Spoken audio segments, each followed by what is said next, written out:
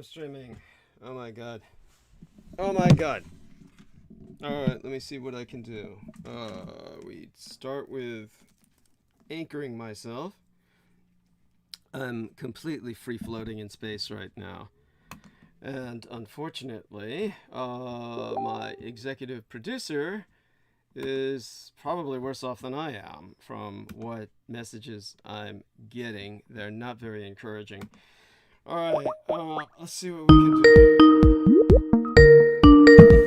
Okay, my good man, we are live. Do bear that in mind. And so do me a favor and you get Mr. George Knight on. And if you can't get him on, get everybody else on. But try him first and see if we can get him on alone. And let's see what we can do here. This is not going to be graceful. By the way, you're welcome to say something. So that yes. I'm adding everyone as we speak. Okay. Today's one of those days where I'm Oh God, that sounds awful. Okay, let's see what we can do here. I understand you're going to do your best. I'm missing something here. We've got. Without a doubt. Yes. Okay. I am reminded to remind you about the Tensegrity and the as that relates to the. Oh my gosh, what is it called? As that relates to like the stuff that Michael Aquino was into with the the harp and all that stuff. Okay. Bring that up again later and see if I'm able to handle it. Definitely. If not, we'll try that again, next Sunday. That's, or until we get there. We'll get there. Okay, so far we have Solomon Shake and we have Penny Bradley. Okay. So. And Brando Young, is he available? Try him again. He's out there. Do. Yeah. Assalamu alaikum, Brother Douglas. I come with the greetings of peace and love for you, Brother J-Mo, Sister Penny, and all of our brothers and sisters of Team Dietrich. I come with peace and love. Oh, bless you. Thank you so much. Deeply appreciate it. And let's see what we can do with everyone here. I might have to reshoot the thumbnail and re-edit it. But other than that, I can't see too many things going wrong. Everybody put an upvote because we're being slammed by the bots already. And deeply appreciate that everyone's here. Let's see if our man Brandon Young is here before Penny speaks. Brandon, are we there? Hello, Douglas. Can you hear me? JMO. Yes, thank you so much. And I wanted to say thank you for your patience with Peter the other day. He has a very proprietary feeling about anything to do with Scientology and L. Ron Hubbard. So when you brought that up the other day, I think he reacted kind of hard with most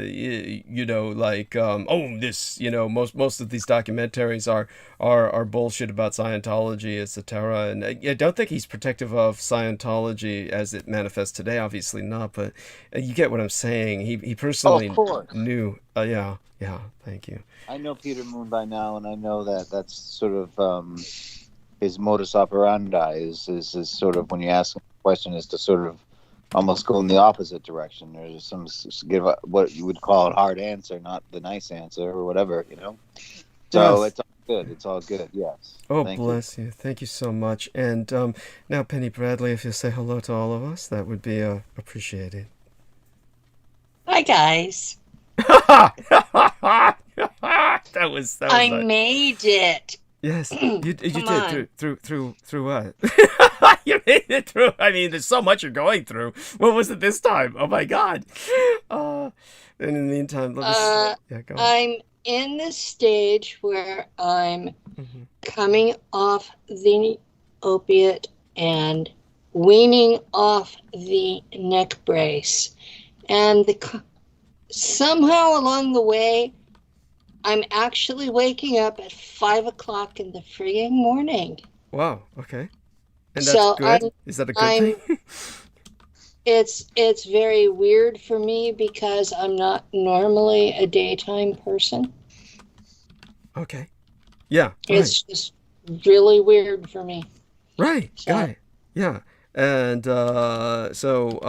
anyhow, love you dearly, and glad you're feeling okay. And certainly, what we'll do now is ask the three of you to pretty much hold the stage, because I am not here at all, and I may not emerge tonight. And God knows, I may have to check out early tonight, not for any emergent reason other than what might be like I just may not make it through the rest of the transmission because of the things that I did after partying. My son, of course, made me realize the fact that the other day, when I had planned to get a bunch of tests going for, my follow-up with my new doctor, trying to get my new doctor adjusted to the kind of accommodations my old doctor made towards my painkillers, which include opiates, then the biggest problem is that most doctors are very conservative about that. Now, the primary reason I got rid of my former primary care provider, so to speak, or moved to a new one, was because he was very militantly against chiropractic, and Kaiser covers chiropractic, at least to a degree, if the doctor provides prescription. But so we had to take x-rays to see neck alignment and all the rest of that. And aside from the x-rays, then there was the iron insufficiency, which is ongoing because of trying to get doctors to adapt to my physiological reality. And whether they adapt to it or not remains to be seen, or just accommodate it. The fact remains that I get meals on wheels, as I pointed out to people before, and doctors are consistently asking, what kind of diet are you eating? Are you eating a healthy diet? It's always the same shit. Are you drinking beer and eating chips? And that's not the case. I get these meals on wheels, and that diet is healthier than your average American diet. There's a lot of vegetables. In my case, it's not very healthy. There's just too many vegetables, and there's not enough meat. By the way, just as a kind of tangent there, with the Chinese Olympics being held, it is just disgraceful. The communist Chinese, it's just awful. They're feeding all of the foreign athletes. They have them isolated. They will not let them leave the Olympic Village. They're keeping them prisoner, and they're feeding them shit. There's no protein. It's anemic meals. The Chinese athletes are getting everything they want. Everyone else is getting nothing, and they're cheating. So it's just horrific. So they're just taking all the medals for themselves. It's disgraceful. But that being said, moving back to my own case, then I'm dealing with the fact that aside from that, my doctors said, "Oh, you gotta get these shots," and I wanted to get them anyway, and. Well, my son took me in the morning because he said, when I was alone and the Friday that I was supposed to get these shots and get the x-rays, get the blood tests, take the piss test, all the rest of this stuff, then, I woke up in the morning, took a look at the temperature, and just went back to sleep. And because it was just too cold. But we have Indian summer now, and my son woke me up and he took me to Kaiser, and I got... everything done, but in terms of testing, so that when I see my doctor on Friday, all the test results will be in. But okay, so I got the shingles shot, I got the COVID shot, and I got the, what is it? Oh, the flu shot. Yes. And I am in agony. I have never felt this sore. That's a lot of shots, and so not really here right now, and of course, basically, I'm fighting off 3 diseases.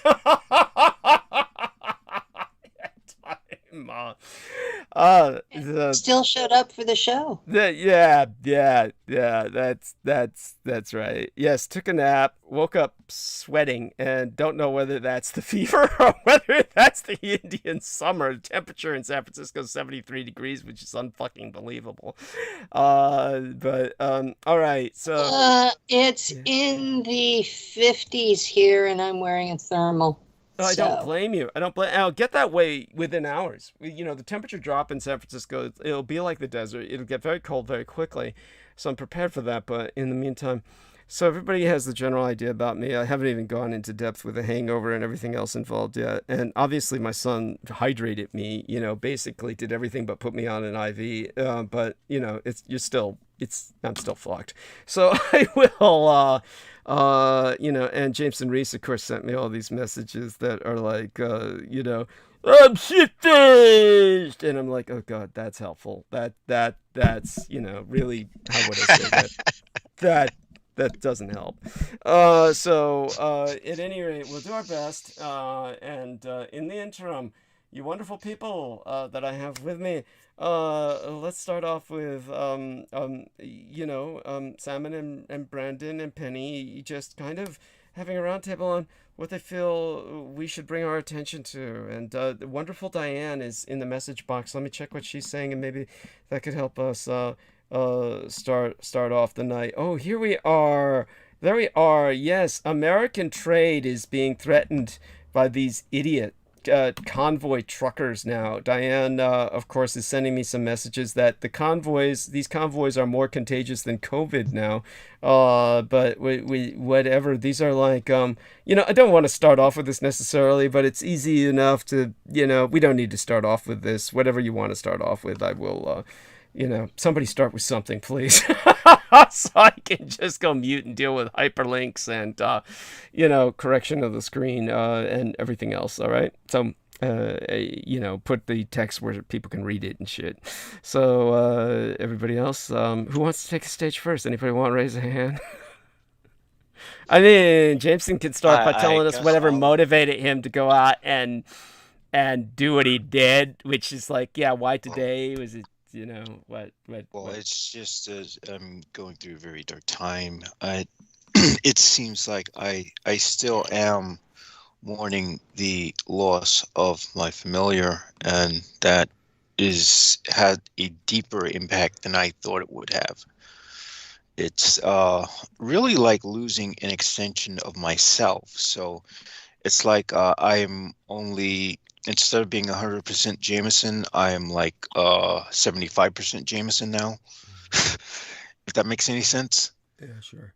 Yeah. And JMO, that's very interesting because the aspect of the cat in Islam, it's basically a realm to the other side. So the cat is a very special creature. And I know in our perspective, that's the only animal you're allowed to have as a pet, is a cat, because of its spiritual qualities. So that aspect of that cat spirit embodied within you is always going to be with you. So you're always going to be 100% Jameson. And that's just, it's just a grieving period. And as time goes on, I believe things will come more full circle for you, as those that have departed this realm, those that we hold near and dear, they're always associated with us in some way, shape, or form, whether it's with you with the cat, Brother Douglas with his parents. It's all those beings that were associated with us in this lifetime and through our spiritual journey. They'll always be by our side. So I hope that brings you some kind of closure. That's exactly right. And that's beautiful, Brandon. And yeah, that's exactly what I believe too, Salman. And coming from maybe perhaps a different faith, but same roots. And the cat, I had a cat for 20 years. It was a 20-year-old cat, familiar, and it was losing a part of my soul. But I will say this: I don't know this, but like Salman says, we do. There is a consolation that these things do pass over time a little bit. But by the way, what was that hideous snort? Or did you all hear that? I don't know. Oh, yeah. That's just that's my cat Murphy. He's just like, I have him on my lap. I'm just Sorry to interrupt, Brandon. You can continue then. Yes, thank you. Oh no worries. It's just I just want to relate. I've been through it. I had a cat for 20 years and passed away a long time ago. But what happened was, it was very connected to myself, and I still feel it's always with us and with me. But it's alleviated from suffering in some way. It's really interesting. So thoughts and prayers with you and my brother. And Salman, I 100% agree with you. Thank you, Brother Brandon. And, that's very much appreciated, the perspective that we're dealing with. I was sitting a few days ago with one of my Sufi friends, and we were looking at this reality because he said that God or Allah has placed veils between our eyes. So there's a lot taking place right in front of us, but we just don't have the eyes to see it. The aspect of they walk amongst you, whether you're dealing with angels or jinns or different beings that are coming and testing and trying you in human form. It's all basically a reality that's taking place here, but we just don't have the eyes or the heart to see it. So, much love to you and JMO and Brother Douglas. I mean, it's always a pleasure to learn from all of you. And it is this journey that we are guiding each other home in many ways through these veils that God has placed in our eyes. Right. Wonderful. And yourself, Penny, I'm sure you must have had several cats that have died over the years. Was that me? Yeah. I have. Yeah. I grew up on a dairy. Okay. And the faith I was brought up in doesn't limit the types of animals that you can have as pets. And so I've had quite a menagerie over the years, and they all bond to the limits of their emotional abilities. And it's been an incredible experience with some of these animals that they had the depth of emotionality and ability to bond that they do. I've had parakeets, cavies, otherwise known as guinea pigs. When I got together with Lou, he had a wolf hybrid. Wow. And she was just shy of her 25th birthday when she died in his arms. Jesus. And I have had lots of cats. And people tell me that cats are not bonding with their owners, and that's just flat out bullshit. I have had times when I was injured and I would be sitting outside and my cats would literally form a kitty carpet around me. At one point when Lou and I were together the first year, I would be out walking our 3 dogs, and the cats that I had would form the rear, and it would be this procession that would be going down the road together, and people would literally stop to watch this. Wow. But when the animals pass, it is like losing a family member. Oh yeah. Sure. It's not something that you get over in a few days or even a few weeks, especially if it is an animal you're particularly close to. The wolf hybrid, the trauma of her death was so much that we have not been able to force ourselves to get another dog. Right. It's kind of like it was like losing a child. Lou had her since she was 5 weeks old. So there are people who understand bonding with animals, and there are people who don't. And those of us who understand, it's something that it's a necessary part of our lives. And it's, to me, I perfectly understand why Jameson's having problems because his familiar died. Okay. Oh, thank you. That's very touching. And with that, all of you continue. I'm just now going to try and reset the screen in a few moments while I'm dealing with all of this. All of you seem to be doing so well, and with me burning bandwidth. So please continue.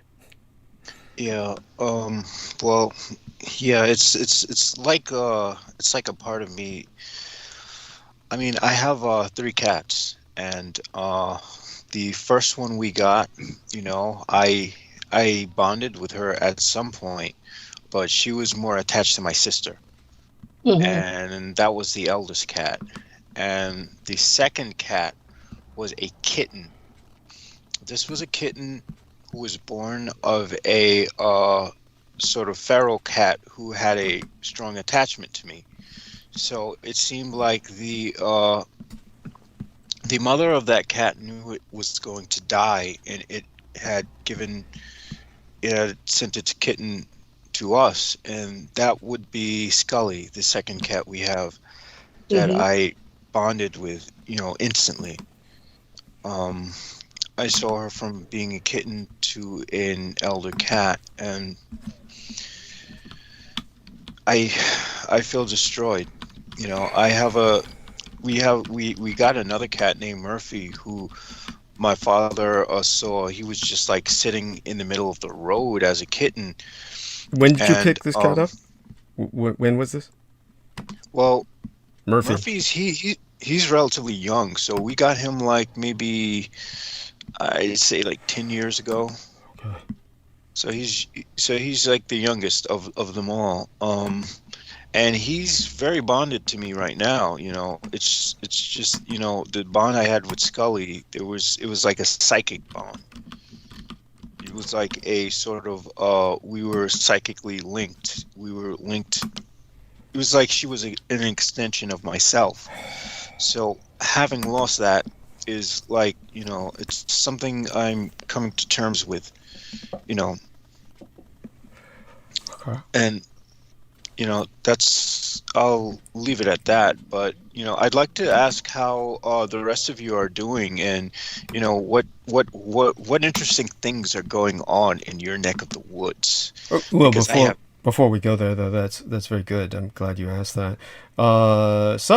I've reset the screen and the text thereon. Hopefully everybody can see that. Please refresh or reset your pages and see if you can read the text now, which was initially covered by that corner image, and which I didn't calculate when I produced the text for the photograph in the first place. Hopefully that's legible now. And I notice in the chat room, Brando said, "Hello, Douglas and JMO." Penny Bradley, Nachtwaffen Pilot, said, "Guten Abend." And William Krajewski said, "Shalom, shalom."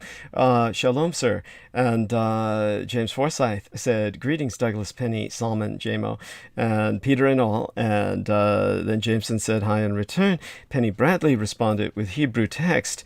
And that is delightful. What exactly did you say, dear Penny? I used Google Translate, and the English version was "Peace and blessings to all who need them."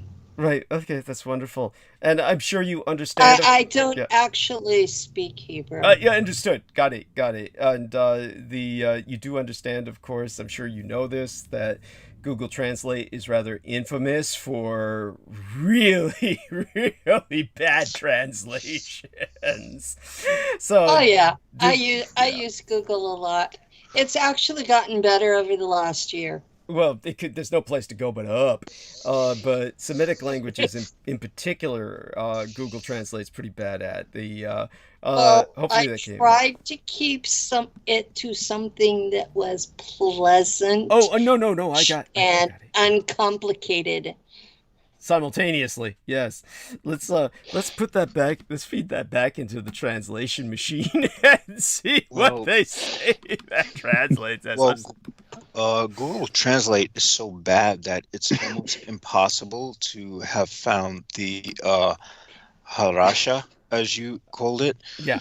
But I was able to find the Islamic equivalent, which was like Al-Haras. But by the way, someone, and it's not our man Jameson who recently had COVID. It's somebody else that's like sneezing and snorting. Yeah. We have a sort of interloper. That's our NSA agent. He's he's come down with COVID. So that's what him. I can say, it is him. Yeah. So what I'll say to him is, you want to hit the cough medicine and the alcohol. That helps a lot.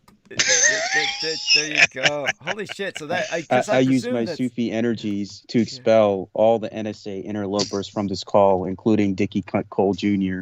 Yeah. Thank you. And it's to those of you who don't know, we just have a dedicated campaign to harass myself when they're not trying to silence myself. And so I'll tell you what, in both cross-referencing this with Google and Bing Translate, it came out pretty good. theoretically. Shalom Weberka Lemi Shkrik, kind of along those lines. Hello and greeting to those who need it, basically. So, Penny, you did well with that, and so you have a good instinct in that regard. The other day you were saying something about got the spelling of your people right. Most people don't spell Could you elucidate on that? Do you remember what I'm referencing? Oh, you were using the proper Gaelic name for the ancient kingdom that became modern Scotland. Thank you. Well, okay, got it. You were looking at the schedule. Yes. Kingdom of Alba. Yes. Yes. Only it's another word for kingdom. And they were called that because they were primarily gingers and their skin was basically glow-in-the-dark white. Yes, and they would paint themselves blue, or was that the Picts? The Picts would paint themselves blue. That was the Picts. Yeah. But I understand that the more modern Celts did the same, even into the time of William Wallace. Yes, that's right. And it was also phosphorescent. The blue paint would also glow in the dark. So this was very, shall we say, it was just, what would you call it? Many things. Arresting. It was arresting in many ways. Often paralyzed the enemy with fear when there were night attacks. So that... if you weren't expecting it, it would almost look demonic. Yeah. Yes. Yeah, that's right. Very much so, like Ghosts in the Night. I did some... Oh, I'm sorry. No, Brandon, please, by all means, interject. Learn to assert yourself. I'm sorry. I just wanted really quickly just to relate, because I don't think I've ever told it. No, I've never told the story before, but when I was at the Harvard Kennedy School of Government studying, I met an MP, a Scottish MP, who actually ran for the mayor of London during COVID, but it was kind of called off. Rory Stewart, who's from Scotland, and he served in a military regiment called the Black Watch, which is an old military Scottish regiment. I think one of the oldest.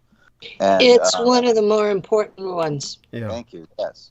So he told me all about our Scottish ancestry and things like this, and in fact relayed to me about the pale skin and even the red hair, and some that would sort of strike fear, not so much fear, but even wonderment or amazement into not just fighters, but lovers and all these things. So very interesting.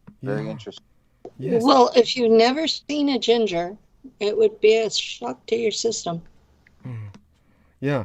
No, incredible, and very much appreciated. All of you continue. I'm going to go mute for a few minutes, and feel free to interject yourselves forcefully and assertively. I mean, honestly, sometimes that's the only way to get a word in. So I want all of you to kind of, adjust to that. In the meantime, I see. Yes. Honestly. Does that mean I'm not supposed to suck the air out of the room? Well, no, I didn't say that. No, I mean, you as well. I am saying for you as well to do that. God knows we need to get the bandwidth burning even, a bit more intensely than it is now. I just, take us to the top of the hour. I'm going to take care of a few final things, grab some refreshments, and then see if I can wake myself up or oxygenate enough, or rather caffeinate enough to... do something. In the meantime, I can aid you with that. What? So I've been looking into what is called, it's called Tensegrity or Tensegrity engineering, which basically utilizes sort of strings, angles, and a certain repeating rods of tension and whatnot.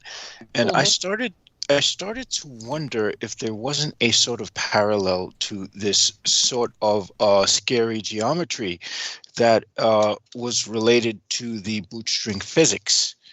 And so I started to wonder if the harp array that binds the anti-gods wasn't to some degree designed with the tensegrity concept in mind. Because my theory is that if you could rotate a sort of electromagnetic field at a certain angle around these sort of structures, that you might be able to bind something from a higher dimension. I mean, that was the whole point, but yeah, sure. I'll leave Penny to kind of roll in with that. So go ahead, honey. Yeah, it's not standard outside the box, even physics. It's more like what you're applying. I'm trying to think of it in terms of navigating dimensions, and it's a lot harder to come down from a upper level density and interact at all here than people think it is. It's really, really, really heavy the deeper you go.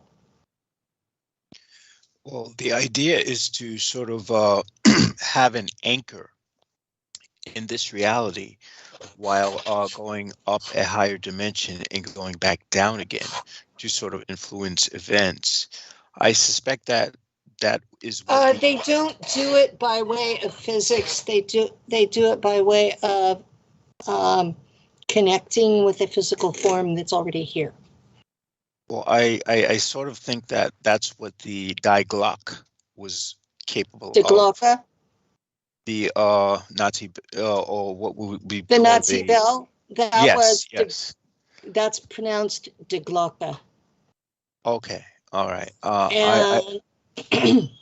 And it was a attempt to be able to jump into a higher density and travel, but it gave off so much radiation that it killed everything within a half mile of it.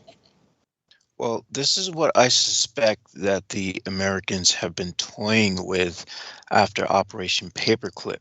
And I suspect that a lot of the cattle mutilations and a lot of the human mutilations that have happened in places like Brazil and whatnot are the result of, the Allies trying to tinker with the technology stolen from the Third Reich. Well, that would make sense, except that the incisions on the cattle and human mutilations are so precise and so consistent from body to body. Well, yes, they're literally taking out all of the soft tissues and mucous membranes.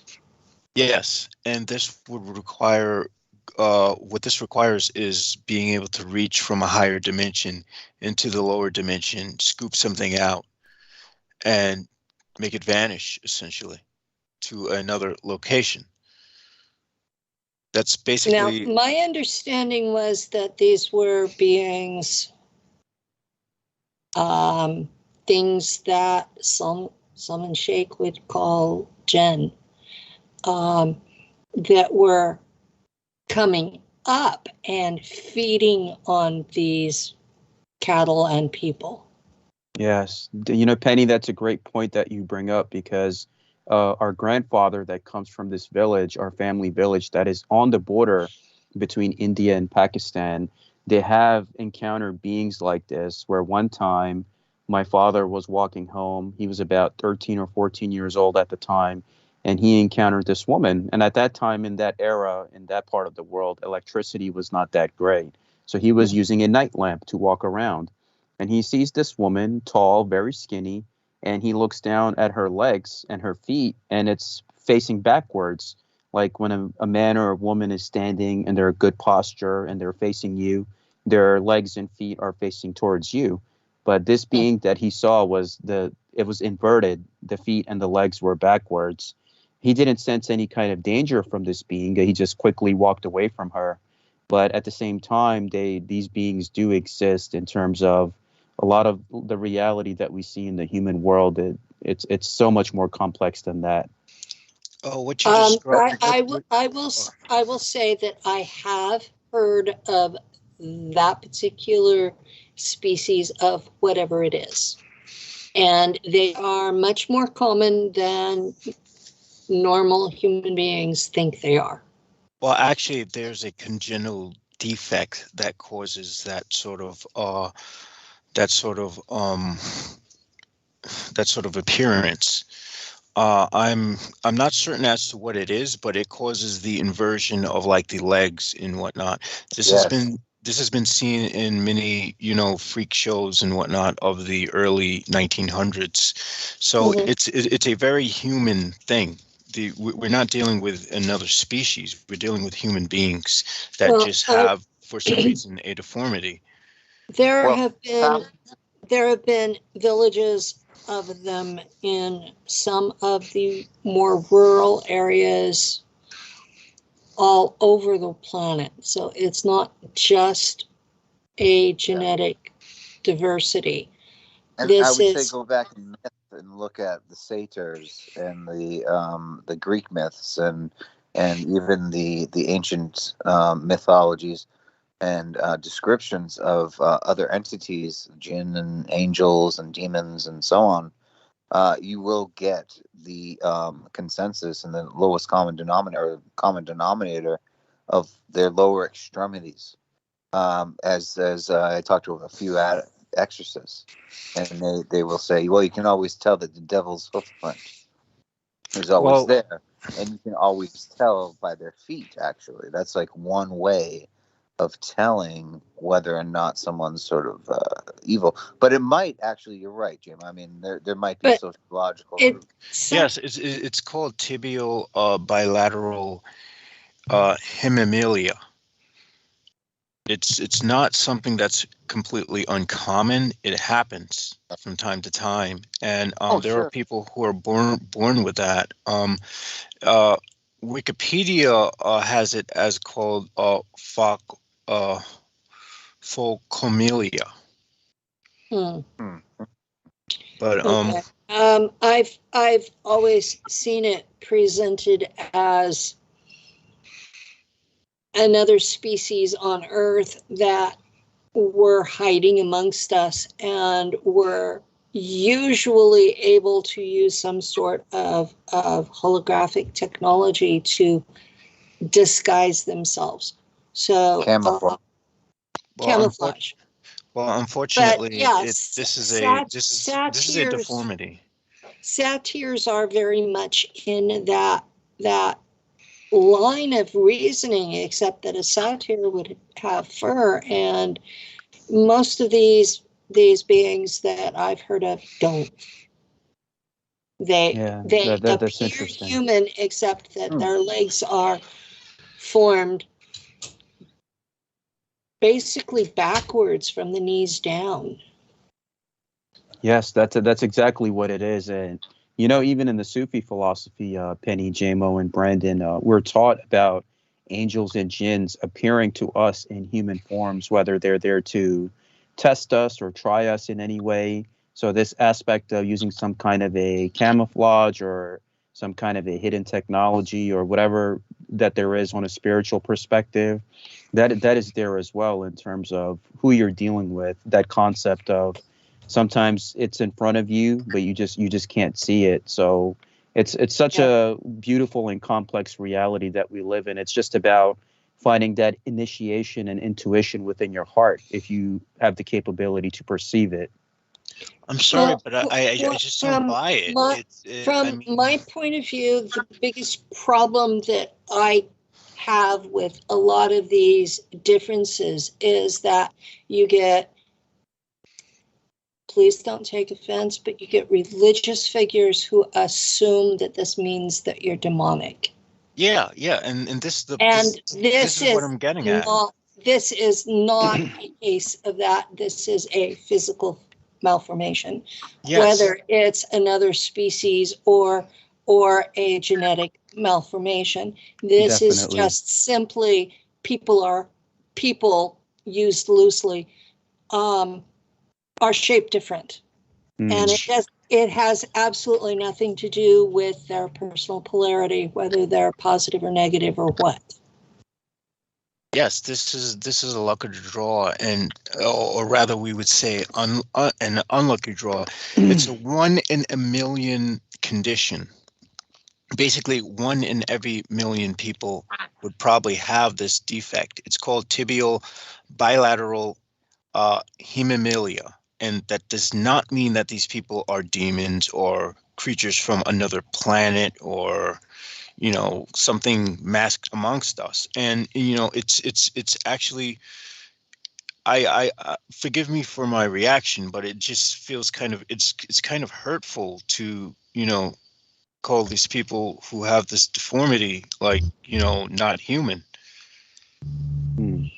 Well, Those spiritual realities, the spiritual entities, I should say, on a higher dimension that is sort of non-physical. I don't know if they're demons. I don't know if they're angels or what. But I'm just saying, I'm not saying the people that are actually deformed are demonic. Even though you're right, that is a sociological thing. And like, for example, left-handed people are always associated with being sinister and of the devil and so on. And I think that's stupid. But what I'm saying is, thank you, because I'm left-handed. Oh, really? Yeah. So there you go. But like the thing is like when you encounter extra dimensional entities, if you ever do, just you're so bewildered or amazed by their appearance in some ways. That's just it's almost a human condition sometimes that you tend to look at their face and look at this, what we tend to do in their bodies. But if you try to pay attention to the legs and the feet, it does give away that air of, I'm not saying deformity, I'm just saying it's just supernatural, of these extra dimensional, extra physical, metaphysical beings. And it's nothing to do with actual human babies on Earth. That's I see what you're saying. So when you're speaking about like the extra dimensional entities, I would think that what that brings to mind is the offspring of Lilith. Yes. And I'm sure, and Douglas has gone into that. That was actually the broadcast where they were so afraid that that Douglas was going to say something about Lilith Aquino, that they had completely hijacked it. That's a good point that's made by both of you. It's just a matter of having a proper perspective and a proper education on these things, because we're living in a society where most people fear things and condemn things that they do not understand. It's like what Brother Brandon pointed out nicely about those perceiving the left-hand path as evil. But if you really take the time to get to know people and study who, what, where, and why, there's always more to what's been shown to you. So yeah, thank you very much for this dialogue. Yes, and I would go as far. I would even say that these, when you're dealing with extra dimensional entities, these are projections. So the inversion of the lower extremities is basically telling you that they are they're on a different path than the regular path that most people adhere to, which is a sort of right-hand path.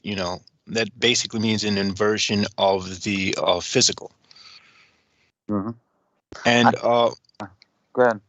And this is more or less a symbol rather than, this is more or less a metaphor. For example, it's like there are people who say that you attract what like attracts like, right? Well, but it doesn't. But in my reality, based on what I've experienced, I've attracted the opposite. So one would say that that's been my experience too. And you can see that with magnets, that if you put two positives together, they're going to repel each other. You have to put a positive and a negative together to get them to come together. Yes, exactly. And the thing is that, there are some of us who have that, who attract the opposite in our polarities. And then there are those of us who attract the like in polarities. And I can't say why this is, but this has something to do with a sort of twinning, or a sort of, or the sort of fact that the creator of this grand simulation, if we may call it such, has a twin. This has to do with Gemini. This has to do with twinning. Basically, there's a lesser known god that's by the name of, I think it's Kodesh or Kod, which was supposed to be a sort of twin to Yahweh, as we know him. This is first I'm hearing of that. So. Or I've heard Kod. Yùhuáng-Dàdì and that sort of concept, the sort of Kabbalistic concept of Yùhuáng-Dàdì, and who's the creator god, and actually the god that took over, being the twin syzygy of that dynamic. But yeah, no, I hear you loud and clear, and it's really interesting to have. I don't hear these conversations much on the internet at all. You are in the wrong corner of the internet. Well, I'm not on the internet at all, really. So, but I will say this. I will say that independently of my shadow concepts of whatever my projection of these entities may be, I think entities, and I think Solomon can maybe back me up on this, and somebody else maybe can too, is that these entities exist whether or not I do or not. They've been here for millennia, if not, for the fall, since the very beginning of almost time in a way. And so I think that these are objective, not subjective entities. Whether or not they project in a subjective way is something else. What I think they try to do is just like in dreams and so on, an astral traveling, if you call it that, is that they try to put on a veneer of reality that, but something's always off. If you ever notice, something is always a little bit off.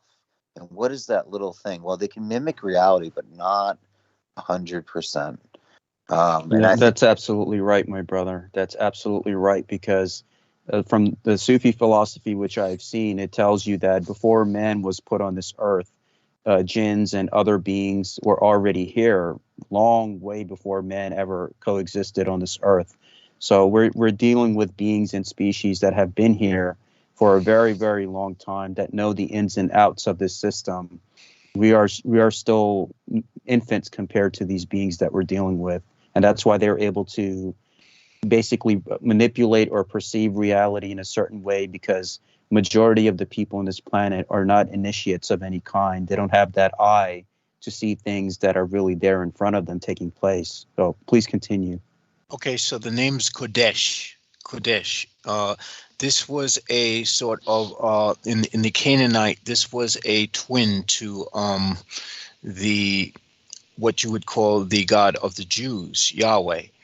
And I have to say, we have to note that in the what do you call it? Oh my gosh! In Genesis, they say, "Let us create man in our image." Note the plurality. Elohim. Exactly. Elohim. Yes. B'nai Elohim. Yes, B'nai Elohim is it's plural, and so when one looks at that, one realizes. Feminine. Well, that's even more interesting. Then one realizes that we have what we call a god and a goddess. Okay, Yes. What did I miss?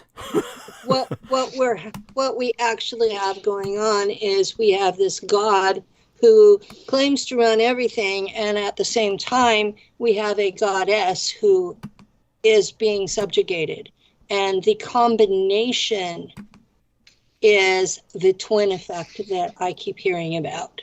And the Jewish people actually have a name for her. Her name is Shekinah. Yes, and she also Shekinah, yeah. Shekinah is the what you would call the holy vessel of the sort of physical realm. She stems from Asherah and El, from the Canaanite pantheons, and again, and they were the Canaanite version of Anki and Ninma Yes. from Sumer. I mean, it I mean, it goes back. And the thing is, I question whether the problem we have in today's society is that we take these things as literal rather than as metaphorical. And we don't dissect the implications of the metaphor. I believe that's what actually drove me to the occult, was the fact that, I had the tendency to want to dissect, what I was actually reading rather than take it as literal. Well, I was raised in one of those groups that took the Bible absolutely literally. And when you do that, and you finally step outside of the English into the original language, and you find out that there is a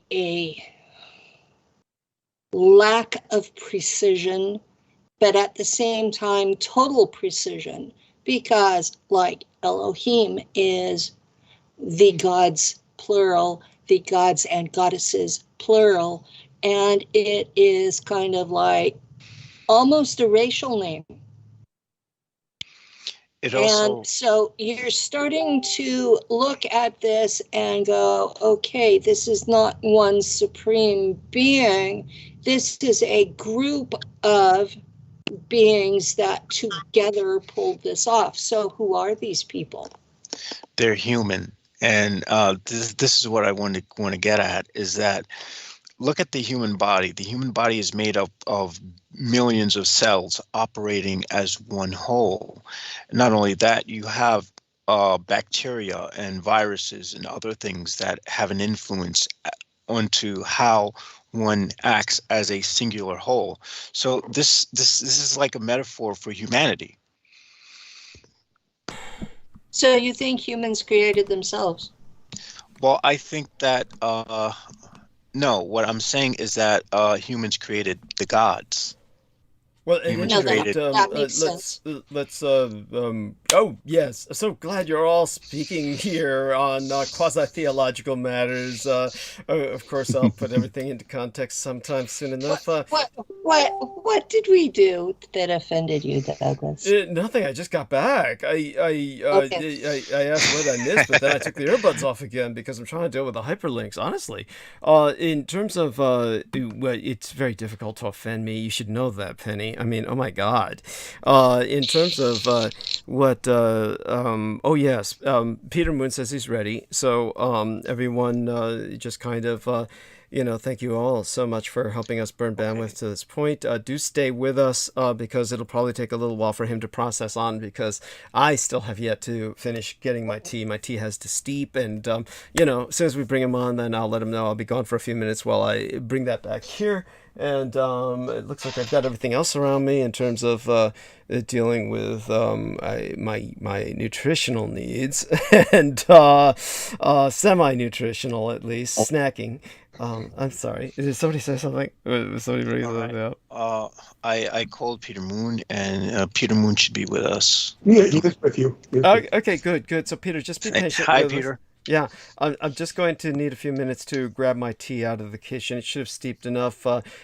Just dealing with a little bit of the hyperlinks. Other than that, I think we're pretty much set by now for you to begin. And but if you could kind of ease into the topic, so to speak, that would be wonderful. That way I can just get these hyperlinks up, grab my tea in a few minutes, and then we'll be ready to go in about 10 after 6, about 10 or 15 after 6. Okay, I mean, for my full participation. And in the meantime, I want everyone to know that Peter has spent a lot of time reviewing much of what I had said the other day about the Evanescers, and certainly we had the privilege of speaking to George Knight for a little bit in the morning after transmission, right after our man Jameson had left, just like he did now. He'll be back in a few minutes.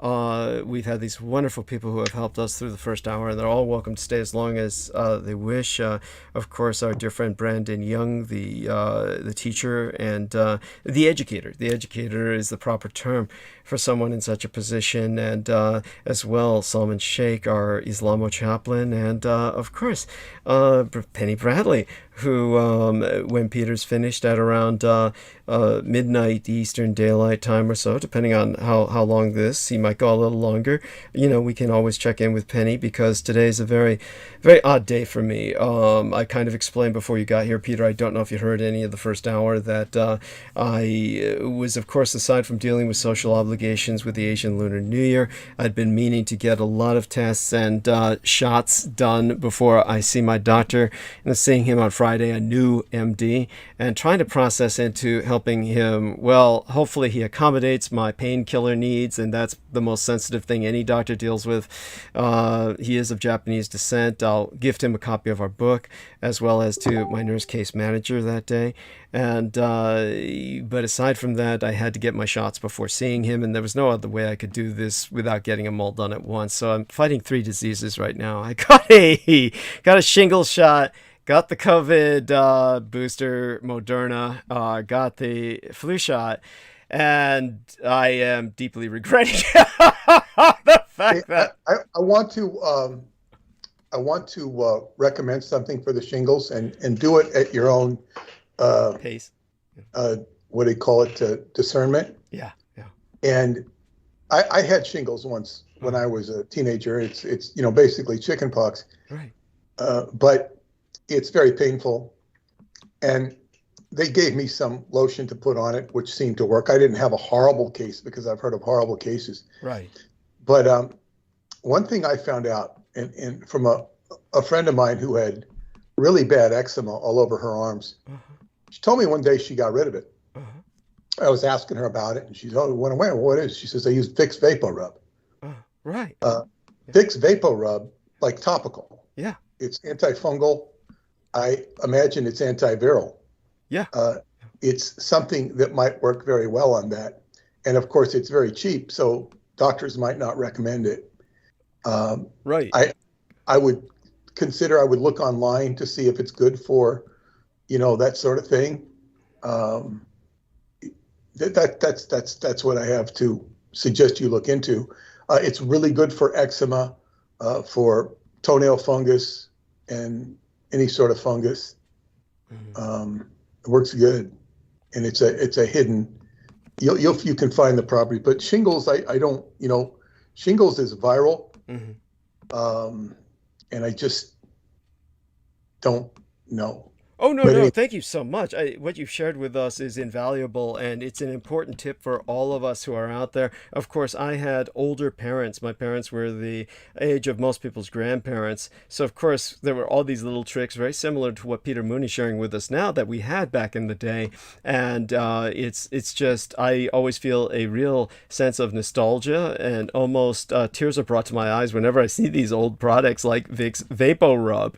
And yes, they're highly recommended. I do want Peter to understand what happened was my doctors, because when I was transferring away from my Dr. Cox, my old general internal medicine practitioner, because he was so militantly against prescribing chiropractic, which of course I was trying to get because, I believe in chiropractic myself. And nothing like a militant attitude. Yeah, that's right. And doctors, good God, when you tell them, "Oh, I'd like to see a chiropractor," they look at you as if you've just confessed to some horrible sexual proclivity. And tell them osteopath. Yeah, okay, I'll try that from this point forward. It's the same damn thing. It's the same damn thing. Basically, they'll manipulate your bones. They have a different attitude about it, but it's still. Your point's well taken. My Qigong teacher was an osteopath. Right. Your point's well taken. As a matter of fact, doctors will tell you there's a difference between an osteopath and a chiropractic. So Peter's absolutely right. I wasn't thinking I should have used that term, and I'll try that with my new Japanese doctor, see if that works, and hopefully he provides my opiates as well. In the interim, what I mean to say was that I went through two Asian ladies who were not able to take me onto their itinerary. They didn't have room for new patients before I got Sakamoto, and the two Asian ladies just felt because I'm over the age of 50, I should get the shingles vaccination so I wouldn't suffer what Pacquiao Morales did. So I have not contracted shingles, but in a sense I've had it injected into my body today, so it's just not pleasant. And that combined with the flu, in terms of this is what they're doing, of course, when they're giving you these vaccinations, they're injecting the disease into your body. So combined with contending with the Moderna COVID booster and the flu shot and the shingles shot, I've got 3 diseases inside my body now that I'm fighting off. So it's only in the vaccination sense that this is happening, but that's bad enough. I do want people to know this is painful. I never banked on getting all 3 of them together. I was rationalizing that in the military, of course, they do this. They give you multiple shots at once, and and I figured, well, what's it going to be? It's not going to do anything to me, but anyhow, it does. So I'm sorry, Douglas. Any breathing you do, any breathing, yogic breathing, qigong breathing is very good for anybody who's sick. It just helps the medicine work better because oxygen heals and it kills. It's true. So yeah, any breathing you can do will help you. I'm sure you'll pull through it. Yes. Oh, yeah, of course. And so thank you so much. So what I'm going to do now is I'm going to go mute for just a few minutes. I'm going to run and get my tea. I'll be back in about, 7 minutes at the longest. Yeah, I can fill the gap. And as I fill the gap, I want to just make sure that there was no strangling leftover thoughts from Jameson or Penny that you didn't get to finish. Good point. Jameson's back with us, and so Penny and Jameson and everyone. Yeah. Well, the only thing I really have as far as a remaining thought is about the tensegrity stuff, which I'm sure you and Douglas would be able to go into. The sort of work of Buckminster Fuller. Buckminster Fuller, yeah. Yes. You're saying something. Yeah. That's the only remaining thought I have. Is it a question or is it a statement? It's a question. Yeah, like how I'm curious as to how this applies to some of what Michael Aquino was doing as far as binding the anti-gods. That's better left for Douglas. Tensegrity was a term I learned from Carlos Castaneda, which was what I understood. He was bastardizing Qigong, but what it says right here, it's a Buckminster Fuller term, I guess. The characteristic property of a stable 3-dimensional structure consisting of members under tension that are contiguous and members under compression that are not. That's talking about the structure of, geometric structures, and that would apply to the human body. Because it's all based upon certain structures, some of which are visible and invisible. But as far as binding stuff, that's Douglas's department, and he can cover that. I might be able to add some insight to it, but other than that, no. So so thank you for that. But we'll get back to him, and it's a very important thing to address. But we're going to be talking tonight about FNSers. That's where we're going to start and address the stuff he talked about, David Anderson and whatnot, possibly being an FNSer. We'll address that. But just for those of you who are new or listening to this thread for the first time, basically what an FNSer is well, let me just clarify by saying the etymology of FNSers are what Douglas Dietrich's father was briefed on by naval intelligence prior to his role in witnessing the Philadelphia experiment. When the sailors in the Philadelphia experiment were subject to strong electromagnetic fields, some of the people suffered spontaneous combustion, some were amalgamated or welded into the ship itself, and others suffered extreme mental disorientation and madness. A select few, however, were quote unquote replaced and quote unquote absorbed by what the Navy referred to as FNSers, beings with superpowers who feasted on electromagnetic energy. In the same process, they supplanted or replaced the bodies or the identities of the people who had been occupying those bodies. They could walk through walls, manipulate matter, and appear and disappear in an instant, amongst other superpowers. The word FNSer is spelled EVANESCER. It's a Latin etymology, which means to fade out or disappear. Now, Douglas's father identified David Anderson as what he believed to be an FNSer, and we will address that. But first,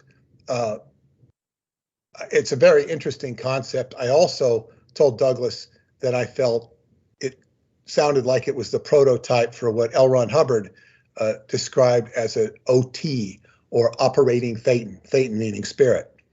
And because he had this idea back early in Dianetics, this idea, although it wasn't being sold as such, as a level of consciousness until the 1960s, he was working with that concept back in the very early 50s. And it was explained to me that when I first got involved with Scientology, that stuff was what Scientologists called out gradient. Gradient is, in other words, the only way you could achieve anything in knowledge or in Scientology was by doing things on a grade, level. If you're going to be a baseball player, first you have to learn how to catch the ball and throw the ball and hit the ball.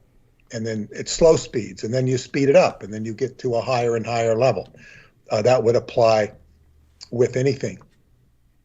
If boxing, you hit a bag first.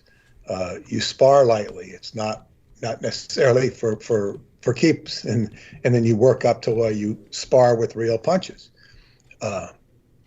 Yes. And so this is the idea of a gradient. And so what it was explained to me that the stuff that Hubbard was teaching in the early 50s was out gradient. It was wild and far out. But you had to start with very basic things like communication and handling the basics of the mind, and then you would gently and gradually approach those more sophisticated levels. And as a side comment to that, and so then by the time you get to the 1971, when I got involved, the whole process had been refined many times over. I came in year 21, so it was a refined, relatively safe carnival ride. The problem, though, is you're dealing with human beings, and they would continually muck it up because that's what human beings do. They would do things quick. They would skip steps, and all in the name of different reasons, but which amount to madness. So that was a constant problem with people. But that's and so Douglas had mentioned that his father had concluded or guesstimated that Ron Hubbard might have been the one who gave him did the writing for the Office of Naval Intelligence, briefing these people on what an FNSer was. Yes. And this would have been a whole class of phenomena that he was familiar with. And if you keep in mind that he studied Aleister Crowley, he knew Aleister Crowley well Douglas has explained that he was an operative of Aleister Crowley, Right. but he knew his work, and the significant, if not astonishing thing about Hubbard, he was the straw that stirred the drink. He could make things happen. He could stir the pot.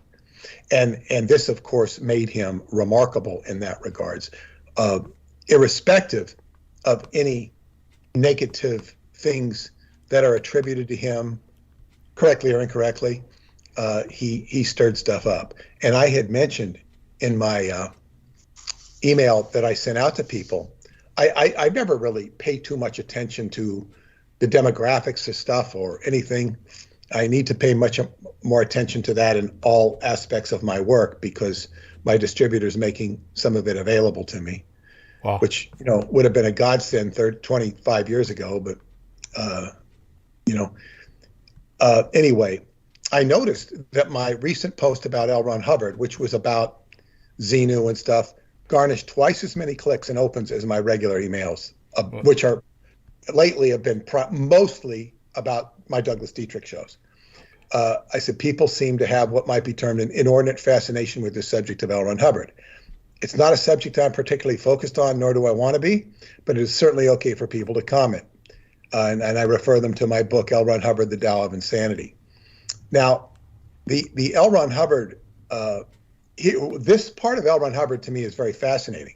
What did he know, and when did he know it, with relationship to his experience in the Navy? He always claimed that he learned his Dianetic therapy from hanging out at Oak Knoll Naval Hospital and sneaking into files and stuff. And, people have criticized that. It sounded like BS, but it makes sense that he said that as a cover story for actually knowing far more than he should as a naval op. Oh yeah, I'm sneaking into the files. I'm looking at, I'm in the, the convalescent hospital, and I'm sneaking into the files and seeing what the doctors do and doing stuff on the patients by myself. It just doesn't, add up. Mm-hmm. So these are all very interesting things. Now, of course, I never heard the term evanescer before. I think I did hear that excerpt you sent me, Douglas. I think I did hear it one time, but right. Evanescer might have gone in one ear and out the other. And shifter, which you also called them, or your actually, that was Daniel Arola used that term. that was never shifter. Yeah, shifter. Yeah. He put that term on the cover of the title of the video when he put the excerpt together. He was excerpting or taking a splice of the video, and back when he did these things, when the programs were still available for him to do it for free, and then what happened was that he used the term shifter, and it's actually an inappropriate term. These are not shapeshifters, that is what people would get the impression of by his using that, and it was never used by the sailors. They called the way the sailors would refer to this phenomena or these entities, they would call them faders. That was the term that was used. And the scientific term evanescer really pretty much just translates into the same effect. Fader. It's a good name. And it's interesting because you hear stories in the Philadelphia experiment of the ship fading. It's disappearing. And it's and also the people, they're fading in and fading out. And it's a great graphic. If you think of the Philadelphia experiment, you're doing a movie or something. It's disappearing, it's fading. Now, disappearing is concomitant with, moving out of time. And when you move out of time, there's a lot of stuff that can happen. And there's a whole, like David Anderson mentioned, there was a boundary layer from the self-contained circle. And if anybody breached that boundary layer, it was like a plant or something. It was like they get irradiated. It was bad news. It was like Philadelphia experiment meltage, but it was irradiated. Right. So this is consistent with the Philadelphia experiment. Now, as synchronicity would have it, I have actually heard from David Anderson since the last transmission. Kind of surprised the hell out of me, but we'll talk about that on. But first, I want to share with everybody, as a warm up to this, some you know, there was quite a bit of people had a lot. I'm surprised that had a lot to say about FNSers. And I want to give some quotes from famous people who've commented on FNSers. The first one is Will Rogers. He says, I never met an FNSer I didn't like. John Lennon says, I want to hold your FNSer. Einstein said FNSers equal mass at the speed of light squared. Abe Lincoln, the best way to destroy an FNSer is to make him your friend. Mark Twain, if you don't want to hear about FNSers, you're uninformed. If you read or hear about FNSers, you're misinformed. Here's from your favorite author, Douglas, Jack London.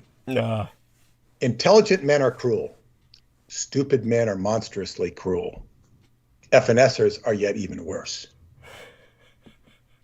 Ernest Hemingway, happiness in FNSers is the rarest thing I know. Joni Mitchell has an astute comment. Chase away the FNSers, and they will take the angels with them. Patton, the object of war is not to die for your country, but to make the FNSers die for theirs. MacArthur, George MacArthur, the FNSers shall return. We have a good one from Nikola Tesla. If you want to find the secrets of an FNSer, think in terms of energy, frequency, and vibration. He's very sharp. Paul Revere, the FNSers are coming. Joe Biden, we must protect the FNSers from the non-FNSers. Julius Caesar, et tu, FNSer? Moses, let my FNSers go. Well, here's Wilhelm Reich. You know, the people connected to the Montauk and Philadelphia experiment have good comments here. Every electromagnetic rigidity in the morphogenetic field of an FNSer contains the history and the meaning of its origin. Charles Manson, I never had a problem with FNSers. If I asked an FNSer to do something, they did it. Donald Trump, you're the FNSer. Yogi Berra, every time I see an FNSer, he's not there. Tony Robbins, every FNSer is a gift. Without FNSers, we could not grow. That's like kind of double entendre there. We could not grow. Yeah, I was about to say. Yeah, Gandhi, Mahatma Gandhi. Fear of FNSers has killed more men than FNSers themselves. Martin Luther King. I have a dream that FNSers will one day live in a nation where they will not be judged by their electromagnetic signature, but by the content of their character. Winston Churchill. If we sit in judgment of the FNSer, we will lose the future. Confucius, one of your favorites. Yes. Do not worry if FNSers do not understand you. Instead, worry if you do not understand FNSers. Yes. Well, Let's say, in order to eliminate FNSers, simply ignore them. Sun Tzu, the opportunity of defeating the FNSers is provided by the FNSers themselves. And then there's Miyamoto Musashi. He was the great martial artist of the samurai. To defeat an FNSer, you must fight as if you are already dead. That's good advice. yes. Bela Lugosi, to portray an FNSer, offers a compelling challenge. Benito Mussolini, we do not argue with FNSers, we destroy them. And Hitler, this is one of my favorite quotes. I have seen the FNSer, and he is terrible. Joseph Goebbels, the FNSers need something that will give them a thrill of horror. Rudolf Hess, certainly I signed a statement that I killed 2.5 million FNSers, but I could just as well have said that it was 5 million FNSers. There are certain methods by which any confession can be obtained, whether it is true or not. Here's Steven Spielberg. The only time I'm totally happy is when I'm watching FNSers or eating with them. George Lucas. The idea for Yoda was based upon a fantasy of mine whereby an FNSer transformed into a wise old homosexual. Jesus, know the FNSer, and the FNSer shall set you free. Jack Nicholson. People who talk about FNSers should shampoo my crotch. Lou Gehrig. Today I feel like the luckiest FNSer in the world. Aleister Crowley. The FNSers are but names for the forces of nature themselves. JFK. Ask not what you can do for an FNSer, but what can an FNSer do for you? Richard Nixon. The Bohemian Grove, which I attend from time to time, is the most faggy goddamn thing you could ever imagine. And full of FNSers, too. Clinton. Bill Clinton. I did not have sexual relations with that FNSer. Timothy Leary. Turn on, tune in, and become an FNSer. The Dalai Lama. Do not let the behavior of FNSers destroy your inner peace. Jim Baker. I see FNSers. Jim Baker, the evangelist, that is. And we have two more here. Joan Baez. I would say that I'm a nonviolent FNSer. In place of weapons of violence, you have to use your mind, your heart, your sense of humor, every faculty available to you, because no one has the right to take the life of another FNSer. Gautama Buddha. This might be the most profound of all. Wherever there is light, there is shadow. Wherever there is length, there is shortness. Wherever there is white, there is black. Wherever there is an FNSer, there is the opposite. We call them evidentiaries. Just like these, as the self-nature of things cannot exist alone, they are called non-substantial. And this is what I learned from consulting some of the more notable characters of present times and history. So that's the warm-up for the FNSer discussion. I found the whole idea of these things fascinating. Fascinating because they explain so much. Thank you, Jameson. And it makes the subject fun. This is like, we stirred up, I think all of these conversations we've been having have been fun. They've been stirring up stuff. And I was talking to somebody the other day, how the old Montauk nights, there wasn't a lot of interchange back and forth. We had originally the Montauk nights we used to have were to get information from the public and to give it, trading back and forth. And the most substantial thing that came out of those Montauk nights was Dr. David Anderson. He showed up at one. And that led to so many things. Now, perhaps I should begin to address, and I did hear what was being said, but sometimes it's a little garbled, for lack of a better word. Right. And it sounded like, I think it was Sammy who was talking, and he was like concerned that I was getting in too deep, or that I didn't realize what I was dealing with, that I was dealing with an FNSer. Was that kind of what he was alluding to? And you were trying to be kind of diplomatic about the whole thing. It's okay, but I mean, am I right when I said he was kind of like, he was concerned that I was missing the forest for the trees or something, or missing the FNSers from the, like I was dealing with something that was, too dire? Pretty much along those lines. Yeah, you've got whatever you heard, you pretty much got the essence of it. And so, it was a little garbled, and I didn't go back. And then, but see, Sammy, as I recall, was also concerned about me, playing football and whatnot. That's right.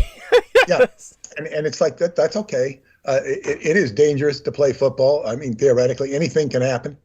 We had our best guy who was throwing me the touchdown passes for those who saw the thing. He's an excellent athlete. It was just a year prior that he made some play, and he was kind of extended, and he didn't hit anybody, and he fell down on his leg, and my chiropractor was right there to look at it, and he said I think that's what did he call it? It was a break. It was a name for it. Mm-hmm. So, and it was just from being the body coming down wrong. It wasn't like, somebody whacked him or something. These things happen.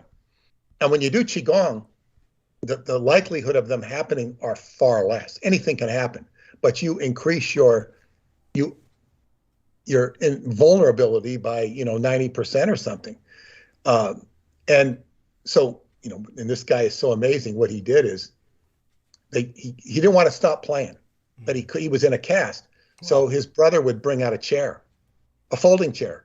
Jesus. And Terrell is the brother who you heard before. And Dre would come out and he'd sit on the chair with like one knee on there to have a crutch, and he'd throw the ball. He'd throw the ball. We made rules that you couldn't rush the quarterback, so we played to accommodate him.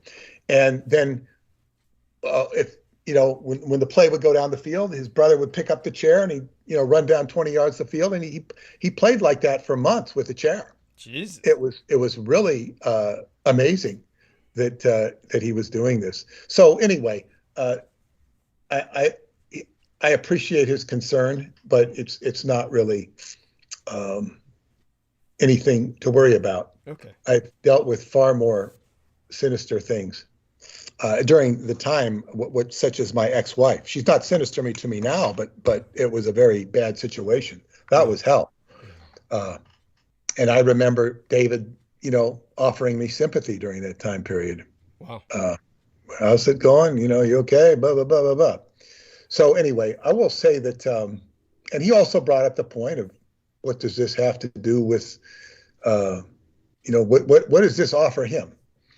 Or anybody for that matter, and that's a certainly fair question, and I'm going to, sort of broad shoot this and try and make it as succinct as possible, because I could probably talk about it for an hour. Is that anybody listening to this or questioning my relationship with David Anderson is you have to understand my viewpoint. I grew up in a working class neighborhood in Lakewood, California. I've enjoyed that place more than anything, and wanted to move back there until, I guess, my friend's funeral. I kind of realized that that's over. I no longer have a desire to move back there. He's gone. It's done. But so I was surrounded by working class people, and they were the best people I ever lived around. And I have a great deal of affection for working class people because, I ran a bar with working class people, construction people. I'm not really one of them, but I can relate to them. And of course, I have learned so many crafts or things from them. I would call myself an amateur construction person. So I like to do my own stuff as much as I can. So I've had a real bond with common people like that. And it's just that my father was an engineer. He was not in construction. He was probably, he was living below his means in that neighborhood, but it was the best neighborhood I've ever lived in by far. And my neighbors were Italian, and he had a garbage business. He became a millionaire, and he was very affluent, but it was a great neighborhood. It was a great neighborhood. So anyway, as I moved into nicer neighborhoods, the people weren't as nice, finally culminating where we were living in Davis around professional people, professors, doctors, psychologists, other lunatics. And it wasn't that they weren't friendly, because they weren't particularly friendly, or you didn't interact with them. You'd say hello to them, but they were all messed up. They were psychologically messed up. All this stuff going on, was not a, all sorts of problems. Some doctor's wife burning her house down or something. It was not good. So, and then at the same token, in that time period, as I was growing up, you're kind of learning that you don't really want to be part of any of these classes of people, whether it be professional class or working class people. This was my perspective, not necessarily in agreement with everybody, because people are going up and you're supposed to matriculate, go to college and become this or that or the other thing.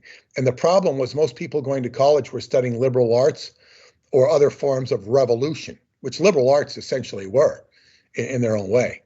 They were revolting against the system. So it's like everybody going off to college, and my perspective were like lemmings going off of a cliff, and they were following the masses, the hordes, and they were working their way into the system. And what are you going to be? You're going to be a part of the system. So it was always my prerogative to go outside the system. And that led me to Scientology. And on top of the fact that it had very effective means. And we're going to get into some of those a little bit today when we get into the L. Ron Hubbard part, if we have time. Oh, yeah. But but the thing was, it's like Scientology was interesting because it was part of my destiny, or the Sea organization in particular, the elite part of the management that ran Scientology. I had an immediate appeal to it, and it was just bizarre that I had an appeal to it. But I couldn't really join for another year until I was legally an adult, because they changed the law in California. My parents would not let me go when I was 18, but when they changed the law, I became 19, and I was had the opportunity to join in San Francisco. But the thing is that and then so I joined on Emperor Hirohito's birthday, 28th of April, 1972. Perfect. And then by the end of May, 1 month, I was on L. Ron Hubbard's ship, the Apollo. I got to see L. Ron Hubbard in person. And that was not something I had even hoped for. I was, now, what the association with L. Ron Hubbard, what I obtained from that, or what I gained from that, was privilege. It was privilege because I got to see so many things that Scientologists in general didn't get to see. I got to learn his inside dope. And the reason for that, first off, there was a lot of just ordinary scuttlebutt that went on. The first thing I was told, he has we stay in warm climates because of he was known as the Commodore. The Commodore's lung condition. He had a lung condition. Now, the typical Scientologist, he's got perfect. He doesn't have any problems. He's got a lung condition, so he stays in warm waters. Of course, he had a lung condition. Might have had a lot to do with the fact that he smoked a lot, but he liked the warm climates. It was medically conducive to him. So you learned that, and you learned that he has certain vulnerabilities. But these were matter of fact to me, and these were not necessarily known, but it was common knowledge on the ship. It was common. It wasn't even, nobody really cared or was freaked out about it. What I had known about L. Ron Hubbard or what I was told about him, was that everything he did was a sacrifice. He was a sacrifice.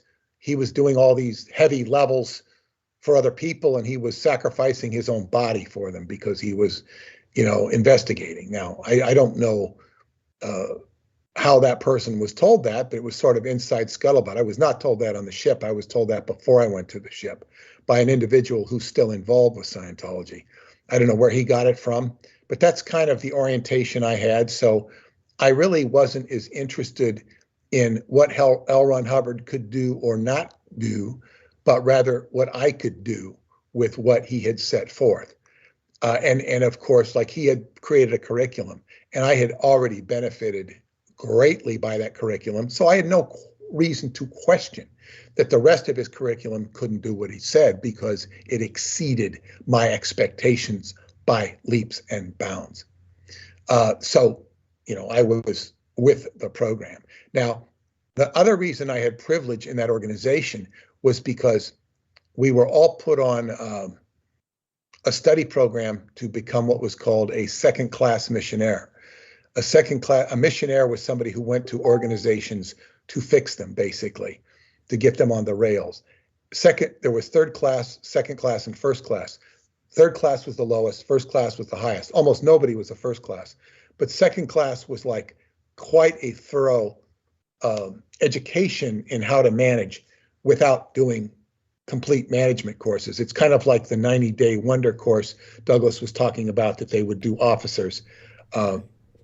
Maybe a little more extensive than a 90-day wonder course, but for what it was. But as part of that, you got to listen to a lot of tape recordings of L. Ron Hubbard, briefing people, talking off the cuff, and I got to learn a lot of his attitudes, emotions, the context of why he would get angry, and understanding why he got angry, and blow his top. So it never mystified me if I heard him or of him blowing his top. I could kind of like, okay, I understand. I'd be angry too. I only saw him get angry in person once. And it was because people loved, oh God, he had all these tirades and stuff. Well, if I was I can't even pronounce this word, although I said it 100 times. I was an FNSer whisperer, as it was so humorously and perhaps adeptly pointed out when they were talking about David Anderson and I'm an FNSer whisperer. I was an L. Ron Hubbard whisperer in my own right. I really was. And I remember it was a photo shoot. He was taking photos for, promotion or whatnot. And I was, in one of the being photographed or whatnot. And he, and one of his messengers was, he was telling her to do something and she wouldn't do it. She didn't do it right. And he was very patient. Right. After about 4 or 5 times, he's given her this order and she's just, she was a sweet girl, very sweet girl, but she was being a jerk. Ooh. And he goes, and finally, after about the 5th time, he goes, "You need your drug rundown." She needed to be audited on her drugs because she was just, acting like a, it was bad. I mean, he gave her every chance in the world and she didn't get it. I think she started crying and the other messengers went to cheer her up or whatever. And I don't know if she ever got her drug rundown, but that's the only time I see him. I thought he was very measured in his anger, and I saw other instances, and he would explain, this, that, and the other thing. But that's just what I experienced. But I had a lot of privilege of what went down and why things went down, and then as I continued my career in Scientology and the Sea Organization, I acquired more when I actually went to work for his personal office. And that gave me a certain preferential treatment because I recognized him for who he was. I was appreciated. And in turn, there was a lot of mutual appreciation. Now, I wouldn't say that the appreciation extended so much that he's like looking at me with great admiration, because for the most part, I was just in the background and taking care of his business that he didn't have to take care of. And very rarely would his eyes even come to my quarter of responsibility. It's not like he was constantly working with me or thinking of me, but there was a organizational, I guess what you'd say, comfort. Right. And I had a very cushy job as long as I did my job. And it was, but I wouldn't say, there was a lot of responsibility involved and a lot of attention and constant correction. I was constantly being corrected, not in a reprimanding fashion, but in an instructive and education. I had to answer letters like he would, and I had to, and what I learned in that job of writing his letters was it taught me to be extremely polite. Right. Extremely polite. And when I say polite, Paula would tell you I'm not the most polite person in the world. She would. And I mean, you know, and she might be right. But I'm talking about decorum of writing, yes, and sending out official communications. A lost art, but go on. Yeah, well, but it was absolutely necessary because people are always trying to wheedle something out of him or get him to say something that they could use this and then claim that, you know, say, oh, well, this letter says I can do this, therefore I have the right to do this, and this sort of thing. So constantly this, you know, meddling, usury of trying to take advantage of things. So, and then also to be polite, to get people to do the right things by standard channels rather than favors from him. And you would see how rudeness and ugliness of human interaction would surface, because I was reading the letters of basically everyone who was in Scientology who wrote to him, or was even the people locally. So I had a very different viewpoint of what people thought. I knew what people thought. I knew how they thought it, and it was a position of privilege and advantage, and it gave me a lot of perspective. As I then moved into the corrective part of the organization, I had a perspective of looking at everything that was wrong within the organization. That's why I was taught to do this towards the purpose of correcting things. And this, so in other words, you were dealing with imperfections, you knew it were imperfections. So it gave me a lot of inside information, and perspective was as important as the information. And people really didn't have the whole picture.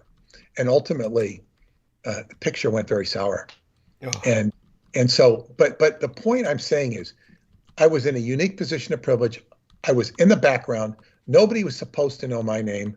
I didn't want people to know my name. And when they did find out that I was where I was, and he had warned not just me, but everybody in that, as you learned, he warned you.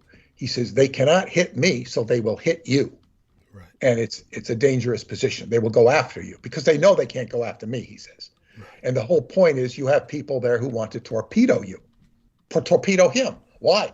They're supposed to be his, you know, he's supposed to be the person they're looking up to. This is the nature of human beings. It's not like they were sent there from the government to go after him. People will just take shots at you, much as you know, trolls that you've suffered, Douglas. They'll do it just because that's what people do. Yes. And things showed that people showed their fangs in Scientology perhaps much more quicker or pronouncedly than they would in a regular company. That stuff it's much more under the table, and regular companies are much more polite than things were in Scientology or the Sea organization.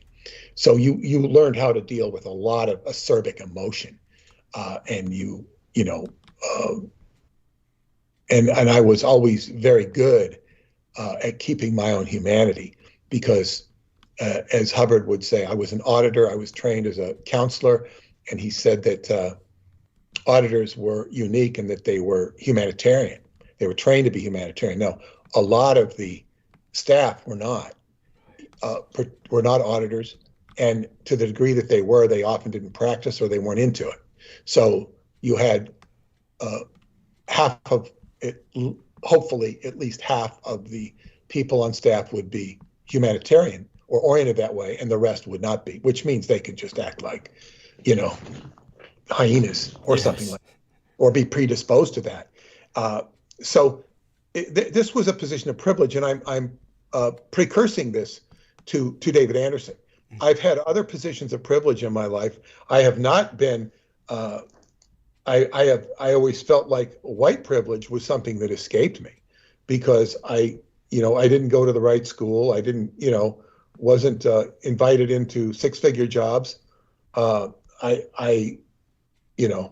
I had a very hard time struggling when I left Scientology and came to Long Island because I was like a fish out of water. So the only way I really found myself was by writing and publishing books, which that was my destiny. But so I'm not somebody who has enjoyed being slapped on the back from the corporate / white community. I remember one time seeing the head of Merrill Lynch. I think he was being deposed. He was a black guy. Wow. He was the black guy was the head of Merrill Lynch, and Merrill Lynch was at one time the most premier brokerage firm in the world. That's right. Or at least the United States. And I said, how the hell did that guy get that job? I don't think it was affirmative action. How the hell did he get that job? Maybe he was set up. Maybe they were just setting him up. I don't know, but even whatever he suffered from, I'm sure he walked away with a lot of money, because that's the thing. When people get in trouble in corporate America, white collar crime, they still end up rich. Michael Milken was the junk bond king. After all of the punishment he endured, he was still as rich as hell. Right. And had this whole foundation for prostate cancer and whatnot, which I think he did pretty well at, from what I heard. Oh shit. But by the way, that's called gold collar crime. It's different from white collar crime. This is like, orders of magnitude above white collar crime where you're stealing pencils and shit. So there we have it. Ivan Boesky was a famous one in the 80s. He died very rich. He was, banned from trading forever. But he was he died rich. And he got penalized. He gave up, paid the fines, but he still was rich as hell. So it's like it's very weird. So, but the other, I think the other two instances of privileged vantage points in my life was, Preston Nichols. People were, envious of my access to Preston Nichols. Good God, why? Sorry, go on. Yeah. People in the local group, because he would tell me stuff that he wouldn't tell them. Yes, true. And, no, you got to see, the way people hover around you, Douglas, they hovered around Preston in those days, back when the story was breaking, because he had all sorts of information that he was sitting on. Yes. He was a powder keg. So, people would resent if, he'd take me away in secret and tell me something. Wasn't always that. But, people were like, and somebody says, somebody who was always trying to get information. He says, I really admire the way you can talk to Preston. I said, well, the whole reason for that is I have a business relationship with Preston, and I did. I was paying him. We wrote a book together. We were working together. We had a business relationship. So that's why he talked to me. It wasn't because he was inordinately interested in me. We were a team, and we worked together, and we investigated Montauk together. And as I say, he was being paid by me, not a whole hell of a lot, but we had a relationship and a business relationship, and we were helping each other. That's why I had a privileged information with him. And it was, and he'd share all sorts of things with me. And so that was a precursor to Dr. Anderson, right? Well, to Dr. Anderson, there was also special relationships with the Montauk Indians. Yes. With the shaman, and I was close with the shaman, and a couple members of the tribe that thought the world of me, and it was because they understood what I was doing. And then this led to Roosevelt Gainey, my Qigong teacher. He shared a lot of information with me that he didn't share with other students. And the reason for that, it wasn't because I was a writer or an author. In fact, we never talked about that, very seldom. We might have talked about that, less than 10 times in the 10 years that I studied under him. But it was because he noticed right away that I did what he said. If he says, do this, I would do it. And he was used to his students not treating him, not doing what he said. Like, in other words, he would show you so many things in a class, you couldn't do them all in a week's time, but if you did some of them, and he'd look at you and could tell by your body that you were doing them. So he respected the fact that I was actually doing what he said. And that was rare. Now, it's not that all of his students didn't do that. But, he would, I'd go into the bathroom and he'd be in there and he'd start telling me about this student and that student. He was frustrated with that student. And he'd tell me the students he liked. Interesting. You know what they call that in the Navy? They call the bathroom, or the head. Yeah, of course, everybody knows on a ship that you call the bathroom the head. But my dad would tell me that it's also called the office. And that's where he would bring people in for discussions, would be the lavatory. And that, it's interesting your teacher kind of used that environment to come. One time where he called me in there to tell me something. One time. But I mean, you go in there to use the bathroom, and he happens to be in there, and he says, "I don't know what I'm going to do about so and so." It's like, ready to kick him out or something. But it's like he didn't always have, an ear like that, and he appreciated that, and so because some of his students just didn't get it, and so, I mean, everybody in that class was privileged just to hear what he said. But then one of the students once said to him, "Why aren't you teaching me what you're teaching Peter and Stan? Why aren't you Stan was the guy I just met in the city. Why aren't you teaching me that?" And he said, "I am teaching you that you don't listen. I'm not teaching them anything different. You're not listening." And that was the total truth. Person wasn't listening. They were just, not there. Mm-hmm. So that made me feel very privileged. And one of the things is I did what he said, and I didn't ask stupid questions. I'd ask questions, but I didn't ask stupid questions. And then, so we get to Dr. Anderson, which is where we're going tonight. Dr. Anderson, and it's real. I really appreciate that Douglas, you've picked up on this very important point where I when I first told the story, you recognized the importance of it immediately. When Al Bielek told me on the trip to Princeton that he told me about the Anderson family, and they were the custodians of time. There was George Anderson, who was the guard at the Camp Hero that was to prevent people from going onto the base, and he took Preston, out for a drink at Salivar's, a bar in Montauk, and told him, wink, wink, nudge, nudge, when to get into the base and you can get the stuff. And, he kind of facilitated Preston. There was the two Anderson twins from Nutley, New Jersey, that kind of protected Al and saw him off to his, got him placed in school or whatever it was so he could get a job as a technical person. And then he told the story of these guys escaping or leaving on a spaceport from New Hampshire to Alpha Centauri. That was a wild story, but they were the custodians of time. So it was only, shocking to eventually get a letter from the Time Travel Research Center wanting to subscribe to the Montauk Pulse from a David Anderson. It didn't say Dr. David Anderson, it said David Anderson. And I said, there's that name Anderson. Is this a kid who knows how to make stationery, graphic design? He got some graphic designer to make him some stationery that said, it wouldn't have taken a great graphic designer to have done what was the stationery. So I said, so I wasn't impressed by stationery because we created stationery with our company. So it was like, okay, somebody got some stationery, Time Travel Research Center, blah, blah, blah. And then I didn't take it seriously. I didn't call up. I didn't take it seriously one iota. I said, okay, because I was getting a lot of email from, Albert Einstein's bastard son and stuff like this. Arthur Einstein, I don't know if he's still alive, Jesus.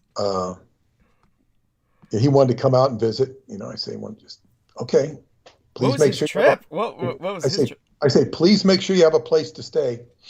Oh shit! He didn't come. He wanted to. Come and be a part of things and be, maybe have his story told. He probably was the bastard son of Einstein. Einstein was quite prolific in his sexual, he was, playboy, but he had, so, he might well have been a bastard son, and somebody, but I didn't discredit it, but what am I going to do with a bastard son, Yeah. He wasn't the E equals MC squared guy. Yeah.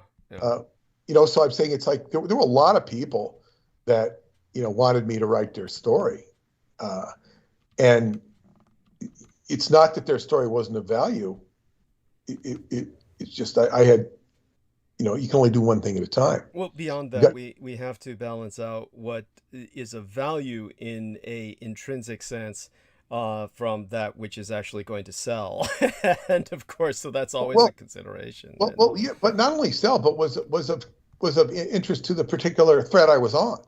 Right. And would that even hold your interest? That's an excellent point. I mean, that's in the end, that's far more important, right? So go on.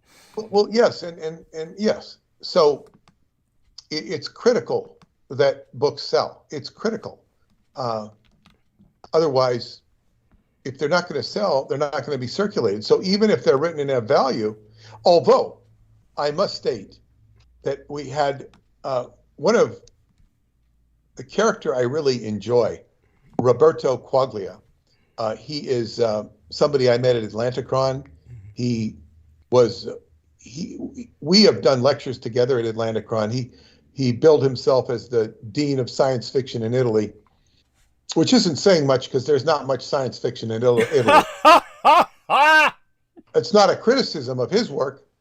It's just a comment. They're not big on metaphysical books. They got the Vatican, But anyway, he was from Genoa, the same town that Columbus was from. And he had moved to Bucharest, and he had written a book that got to one person. Okay. And he tells the virtue. Robert Sheckley, he had written a letter to Robert Sheckley, the science fiction author, that got to him. Right. And Robert Sheckley had written a book. Robert Sheckley was a famous science fiction writer, yes. Nowhere near as famous as the classic ones. And I actually knew who Robert Sheckley was, which was great because he was a really interesting author to me, very strange. And Roberto had somehow got a letter to him, and Sheckley ended up coming to Romania, visiting Atlanticron. This is before, I think it was when it was still 1989 during communism. And Roberto escorted him through the Soviet Union as well. Wow. So the Soviet Union loved Robert Sheckley. Romania loved Robert Sheckley. And Roberto had this one book that got to one guy. And I don't know all the details, but it basically ended up getting Roberto a job. So he was living in Bucharest. He learned the Romanian language, and he was living there in Bucharest. And so it was like his one book kind of jump-started his career. So you can't underestimate, you can say, okay, you could write 1,000 books or even 100,000 books that go nowhere and not get anything back from it that's of value other than a few $1,000s. But in this case, he got one book that got to somebody that changed his life remarkably. So a book is like a calling card, and it worked. So you can't underestimate what a book can do, even if it's for one person. Of course, and I can just look at what my books have done. I wouldn't have Paula in my life if I didn't have the books. I wouldn't have David Anderson in my life. I wouldn't have most of the people in my life that are here now without the books. I might have the football guys in my life, but so it's really what is it? The pen is mightier than the sword. Yes, I did a lot better with the books than if I was out, fighting people with swords, and if I was good at it, I'd still be better off with the books. What would I do with a sword? Probably get in a lot of trouble. But so anyway.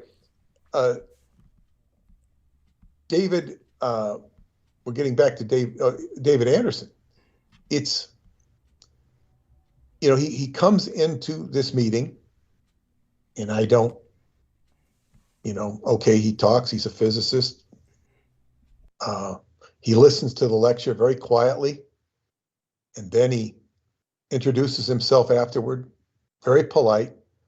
And I can tell after a few minutes into the conversation, I said, I knew who he was from the letter. I knew who he was. And I could tell after just a few minutes that this guy really knew his stuff. He wasn't a fake. He wasn't a phony. He was a real scientist that knew what the hell he was talking about.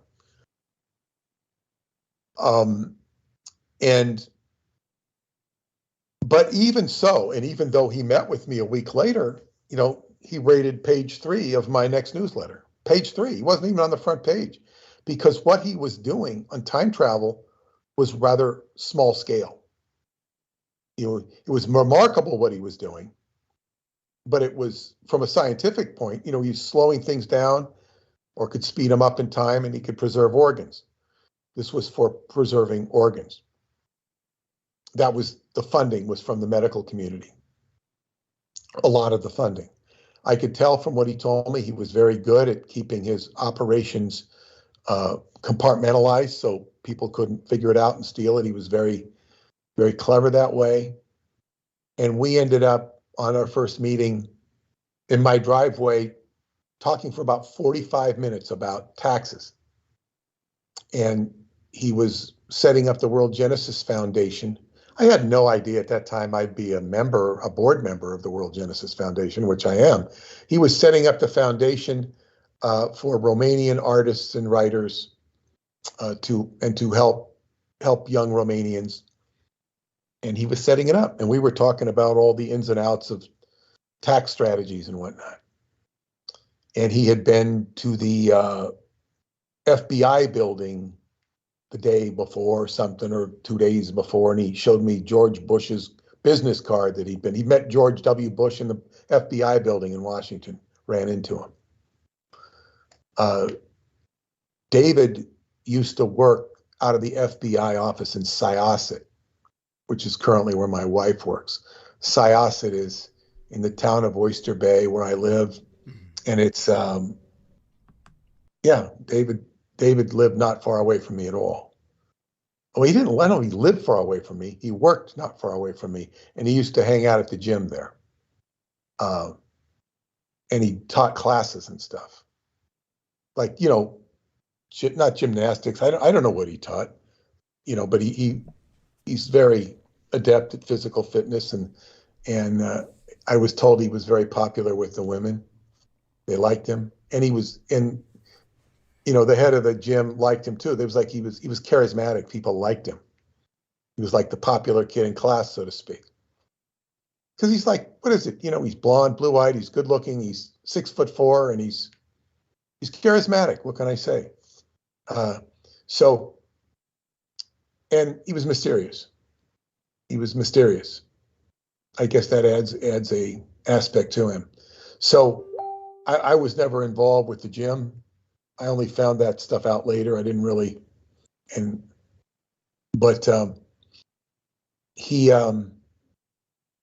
so he comes into my life, and then he's this interesting presence because he knows something about time, and he would later tell me that my writing of that book, the Montauk Project, he says it woke him up spiritually, that he realized he was a spirit instead of a evanescer. He didn't say he was an evanescer. No, instead of whatever he was. Instead I think that's profound. Yeah, a scientist. Yeah. Though he may as well be an evanescer, even if he is not. But go on. Well, he's like, look, he's somebody who's a scientist. He's steeped in science. He's steeped in, so it's like scientists traditionally were not spiritualists. No. They didn't understand that the observer was the spirit in the physics equation, the observer. But scientists are also traditionally neither physically fit, nor athletic, nor even generally charismatic. Go on. No, sometimes, but by and large, or like you have Tesla, was incredibly eccentric, Right. and I think he was very charismatic. He was. Yeah, it's not impossible. And Einstein had his own charisma about him because he was just somehow the world knew that he was brilliant and unique. And Or at least he projected it well, even if he was not. Not to say he was not, but you get my point. But he says there are probably only 10 people in the world who even understand what I've done. But the whole world responds and treats me with this respect. He thought that was odd. They don't understand what he did. They're just saying, he knows more. He who knows more.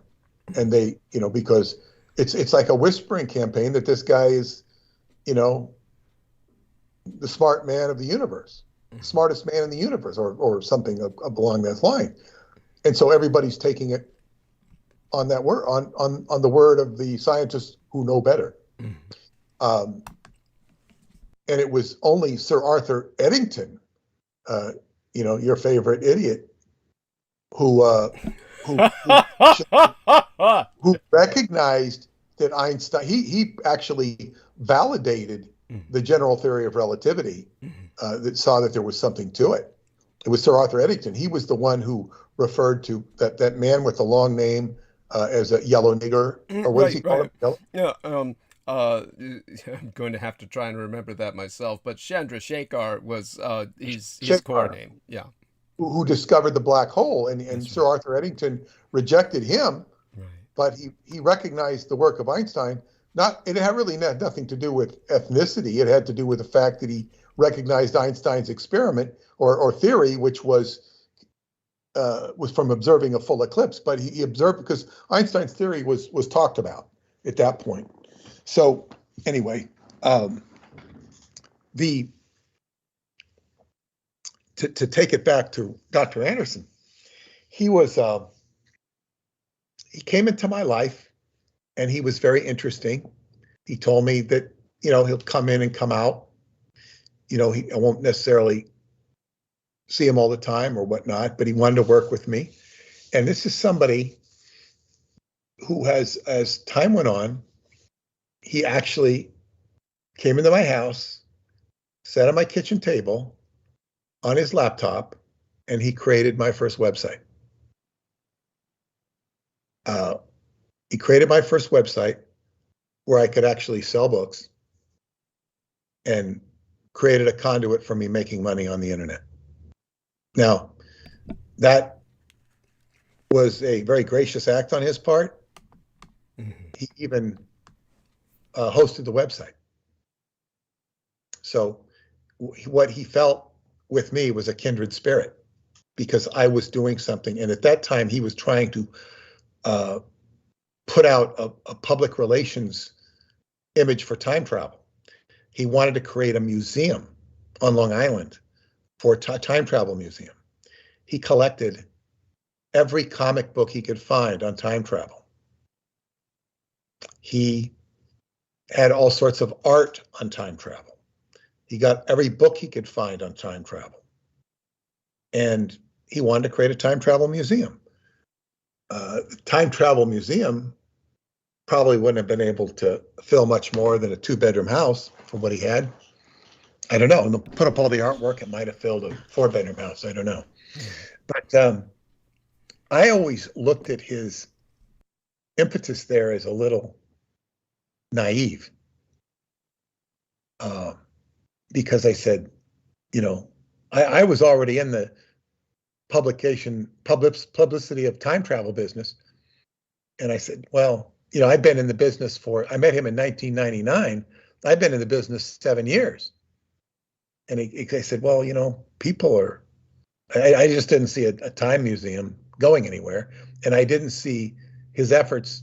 And he had a website that was very hot. He was making, he told me, about $1,000 a month on just the referrals to Amazon from his website. that, you know, he had, and they refer, people would click on that book and they go to Amazon and he'd get the, you know, the dollar kickback or whatever it was. He said it was about $1,000 a month he was making off of that, which you could tell by the way he said it was chump change to him. You know, it was, but he really was there at the onset of the internet and was using it. And it was called the Time Travel Research Center. And it had all sorts of stuff on time travel, and it was very well put together. And he had referred to my stuff. He asked for permission if he could reference my stuff and quote my stuff. Oh, certainly. We had a very congenial relationship that way. So there was we were like we had parallel interests. So that was, and he was an intriguing character. He did his, and then he did the video, which Sammy had mentioned. I think he said it looked cheesy to him. It's the glowing effect that struck Sammy as that way, but it didn't strike me as too tacky. It was just certainly it seems to be, again, something that is almost, shall we say, leans towards why people who, well, like my dad, assuming he's the evanescer, it's that kind of effect. Go on, yes. Yes. Well, that, video can be very strange. Yeah.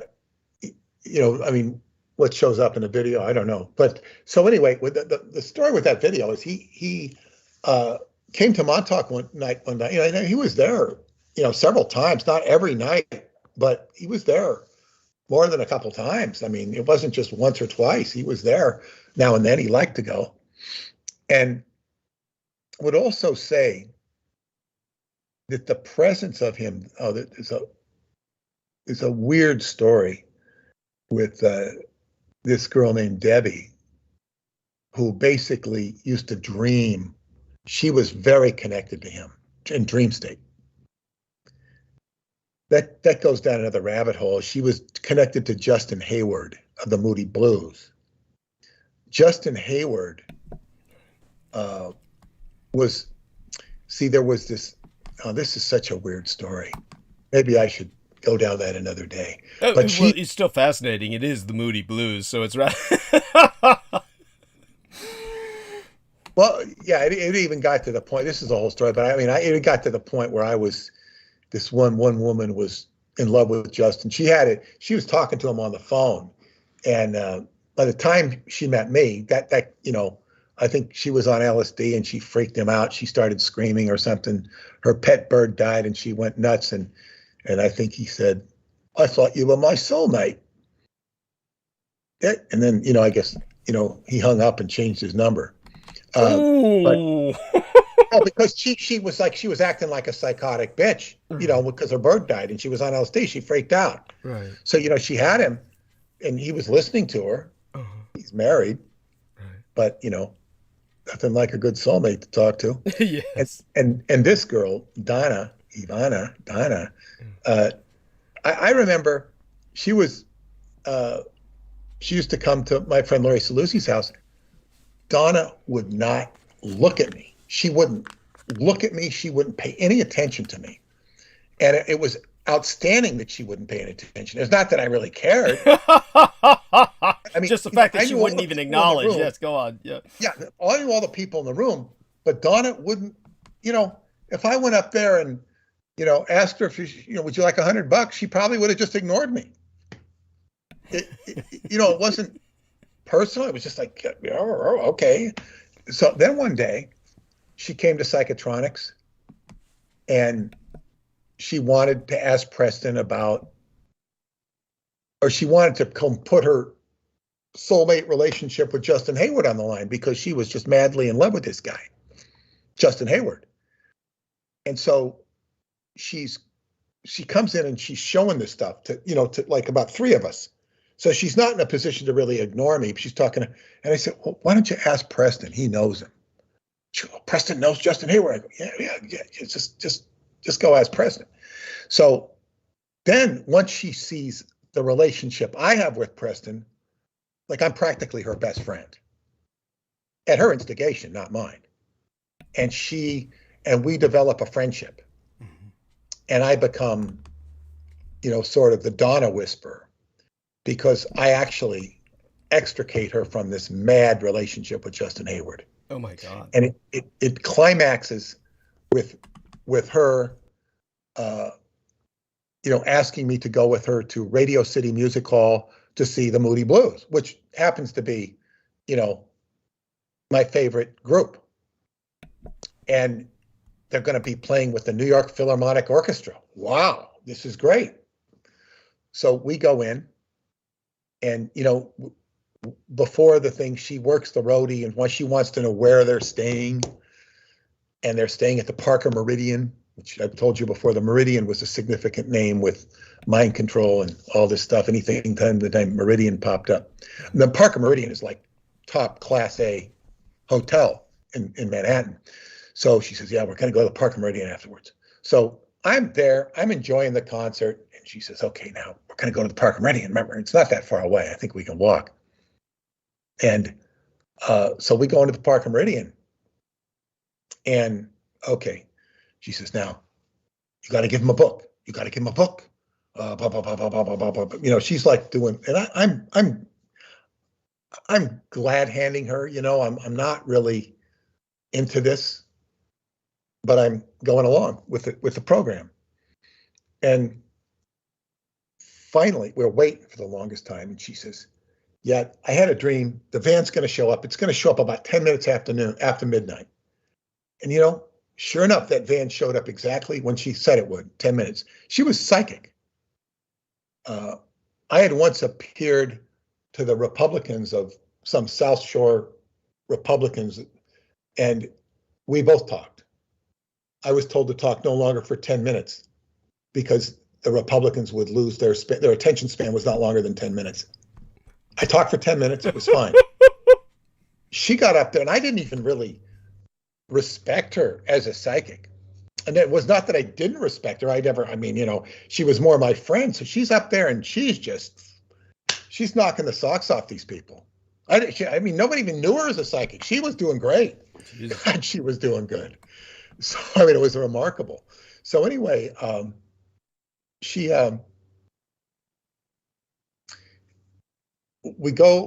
at the Parker Meridian, and then the guys come in, Ray Thomas, John Lodge, and Graham Edge. They come in, and they kind of look at you. There's nobody in the hotel. They're looking for somebody to come up and say, "Hey, how are you?" There's no crowd. They would like it if somebody paid attention to it. You can kind of tell that. They're not going to invite you up to their room or anything, but yeah, they would. They're kind of older. They're not where they have the parties in the backstage anymore. Because I had a friend who used to, go back to the backstage to their parties back when they were in Tampa or Orlando, where the hell they were. But so anyway, finally, Justin comes in, and Justin is tall, like I'm like 6'2". And I'm looking up to him like he's Wilt Chamberlain or somebody. I was like, my neck's getting sore looking up to this guy. And he's also with somebody who's even taller than he is. The guy must have been 7 feet or 6'11". Jesus. And he was very effeminate. He could convince you he was masculine to the degree that he was not distastefully effeminate. And he was wearing some sort of robe, very sort of avant-garde dressed.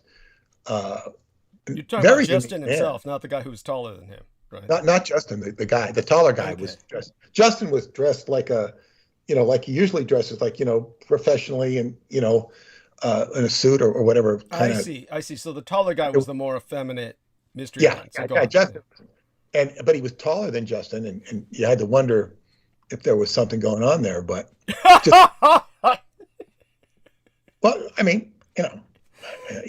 you couldn't help but wonder because what's this guy doing there? And how the hell where do you find somebody taller than Justin? He's 6'7" at least. Yeah. And this guy's kind of towering over him. So you got me who's 6'2", and if I go to a ball game or a concert, I tower over everybody. Right. I just, and then so I'm looking up at Justin, and I have to look higher at the other guy. It's like it was weird. Yeah. And then I'm kind of being coached by this girl, Donna, and I go up. I hand him the Montauk Project, and he goes, I go, this is for you. And he takes it. And he goes, I don't promise to read it. I said, it's okay. You don't have to read it. It's just a gift.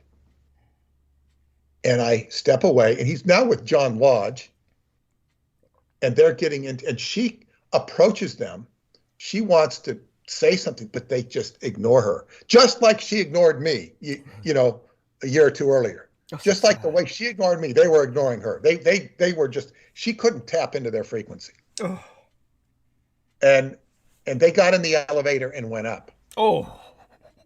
And she was like, oh, and then she said, well, maybe we should go up to the room. Oh, well, maybe we should go see Graham Edge and Ray Thomas. I said, no, I said, wait a second. And so I took her out. I got in the car with her, and I just really handled her really well. Right.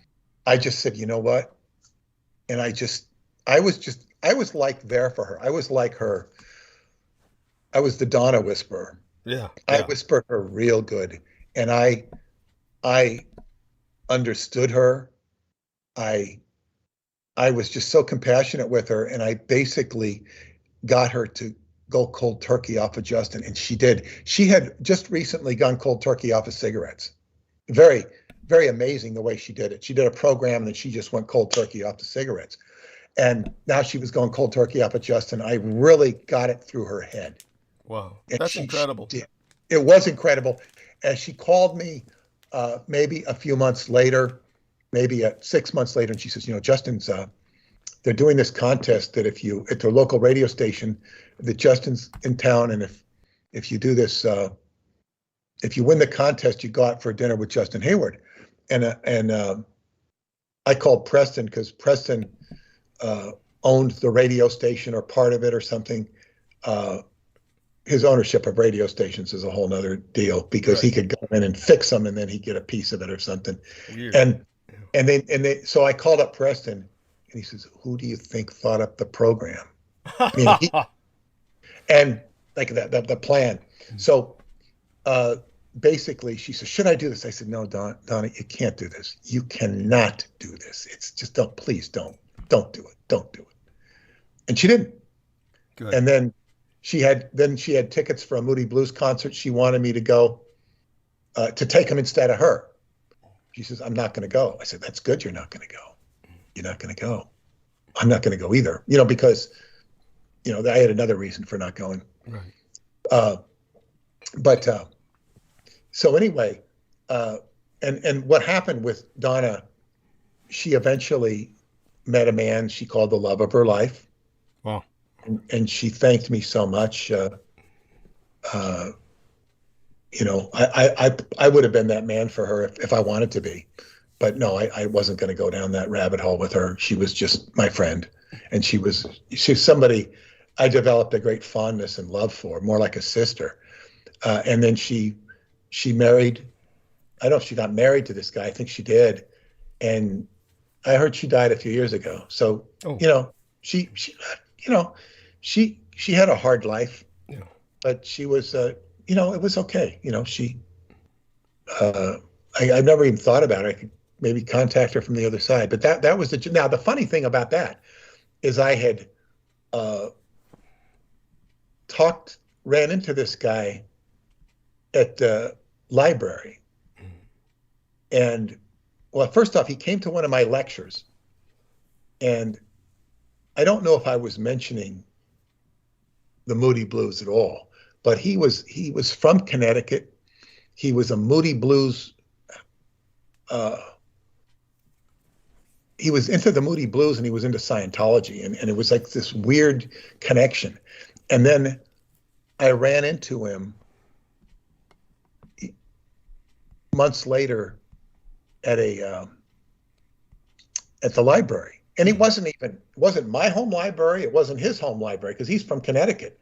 It wasn't even my hometown library. Mm-hmm. But I run into him there, and he says, and I run into him and he says, oh, the Moody Blues came out with a new album. It's called Time Traveler.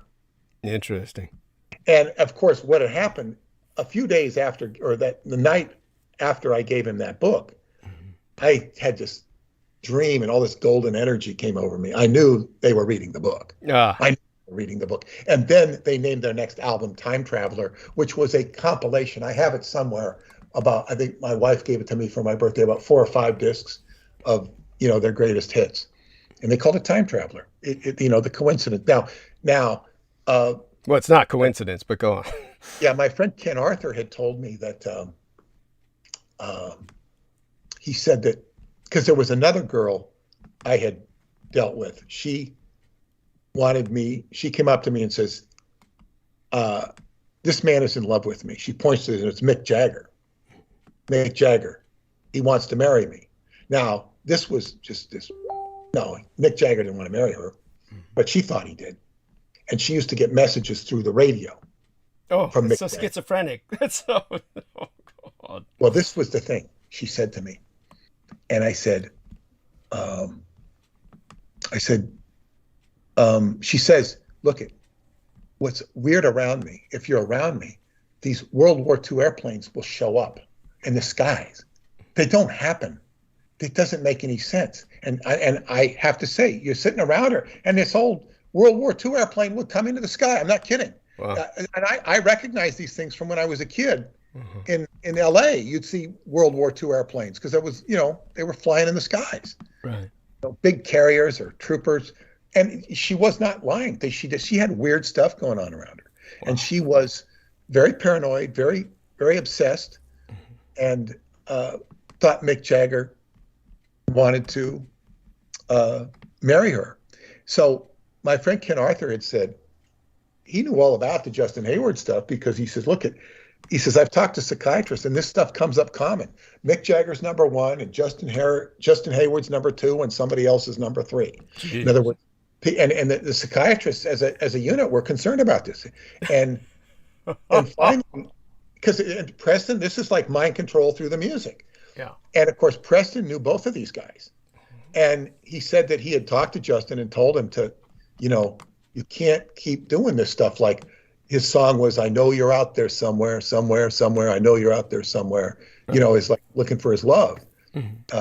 Somewhere I can feel your love. And he's like singing to the girls out there. Right. And Preston says, you can't be doing this anymore. It's causing too much havoc. So it was a very sort of funny association. But to get back to this girl, Debbie had dreams with Justin Hayward, but she also had dreams of David Anderson. And she had a real strong astral connection with David.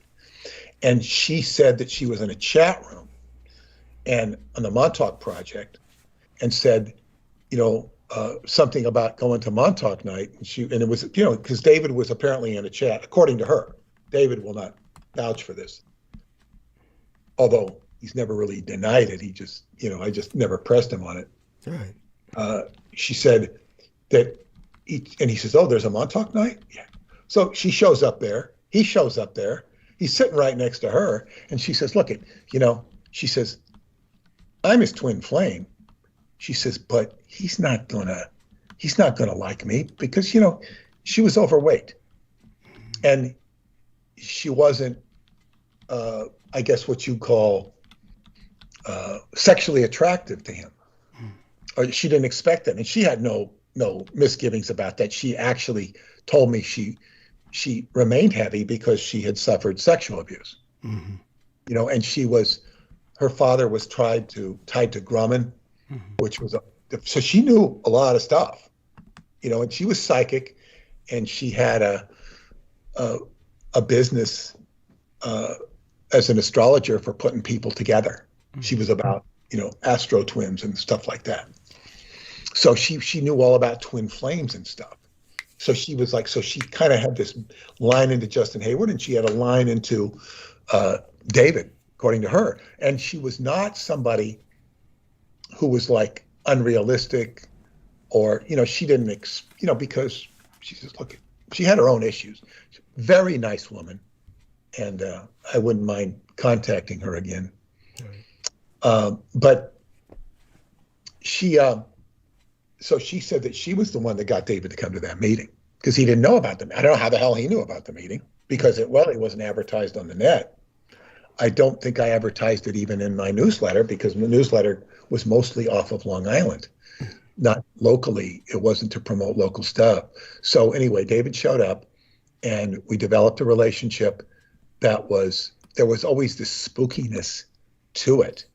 And then a year later, when my girlfriend revealed to me that she had seen him in Booth Bay Harbor, that freaked her out more than it freaked me out because I said, I hear strange stuff that, and I'm not going to think any less of you for it.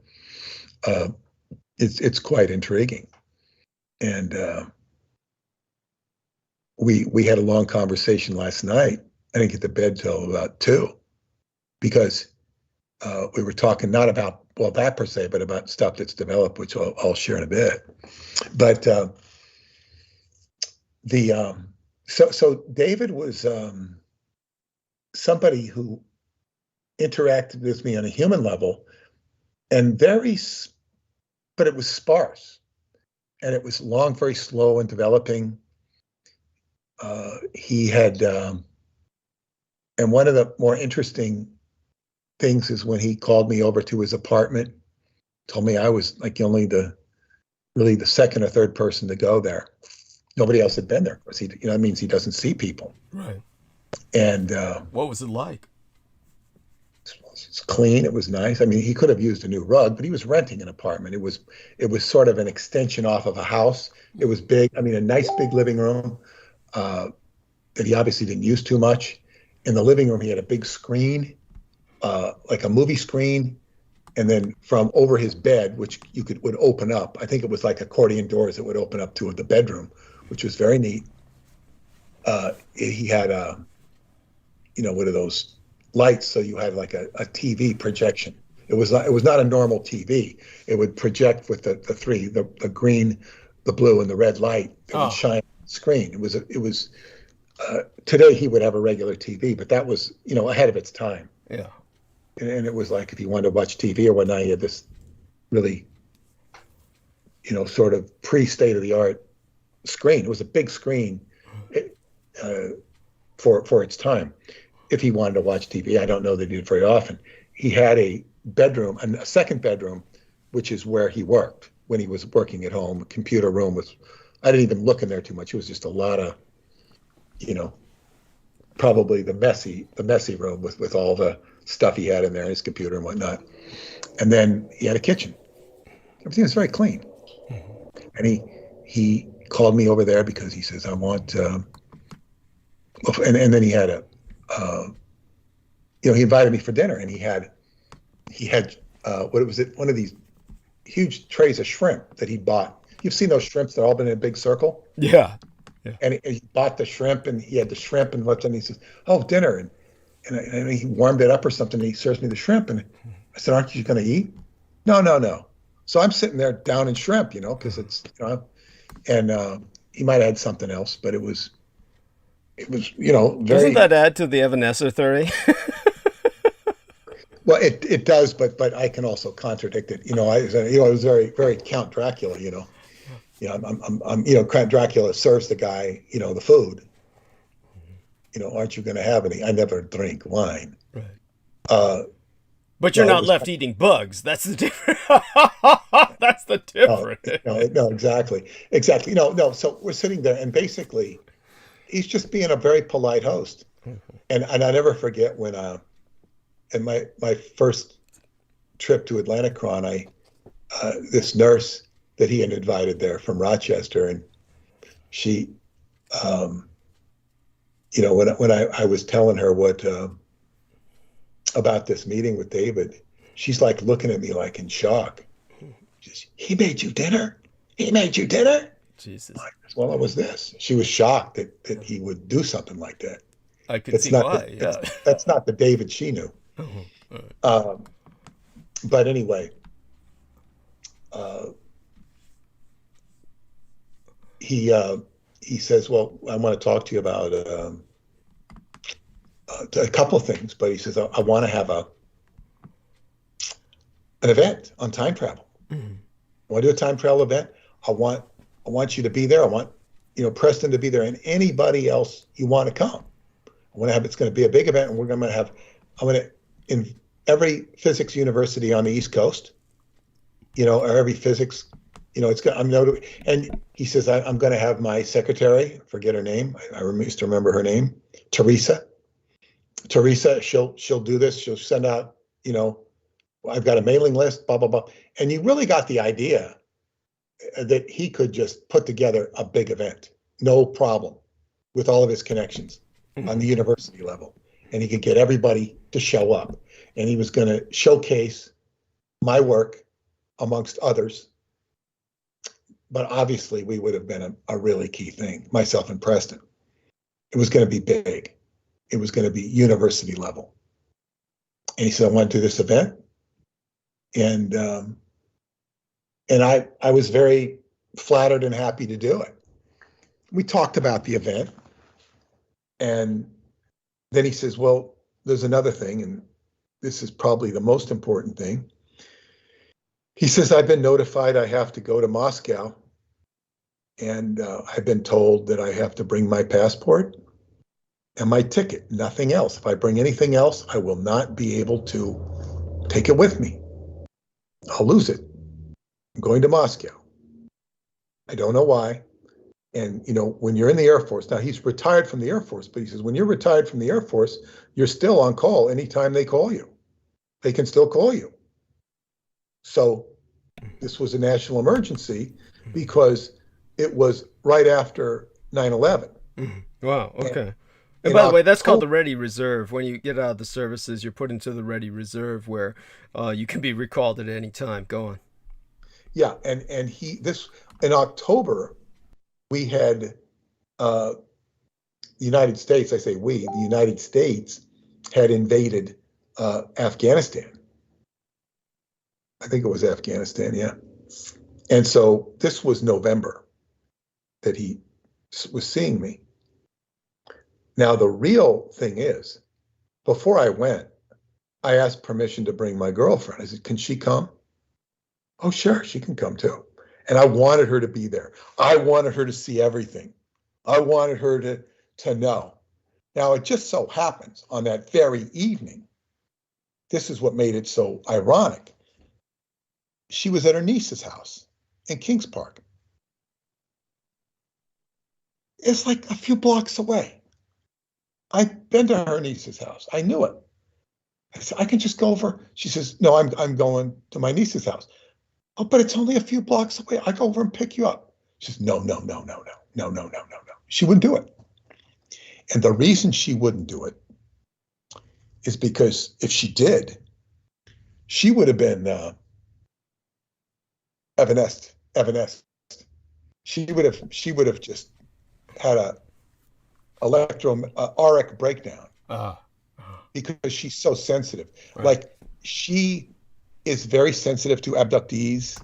She's empathic,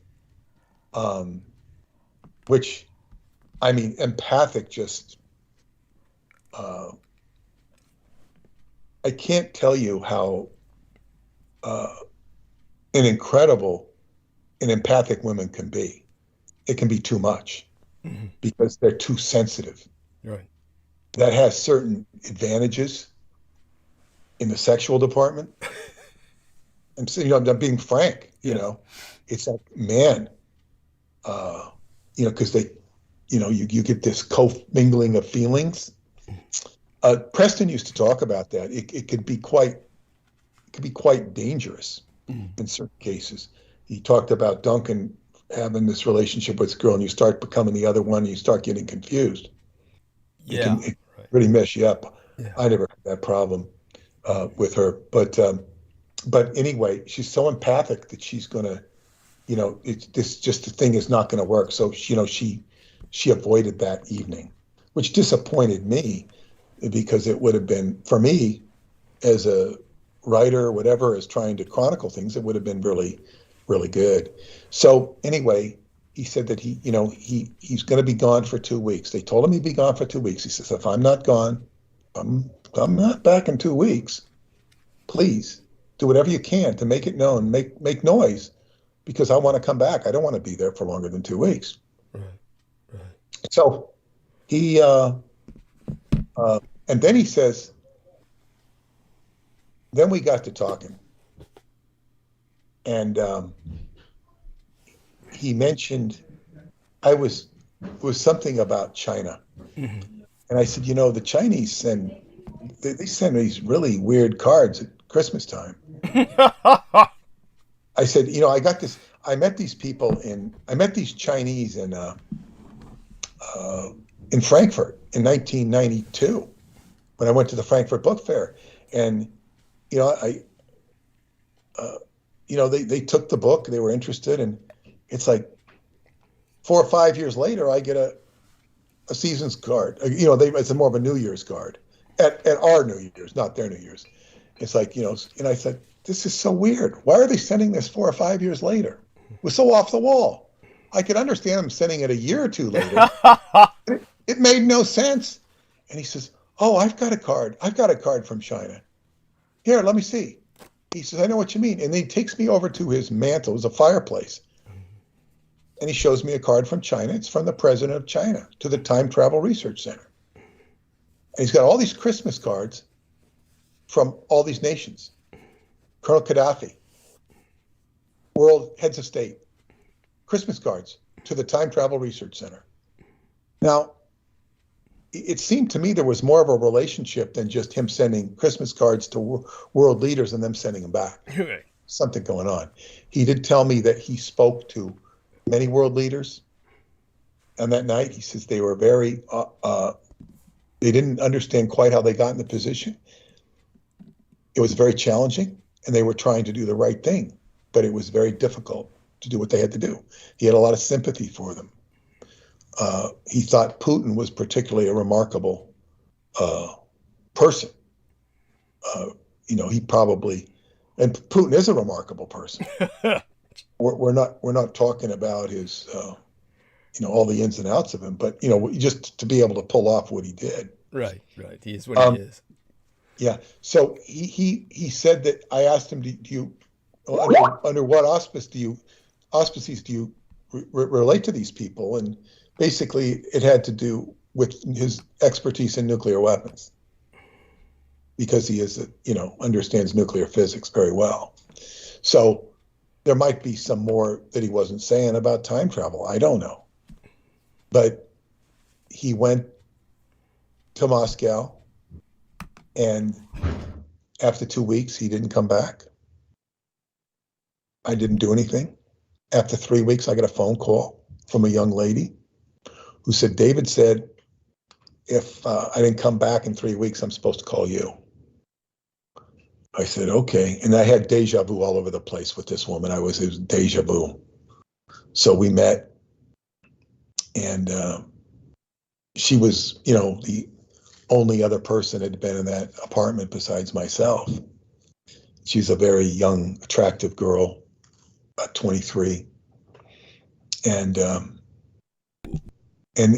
we're talking, and finally I mentioned the Time Travel Research Center. She goes, what are you talking about? And I tell her, she says, David has a Time Travel Research Center. She didn't even know. What was she in the apartment for? Was she a prostitute? Was he just hiring her sexual services? No. She was an intimate friend of his, and quite a delightful woman, in my opinion.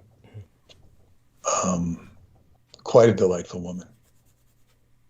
And no, she was very straight-laced, but very, she was like a queen in her own right. She had the, some women, they like to call women on Long Island a Long Island princess or a Jewish American princess. Okay. This woman was like a queen. I mean, she was young, but she was, and But her mother I certainly didn't mean to disparage her with the prostitution angle, but it still strikes me that she was there for reasons that were obviously for whatever reason she was there, it had nothing to do with his work. So go on. No. She met him at the gym. Okay, there we are. Okay. And that's where she met him. Got it. And Okay. and her mother was Nicaraguan, and you can tell her mother must have looked beautiful. Right. She was beautiful, and her father was Greek, and they met and in the Port Authority when they first came to America, and she was the result, and father was quite wealthy. He became quite wealthy in America. So anyway, she just like I had become the Donna whisperer, I ended up becoming a whisperer for this girl too, because but anyway, she says, call him, but she didn't even know he was into time. Right. Of course, she later found out, and so anyway, I began to make noise on the phone, because once she called me, I started making noise on the phone, and I was going to, make as much noise as I could, but it was only making phone calls, and then within 48 hours of meeting this woman, he sent her and me, and I think his person from the gym an email, basically saying that he was all right, he was okay, and he would be home in 2 weeks. Uh-huh. And I had the email traced courtesy of Joe Matheny, and he said it came from Pakistan. And it came from a server in Pakistan. David would never, to this day, has never confirmed or denied it, because he can't. He's not supposed to talk about where he was. He later sent us an email from the Moscow Aviation Institute, which he purchased. He purchased the remnants of the Moscow Aviation Institute. And the Russians have always been interested in his time travel. Of course. The Chinese, he's had his falling out with the Chinese and with the Indians. The Japanese had some interest. Their interest was not as strong as the Chinese, apparently, but that might have changed. I really don't know. I'm not really up to date on that. And when he came back, he thanked me. And eventually, this girl moved up to Rochester to be with him. He invited her to move in, but she wouldn't move in because the father wouldn't allow it, and he cut off her supplies, cut off her money. So she didn't move in, and it kind of ruined the relationship right there. She should have trusted him. She should have just gone whole hog with him. And eventually I had to talk her into moving back because it wasn't, the relationship wasn't happening. And she's now happily married, last I heard, with 2 kids. Mm-hmm. Lovely, lovely woman. And it just, didn't work out for him. But what I did learn is that he has very human emotions, but he's very much a loner, and he's a genius. And I've come to know things about his family, which I won't share. I wouldn't, but this whole idea of, as I said the other night, I say you're in the ballpark. I wouldn't say flat out that he's one of these things, mm-hmm. But as I say, we're in the ballpark. Now, yes. And see, this is another thing I want to say, because where this can degenerate to is like he's an FNSer. It's like shape-shifting reptilian. It's like the David Icke syndrome. Right. Shape-shifting reptilian, you shapeshifter. And it's not that simple. There might be FNSers who look like him. Mm-hmm. Don't know what that was. Now, see, there's also, and this is why I like, the quote from the Buddha mm-hmm. about FNSers. This is the beautiful thing about, writing stuff, mm-hmm. even though it's silly. Mm-hmm. It's like, wherever there is light, there is shadow. Wherever there is length, there is shortness. Wherever there is white, there is black. Wherever there is an evanescer, there is the opposite. There is the shadow. Just like the white bat, Dracula comes and reverses around. You know, there is that opposite side, the qliphothic or the non-qliphothic, and this is very important to remember. Now, so one has to understand in the context, and I was talking about privilege. I was given a very privileged view into David Anderson's world by all that I've told you. Right. Very privileged, and he wanted me to go to Romania right away from the first time he met with me, because he just got back from his first trip there. There's this woman I want you to meet. Her name is Mihaila. And I wish Mihaila spoke English. She speaks French. You know, everybody has a second language, and she's older. Paula learned English from when she was little. So did her brother. She spoke it so well when I met her. She speaks it so much better now, but she spoke it well. Because, they watch TV. Right. You know, they watch the Flintstones. They hear it in English, you know, or whatever else they watch besides the Flintstones. I just happen to know she watched that because I once mentioned it. Yeah, I mean, they watch all these shows, you know, The Simpsons and stuff like that. And they see them, they're subtitled, but they also hear them in English. And they study English in school. Paula studied French for about 4 years. Oh, I don't speak French. If she took lessons like she does with her Mexican friend, and so she speaks incredible Spanish right now. If she had a tutor to talk French with her, she'd be speaking French impeccably fluently in 3 or 4 months. Yes. And the same with Portuguese, you know. But and David, oh God, he's a whiz with languages. He does not brag. He knows Russian. He knows Romanian. I don't know what else he knows, because, you know, he went to the CIA language school. I don't know that he went to the CIA, but he knows language. God, he can pick up language. Right. He's and this was really funny one time. One time I had a dream of him, and he was introducing me to the president of China. And I said, "No, David, that's not the president of China. That's the old president of China." Right. I don't know what the hell I'm correcting him for, because it's just a dream. And I wrote it to him in an email, and he answered back. He doesn't always answer the emails back. He says, that's interesting. You know, he says, I'm giving a speech. I'm practicing a speech. I'm going to give a speech in Chinese. And, you know, he said he was very self-conscious about it.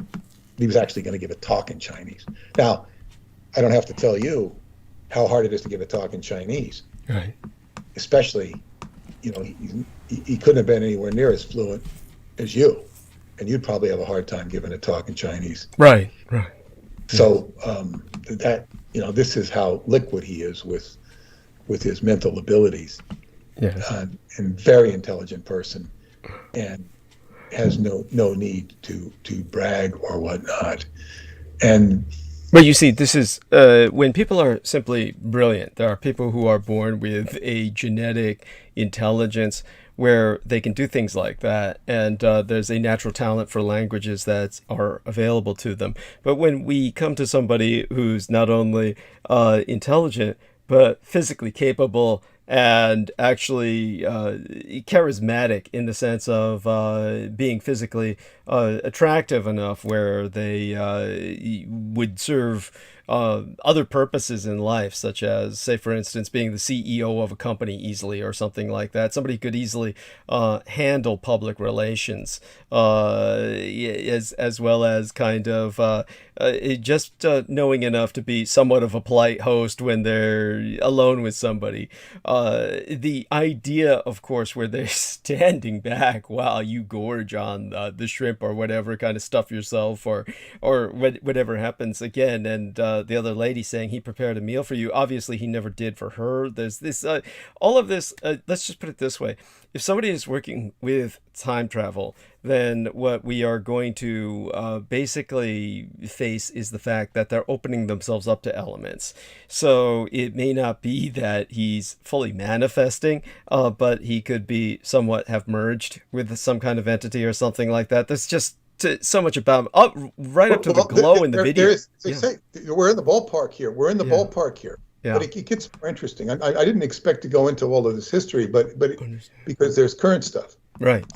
But it's putting it all in context for people who are curious, because and for you, because so much of the dynamic we create with the show is I didn't have the feedback from the audience so much, right?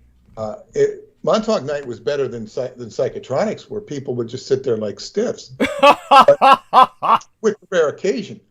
But basically, they're basically listening, and the epitome of that was when I started talking about Qigong, and I'm told this is the best lecture you've ever given, but nobody comes to study it. It's just like, okay, it's a good show, we're not going to do it.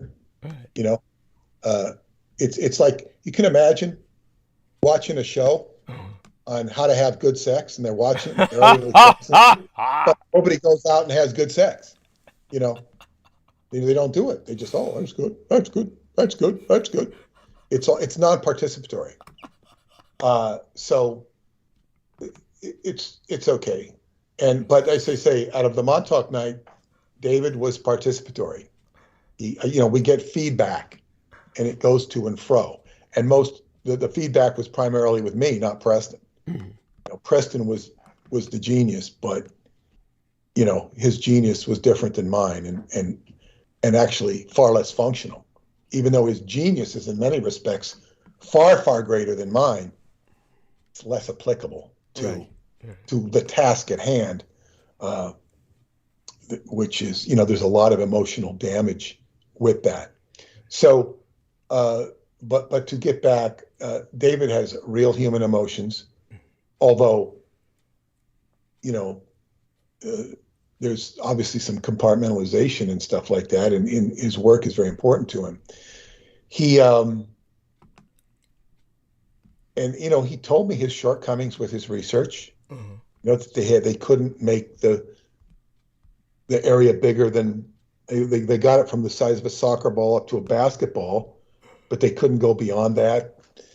I forget the reasons, but he talked about it. He didn't tell me everything, but he talked, about the struggles he was having. But after he came back, he kind of had a lot of security problems at his research center in Hauppauge.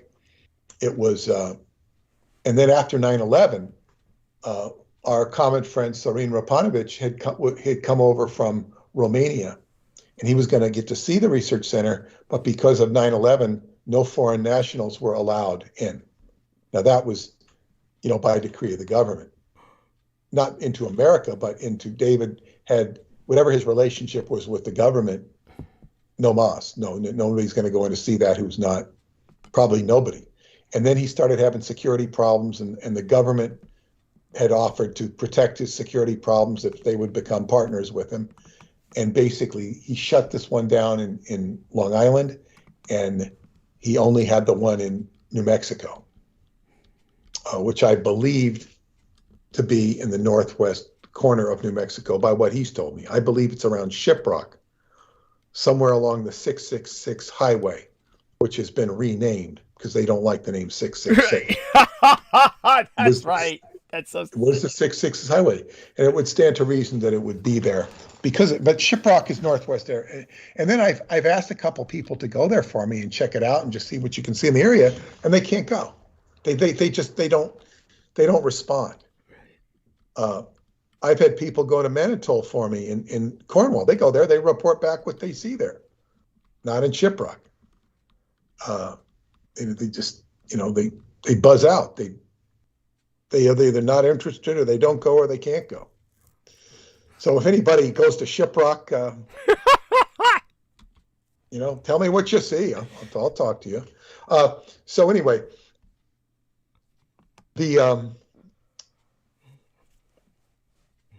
there's so his research center is shut down, and basically he moves up to Rochester and does what he calls go dark.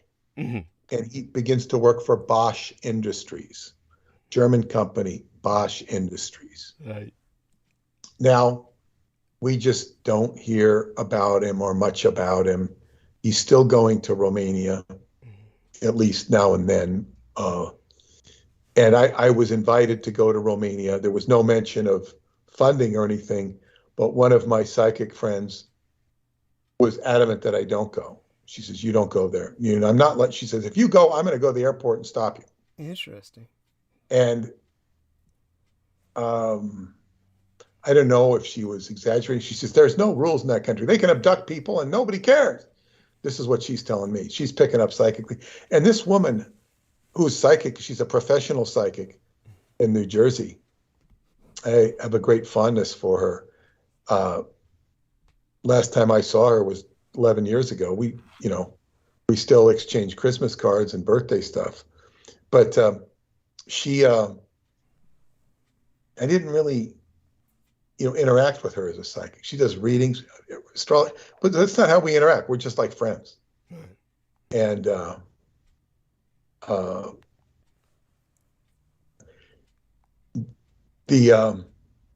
and we have some, common humor. But other than that, yeah. So she didn't want me to go. She was very adamant. So I was shy to go. And then I didn't really hear from him. Once in a while, one time I got a postcard from him from Nepal or someplace. He says, they have some very interesting things about time here. He's on time. And he says, I'd like to come to one of your meetings sometime. And then I got the postcard from Tel Aviv, where, he sent me this cryptic message that basically later he said was directing me to the patent on time travel, on his time reactor. And he said it was all in gobbledygook. And then later, I talked about that. He later said that, yeah, well, that was to direct you to where the patent was, because I thought that I might not survive. I thought I might be rubbed out when he was in Israel. And he says, if I was, I said, I felt you're the only person that could do anything with this, which is kind of, I think it's way over my head. Right. It's like, giving me a shark cage and a spear gun, to go fight Jaws, Okay, you're the only one that can take out Jaws, here's the boat and the shark cage. I don't quite know how to operate the boat. I don't know how to operate any of it, Right. I could, it would be much easier to, learn how to operate the boat and the shark cage, and probably even shooting Jaws. I don't think it would be as hard as the movie. Right. So anyway, when I asked him about that on the interview, he sidestepped. He completely sidestepped it because I've always been told he might have done it for my protection. But I was talking about this woman, Mihaela, who speaks only French and Romanian. So she can only talk to me through a translator. And he came in 2008 and 2009. When I went back in 2010, I was there for the whole time. I was doing this movie on the play I wrote, and I was busy all the time. And David was emailing me continually because he was providing software and he was monitoring my progress with this. Mm-hmm. And then when I finished at Atlanticon, I flew into Bulgaria. I was there 10 days in Bulgaria. He was monitoring my progress all the time there. He was concerned about my safety. And I was fine because I was with my friend. I was very safe in Bulgaria. And he had a few issues when he was in Bulgaria on the train. He said the people were kind of pushy and obnoxious. And well, they can be in the Balkans, But he was on a train and he was going down, actually, I think, to meet my friends. He did meet with them for a short time. And then he got called back. He had to go. he wanted to spend time with them and my Bulgarian friends, and then he had to go back because he had met them. I had arranged for them to come to Atlanticron, and he paved the way for them to come. He paved the way for my friend from Italy to come. And so anyway, David, on that, okay, so I did the Bulgarian trip, and that was 2010. In 2000, but when I was there in 2010, now in 2000, at the end of 2009, he had announced that he could develop his technology to the where people could be put in it. It was no longer the size of a basketball. While he was working at Bosch, he was working on high-grade security systems. So it was obvious to me that he was learning how to do security for his time travel research center. Mm-hmm. And he also developed the technology, which would be a whole nother discussion, so people could go inside. It was big. It was, and it's even developed now since you can go in and out of the boundary layer. There's technology to go in and out of the boundary layer without getting scorched. I don't know the details of it. Mm-hmm. But when I went to Atlanticron, there were these menacing to semi-menacing people there that had their own tent, and they had their own, I'd sort of call them beach clothes because they were sort of like beachcombers with T-shirts. They were, I was told they were Navy SEALs, Romanian Navy SEALs. Mm-hmm. And they would look at me and I would just ignore them. I acted like, they were just, I paid no attention to them. And I think they liked that because, they obviously could probably tell I was an American. Right. And I was probably one of no more than 4 Americans there, maybe 3. Mm-hmm. 3 that I can recall. Right. That was it. Mm-hmm. So his friend Mihaila told me, she says, and she's told me this repeatedly, and she's reminded me, she says, they did not want him there. Right. And the director of the camp has gone back and forth on them. Well, they're here to do this, they're here to do that, I don't know. They're menacing. And what I found out that David was supplying considerable sums to support Atlanticron, and they stopped after those guys came. Interesting. I thought he was supplying money all this time. They don't need his money, but he was supplying money, and maybe they were buying extra, art supplies and stuff, but he wasn't, because her son was doing the money, and he was no longer sending money because he was no longer coming. I didn't know that he stopped his funding. I'm finding this out 10 years after the fact. Right. But it's you find out things 10 years later, and she reiterates to me that this is the reason he's not coming. And I said, he needs to be welcomed back. I need to do a whole protocol with the Romanian government to invite him to come back and make it safe for him to come back. Or at least, but it's more on the level of courtesy than it is on real safety. Mm-hmm. Like, okay, so I think he feels hurt that there was this, they don't want him there, that some people don't want him there. Mm-hmm. And this is what I feel. Interesting. It's and nobody understands that but me, because Mihaila told me. And I mentioned it to the director of the camp, and he says, it'll come when it happens. I have to sit down with him and, over the bottle of wine or something, and really talk to him and get it across to him in a nice way.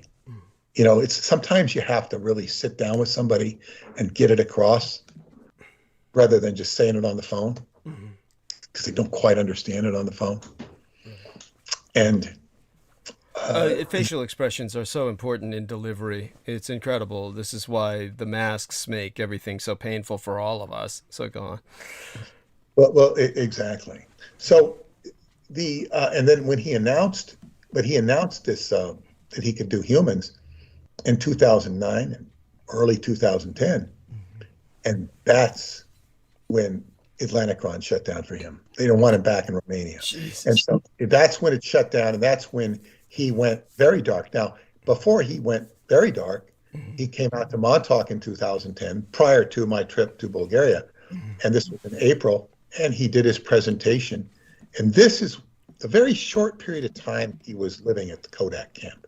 And because he wasn't there for very long. He had been living in New Mexico, and then he was back in Rochester for a short time.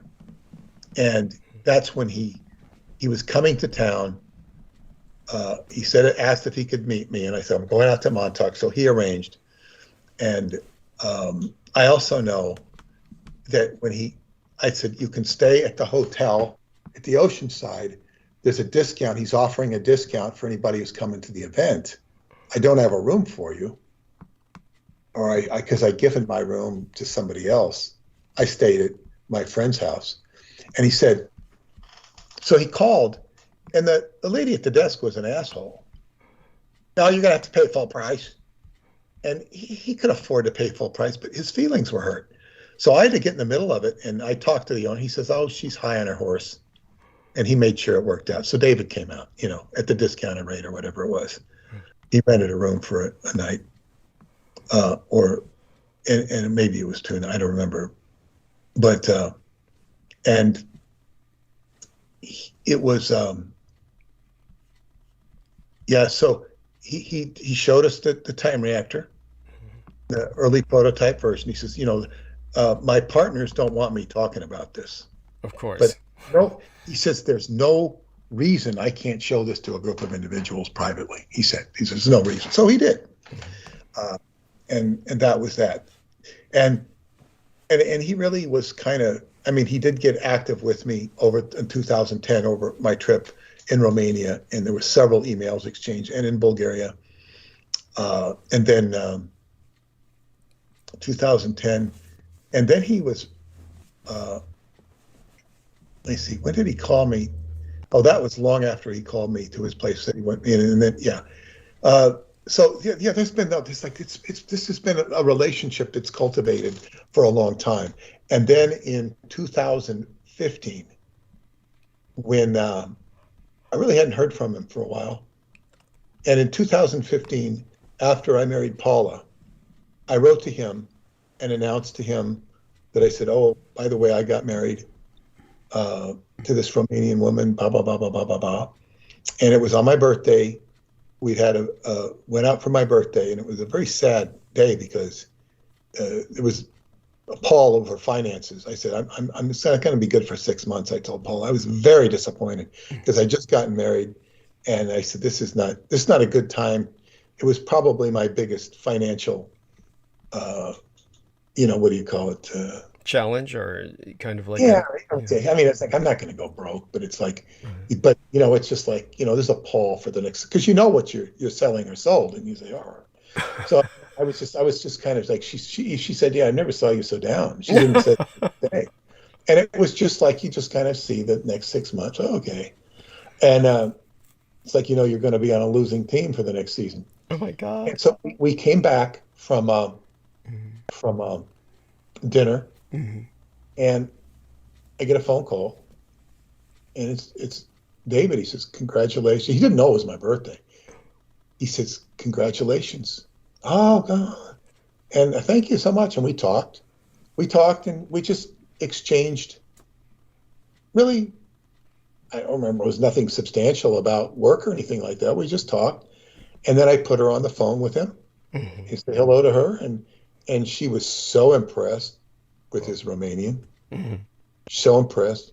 She says, oh, it's so much better than Peter's. She's talking to him. And she was so upset with herself. She said, oh, I'm so sorry. I didn't mean to insult you. I said, listen, I don't even speak Romanian. I'm not insulted, I told her. I speak a few words. He speaks the real thing. And she was so impressed because he spoke to her in Romanian.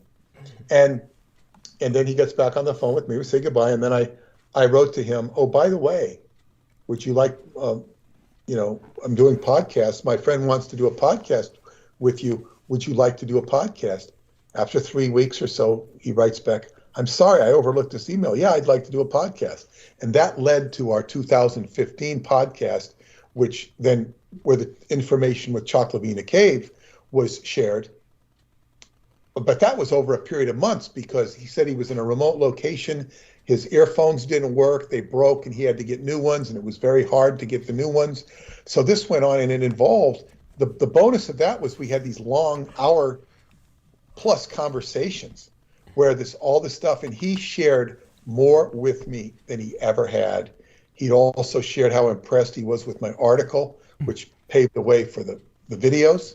And it was life-changing. Now, right after, and the reason all of this transpired was I was breaking down his stuff on his website, and I was using the dark room from Qigong, and I was using Paula as a sounding board because I had somebody live in my house with me who would listen to me. And so I talked to her and I was figuring this stuff out, and it was really enlightening. And this was after hearing the lectures 6 years earlier. I heard them, but now it was really coming alive for me, the theory of it. I understood it in a way I never did understand it. And although my ex-girlfriend did understand it because it was explained to her by this NASA scientist who was the idiot who said, "This stuff's real. He knows his stuff. But you know, if this stuff is known, I could lose my job." You know, okay, it's just like, what an idiot. You know, he could lose his job, a job he didn't need because he was so rich. Right. From other reasons. So it's like, this is the insanity. He was also an alcoholic. And she eventually had to dump him because he was just crazy. Right. So sad. Not as a boyfriend, but as a sort of sponsor. I think she was a sponsor for AA. So he's a genius, though, and an abductee. But so David, we did this stuff, and that was the beginning of the Time Travel Research Center, which didn't go up until about 9 months later or whatever. But right after, as I was figuring out all this time stuff, I got persistent emails from this guy who wanted me to write the Son of Sam sequel and what was going on with all that stuff and all the leads that had never been followed up by journalists or even by Maury Terry. He knew Maury Terry. And was Maury Terry still alive at that time, or he had known Maury? He passed away. There's a nice documentary on him. Okay. So what I mean to say is this guy had known Maury Terry would be the correct way to express it then, because he was dead at the time, right? No, Maury wasn't dead. Okay, at Maury that time. Okay. Was too alcoholed up to do anything. I see. Right. He was too alcoholed Same up. thing then. Same thing. Yeah. They had meetings, and I think they still might have the meetings. There's a nice documentary on Maury Terry. It the end of it kind of gets a little messed up, but it's basically pretty good. And they kind of make him sound like he was a little more obsessed than he should have been, and that it really wasn't what he said it was. But I mean, there's a lot of good stuff in it. They didn't do him justice in the end, but part of it does him justice. So anyway, he says, you're the man to write the book. I like your writing, and you're the man to do it. And I said, I demur. No, I'm not going to do this. And then he offers me money. Now, keep in mind, this is like a month after I'm at this financial panic or anxiety panic. Well, it wasn't a super panic. It was a disappointment. And I said, boy, I could use the money. We didn't talk about what it was. And I just said, nope. I mean, although I said, no, I'm not going to do it. I got to do it for money. I told him, you write it. I will edit it and probably publish it. I won't promise, but I'll probably publish it. And I will guide you. I will tell you what to do as needed. But I will edit it, help with the copy. And I also sent him my book, The White Bat, which, helps people with writing. It's got a lot of information about writing. It's a good how to write and publish and stuff. And I will guide you. I sent it to him, and never heard back from him. He didn't want to do any work, that's for sure. Yes. Well, I then coincident with that, all of a sudden on the Montauk transmitter, somebody sent me, there was this huge anarchy flag that hang down from the transmitter. Somebody was sending a message that was concomitant with this refusal to write this book. Because I said, if I'm writing that book, I'm going to end up, in a dark alley surrounded by a bunch of red eyes. Yeah. I don't want it. Yeah. It's not going to be good for me. Yeah. I'm only going to be and I was trained in Qigong at this point, where your mind goes, your energy goes. Yeah. This is not, you choose your battles wisely. Yeah. Instead, I'm going to be, barking up, what's that poor woman's name? Tracy Twyman's. Yes. Yes. I would never have gone that crazy, but I would have gotten, into the garage at least. Yeah. It being that she was hung in her garage. Yes. Yes. So or so we're told. I mean, obviously, horrible things happened to her, and God knows what happened to her son. But that was anyhow. So go on. We get the point. Yeah. So I mean, here that Montauk, they're sending this message, this anarchy flag. Right. It's like, it's not tied to that, but it is tied to it. It's inseparable. It's quantum resonance. They're sending a message saying, we're in charge here at the Montauk Project. Yeah. Bunch of anarchists. Yeah. Okay, we got this. And it's like, okay, so thank you very much. I don't pay attention to it. It's just like some of the trolls you've suffered. Right. They're trolling me, but they're trolling me on a quantum level. That's right. That's right. Being trolled on a quantum level. Yeah. Now, David, the way he has appeared is the opposite of now. And it's not that there's not trolls in his world. That's and I've been told repeatedly by my friend Hjourdand other people that he doesn't share more with you for your own protection. Now, Mihaila is she's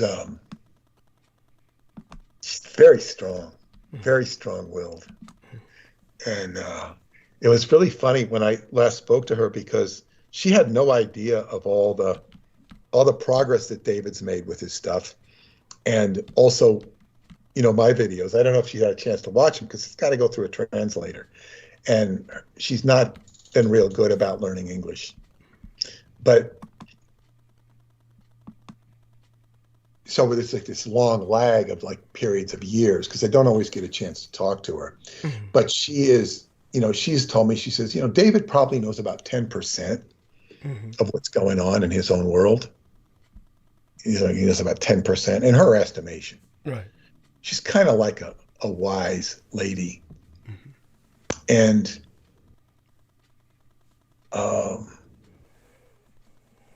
this is what she stressed to me. She says, it's not a coincidence. She says, when he comes to Atlanticron for the first time, he gets on the boat and I'm there. And they just look at each other and they meet eye to eye and, they become lifelong buddies. They don't see they haven't seen each other in a decade or more. But then she says, it's not a coincidence. And when you come for the first time, you get on the boat. And I'm on the boat with you. The chances of that are not real good because it's a small little skiff with an outboard motor, and it's got room for a handful of people or a few more, and you get on a boat. It's just like it's mostly just me and her. Just like what she says, this is not a coincidence, and it's interesting. And it's kind of funny because, I could see her years later and I have a discussion. All these like experiences build up over years. Mm-hmm. It builds up over years. She doesn't even know all the stuff I've done with Choclavina. She might know a little bit about it, but no, it's like this. So there's this big gap. And then she's busy and I'm busy. So, we don't always have an opportunity to talk. Then David, so what this is in Qigong, slow is better. So I've been cultivating a relationship with him since 1999. This is over 20 years. It's now 3 years. Right. So Which is not almost that long, considering. I mean, to tell you the truth, I mean, that's like, anyhow, go on. in life, in normal life, it is. Yeah. In over the bigger span, it's nothing. Right. But in normal life is. And I had said to him on the podcast, I said, at that time, he has been a consistent factor in my life. All the people that were in my life around then, for the most part, are gone. He has been a consistent person in my life. Right. I think somebody said that we were like brothers or something, and he said, "I like that, except the only condition is that you're the older brother. Right. I'm the older brother, Right.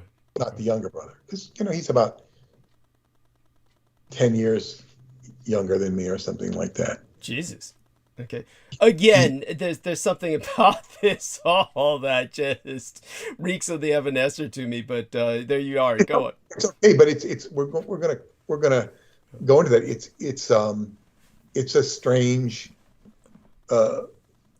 relationship. I say, Preston was like a brother to me. David's like a brother to me. Right. These, 3 brothers. Now, They play did football with. They're like um brothers. They're like brothers to me. I don't have a lot of brothers, but, understood but they're more like than my own brother. right, of course, that Greg, I like understand. my brother. Right. Yeah. So it's like there's this brother relationship. So, And just out of curiosity, at the time that Amanda Ute and myself were considering going to Romania, at the time that Judith Eggert and Laura Lee Solomon were both very much involved in my life, and they were just terrified of my going to Romania. They were just adamant against it, and they had these very kind of sinister impressions of yourself. well, that's wonderful. That's wonderful. You know why they were afraid? Why they were scared? Well, they thought I was going to meet some young Romanian chick out there. Well, that may be, but they would lose control of you. Right. So, but my curiosity was, at that time, was David Anderson aware of myself, or was he ever made aware of myself? The only time I remember making him aware of you, Right. We had a short conversation one time. He called me out of the blue for about 20 minutes. I don't even remember what it was about. And I told him at the end of the phone conversation to listen to your stuff. And I was saying, he worked with Michael Aquino. Right. And I kind of had to say it. He goes, "Oh, I know who that is. I know who that." In other words, not you. He knew who Michael Aquino was. Of course. They were rivals. But go on. Telling him, but it wasn't like he recognized the name right away. Right. It wasn't like it was somebody who was, right on the top of your head. Right. Right. It was. Oh, yeah. Well, I know. it's kind of beneath his dignity, but go on. Yeah. Anyway, he. I don't know if he ever would have listened to you because, he's so much into what he's doing. Yeah, he's just got his own trip going on. Yeah, he's got his own thing going. Yes. Exactly. So he had.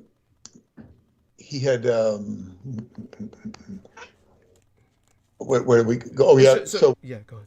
Well, I was just on that particular thread. So he has been a. Now also you have to understand that he opened the door to Romania for me, right, which has substantially changed my life in a very positive way. People sometimes like to say that I was put under a spell to marry Paula. That it does have that kind of air to it. well, I have to say, all of the circumstances were very highly ritualized to a degree. But go on. Well, I don't know what it's like. You'd have to give me specifics about the ritual, but all I can say is that when you look at the legends of Romania opening its heart to you. Yes. It can't be. This is a legend come to life. Yes. And I am living the legend. I am making the legend work. It's more of a tradition that I'm living the legend, better than Romanians live it. Yes. Let's put it this way. Yeah, it's simply, for many people, it's just hard to accept good things. And for someone like Joseph Stalin, for instance, I mentioned, of course, his concept of the eye of joy, which made him totally unable to accept valuable information that was related to him by Richard Sorge. And so he just fucked himself over. And I think most people, we do that with our cynicism. And so people take a look at your fortune, and it's very hard for them to accept that. And so they project a kind of negativity into it.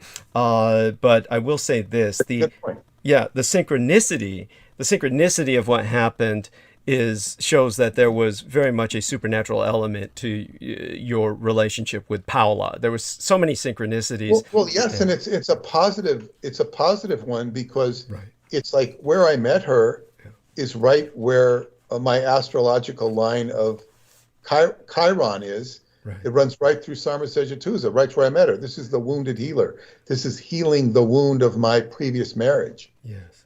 And I'm not only finding somebody that loves me and vice versa.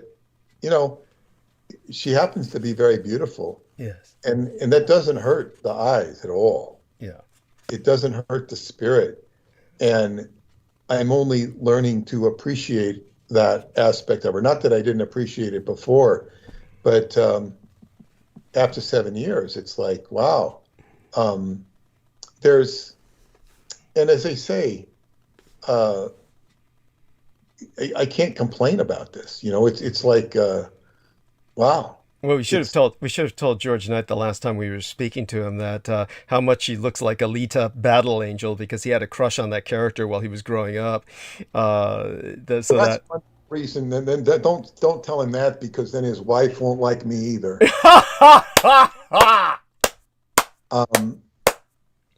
But anyway,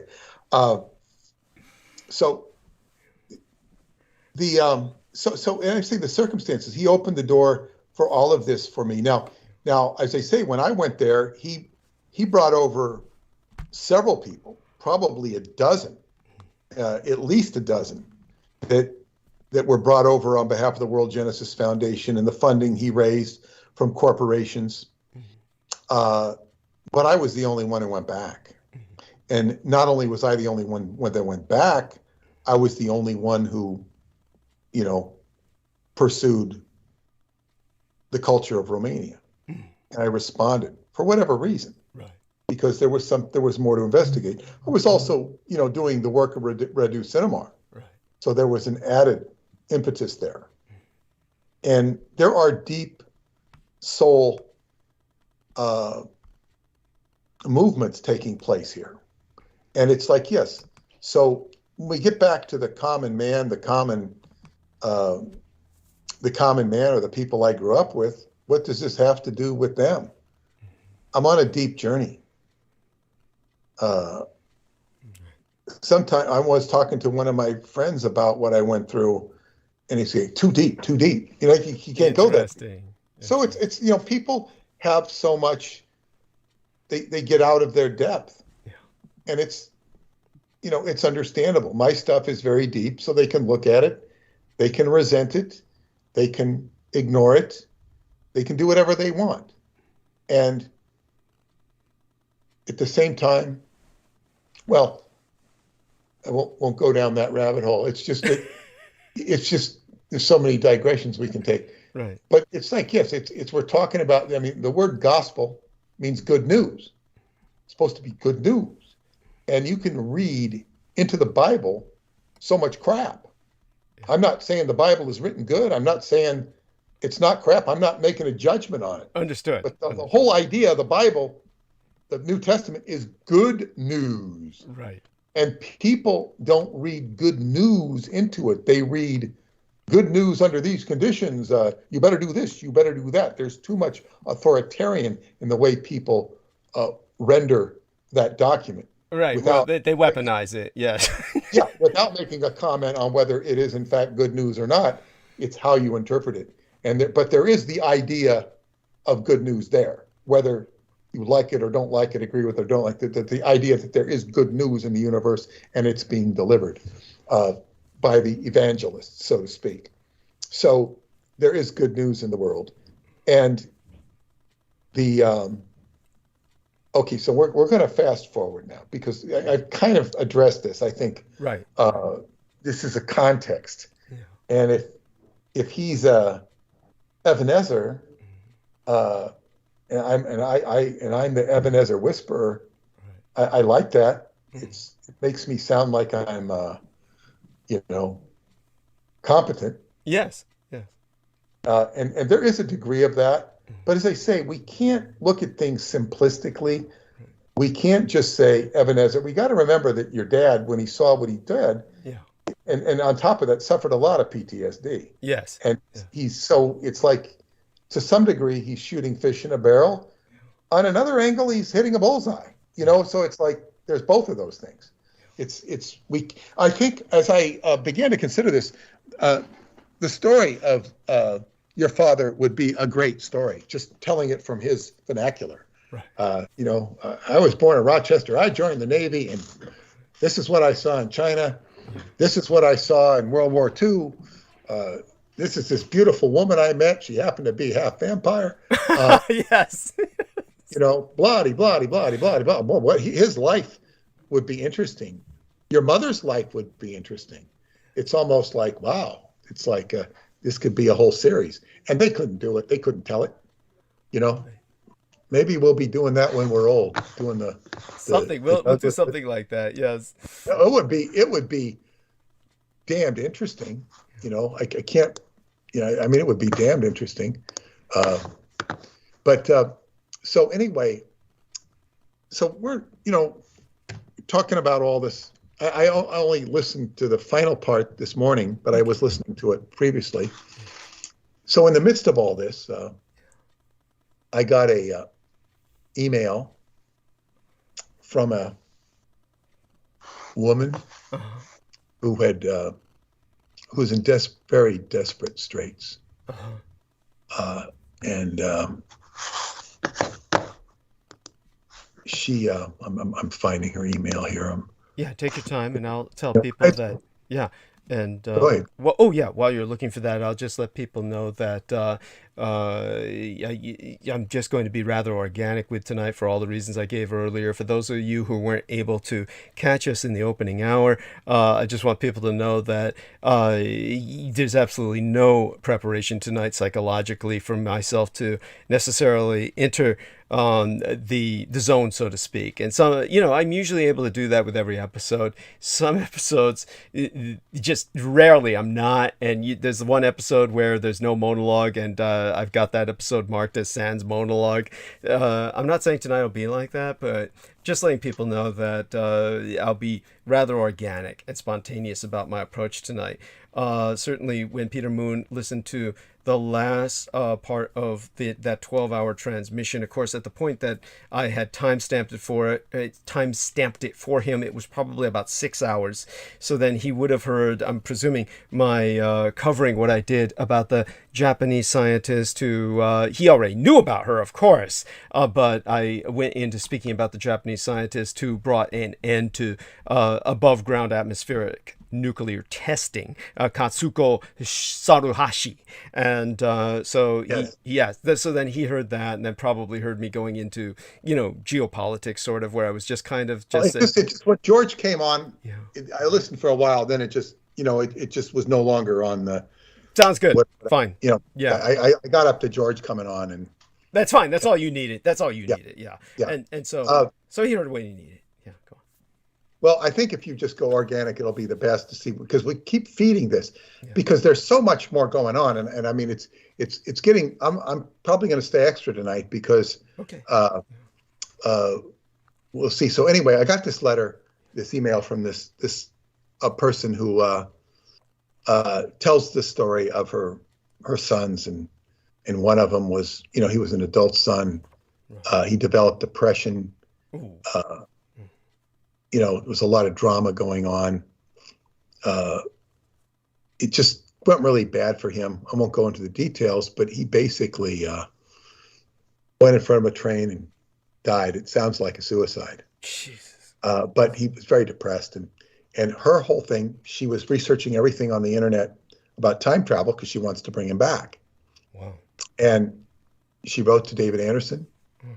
She wrote to me and said, how do I get your email? She wrote on the website. I said, here's my email. And there was she says, life without his girlfriend was no sense for him. He ran in front of a train and died instantly. Saying goodbye was only possible when the coffin was closed, a nightmare that had continued ever since and doesn't want to end. My heart is bleeding. Sea of Tears.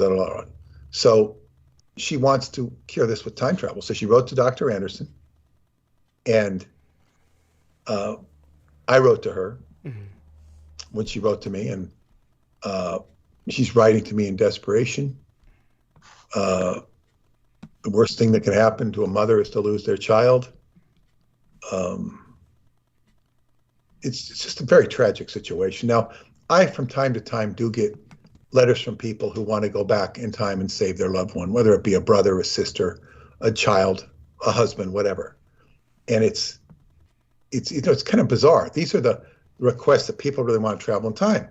They want to go use time travel to correct the situation. I don't have people writing in because they want to win the lottery or get rich or whatever. It's always about losing a lost loved one. Well, that speaks well of humanity, at least. Well, I think, I saw a Twilight Zone one night. I think it was one night after I was done with you. I was, doing my bathroom stuff or whatever, and Twilight Zone comes on about 12 o'clock, I think, here. Mm-hmm. And it was very interesting, and I kind of kept my eyes open to watch it. It was about some criminal who was in heaven, and they were doing everything they wanted to him, giving him all this stuff, and he finally, the guardian angel, he's calling Fat Man because the guy's kind of fat, and he's so accommodating, and he starts saying, well, I don't deserve all this stuff. Wait, why are you giving me? And he's rude, he's nasty to everybody. He's a criminal. And finally he says, I don't belong here. He says, well, you got to take me out of here. You got to send me to the other place. And then the guardian angel kind of laughs evilly and says, you are in the other place. Right. But by the way, in that episode, I can't remember the name of the actor who played the kind of cherubic. The word is cherubic for these guys who are kind of chubby, but they're still angelic looking. So they use the term like chubby little angel. The cherubic fellow. I don't remember the name of the actor who did that, but I did have the Twilight Zone companion. I always searched and got a stolen copy with the cover missing of the companion for The Outer Limits. I need to get the one for Mission Impossible at some point. But also there was one that was actually produced for The Odd Couple. These were kind of like companion booklets that were made long after these series were out of circulation. But they were made for people who had loved the series, and they would background info on the episodes. And the guy who played the angel, he had to bleach his hair white because his hair was not white, and it took forever for them to convince him because it's very bad for the hair to do that. And but he went for it, and he bleached his hair white, so he looked perfect. He looked perfect for the role with the bleached white. He was incredible. He did an incredible job. Right. Well, yes. Yeah, and as for the criminal, so you're talking about the person who's trying to portray the old stereotype. We're talking about the 1950s middle America stereotype of your two-bit criminal, which at the same time you're talking about a person who's still orders of magnitude above today's criminals. Criminals from the old days, they portrayed these people as wearing suits. They have an aspiration towards looking stylish, and so he had that, and he was but he was given everything he wanted, and what he was missing was the thrill. That's the whole point. There's no thrill of unexpected consequences, and that was the real hell. The real hell was that there was no unexpected consequences. You're going to come out on top every time, and nobody wants a world where you can't lose. So that was the irony of that particular hell. By the way, I want to point out something about what Peter Moon had said earlier about going from the working man's neighborhood and going into the middle class neighborhood, where he suddenly realized he was surrounded by crazies. One of these things that I pointed out before is that when I was taking criminology and psychology courses at City College and working towards my combined degree in criminal psychology,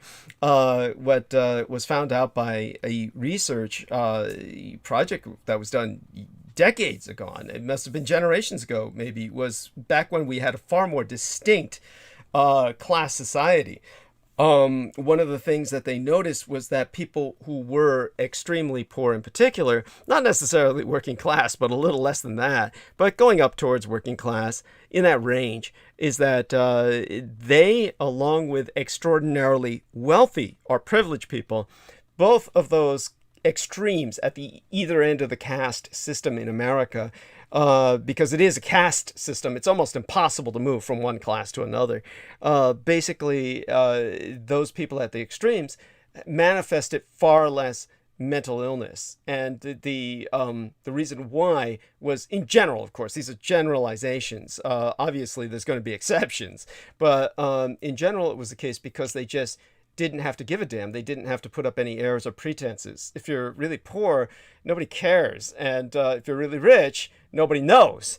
So in either case, no matter what happened, because they never had to front themselves with any airs, they didn't really have the manifestations of mental illness that occur at the middle class. Now, like Peter Moon was saying, this was a bit even above that. You're talking doctors and their wives and etc. But by the way, Beaver made a comment once that I thought was incredibly insightful, very, very astute, was he knew about the military only basically through myself and exposure to my family, but he learned enough very quickly.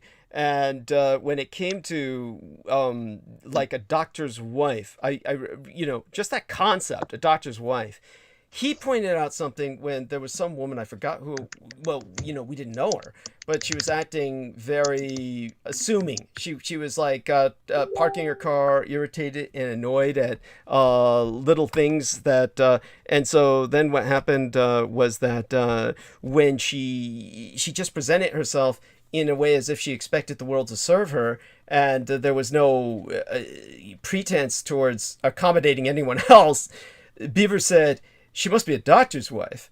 And I said, "Why that instead of, say, for instance, a general's wife?" And he said, "Well, because with a general's wife, she would still have to put forward a pretense of social airs. She would still have to play the role of a hostess. She would still have to be able to accommodate guests and understand that other people had things going on in their lives." There was a bit of social give and take that you don't have with a doctor's wife. A doctor's wife doesn't need to do anything.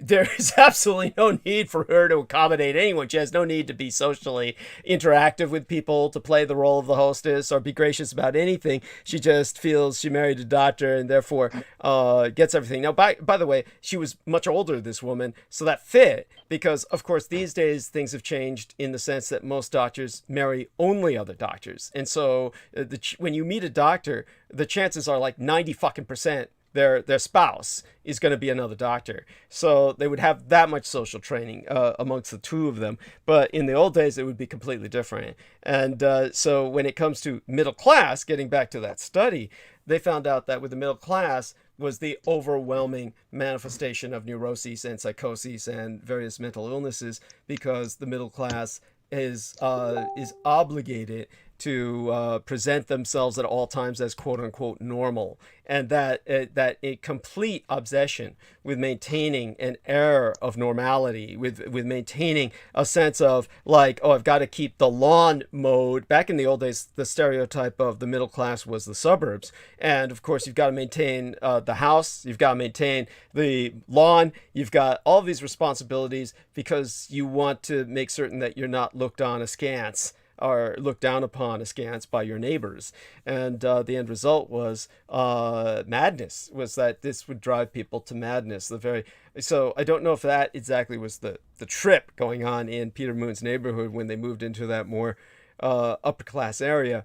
But it definitely, you get my point. It's just so that being said, I just want to contextualize. Well, people become less real. The working class neighborhood I lived in was very middle. It was middle class. Okay. Yeah. But I mean middle class in other words, everybody had.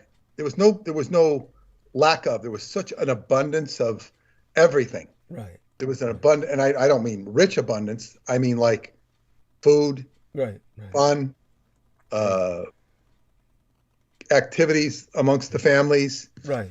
One of my friend, one of the ladies I met in the neighborhood, she says those were the best times of her life. She remembers, and it was wow, but it was just fun, and it was like, yeah. I remember her family. She didn't have much because she was a widow, but it was all pleasant memories, and she managed okay in her life. But yeah, so yeah, but I guess when people get and God, the doctors and stuff, it's just, they weren't bad people at all, but there's just so much neurosis that can go on in life when you don't have I guess what you call real lives. You're sort of doing weird stuff. There you go. You obsess on things. Yeah, you got people going to the university where weird stuff's going to the university. I mean, the teachers, psychologists. That when I got into Scientology, the first thing you look around, you see people don't know what the hell they're doing. In general, they don't know what the hell they're doing. They're doing jobs that aren't jobs. They're kind of half doing their jobs, and all of a sudden you realize you're smarter than everybody. And I don't say that with arrogance. Right.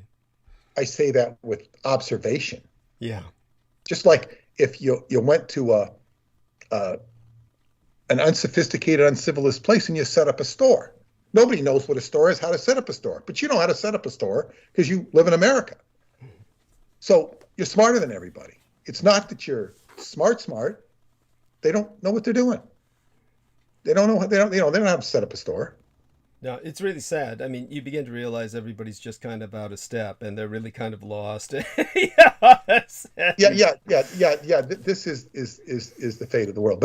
But to get back to this poor woman who is suffering, and I, because she wrote to me, and she wants to get through to David, or she's written to David, I write her a very compassionate letter. I tell her about my parents dying, and I tell her about grief and stuff. And then I also gave her some excerpts from some of my writing and talked about patience, passion, the word patience, and all this stuff. Patience is a very important word. I've been very patient with this whole David Anderson phenomena for like 20 years. And it's like, I'm fine. I got plenty else to do. It's like something that I keep cooking. It's called, in Qigong, it's called cultivation and refinement. And patience, God, we can even go on to this. We can go into other dimensions with this. We don't have time tonight. I said in this, this is actually from my book, Stardust, which is incomplete. It's available to subscribers to my website. I think I will be able to finish it when the Choclavina thing comes to an end. But I said, so I have a privileged position with David Anderson. Whatever it is, it's privileged. What I would point out is that I was either able to manifest or appear to manifest the presence of Dr. Anderson in my life by virtue of paying attention to the aforesaid principles, which I'm not saying what they are because I don't even know what they are. I'm reading out of my book. Whatever it is, there was timing involved that corroborated the usefulness of these principles. Will and intent are both key in this regard. but so is patience, a virtue that is very underestimated, particularly by those who are desperate to experience time travel, usually for reasons of escaping the negative situation they find themselves in. The bigger picture with me and David Anderson goes back to me deciding as a teenager, as I began to read science fiction and to some degree esoteric occult, but not so much, mostly the science fiction, opening my horizons, I decided that I wanted to achieve my highest potential possible. So I've done very well with that, with my own, at least from my own perspective. So it's will and intent and patience. So when David Anderson or an Ebenezer or a Preston Nichols or a Roosevelt Gainey or anybody comes into your life, you're going to interact with them differently than I do. Just like everybody, every player who walks into Yankee Stadium is going to have a different experience. Some it's going to be great, some it's going to be good, some of it's going to be a fleeting moment of glory. Everybody's different in life. So all, I could, walk into the stock market and get poor. You could walk in and get rich or vice versa. It's, life is such a revolving carousel. So like I was on a pathway inspired by a book called The Master Game by Robert Durop, which is like the game of all games, play the master game.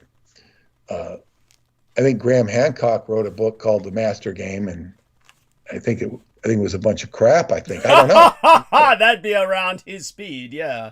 I heard what you said about him, and it's like I understand. It's like he's somebody I can't take seriously, just by the nature of who and what he is. And I wouldn't say that all of his observations are wrong, but I don't really know what they are. Right. So basically, I've been on a journey, and the journey I've been, so whatever I've been doing has been really good for me, because it's I haven't had to live the life of a working class hero. I probably, had lived the life of a working class hero, or maybe a little bit better than a working class hero, or maybe even a white collar or something, I'd be financially far better off right now. I don't know that I'd be as happy. I certainly wouldn't be as knowledgeable. So you're better off where you are, believe me. Yeah. Oh yeah. It's like, this money thing is such an illusion. It's like, God, what are all these people with all this money, and then they don't even know how to be healthy. I wake up every morning with my hands, my arms, my feet, my legs singing. They're singing. And I say that metaphorically. They feel so good because of the stretches that I do and the Qigong that I do. I could be doing a lot more. I'm not trying to, figure out how to best the Tai Chi masters I see on my Facebook feed. I would be very interested to push hands with them. But that's like, so what? If I can wake up at age 69 and feel great, wake up feeling that way. Everything's not perfect, but wow, to wake up like that, this is an age where people start getting arthritis, and they've already had arthritis, and then they're taking their pills and they're doing stuff. It's like it's fantastic. So it's like, yeah, and of course this is bucking up. It's like, and I will say that I consider this. These video series that I've done is this greatest contribution to humanity. It's ignored because if you take every physics professor in the United States, they're not going to understand this stuff. And if they do, to the degree they understand it, they're going to negate it or overrule it, and because they don't understand it. So they're going to nag it. They become lesser thans. So, as they say, I consider it important because it teaches people something that nobody knows. But I also understood the equation of, that they're more interested in the stock market. It might be more interested to understand the aesthetics of life. And that's just from a reference point that people don't understand. And maybe they would be worse off if they learned this, because then they'd want to time travel and they want the machine and they want to do it now. And they end up in a Twilight Zone situation where they can time travel and they make a fool out of themselves. And they end up in the Twilight Zone with Rod Serling looking down on them, you know, making his comment. So anyway, patience. The etymology is deeply tied to and evolved from the word passion, a word that derives from the passion of Christ. In the New Testament, this represented a total surrender to the will of God and came with an intense amount of pain and suffering. Native tradition has taught that the bloodletting of the Christ is likened to a masculine imitation of what takes place during the menstruation of the goddess, wherein the toxicity of the morphogenetic grid is processed and transmuted. Whatever you want to believe, accept, or acknowledge, we can learn from these analogies in order to apply patience in our own life. The passion, when this time travel sort of stuff takes on, when people have these horrendous situations, it's like taking on the Messiah. It's like everybody wants to bring their grief to the time machine and say, heal me, heal me. This is, so I continued to write this dialogue to her. And then I also added this from Synchronicity in the Seventh Seal. I tell her, in Christianity, Christ did not die on the cross by loss of blood. It was traditionally by reason of loss of lymph.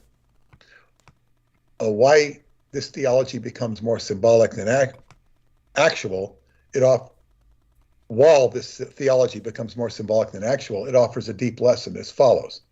This is from my book, The Seventh Seal, Synchronicity in the Seventh Seal. In esoteric traditions, you will find that lymph is symbolic of a universal agent known as magnesia or milk of magnesia, but not the kind you buy in the drugstore.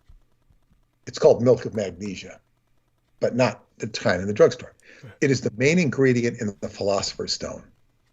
Paracelsus said that magnesia is incorruptible, and all things are nourished by her. She is everywhere and always, yet not all men may see her. She may only be seen by those who are ready to experience a new world of sight, hearing, and understanding. Perhaps more importantly, the milk of magnesia, identified with lymph, that comes out the side of Christ, represents the tears of man. Salt produces tears, and the salt represents that the pathways of the brain, or Goetia, are frustrated. Tears are therefore a signal that the mind cannot understand. A fully activated brain with all the consequent understandings means that there is no need for tears. This is the true meaning of the spear of Longinus. The spear of Longinus, by tradition, is what pierced the side of Christ, and there all the lymph goes out, and the lymph is what's going to represents the tears of man. And this is what Christ is solving. It's the full activation of the crystal skull. The crystal skull, Golgotha, means skull or place of the skull. And the crystal skull represents all the activations of all the Goetia, the 72 pathways of the brain, which correspond to the 72 jinn associated with Solomon. The 72, if you go 72 times 5, that's 360. So you have the 360 degrees of the circle, you know, and each one of those 72 jinn have 5 units or segments of the circle, each representing Yod, He, Shin, Bao, He, water, air, earth, air, spirit in the middle. That's a whole part of Solomonic magic. But the etymology of magnesia is interesting. The word was coined by a German physician to abbreviate the original word, which was Magnus Carneus, which meant magnet of the flesh.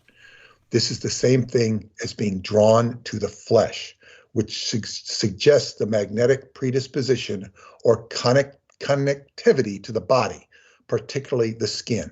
Wilhelm Reich Wilhelm Reich's research showed that orgone or life energy was predominantly in the skin. So you have this it's like the flesh is like there's this magnetism drawn into the flesh.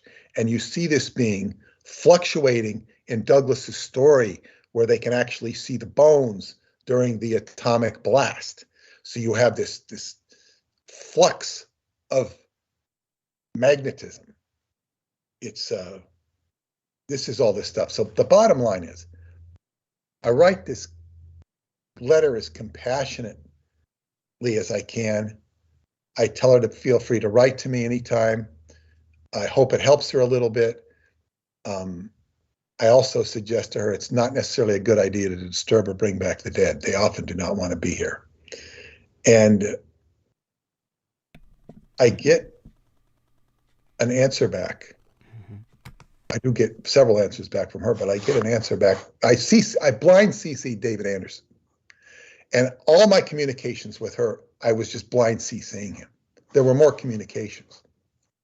And it really surprised me out of the blue. He communicated to me. I had communicated with him recently about a loss in his family, which he appreciated. I'd also sent him a gift. Let's see what he said. I gotta find his email.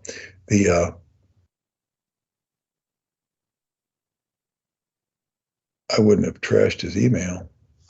It's amazing that this is one of those things where, who knows, it might disappear out of the system on its own. I can reproduce it if it did, but it's not disappeared. I didn't lose it. Here it is. Okay, now it was a short email, and he thanked me for a warning I gave him about somebody, because it's based on a dream. Now this becomes very interesting. He really appreciated what I sent to him. And he asked if he should reach out to her. And I wrote back, I ended up writing him a very lengthy email. I even sent him the video from my football on a separate email. Told him how well I was doing. I'm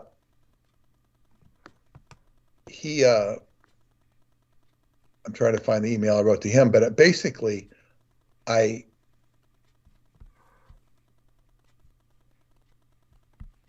said, yeah, it's good to read out there. This woman's in a hard place, and I think he really appreciated what I wrote to her.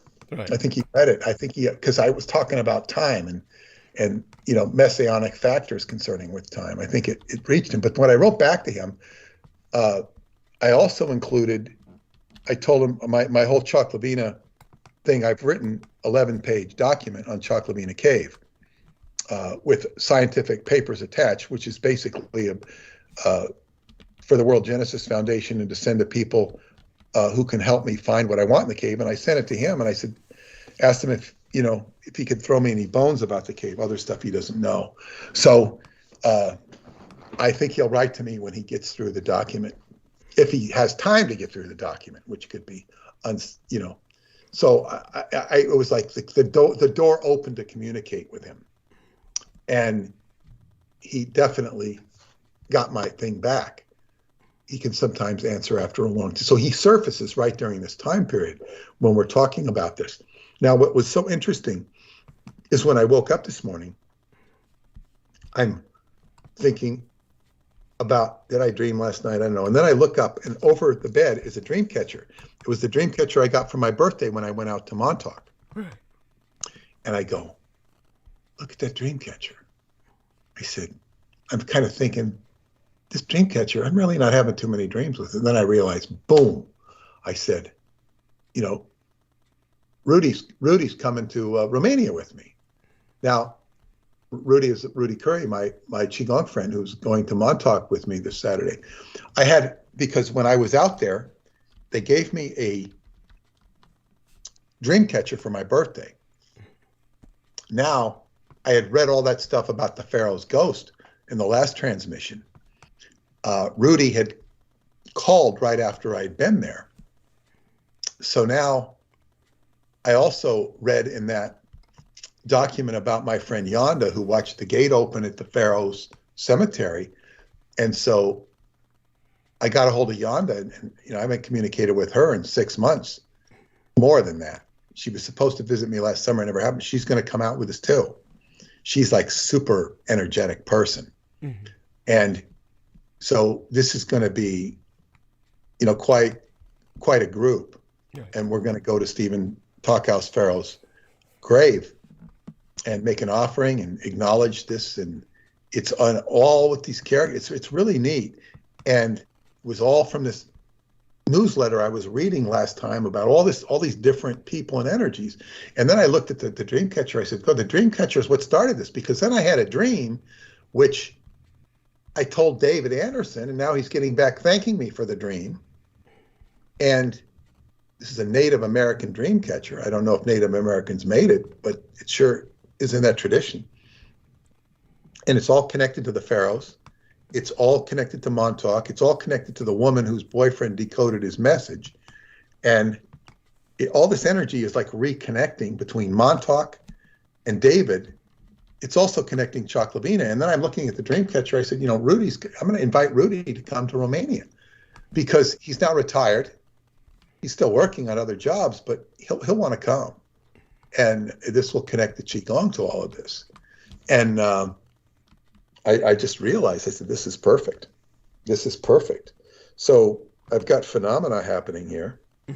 This is what Aleister Crowley says you want to do when you do magic. You want to create phenomena. You want to have phenomena.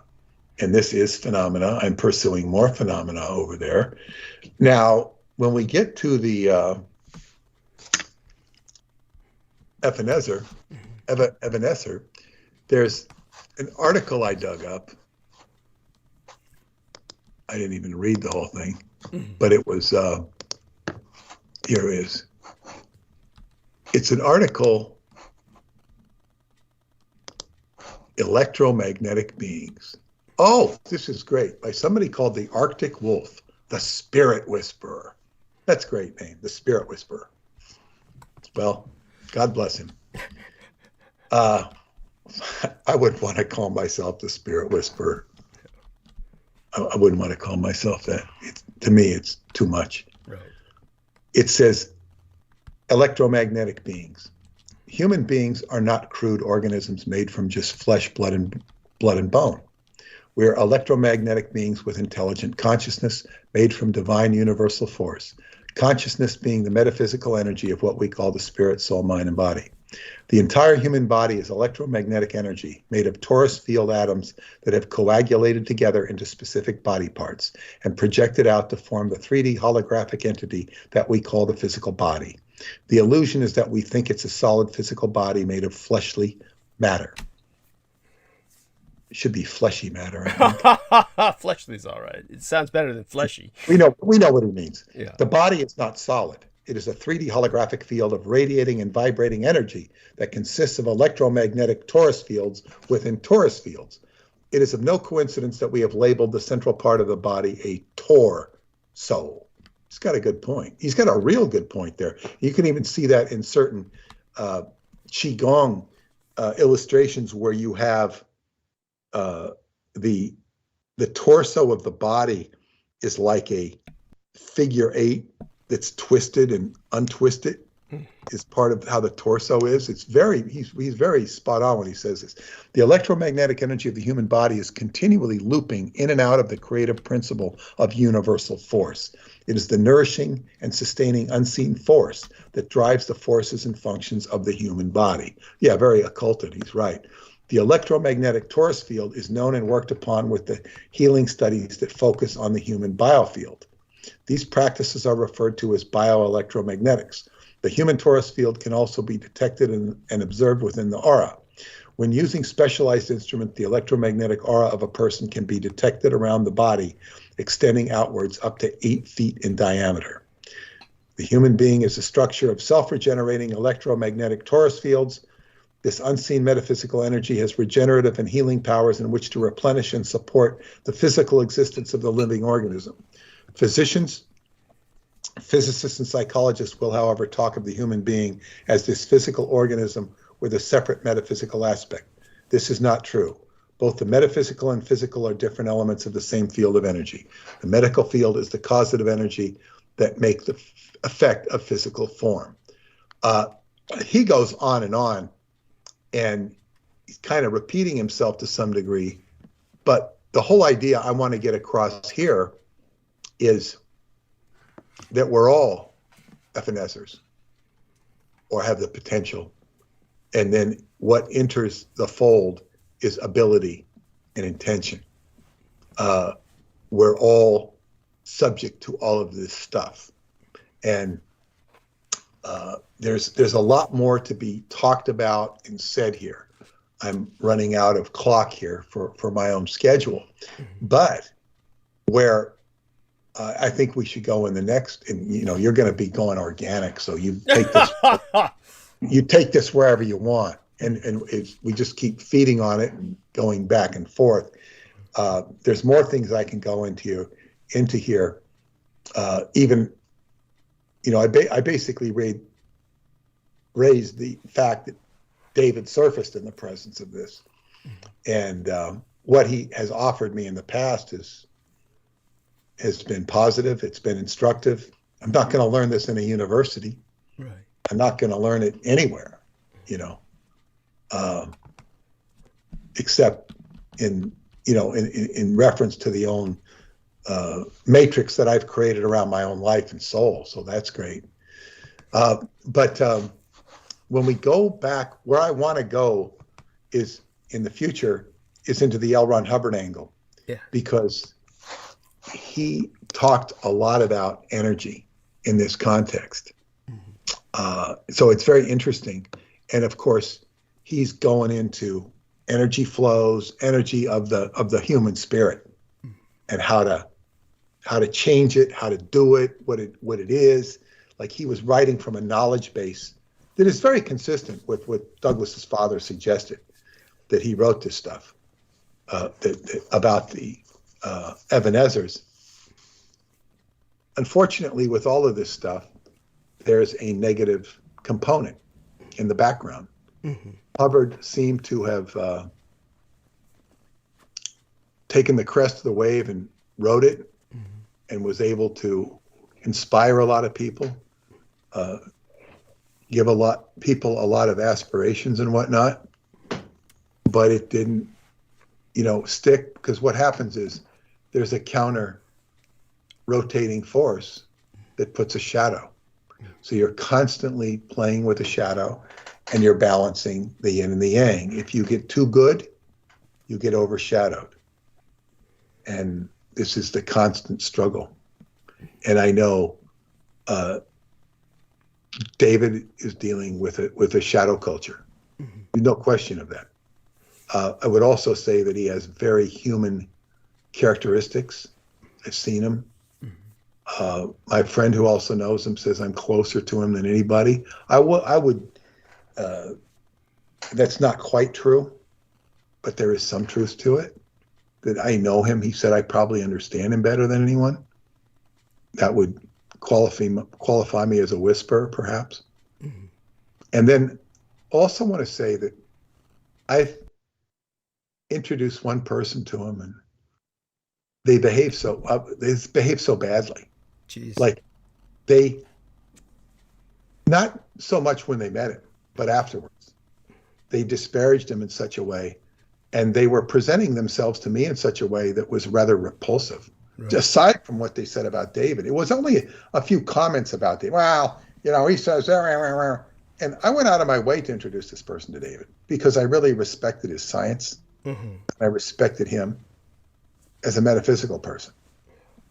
And he shows up, and he's basically offering to take me to lunch. I haven't seen him in a long time. Instead of being immaculately dressed like he normally is, he's a slob. He's got BO. He's got bad breath. Jeez. He doesn't pay for the lunch. I don't bring it up. I just pay for it. This guy's fucked up. And I pay for the lunch. And then he made a few disparaging comments about David. I said, boy, he's done. He's done. I'm done with him. Haven't heard from him since. He says, I'll take you out next time. Well, of course. Well, you're taking me out this time, I thought. I don't really care. I don't really care. But when somebody, you see the inconsistency of somebody, you know what I'm saying? It's like, I had done an act to really, really help him too in his life. You know, some health issues I really helped him with. And I don't dislike the person, but I'm saying is, it was like casting pearls before swine. Yeah. You know, and so this is another thing. I had one other person who met David, who, you know, in fact, this is what will happen if I introduce somebody to David. Not anybody, but this is what I would expect. They're going to start telling him, you don't need to be with Peter Moon. Peter Moon is going to do the Peter Moon. They're going to try and separate Peter Moon from David. That's what they're going to do, because I've seen it. And they're going to start bad-mouthing to him, bad-mouthing me to him behind my back. They want to, just like they want to get rid of me. And it's not like they're going to establish any relationship with him. In fact, he'll just ignore them. He will understand where they're coming from. Right. This is what people will do. And this is the process of privilege and initiation. They will, you know, they will send him a piece of literal shit in a box and say, this is from Peter Moon. This is what he wants to do. This is what they will do. This is what people will do. And that alone tells me there's something of value that I'm doing. Right. Because this is the way people are. And they'll make up stuff. Just, you know how the trolling works. Yeah. And of course, I don't put up with much trolling. And fortunately, it's there is all of the stuff that he does is a hot potato. There's no question of it. It's a hot potato. And I'm ever so patient to learn what I can learn. And right now, my target is the cave. It is not David. I'm hoping, you know, if David said, you know, oh, would you like to see the lab now?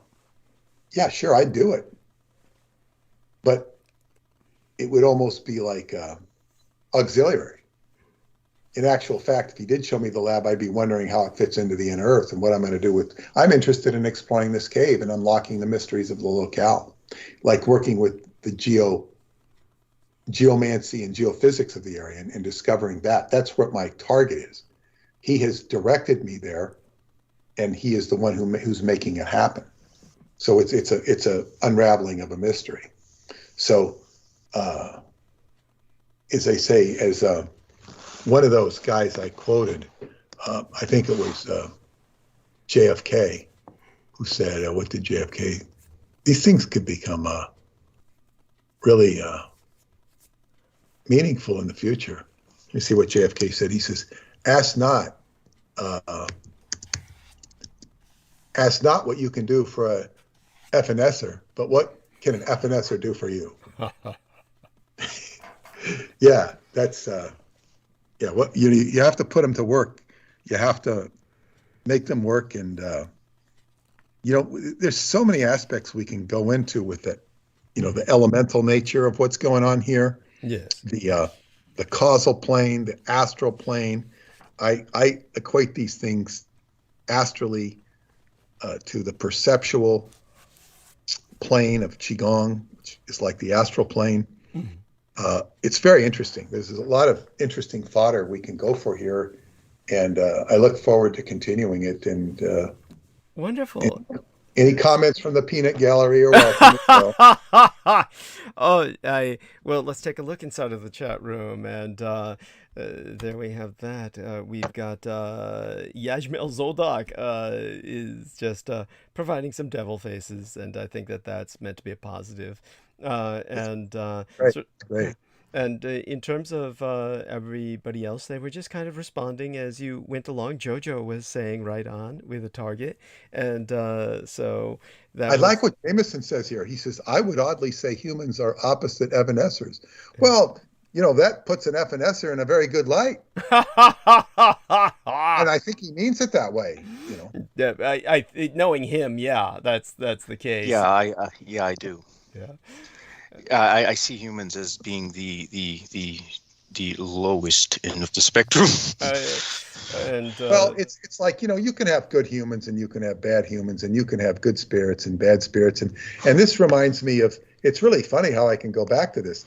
This reminds me of what Joni Mitchell said about Evanescers. She says, chase away the Evanescers and they will take the angels with them. Yeah, I mean, I can quote these people. It's funny, even though they're made up quotes. Yeah. Well, I do think that probably your average Christian would not be so far off in thinking that the USS Eldridge was displaced into a nether space in which fell angels were seeking bodies. Fell angels in limbo or in purgatory or simply lost or exiled were seeking embodiment, corporeal form, and these poor American sailors gave them, and whatever engineers were among them, gave them that opportunity to manifest as such. And so in terms of, with Dave... That's very interesting. It's very good fodder coming from limbo or purgatory. The only problem with limbo is it's been outlawed, doesn't exist anymore according to the Catholic Church. They ruled out limbo. Right. Just so to explain no that. No more limbo. Limbo lower now. Yeah. Everybody just goes straight to hell. Yeah. Well, just go to purgatory. You go to purgatory, hell, or heaven. Yeah. Well, actually, hell is the preferred place to be. I don't know why anyone would want to go to heaven. Well, I mean, judging by the way people would read Dante's Inferno and his other books, everybody reads Inferno and nobody reads Purgatorio, and they certainly don't read anything about heaven that he wrote. Those are simply too boring for anybody to make it through. So, there you have it. Yeah.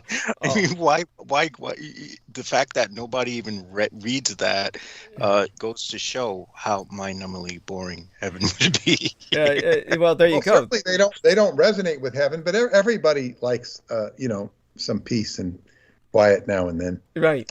Yeah. There are meditative states, and there are meditative states, and whether it be the Hindu tradition or the Chinese tradition or any other old tradition, the Buddhist tradition, whereby nirvana is not so repelling as heaven, nor is Shambhala as repelling as heaven.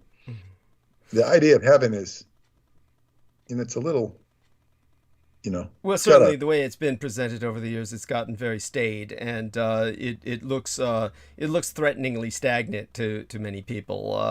Certainly, one reason that people incarnate again would be boredom, but that's only. And you don't see a hot, thriving sexual organ in heaven either. No.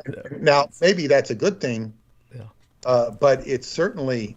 It's that is of the lower realm. You're gonna find it in purgatory. You're gonna find it in hell, and you got the volcano factor there. Yeah, the energy rising, and you have a certain ecstasy associated with it. Right. So just so people understand a little bit about limbo, for centuries or thousands of years, the Catholic Church had limbo, is where infants go when they die. Infants are very young children went to limbo, so it was just perceived as like a cosmic daycare center because they hadn't been judged yet and they weren't fit to judge because they had never lived a life. And so the Roman Catholics finally along with, what was it called? It was called the Big Reformation under Pope John Paul II. It was Vatican II or something like that. I believe it was Vatican II. They got rid of limbo. Yeah, they took that out of the doctrine, and but then that makes it even more disturbing. Where do unborn children go? They're going to purgatory? I guess they go straight to heaven, is the way it would be perceived at this point. I never bothered to pursue it and find out what the new doctrine was on that, but there you go with that. And I think it's purgatory. I think it's like, Okay. If you're not fit for heaven, you're fit for purgatory. Yeah, that's true. And and the way it was with Dante's book, the way it was written, it was it's kind of like the modern educational system. So long as you attend, you'll ultimately graduate. You don't have to excel. So at some point, people do make it out of purgatory into heaven, theoretically. That was the idea in Dante's works. And that being said, so I don't see anything in particular in the chat room, but of course people are welcome to respond here on the roundtable. And God knows it's very late already, but our man Salman Sheikh, if he's still with us, do introduce yourself to say goodnight, and of course to say hi to Peter, of course, before you take your leave of us, because I presume I did a show with Salman yesterday. Yes. Oh my God. Hopefully he's on with us so he can tell us a bit about that and recommend it to everybody where they can find it. One thing I got to say to you, Douglas. Yeah. Yes. We did Roswell. And in fact, I was just organically doing it. I linked it on my page. But go on. Yeah. I was surprised at how good I could remember things because I had minimal reference to the text. Wow. After all this time, because I haven't really talked about it in a while. But I'm supposed to do this show. I don't know if I'm going to be doing a show tomorrow with Matt Haas from Long Island. But I don't, it's time travel and Uchedge and it's got Roswell. So he's going to let me talk about Roswell. Excellent. But no, I'm sorry. Wait, what the hell? No, that's something I already did. No, that's with somebody else. Okay. No, not Matt. Well, I'm going to be on with Matt tomorrow. I'm going to try and skew it to Roswell. I don't know because it's more about the regular stuff. Well, good luck. I hope that you succeed in your attempt. This is the point. And this is let me see. I think this is a Moorish person. Okay. I've apparently done a show with him before. Yeah, he must be Moorish. Okay. Yeah. But this is the thing. He wanted me to do a show with him. And I sent him, this is the way the dialogue went. He asked me if I would talk about your recent Montauk visit. Okay, so he's been listening to the show. Mm-hmm. I guess he says, would I prefer to talk about Radu Cinemar's time travel experiences or Anderson's works? And I said, I'd be more interested in discussing the Roswell deception. Okay. But in any case, we can do a broadcast. He says, sounds good. Can you present any visuals? And I sent him the 3 videos that I've done. Yeah. I'd like to do some more. He says he'll get back to me with the dates. And he says, I've observed that in session 19, you did present the Roswell deception for 10 minutes approximately. Could we opt for another topic? Like, what's another topic? You see, this now, I mean, I don't think, he's anti this at all, but this is what we're having to endure. Yeah. It's almost like, let's do another topic. Like, this is damn important. It is, I would argue, the most important work you've ever done in your life. Certainly the time travel doesn't really fit that category because it's too inapplicable to your average person's reality. From that perspective, I understand. And when I say that, it's not negating what you have. No, I get it. I get that. With you, this is more turning of the tables. Yeah. Yes, for that, it's like turning of the tables. The time travel stuff is not going to turn the tables because people are too dense to get it. Yeah. It's too rarefied. Yeah. It's just there's nothing they can do with that. Yeah. Yeah. But stuff is this is visceral, but this is why everyone wants to avoid it. The point is, it changes too much. See, everybody who says, "Oh, we like to talk about UFOs and paranormal and shit like that," is that because none of this, they know deep down inside, is ever going to impact their lives. They can make all this bullshit up about, like, you remember that poor bastard who wrote, I can't remember his name now. He was, like I said, a former intelligence officer, and he Lloyd Pye. It's like Lloyd Pye with his Curse of the Star Child, where he picked up this poor, hydroencephalic kid's skull, and the kid was suffering from hydroencephalopathy, and so he's got this. What it's like is a bunch of like teenage kids. Yeah. Get together and talk about sex. Yeah. They want to talk about sex, and then as opposed to really doing it. You know, it's going to scare them. You know, it's totally what it is. It's like, you know, this is a live girl with a. It might be like that. I don't. Reproductive organs. You're going to make a baby. That's hard for me to relate to, because most of the time I see kids who'd never even think like that, and they just dive into the sex by raping each other. But I'm talking. I go back to the teenage years of. Yeah. You know. I know what you're saying. Different.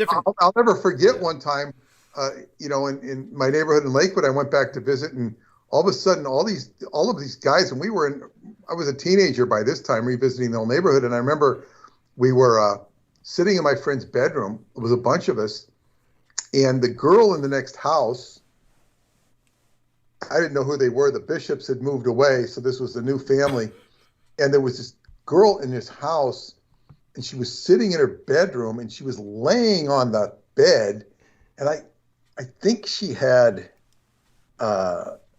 you know, it's like, I think she was in her underwear with her, you could kind of see her pubic hair or something. And I don't really even remember, but I just remember everybody looking, and it was like everybody was focused on her crotch, because it was kind of like they're on display. It was really weird. And it was really weird that you'd even have, it's probably the only time I can ever remember anything like that happening.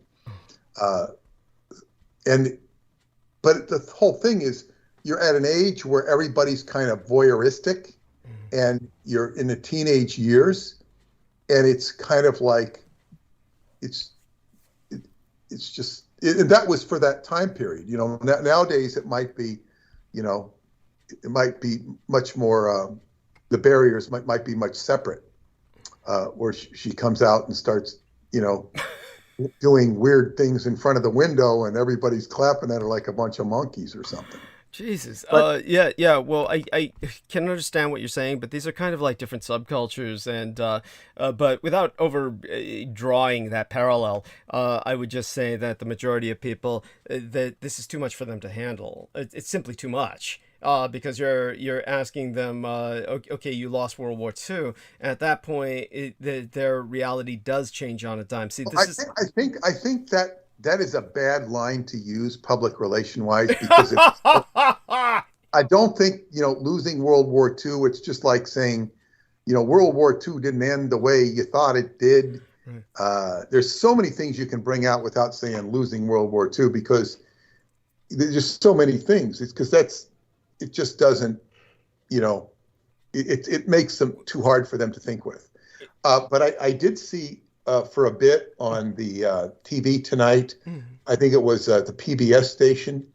They had some guy interviewing somebody about Stalin and Roosevelt, and what was going on between Stalin and Roosevelt. And, you know, during the get together in Tehran and later in Yalta. And they were even mentioning him going down to, you know, Georgia and passing away, and his mistress visiting him. Like, they felt like they were being real controversial by talking about his mistress, like they were really crossing the and it's like, you just, there's a smugness. They don't know to the degree they're lying and talking shit. They don't know. They really don't. There's no way they do. And they're just, you know, they're so smug about what they're talking about. And if I were to, you know, come in with a book, it just can't register. It's almost as if it's in Chinese. Yeah, or they just can't deal with it at all. I told you what happened to our man, Mr. Keith Call, and Keith Call is, of course, the person who's the archivist at Wheaton College, the seminary school, and he brought a copy of the DVD Roswell and the Rising Sun to a MUFON group, and they literally bodily evicted him. You know, it was amazing that he even got to the point where he put the DVD inside of their player. Oh, you mean back the old DVD? Yeah, the old DVD. What was that? How did that happen? Oh, basically, you know, he, as a Christian, he observes the UFO phenomenon as basically a religious movement and a cult that is non-Christian and even antichrist. But, you know, he does this without preaching. He does this without an approach of you know, looking down on people. He says, are you open to this? And he shows them this. And like I said, this is the individual who dealt with the man who was the basis for the movie, A Few Good Men, in which they were speaking about, you know, you can't handle the truth. And so when he has been dealing with the individual who got a job at Wheaton College, and just let me look this up here for the individual's name, because this is very important towards the point. And the man's name is Iglesias. So let me see if I can just get this up on my screen here. If anybody in the audience wants, you know, to get a famous quote from a famous person on Ebenezer, you know, please send me the name and I'll look for the quote. There we are. And anyhow, so here we are with Mr. Keith Call and what he wrote about Iglesias. Basically, let me take a look down here. Now, this is interesting because what we've got is something else is coming up on my screen. Okay, so Iglesias is the Judge Advocate General, which is the military attorney, and he worked at the Pentagon, and he was the district attorney for the state of New Mexico. So the Tom Cruise character, a famous Scientologist, the actor is Tom Cruise, is a famous Scientologist, but the character was not. The character Iglesias is the individual who the Tom Cruise character is based on.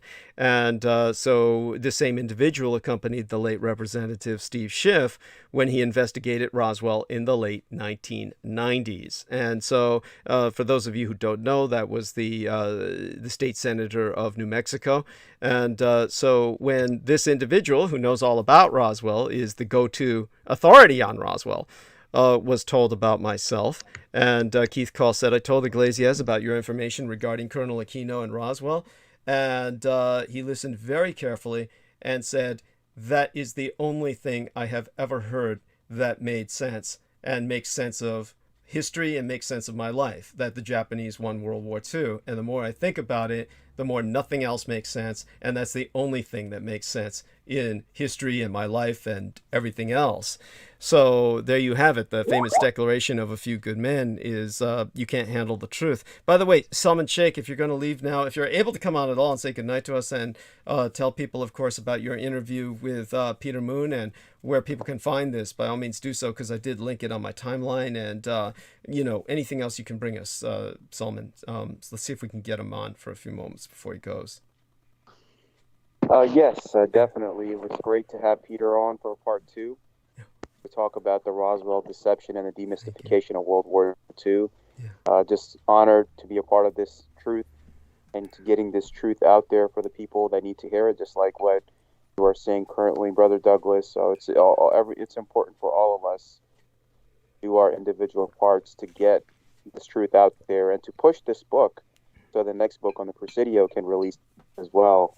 So I'm truly grateful for that, and I want to give my love to you, Peter, Jameson, Brendan Young, Daniel Arola, Penny Bradley, and all of our brothers and sisters of Team Dietrich. I encourage everyone to support you, donate to you, put a like button on all of the videos, send the donations through PayPal, money order, checks. And yeah, the struggle right now, especially this year with the way things are going, we need to continue to press on, and the truth always comes to light. And I'm grateful for all of you. So good night to all, and I will catch up in the morning. And I depart you all with the greeting of Assalamu alaikum. Peace be upon you and your... Yeah, thank you. Thank you. Good night. Yeah, I'm sorry. If you can complete what you were saying. I'm sorry. I didn't mean to. Oh, yes. On a final note, all the Pakistani men, please stop messaging Brother Douglas. Thank you so much. Love you dearly, brother. Beyond description. And we'll have you talk about the interview with Peter more on Sunday when I bring you on at the opening hour. God bless you. Thank you so much.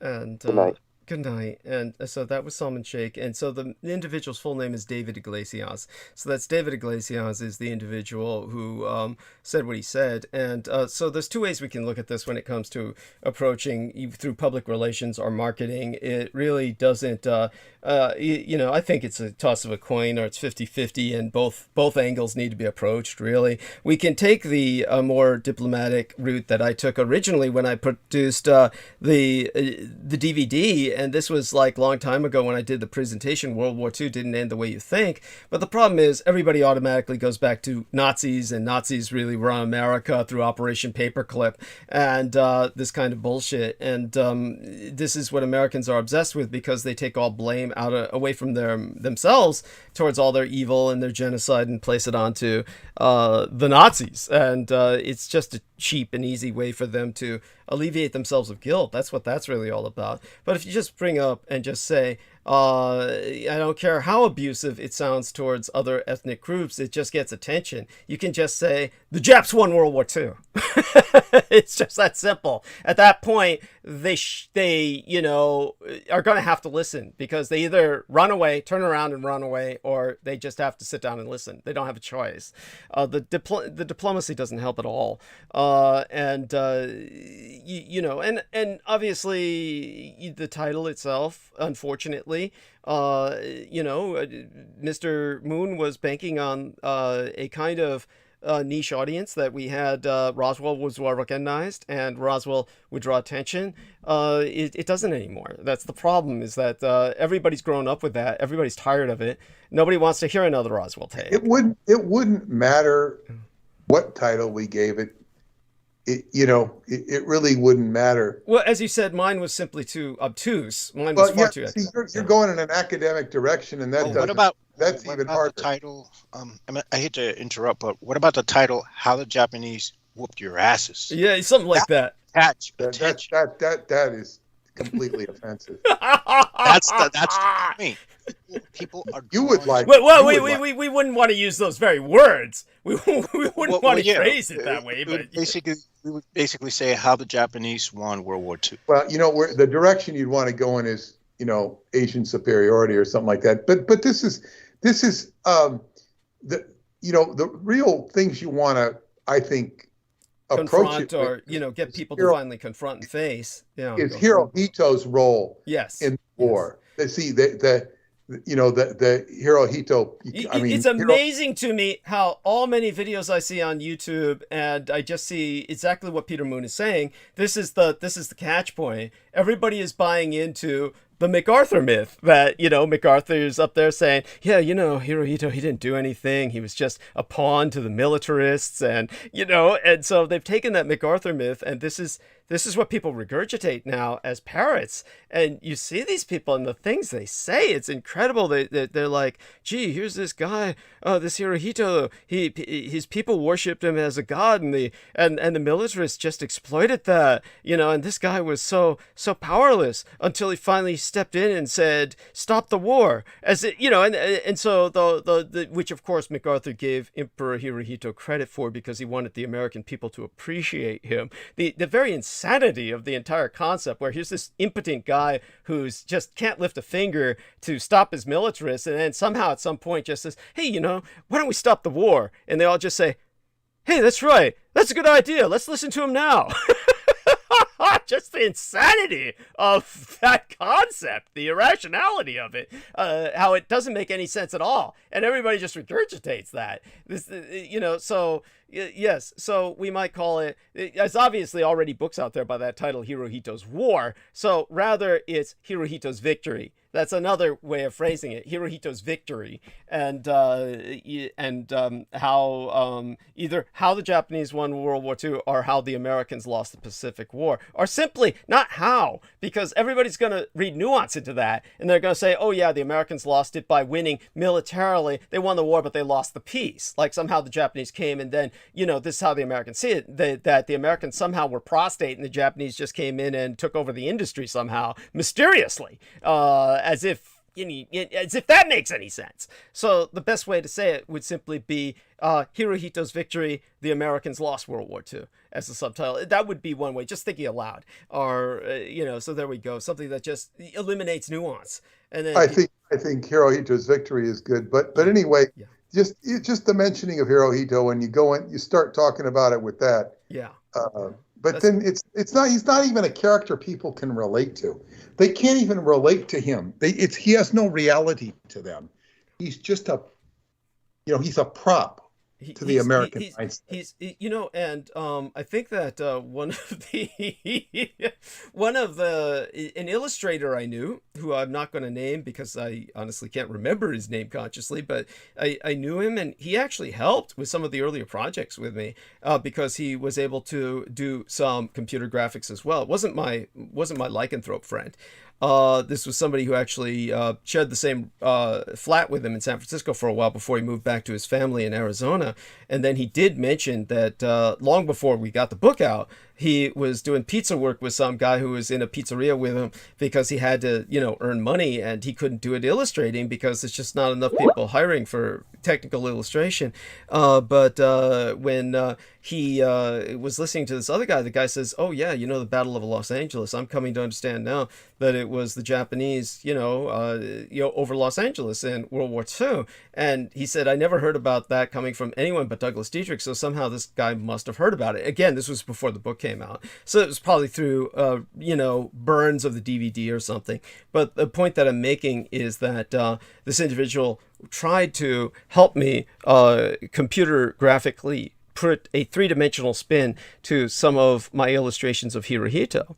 And he said, the biggest problem with Hirohito is just from his photographs, he is so incredibly removed from what looks like any human resonance, from anything your average human being can relate to. Aloof. He's very aloof. Yes, so detached. He said there's nothing there for people to look at and grab onto. He said it's just he's not projecting anything to grab onto for the average person to identify with. So I see exactly what Peter Moon is saying. You're dealing with a person, nevertheless, the name itself, Hirohito, is at this point in history recognized enough where you get this kind of people will know who it is. If they don't, they'll look it up and they'll find out right away. But not so much Hirohito's war, but Hirohito's victory, or maybe something like the Emperor's victory. But it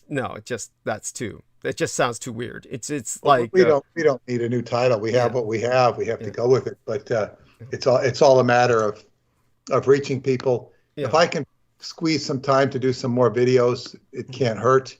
Yeah. But the way we can present it from this point forward in terms of marketing the book would be through Emperor Hirohito's victory. Just a good starting point. So Hirohito's victory, and I wanted to do some videos on him with the marine biology and stuff, and right, just getting it across. But it's there's a lot that people have to. Well, that's the point. People don't like to work, and it forces them to work. It forces them to think, and people really don't want to do that. They want to be told what to think, and it doesn't matter how thick books are by Graham Hancock or these other people who are out there writing the crap they write. They tell people what to think, and that's what people are looking for. That's what David Icke does. David Icke gets up there on stage and he tells you what to think. Rather, this is this is an exercise in education, in other words, and educating people is forcing them to think. That's the whole point of education. That's what you're doing. We in a sense, got to get past that and just tell people, here's what happened and here's what you need to think. We can't afford the time to do otherwise. So be forceful about it. So our man George Knight has just written in the message box. He'll be coming on in about 2 or 3 hours time with us. We look forward to that. And in the meantime, Peter, it's been wonderful having you with us. I'm glad that we're going over this, and I think we're being constructive about it. So, but believe me, the word is out. I don't doubt that there is word out that has gone out among all kinds of different people, and who decides to listen to it or not is one thing. But it strikes me as look at the experience you had with the Moorish guy. He's not interested in what we put in about the blacks in the book. He doesn't. I have to hear what I did say. Maybe I said that part of it to him, but I have to go review that, and maybe I will give a, an instruction on what the hell's going on. But anyway, okay. I stayed an hour extra, but it was great, and I will get some sleep, and I will talk to you soon. I'll see you on Super Bowl Sunday. Yes. At about 8 o'clock. Perfect. I assume the Super Bowl will be decided by that time. The game won't be over, but it will be decided. Would definitely, definitely. I want you to know Aaron will be coming on that day as well. So Aaron will be great. Yeah, Aaron will be with us. And okay. Okay. Love Good you. night, everybody. Yes, share our love with Paula. And that was Peter Moon, and our man Salman Sheikh has left us. The people that we could try to contact again would be Penny Bradley and Sammy Romero. I believe they're still up, and see if we're able to reach them. And then our man George and I will be joining us soon. So Jameson, you're still there, yes? Yes, I'm here.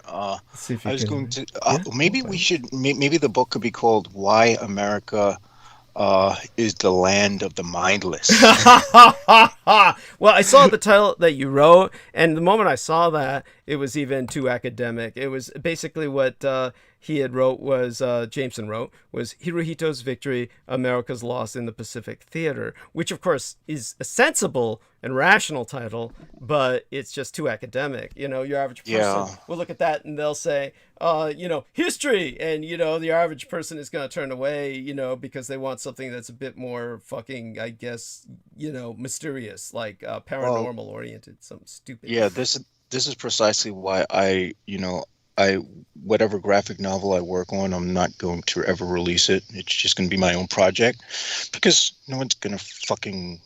Well, I wouldn't say that people aren't going to appreciate it. I would say that even if it's, say, I would just say we'll just work on it as if you're not going to release it, but who knows? You might release it someday. The important thing is always leave that potential there. And but I think it will be appreciated you'd be surprised. In this case, I know that our book has a decisive role to play in history, or rather what I have to share, and the enemy knows that too, or the enemy. Oh yeah, well yeah. I will say you've been putting pressure on. You definitely put the pressure on them, and it shows.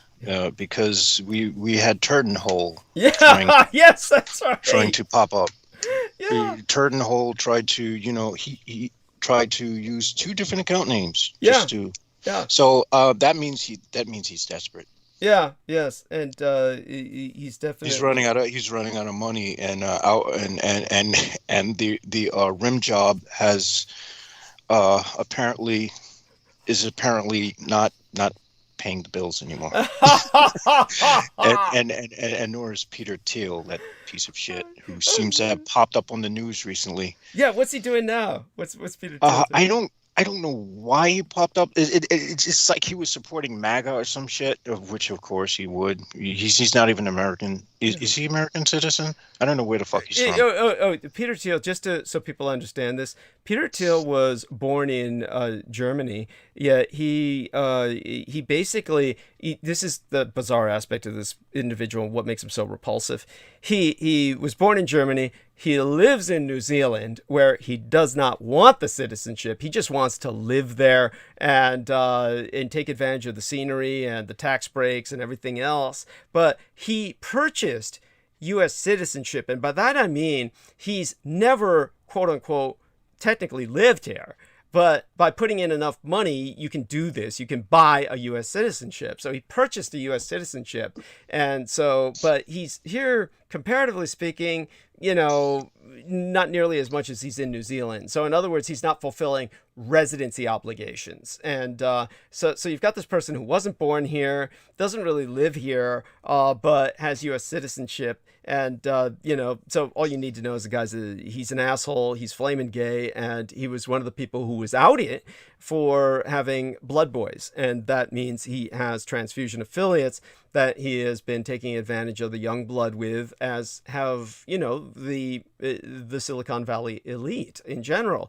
But he also had some young gay lover who basically helped him take on the oh god, what was the name of that paper? But basically, I forget what it was, but there was a paper that put out basically some shit about who the fuck was it? The wrestler, Hulk Hogan. So Hulk Hogan was in the middle of a messy divorce, and then what happened was the paper that was basically shitting all over Hulk Hogan and exposing a lot about him.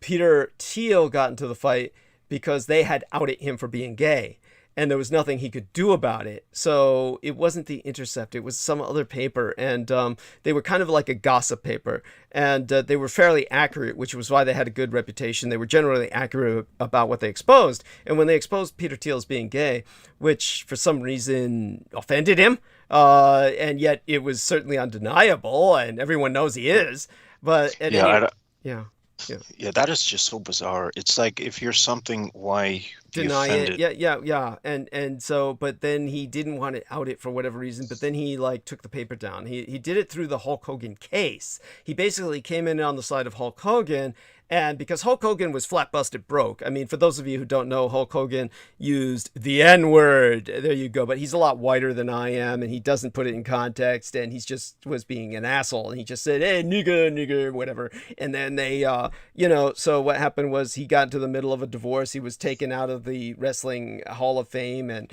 he was basically flat busted and broke. And so Peter Thiel came in and paid all his bills. Peter Thiel came in and paid all his legal bills and had him sue the paper, and they won, and that was how Peter Thiel got back at the paper. So it's just this whole stupid, messy situation. Gawker! That was it. It was Gawker was the so that comes from HĽNIÁNCHÖNJIÉ Kiefer. HĽNIÁNCHÖNJIÉ Kiefer provided the name of the rag, the gossip rag, and it was rather a circular that, did well. And so, they got taken offline by Peter Thiel. So bless you, honey. I couldn't have gotten that out without you. And so thank you again. And this wonderful young lady. And so are any of these people responding, Jameson, to your attempts to reach them? Sammy Romero or Peter? None of them Okay. responded. I tried Amanda Ute. I tried Sammy Romero. I tried Penny Bradley. I tried. Let me try. Who the hell's Bradley? Bradley who? Oh, Penny Bradley. Oh, Penny Bradley. Oh, yeah, God. For some reason, all I could think of was General Bradley and the tanks. Yeah, okay. So, I even tried. I tried Daniel Arola. okay. Let me see if I could get Penny Bradley on. I might be able to. Clarice, if you're on, honey, we could use you, Clarice Claudette. All right, Yeah. we have Penny Bradley. Oh, wonderful. Thank you, honey. Appreciate that. I figured you'd be up because I saw you kind of active there. And so, Penny, you say something? I'm here. Wonderful. That's a good start. I've heard a lot of digs at my community over the last 45 minutes. What? Oh, wait, like what? What do you mean?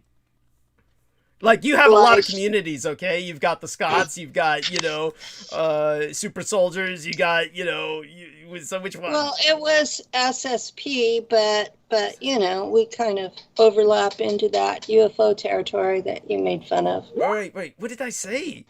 And I did serve with the Germans in space, which you kind of dumped on them too, and honey, don't be so sensitive.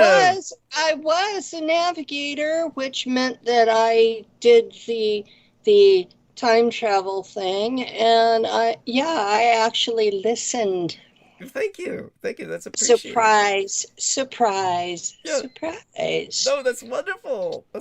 What you can do is you can provide a counter perspective on whatever you felt that I did an injustice to. Certainly I didn't I don't understand how you perceived I did an injustice to anything, because obviously what I've spoken of before is the fact that there is a secret space program. I've spoken about the breakaway civilization of the 1,000-year Reich in exile. So you and I are on the same page. It's not like I'm denying anything you're saying. Rather, what I'm making fun of. That's what I thought our relationship was based on, was that these were compatible things. And yes. So what? Strange things. Oh, no. What you're hearing me dump on is your average person. Here's what I attack. Your average, it's like in World War II, and it hasn't changed yet because the white majority hasn't died out yet, and we still have basically a kind of, even though they're 50-50 now, white population with the rest of us, the point is that, at least in California, California might be a little less. The whites might be a minority here, I think, if I understand correctly. Yeah, my understanding was that it was a 1/3 split between whites, blacks, and Hispanics. Something like that, certainly in some areas. And then, of course, there are Native Americans and Asians and the vast spread of what used to be called half-breeds. Right.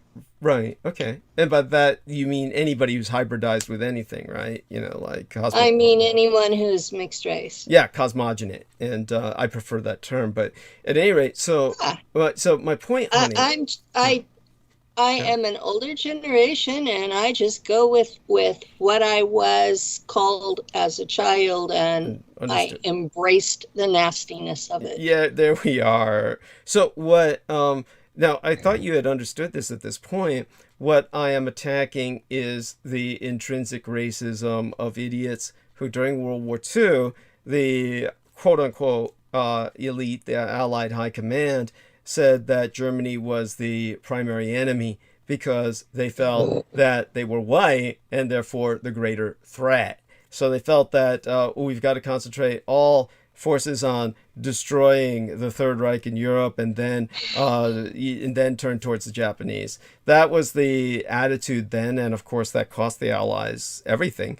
But in terms of that level of racism, that's still very much on. In other words, when you say, this is what I was pointing out, if you say something like World War II didn't end the way you think, then everybody just goes back towards, the Nazis won the war and paperclip and all this shit. And it's all the same old crap that they were fed by Jim Mars.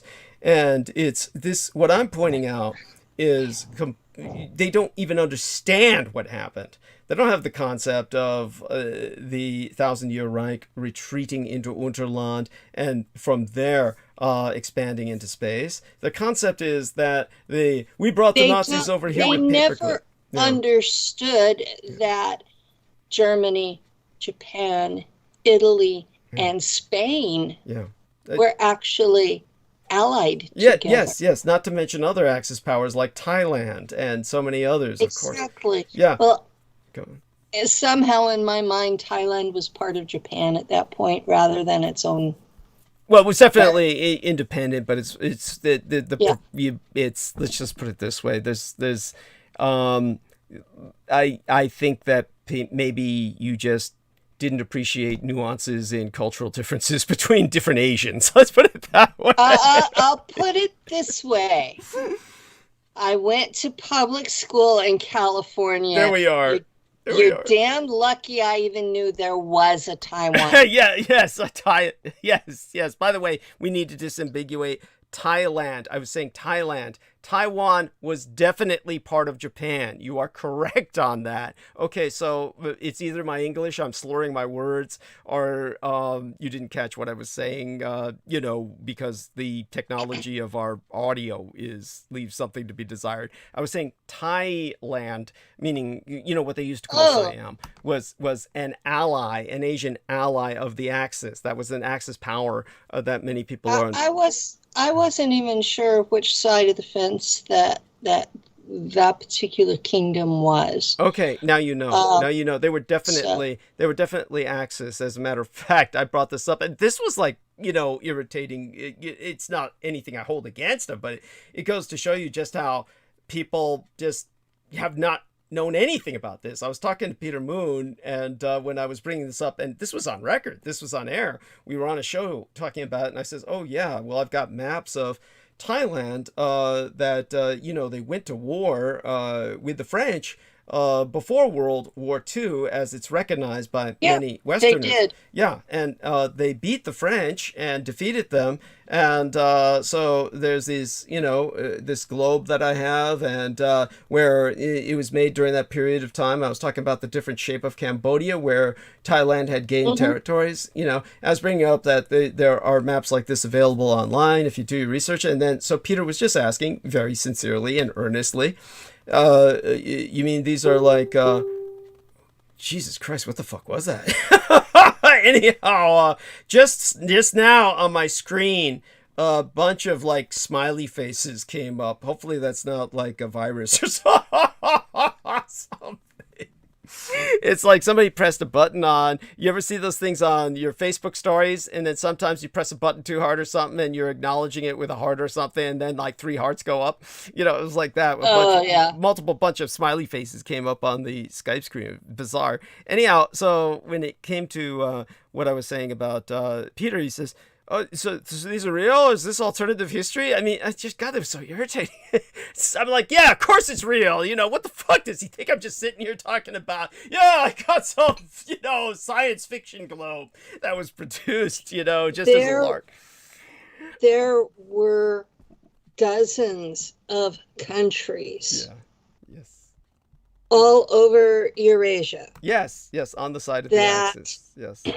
That were not the Allies. Yes, thank you. And they were, some of them thought they were neutral until they got devoured by one side or the other. Right. And at the end of, you had one map at 1900, and by the end of World War II, you had a completely different map. And lots of name changes for the same territories. Yes. And some of them had changed names 10 times during that 50-year period. Yeah, no, definitely. And some of this I knew because my grandpa collected stamps. Right. And I used to track the changes of these countries through their postage stamps, because they damn sure didn't teach that in school, in California schools. No, it's so deeply appreciated. Definitely love you dearly for that. So I hope you understand my point. My point was, I was just sick of so many Americans, all they think of is in terms of Jim Mars, and they talk about when the reason they go for the concept of, oh yeah, we brought all the Nazis over here and they took over and they run the United States. And so we're a Fourth Reich. This is the Jim Mars bullshit. And the reason it's bullshit. Yeah, I've read his stuff. Thank you. And the context of, I have done time with the German in exile group, and what they say is completely at odds with what he says. Thank you. So we're on the same side. So what I was saying is the people who buy into that bullshit, they're just using the Nazis as the rationalization, the excuse to relieve themselves of all their sins, because they pin all that on the Nazis. That makes the Nazis the Christ figure of the American lack of conscience. It's like this. Some of the elites who have contacted me, because I made the mistake of having my family tree public for a while on Ancestry.com. These folks have contacted me and made private comments to the effect that they were all just a bunch of Nazi Jews, because there is mixed heritage and they have a tendency to be what they're calling today fascist, but in their use of the word, they mean feudalism. And it's getting real interesting, some of these people who contact me, yeah. Okay. Yeah. And They actually they sent me a video and said, "We know you did this." Okay. So I would presume that these people are a product of the Mischlange program. So just so people understand, there was a Mischlange program in the Third Reich where there were Jewish people who were exempted from annihilation because they were of service. These are people who are of the level who tell the Rothschilds what to do. Okay, or at least they present themselves as such. So this is true. Yeah, they present themselves as such, but they own things, and I did the homework and proved yes, they actually do own things. So yeah. Okay. So thank you. So I do hope you understand where I was coming from. Then you do understand where I was coming from. I prefer to know who I'm dealing with. Understood. And so okay, so we've got it straight now. You understood where I was going from now, or you do now. I understand now where you are talking about. And I have a similar problem with some of the folks in the assorted groups referred to as the disclosure movement, because the last year and a half, they have taken the attitude that all of this is consciousness. Okay. That's delightful. So it's basically solipsism. Exactly. And I have started my radio show back, and the first thing our man, I did, our man is out of hospital. He's out of the hospital now. He's out of the hospital. He had a severe allergic reaction to jackfruit, and his tongue was so swollen that he had to have IV. Jesus. What did you call this? Jackfruit? What the fuck? Jackfruit. It's a tropical fruit that he bought at the grocery store and had a reaction to it. Okay, so that's so bizarre. I mean, I've never heard of this shit. Yeah. What? He's got some really rare stuff going on. My guess is, since his house burnt to the ground while I was in surgery, that there's more to this story. Okay. Way more to the story. But at this particular moment in time, this is the official evidence, is that he was in the hospital for approximately 5 days with a food allergy. Jesus. That's well, I'm glad he's alive, and send him our best. Me too. So both of you, I know Penny can handle it. She can take the stage, and she said earlier in the opening hour, suck all the oxygen out of the room, which of course is what Judith Hager. That was a quote from you several months back. Yes, that's from Judith Hager, what she would say about myself. Yes, and and thank God for it, because I can basically I'm going to refresh myself for a little bit. Get my head out of my ass. In case you wondered, I do actually remember what you tell me. Yeah, no, honey, believe me, I don't know why you get this impression that I think so. You think that I just look down on you or something. I mean, it's bizarre. I mean, I bring you back on the show, right? I mean, it's like, good God. It's not like, I mean, oh my God. And I always have been. I've been difficult tonight. I'm sorry. Oh, no worries. You've been through a lot. But trust me, you don't need to be sensitive with me.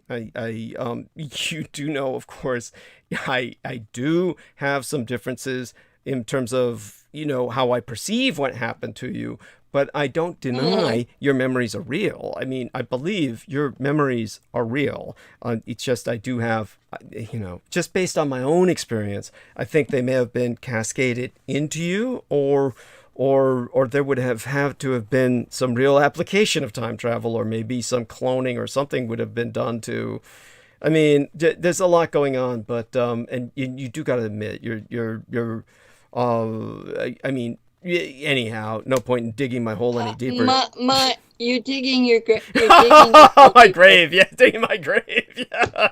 Yes, you're digging. But hey, I still give you a platform. Right? Jesus Christ. Yes. And unlike other people, I do let people understand that basically Penny Bradley and I are on the same side. We do have an overlapping narrative. We have an overlapping narrative. Yes, we have an overlapping narrative that says the Axis powers won. Yes. Not just Germany, not just Japan, but both of them. Right. Though I will qualify this in this sense. I will say that the difference would be this.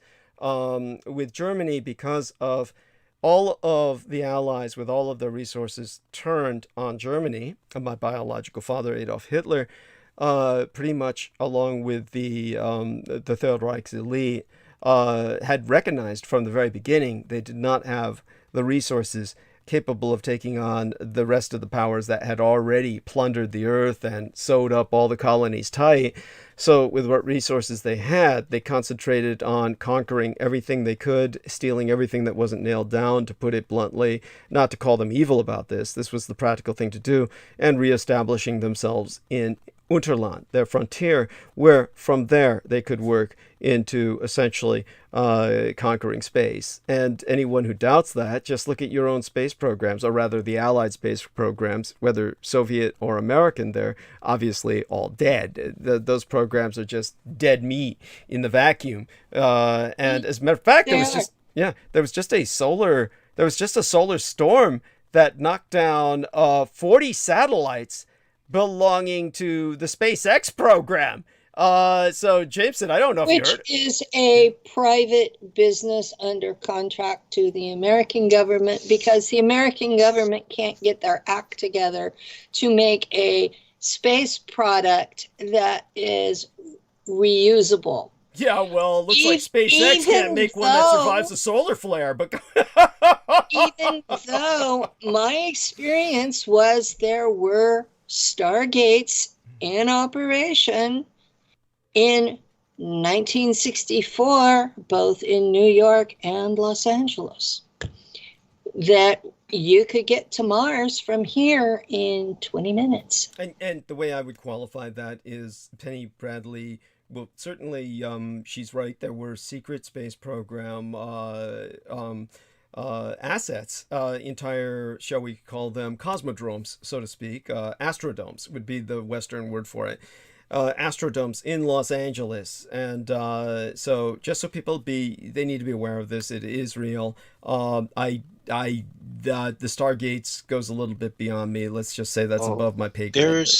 There's some potential for the Stargates in the fact that we do have Stargates that connect the Earth to the Sun by means called magnetic realignment or magnetic reconnection.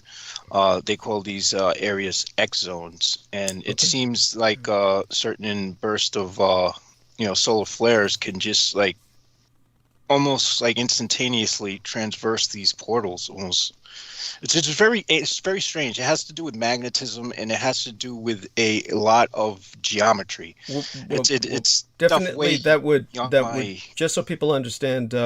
That would be a Stargate because the sun is a star. So, you could call it a sun gate, but, that would at least specify. Now you're getting into semantics.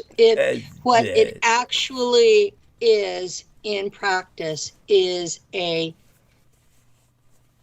man-made wormhole of the same basic variety as what they were working with at Montauk. Okay. I mean, I can grasp that a little better. So what we'll do is we'll leave Penny and our man Jason. My question is, how do we know these things aren't natural? Because nature is stranger than fiction. We humans don't because it was in the form of an elevator at the one on Long Island that I went through. Okay. You walk into a building, you walk into a specific elevator that actually worked as an elevator most of the time, and they would open a different control box to turn it into the wormhole. Okay. I bit my tongue. Oh my God, the pain. And I was a whole 9 years old at the time, so don't ask for the physics. Gotcha. Douglas, go do what you have to do. Yeah, You can my hold lip. it down. Oh, my lip's bleeding now. Yes, let me take care of this. So I'll refresh. Douglas, Yes, honey. you don't have enough blood in your diet? Well, let me refresh myself, honey. Let me take care of that. Do some lines of coke, get my head out of my ass, get ready to try and monologue a bit.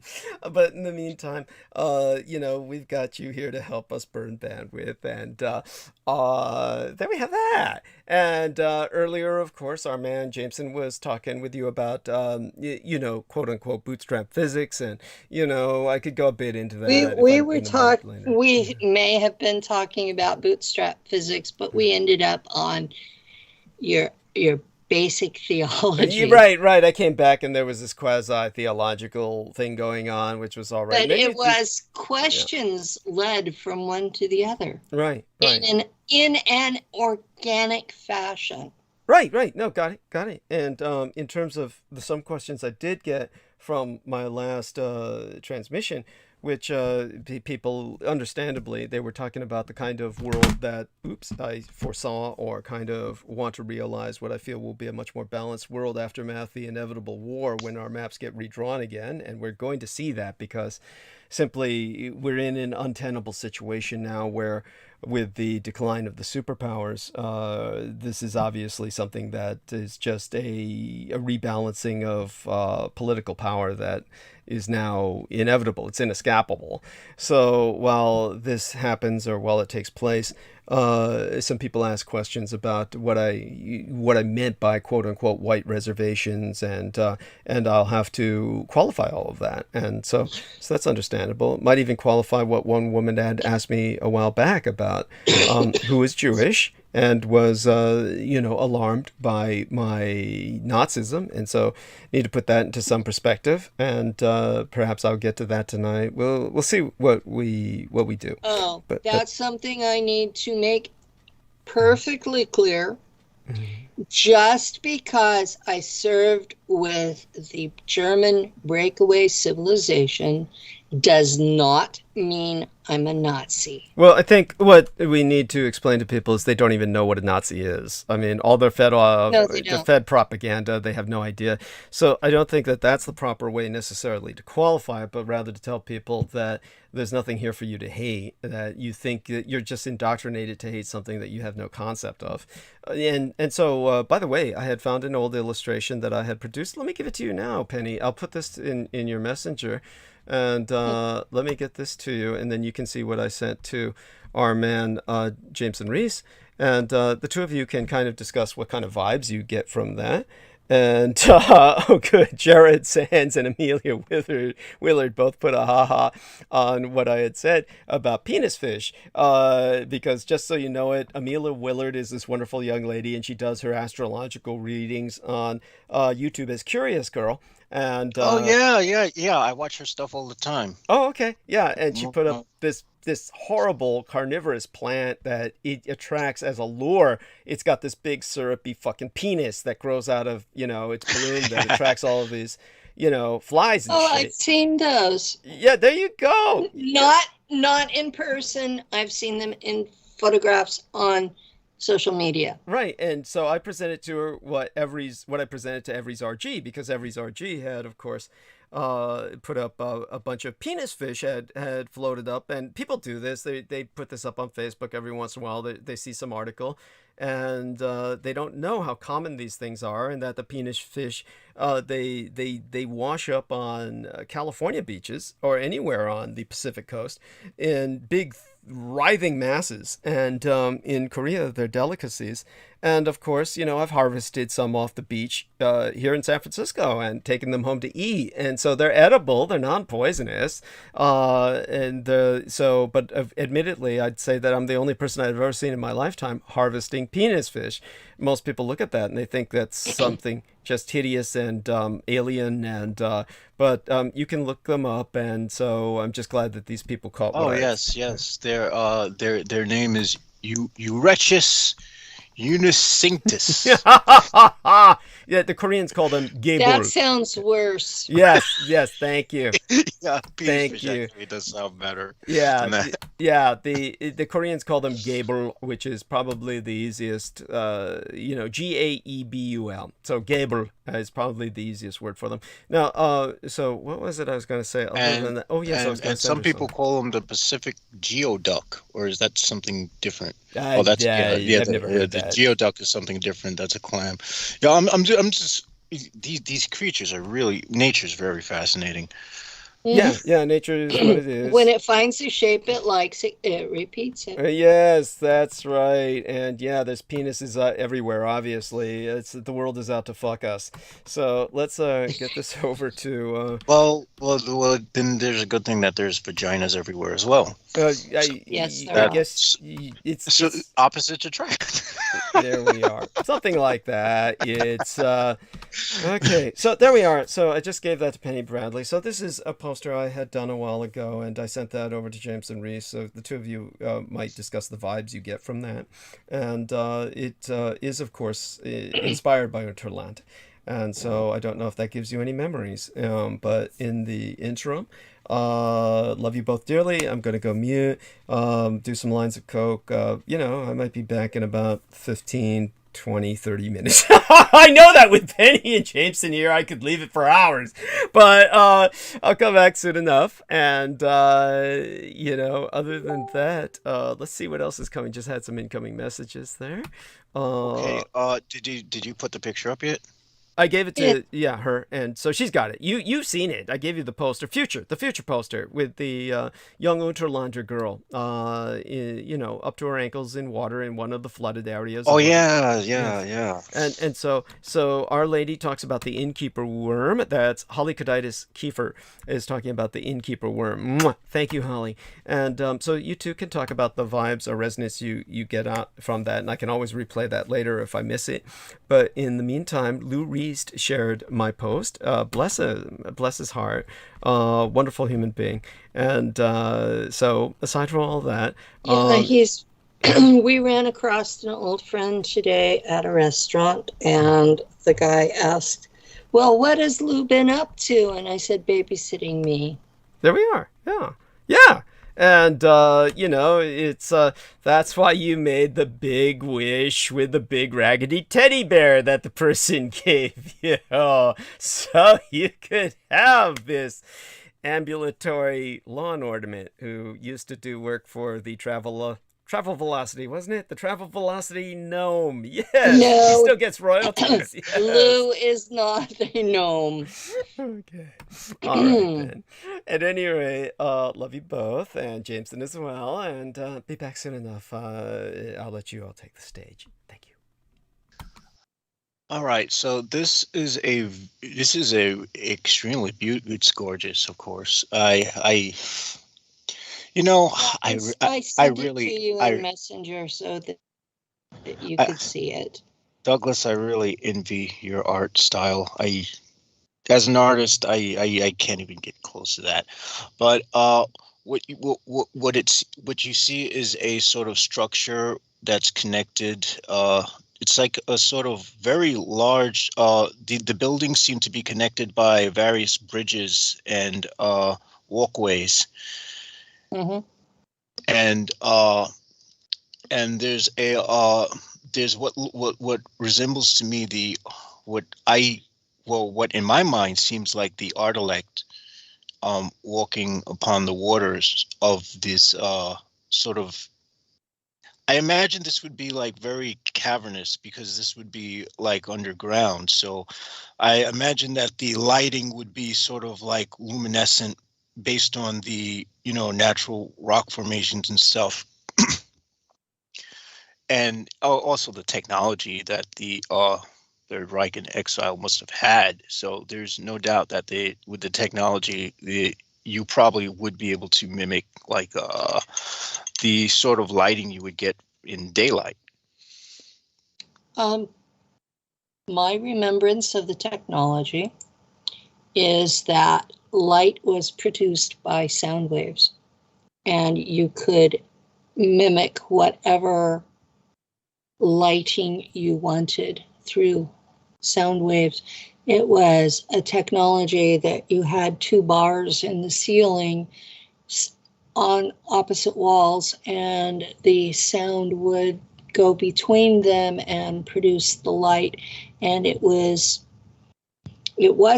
the naked light bulb in the middle of the room. In fact, it was an ambient light. Yeah. And you could turn it up if you needed more intensity. Interesting. So it would sort of seem like the room was glowing, like the walls were just lit with no really visible light source, right? Yeah, that was the effect, was that you had this glow at the top of the room, and it just, everything was illuminated. There weren't any real shadows. I don't know if I could live in a world without shadows. That would kind of bother me because I love shadows. Going back and forth between them, I definitely notice shadows when I'm here. All right. Yeah. I because, there are some of us creatures who have to sort of, we can't live without the darkness. What I did as far as being navigator was I was chipped into the computer. So I was de facto an extension of the computer with my own consciousness. And my job was to make sure that when we went through hyperspace, that when we came out, no one was merged with an inanimate object. Sort of like what occurred in the Philadelphia experiment. Actually, we were told by the German breakaway group that the Philadelphia experiment had one of our engines, but didn't know they had to have a navigator. So they were trying to use the engine without a consciousness, and the technology requires a consciousness. So the computer by itself cannot tell the difference between organic life forms and inorganic objects. And that was the problem, was that couldn't tell the difference. They were close, they got merged. Where when you have that navigator, that the consciousness can separate the two. And on most ships, when you first come out of hyperspace, it's protocol for everybody to actually stand still for 5 to 10 minutes to give the navigator time to make sure nobody's in an object. Interesting. So that was my job. So yeah, it seems like there were so many things wrong with the Philadelphia experiment. The biggest problem would be, granted, I can't help but think that it was sort of engineered to fail. Well, what I was told in Shula was that they stole an engine and didn't know how to use it, and that instead of asking for help, that they were trying to figure out how to use it themselves. They were not very happy with this because people were killed. Yes.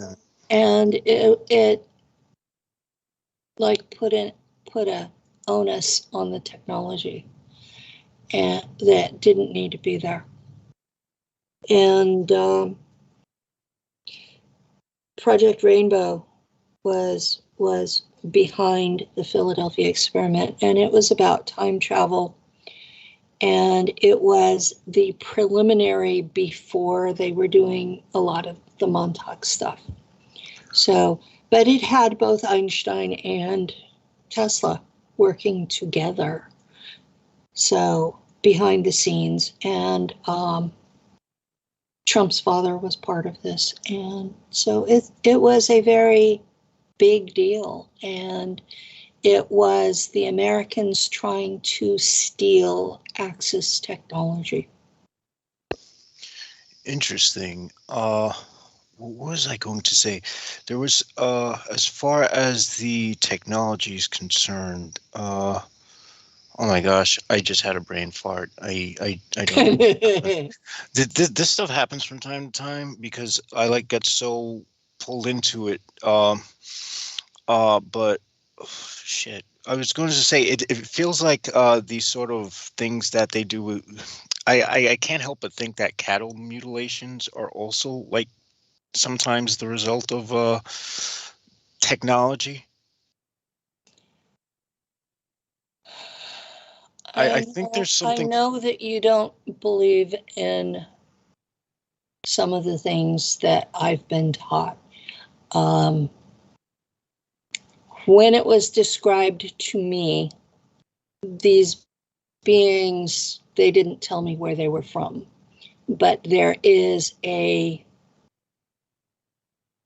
non-human species under contract with the American government, and they do a lot of biological experimentation, and they were promised that they would have the food that they needed. And they take those mucous membranes and basically put them through a blender and put them in a hot tub, and they soak in it. They absorb it through their skin. And those particular beings stink to high heaven.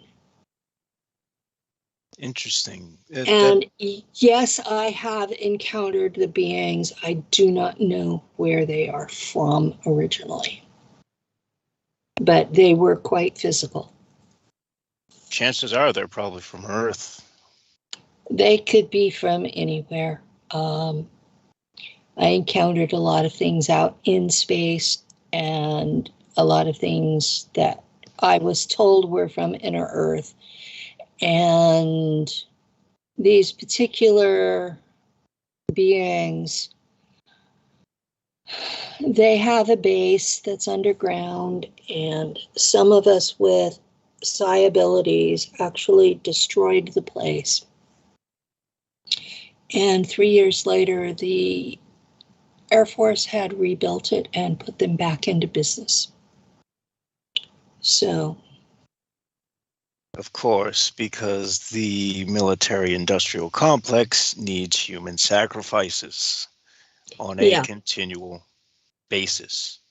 On an ongoing and regular basis, yes. And sacrifice is the major currency currently in use regarding our reality.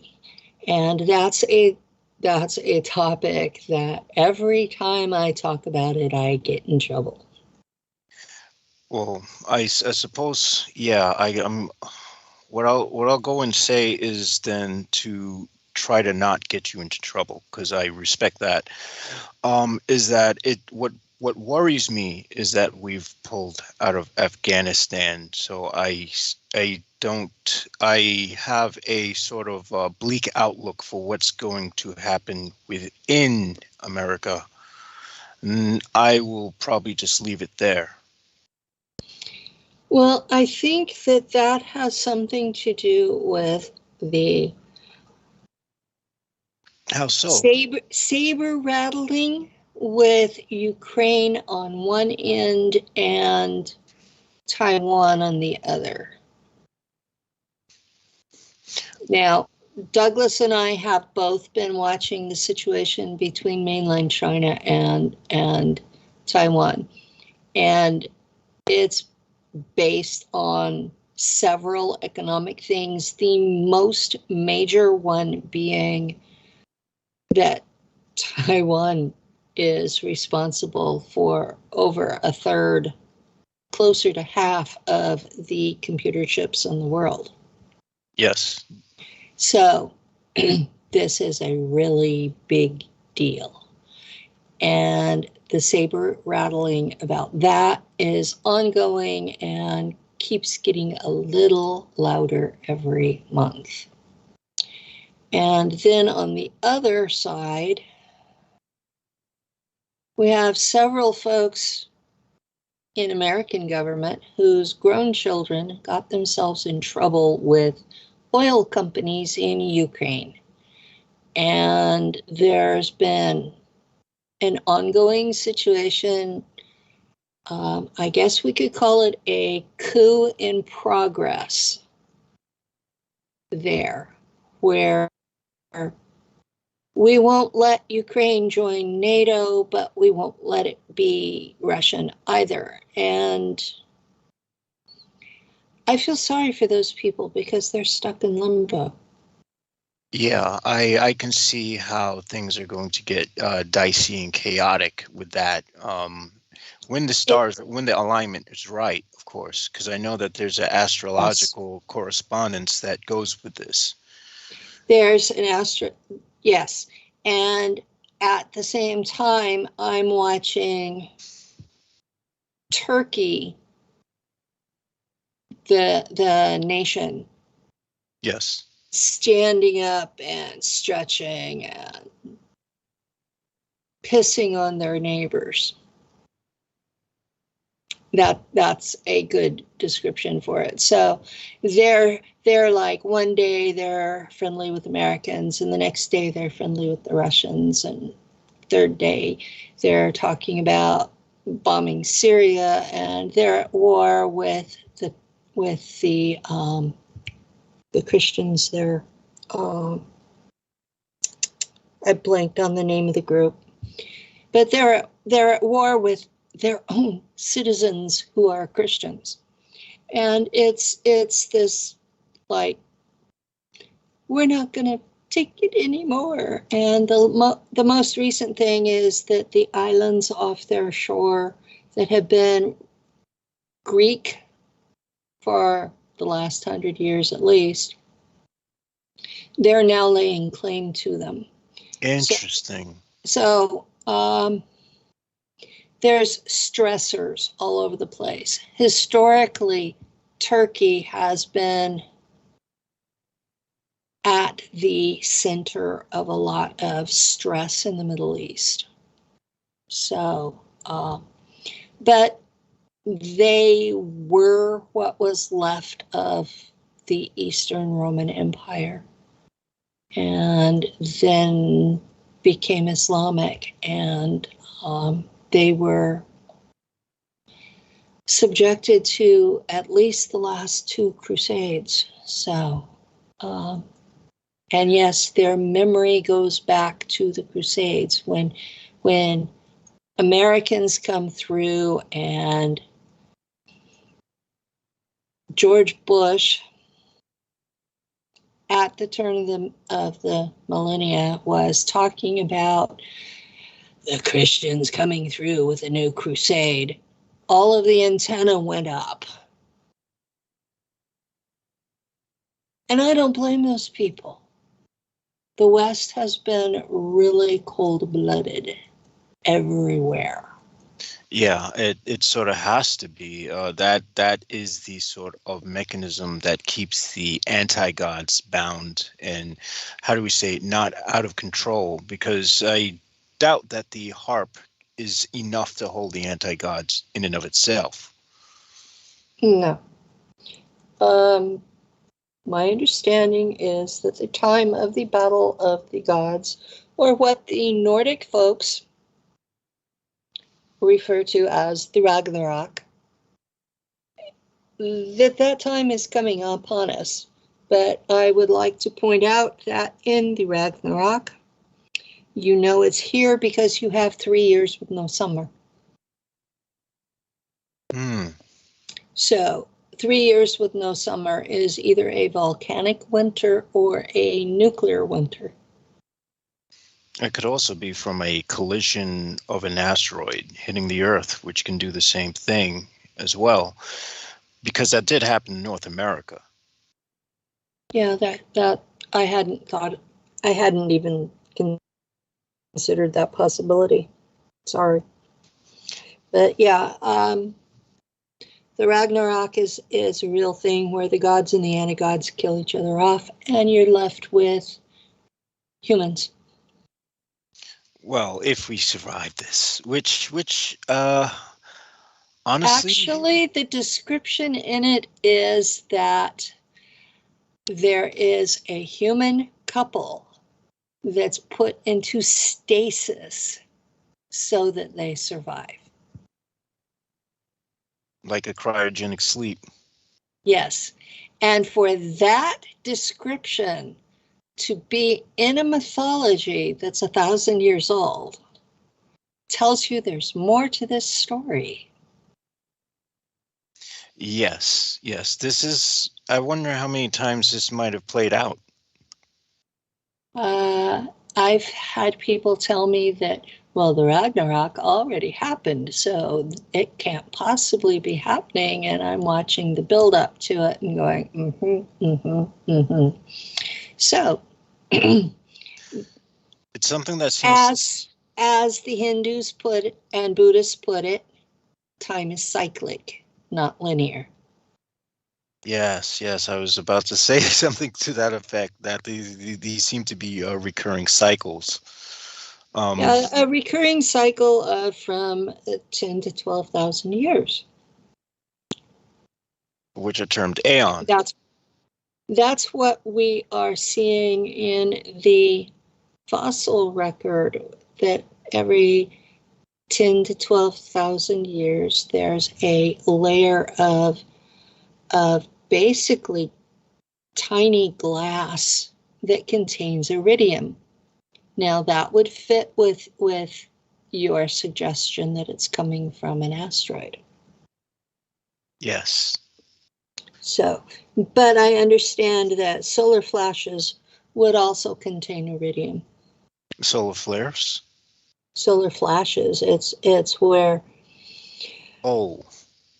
it's where the chromatosphere of the sun just basically is shed, and you have a black sun for 3 days while it rebuilds. And whatever is facing the sun at that moment is fried. Interesting. That's extremely interesting. I would hope that if something like that happens, you want to be, hopefully you die fast. Yeah, that's been my general thought, is if there's that level of a disaster, I want to be gone in the first wave. Yeah, I don't want to be among the survivors of the epicenter, or outside the epicenter, or even on the other side of the world. Honestly speaking, it would be a complete. We have such a global economy that if you lost half the planet, then you're in deep shit. Yeah. Those are going to be very difficult times to live in. I honestly, this is more or less why, when that whole thing was happening, and who knows, that might still happen with the oh my gosh, what the hell was that? La Palma. Yeah. This is why, when La Palma was like sort of threatening to, possibly sink and create a mega tsunami, I was thinking, good, I'll just go to the city and be like at the first place that gets wiped out, because why the hell not? La Palma is not done. It's an ongoing threat. I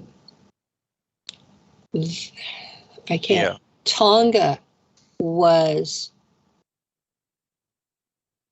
Well, the island itself is pretty much gone, but the volcano is still there.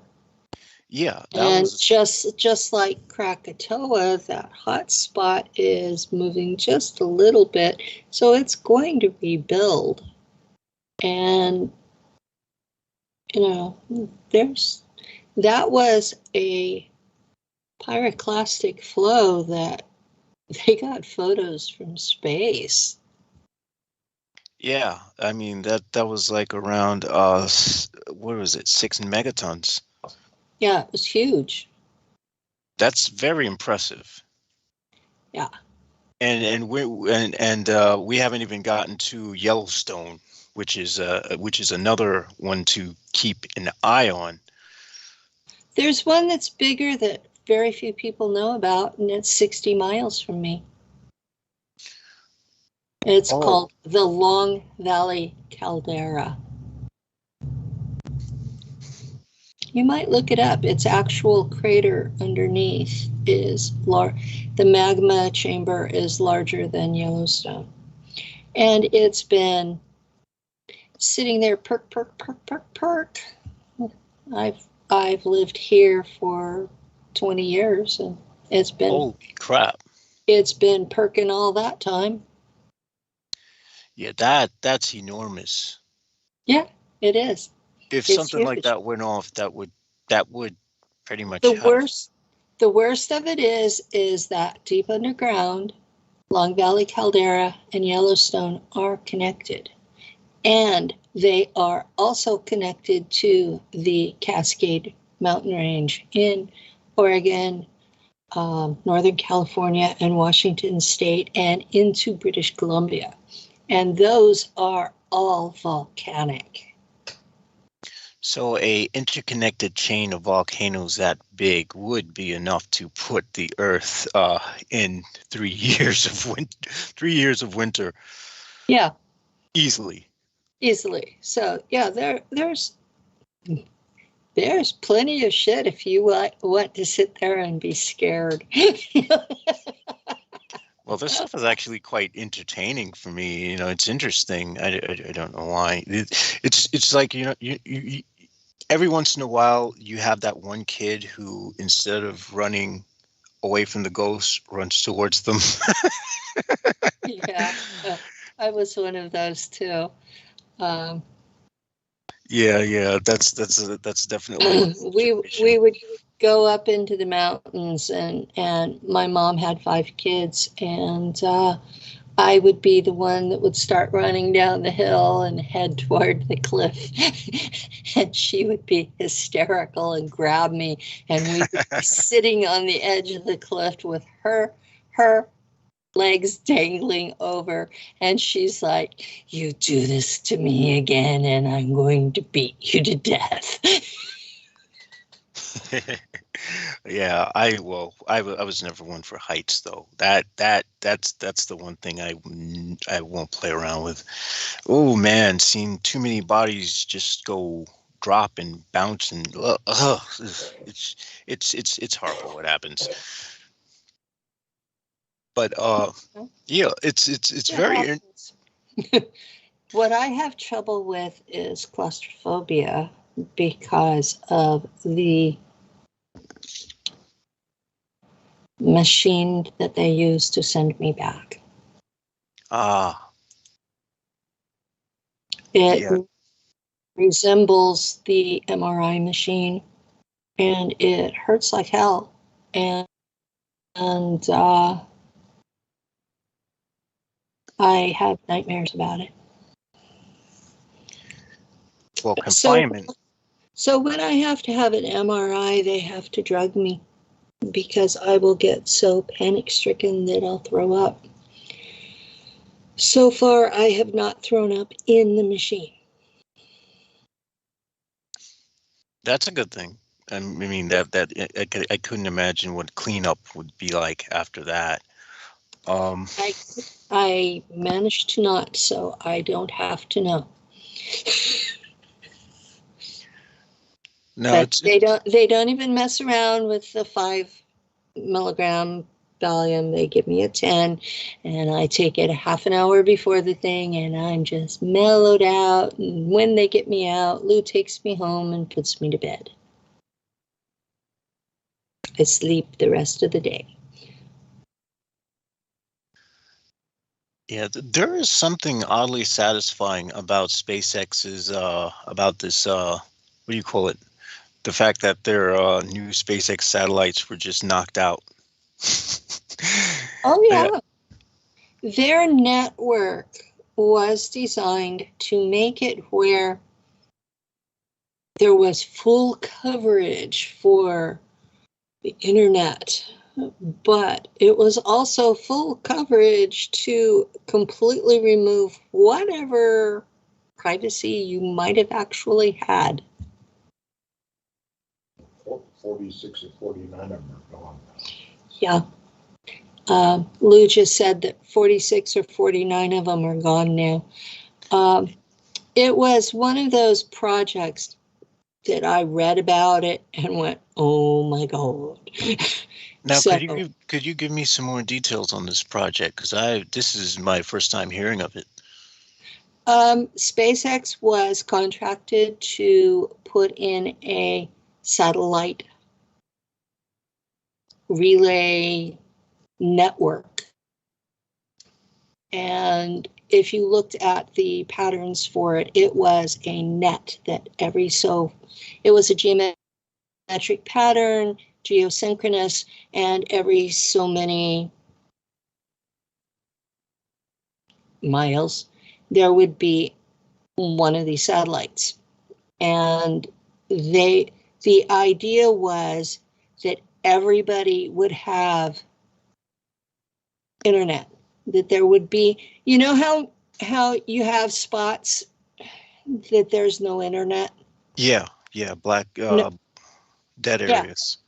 Yeah. Dead areas for Wi-Fi. The point was to end those. And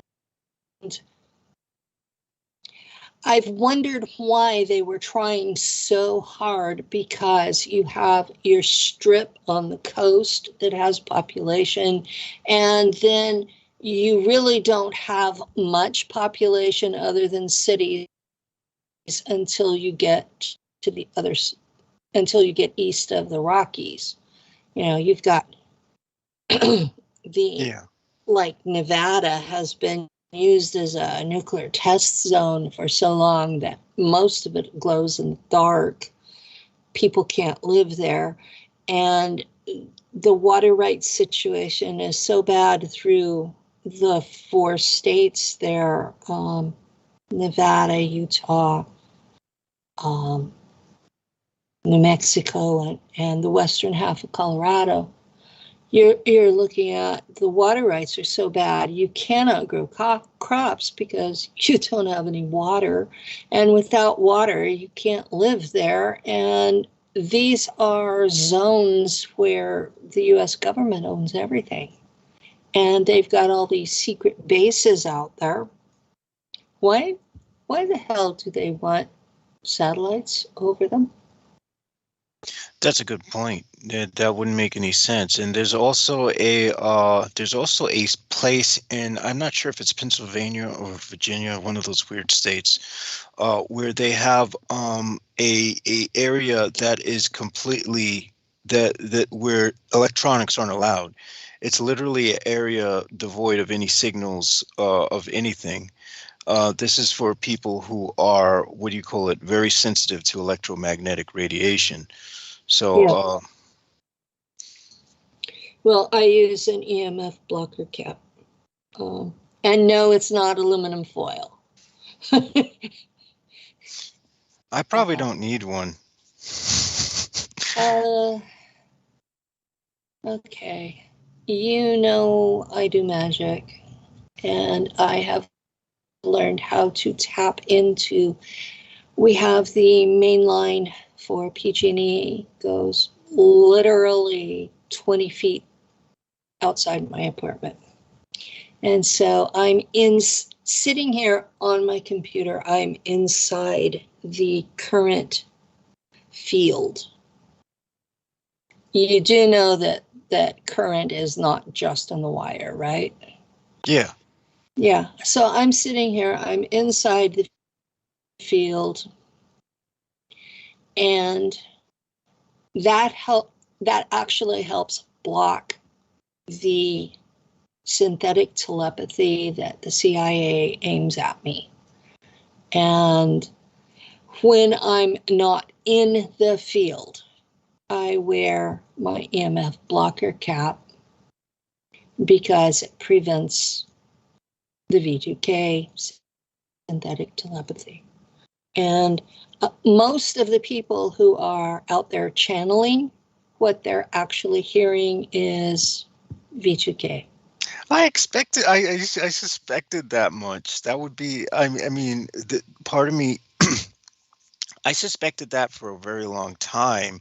That was something I actually brought up when they were, these people who do the remote viewing, and they do this remote viewing where they're seeing all types of stuff. Remote viewing still works. I know it works, but what I'm saying is there's a possibility that someone could create a overlay and project it for you to see it, like sort of like a thought form. Well, the reports that I've gotten, and of course they're the declassified versions, but the reports that I've gotten, they don't have visual capability yet. It's only audio. I would think that they would be able to, because some of the things people describe, I think they must, but the reports only describe audio. I have no doubt that Michael Aquino would have worked on something like that, where you could probably put someone into an entire world that would be completely false and they wouldn't know it. That would probably simulate all senses. Dr. Robert Duncan was a Harvard professor, and he was working on this program, and his particular branch of it was called Project Satan. And what they would do is scoop up the neural patterns in people's brains when they were in different kinds of pain, and then overlay those patterns onto people that were healthy. And it was a lot of people were labeled as hypochondriacs when they were really victims of this technology. Interesting. And yeah, he was quite accurate calling it Project Satan, because that was one of the most devilish things that I've run across. Okay. Right, I just came back checking in. Heard some squeaking chair in the background. Is that Lou moving around? That's my chair. Oh. My butt went to sleep. Leave it to you to hear that. Oh, sorry. Oh my God. So, anyhow, you both seem to be doing okay. Let's check in on audience numbers. And Nyashka in the chat room says hello. So hello, Nyashka. .so2. So that's interesting. Normally that would be like a bot name that would come in, and there'd be some little like .bot something, but no, actual. I noticed we haven't gotten that today, and that's probably what has oh my gosh, what did I call that thing again? Turd and hole, you called him? Turd and hole. Yeah. That's probably what had Turd and hole so furious. Was that Stephen Outrim couldn't send his bots? Who knows? Yes, it's well. And I noticed, and he has the same pattern. He always says, "Oh, this didn't serve in the military. I have his records." It's like, who fucking cares if you were in the military or not? Your information is why we listen to you. We don't listen to you because you're a fucking veteran. Thank you. Fuck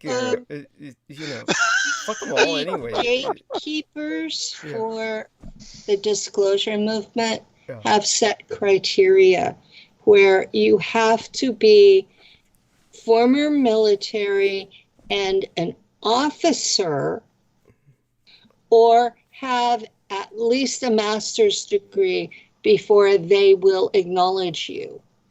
which Interesting. automatically eliminates 95% of the experiencers. Okay, right. That's right. So I understand what Penny is referring to is people who get book contracts, like experiencing something at Rendlesham Forest or something like that. Yeah, I remember that there was a couple of these guys, Air Force officers and the like, who were at some of these conferences I started off at. At any rate, it's interesting that they're back to basics, which is attacking my military service. And interestingly, I saw far more combat in the military than Richard K. Cole Jr. ever did. And of course, he claims he served on Mars. He is, of course, Randy Allen Kramer, in case you didn't know that, Penny. I knew that Randy Allen Kramer was not his real name. Thank you. And so there was a big controversy, I believe it was 2 years ago, because someone sent in a Freedom of Information request about Randy Kramer's records. Mhm. And it was, well, we have no record of that person. Right. Well, of course not. It's a stage name. Yes. Yeah. There you go. And to be perfectly honest, the longer I'm public, the more I wish I had used a stage name. Mm-hmm. No, I understand. I understand completely. Give me a second here. Need to make sure that everything is still working, because I just knocked my external hard drive over, and when the external hard drive gets bumped, even the slightest, then it can knock off the thumbnail image in live stream. So let's make sure that sticks up there. There, it just went shit. Okay, so we have to, and then glitch back on. So, all right then. So that being what it is, what about this other person, this Jeremy Walter? Was that also a Dickie K. Cole thing, or was... Probably. That was just they were just typing like just random symbols and shit. They were just a straight up bot, but they're probably one of his underlings. They're probably his one of the chickens that he fucks. Yeah, that's it. Thank you. He does fuck chickens. The only reason we know that, we don't make that up, was because that's what Pavel Edward was sharing with us. Yeah. George Knight, has gone into contact with these people. I never know why he does that. But he goes into contact with these people and he learns things from them, and that was what they were bragging about, because Pavel Edward couldn't get any girls to fuck, so he was going over, right across the border, because they live right next to each other, next door. They're easily within reach of each other. He was just going right over to fuck Richard K. Cole's chickens. And that apparently was how he was satisfying himself, and they were sharing that with George Knight. They said the biggest problem they have with their chickens is they're not deep enough, so they can only get their penises in so far. But there you go. At some point, my God. One of those eggs is going to give, birth to some kind of hybrid. And it'll be half Pavel and half Richard K. Cole, born of their chickens. And there you go. And that's where Jeremy Walter comes in. Yes. There we go. Yeah. I don't know those names, but George Knight has sent me a friend request, so... Okay. I did accept it because on the basis of his. George Knight's fine. George Knight's fine. Yeah, okay. And George Knight is, like I said, I don't know why he checks in on these people, but he does every once in a while just to, see what they're up to. But at any rate, he'll be on shortly, soon enough. And now come the bots. Okay. Now the bots are coming. There we are. Yes, hot girls and boys video chat. Okay, so we can definitely say that's child abuse. That's a bot. Yeah, report that for what is it? Do they even have the child thing on here anymore? Child abuse. Yeah, they do. Yeah, okay, so report that. Well, the show that I did this last Saturday, we were discussing the pedophilia and rape at Montauk. Okay. And so knowing that the interview that you and I did where you talked about Colonel Aquino, that YouTube decided it had to be 18 and over, I just went ahead and did Saturdays as an 18 and over. And I have had more complaints about that decision than anything else. I even went on a rant and told people that my community that we were batshit because we'd all been mind fractured as kids. Because I interview these people, they talk about their horrific experiences, and then some woman in my life decides that this damaged individual is going to make a life partner, and I'm like, come on, use a brain. You have a brain, use it. There's a such thing as common sense. If they say they are a Montauk boy, if they say they're a super soldier, if they say they're SSP, those are red flags that we're batshit. Oh my god! And are we talking? Like, I bet I know who you're talking about. It's like, oh my god! I'm afraid to mention it. I'm afraid to mention who, but I bet I know who you're talking about. Oh my god! I'm doing my best to stay out of legal trouble by not naming anyone. Mm-hmm. Well, I don't see how that could be. There were lawsuits threatened. You're kidding! You're kidding! No. What? Oh well, I mean, like. I'm like, okay. all I did was have them on my show once. Yeah. Okay. Yeah. So. I let you tell your story. I gave you a platform, and this is what you do to me. Yeah. No. That's what they do. That's what they do. Yeah. I mean, I've interviewed 30, 40 people, and out of those, 10 of them have become a real problem in my life. Mm-hmm. Yeah, there you go. Yeah. That's so who needs that? It's okay. So all of that being said, now I have to stay public. You understand that, right? Well, that's how because I went public because I was being shot with energy weapons. Okay. So if I ever leave the public, I will be dead within 6 months. Okay. Now, proof of this is I had surgery and Doris and Daryl's house burnt to the ground.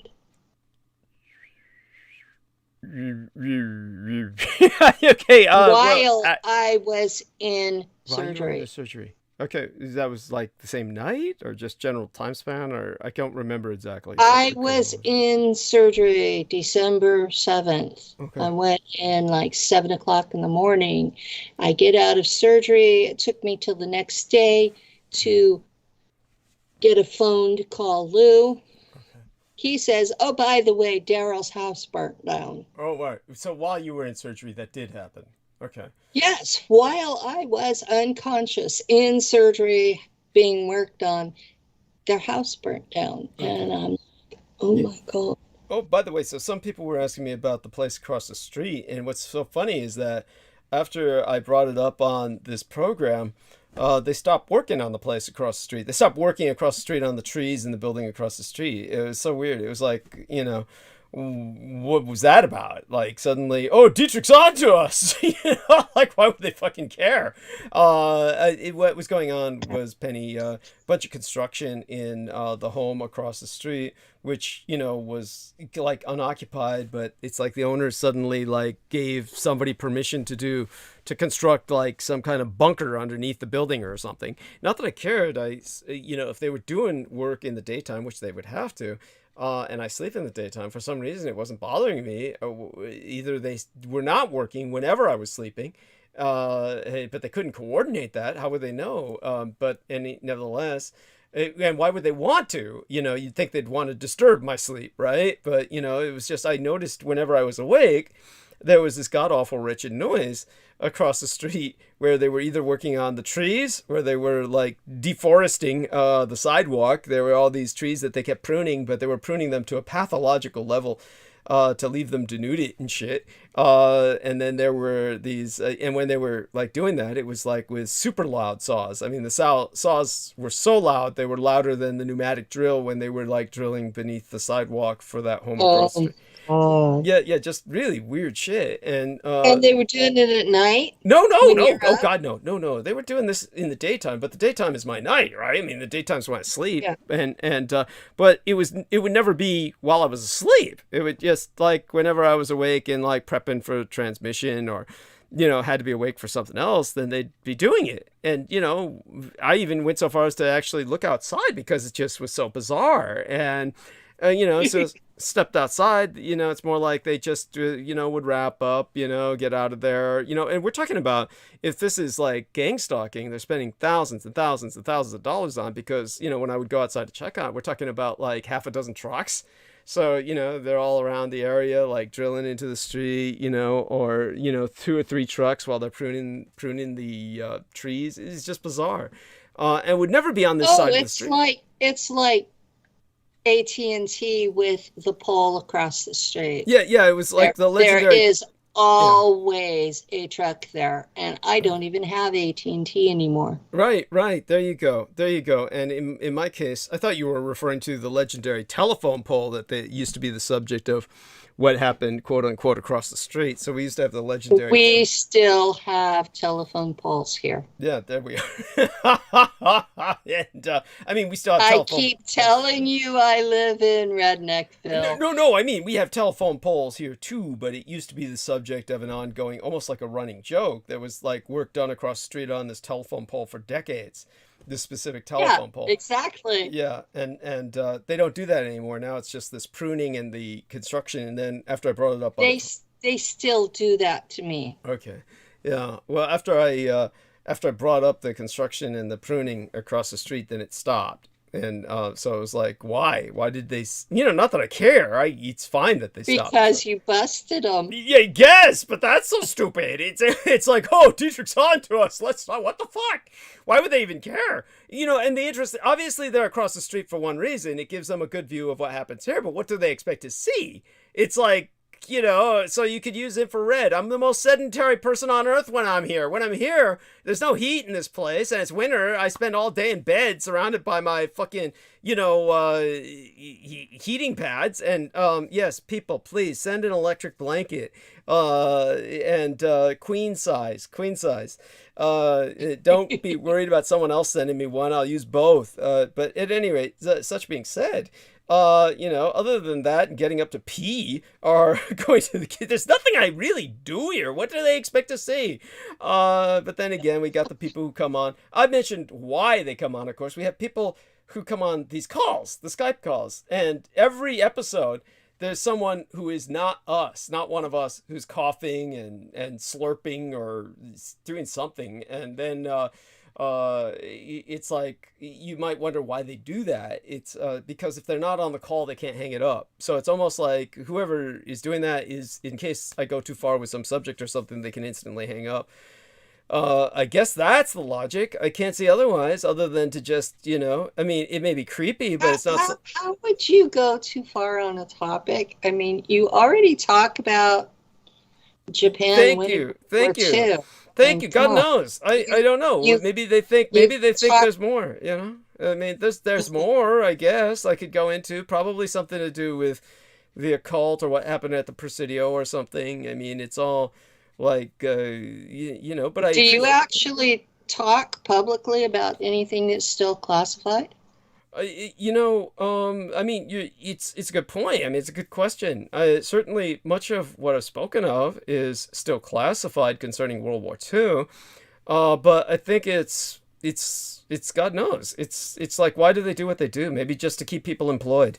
There may not be any logic to what they're doing. Just to keep people employed. Yeah, I mean, you can't even. I'll have to remember that one. Yeah, I mean, you can't even really overdwell on it because none of it really makes any sense. It's all just crazy stupid. But well, Dr. Duncan said that what they were doing was picking people that didn't matter and tormenting them to see how long it would take a mentally healthy person to suicide. Oh, yeah. Well, Aquino was working on that with his harassment programs, that sort of thing. It wasn't even like towards any real quote unquote experiment. It was all just gratuitous sadism on your tax dollar, really, towards the end of it. Yeah. I'm sure it was the same way with this Duncan fellow. So, yeah. I couldn't help but think that some of the weird experiences I had might have been triggered by Kino, knowing that I would one day work with you. It's conceivable. I mean, anything is conceivable. It's not like he was incapable of some degree of prognostication. For those of you who don't know what I'm speaking of, he was working with some remote viewing. There might have been something that spotted something similar, gave people a hint of Jameson or Jameson's own behavior or something like that. Not something to overdwell on either, but yeah. I mean, but don't dismiss it out of hand. Yeah, it's not something. I'm not going to dismiss it. There are too many people who are connected to him who I bumped into. That's right. Before I even knew who he was. That's right. Well, I have bumped into people that were connected to him after I went public, and I think I have weeded them all out. Right. Definitely. Well, one of them just asked me for an interview that Penny and I both know, but so I wouldn't say that, but it's no big deal. I wouldn't, yeah. At any rate, we can talk about that later. It's nothing I'm going to dwell on, but I can tell Jameson about that later, and Penny knows who I'm talking about. But not that I'm recommending that Penny get rid of this person at all. I mean, there's no point. I mean, the person's not a threat as far as I'm concerned, but they are. I know which person that is, and they are what they are. It's just is what it is, and because of, I don't know. In my community, they've taken up calling me Mama. And I've been surrounded by a lot of people, most of whom are on the consciousness side. And it's some days it feels like I'm drowning in it. And I ended up with a lot of people that, for lack of a better term, they're basically parasiting me. Yeah. And I haven't quite figured out how to extricate myself and still have a radio show because I love Daryl. He's had my back, but I still have to have numbers. And so if I go on a rampage and get rid of all of the parasites, will I still have an audience? Maybe you could do a manipulation spell. I've been doing shielding, and it has brought it down to a dull roar.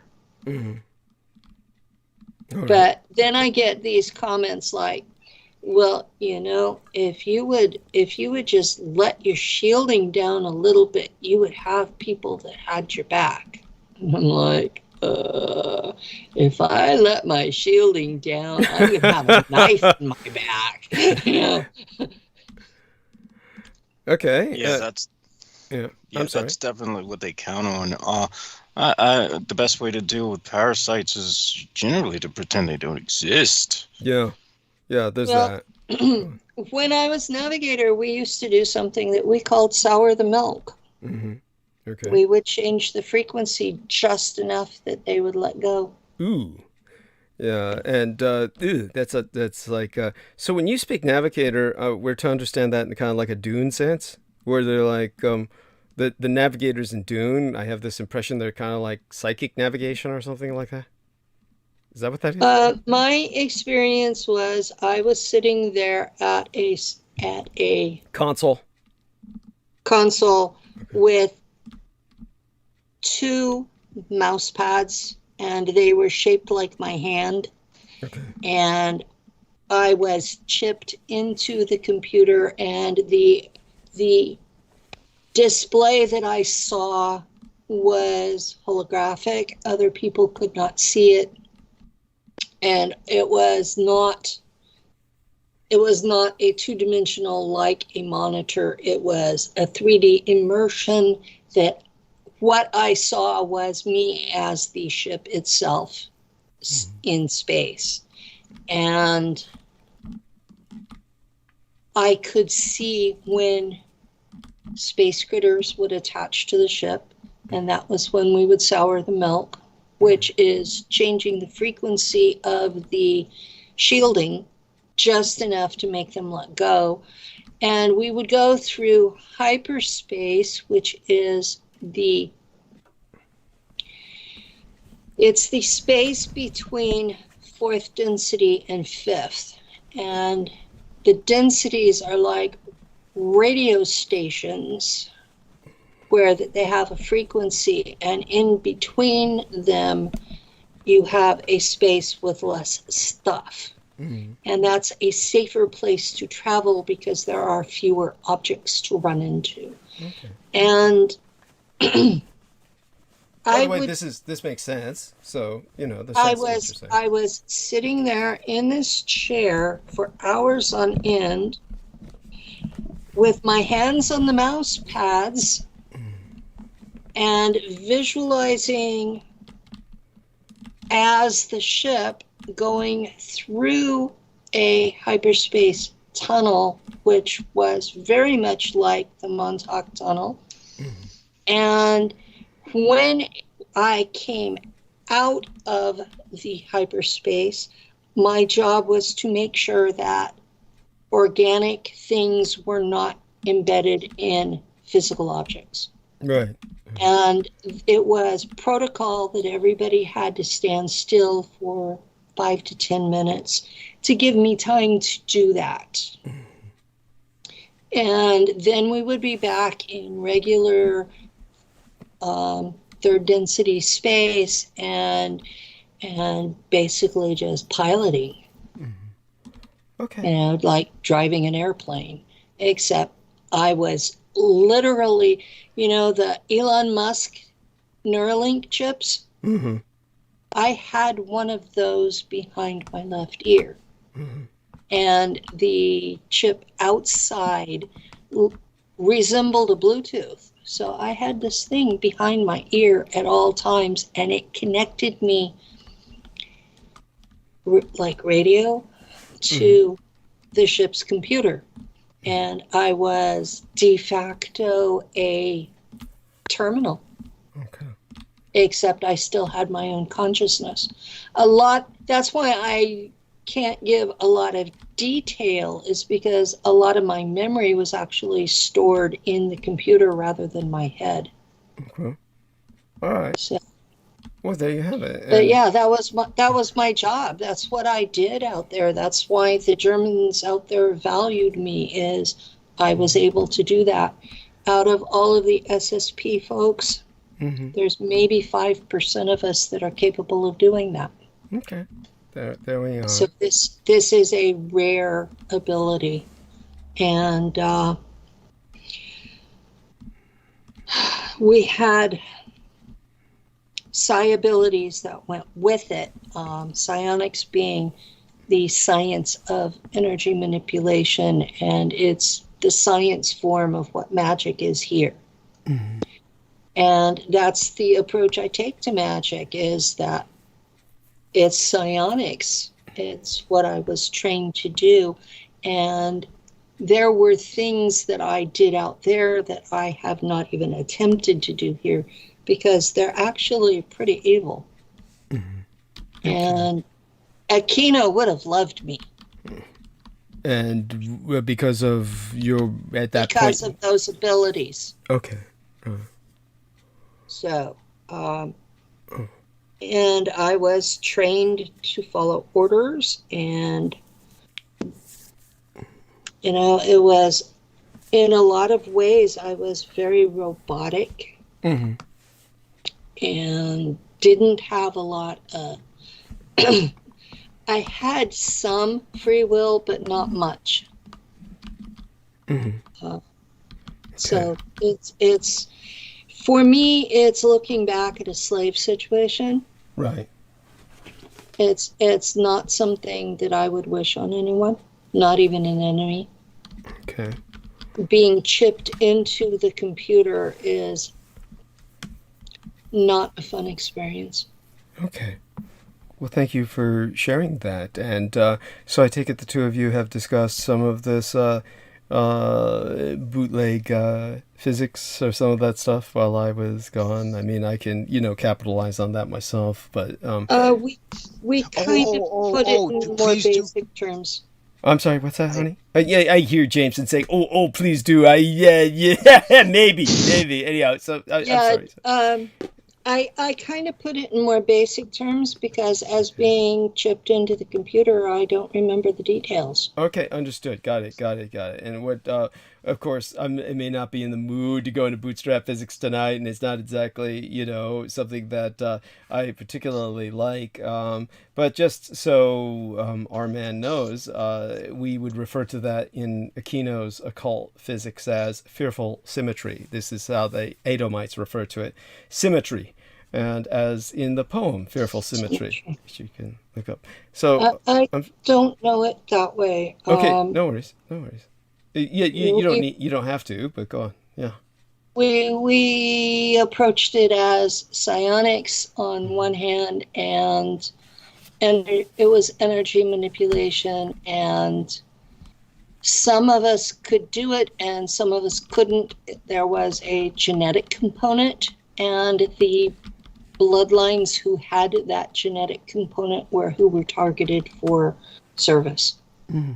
All right. And in fact, I'm going to be interviewing people over the next 6 weeks that have done their family tree and have memories of being in service, and they have all tracked to the Grail line.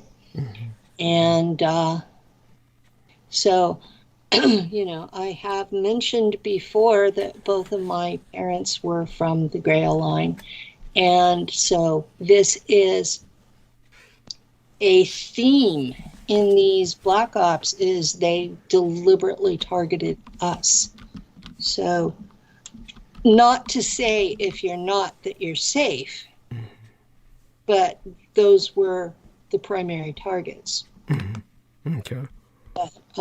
Any family group bloodline that had psychic abilities or did magic, those families were the target because there's a genetic component to it. Mm-hmm. Okay. So thank you, honey. And with that, what comes to... did you two discuss the poster I had produced, or any resonance you felt with that? Yes. Oh, yes. You did? Oh, wonderful. Maybe you could summarize what you said?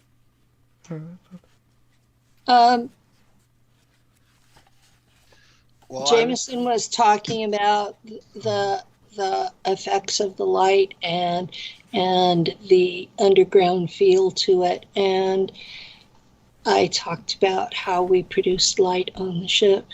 Okay. And, so did it bring any memories to you? The image, did it bring any memories, any repressed memories? Memories. Yeah, it did, but I didn't talk about them. I have memories from an altar who serves in a non-German faction, and there was apparently a war, and a group of people were left behind, and apparently their faction doesn't know they are alive, and their technology is decaying, and these people are in a post-apocalyptic survival mode, and their buildings look very much like that. Interesting. Okay. Certainly wasn't my intent to portray that. I didn't think so. Yeah. That's why I didn't bring it up. Yeah. But rather, you asked. No, and it's appreciated that you responded. And what I am trying to convey by that illustration when I produced it is the fluorescent nature of the Unterlanders, or the intra-Aryans, as in intraterrestrial. Intraterrestrial meaning in the Earth. The inner Earth Aryans, after years of adaptation to a subterranean environment, they are effectively fluorescent to a degree, which is what we were speaking of earlier concerning your Celts, and as Brandon Young and yourself were discussing. The Shahami that I've run across Yes. have that fluorescent effect. Yes, there we are. So that would be one of the reasons. They also fluoresce in colors based on their mood, like squid do. Okay. Thank you for sharing that. And but this would be the reason why the Unterlanders tend to cover themselves completely in combat mode because of the fluorescence of their skin, which would otherwise be obviously rather a giveaway and not conducive to the to camouflage. So there we have that. Very important. And other than that, I want to thank you for joining us. I'm going to try and earn my pay and do a little bit of talking, but I'm not going to go there just yet. And when I do talk, I just want to speak for a little while before our man, Mr. George Knight, comes on. But I certainly wanted you to take your time and any stray thoughts you have or subjects you want to bring up or things you feel we need to be paying attention to, by all means, bring it up and tell us a bit about what's going on, as say, for instance, with some of the adventures you've had with this surgery that you may not have shared yet. I think it's very important. I don't know how much people have had of your background story on that. Perhaps you could tell us a little bit about the pains that used to be chronic. And this must be a feeling of great joy now that you're beginning to kind of go back into a pattern of a regular biorhythm. This must be just an incredible difference in your life without that much pain. So you might tell us a little bit about what you're also doing, with rehabilitation. The background is that in 1977, my first husband came home at 3 a.m. with lipstick on his neck that wasn't mine. And in the course of the fight that ensued, he hit me across the back of the neck with a broom handle. And so 44 years later, I've been having epidurals. I have numbness down my left arm into my hand. My thumb feels like it's on a grill because of nerve pain. And the epidurals started failing, which meant that I had a concussion headache from the impinged spinal cord. And I was looking at being paralyzed from the neck down. And all of the new age people wanted to send me love and light and tell me to wait for med beds, which are not coming. And I got incredibly angry and basically told them to piss off. And I've had several rants on my personal wall about it. And I had a surgeon who was willing to do 3 vertebra spinal fusion in C4 through C6. I'm tired. It's no worries, honey. No worries. So it was C4 through C6. I have a strip of titanium that's about 2 inches long and 6 screws holding it in place. And where the discs would have been, they took out the debris. They put in plugs to keep. Well, they replaced the discs with nylon discs, circles. So there's nylon circles in there where I should have had a disc, and there's titanium plugs to keep them from going into my spinal cord. So there's hardware in there now. Cool. My doctor says that based on the x-rays that I'm about 3 weeks ahead of schedule as far as healing. I start physical therapy next week. Okay, great. So I'm at the stage. Oh, Jesus, what is that? Did anybody hear that? That's Lou coming in the back door. He goes outside to smoke. So, yeah, that's our back door. And so I'm at the stage where I'm coming off the opiate and I'm weaning off the neck brace and having to build up muscle stamina because they did cut one of the front tendons that holds up my head. Mm-hmm. And so, yeah, it's the surgeon said it was a 4-month process, and I'm just over halfway. Okay, wonderful. I mean, I'm so proud of you that you've made it this far, and that it's working out for you. I'm really excited that this is working out for you. It turns out that the anesthesiologist is someone I used to work for. So Really, and they remember you positively. That's a good sign. I'm not an evil person. Some people actually do like me. Oh, honey, we love you. Don't worry about that. I mean, it's one of those things where just be a little less sensitive when you hear me shitting all over other people, and so.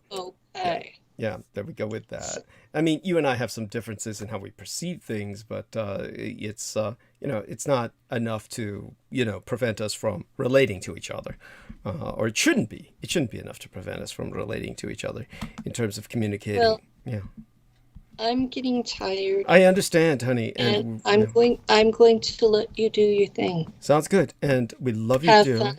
Yeah, share our love with Lou. And can you do me a favor? Hold the stage for a few more minutes. I've just finished this Coke. I'm going to rinse my mouth out so that the malted battery acid doesn't eat through the porcelain of my teeth.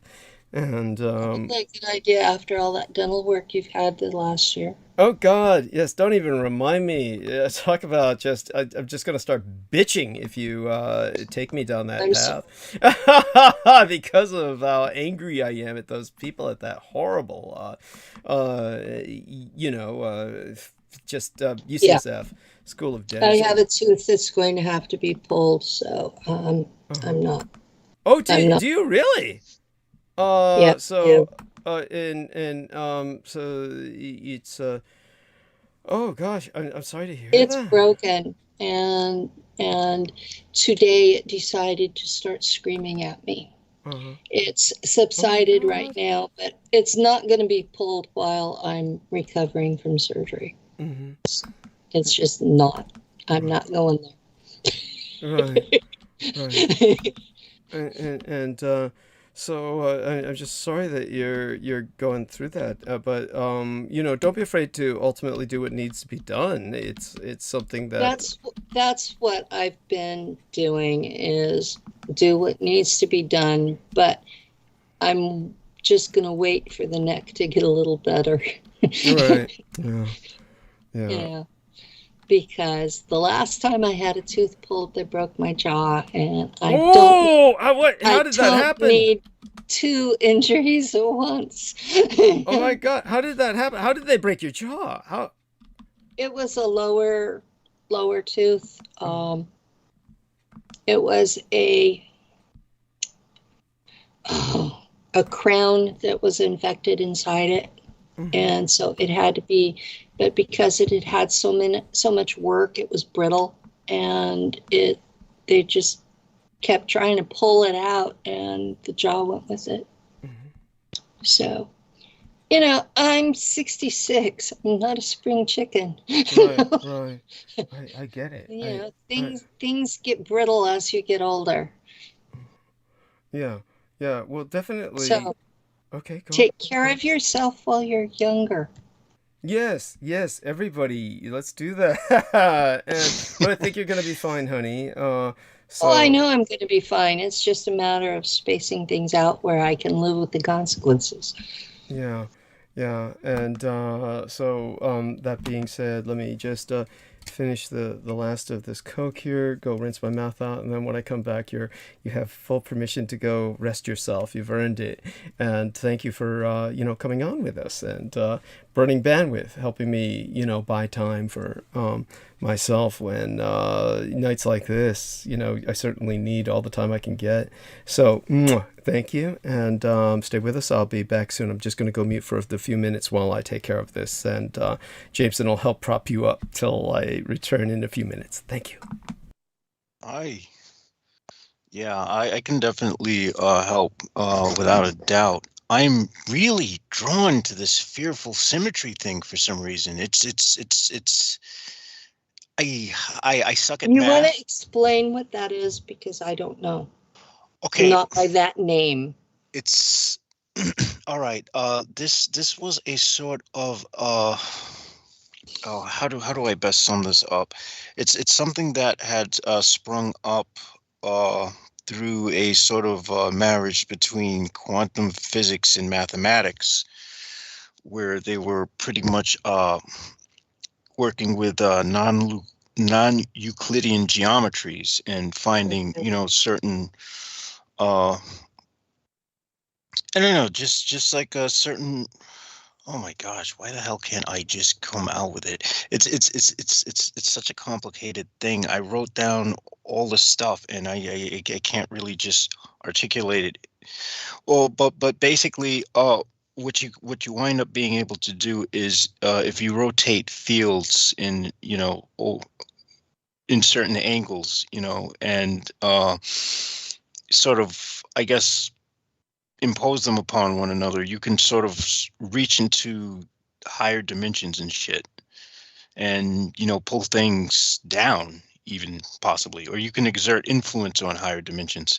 It's very interesting stuff. You don't just pop in there and pop back? Well, it's a little more complicated than that. It's what I can say is that from a esoteric, the reason why it interests me is because I feel like there's a technological component that people who are engaged in modern sorcery don't have, and it's sort of when I sort of fell into these tensegrity structures, I sort of, that aha just popped into my head, and I knew that this somehow relates to the fearful symmetry, and that by utilizing these structures, one can magnify the sort of phenomenon that one seeks to experience when one is working with the occult. Okay. Where my experience was, I do these things, then I have to figure out how how to explain it to somebody else. Well, I do have a specific goal. I have some goals in mind, and it's not that my mundane workings aren't seeing results. It's that there's an end game that I need to succeed at, and if I don't, well, we'll say I can't fail, because if I fail, I cease to exist. Okay. I know that feeling. Yes.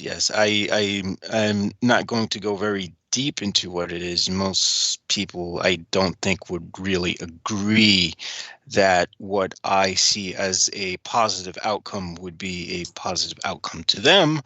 But it's well, one of those. I understand your Qliphothic leanings.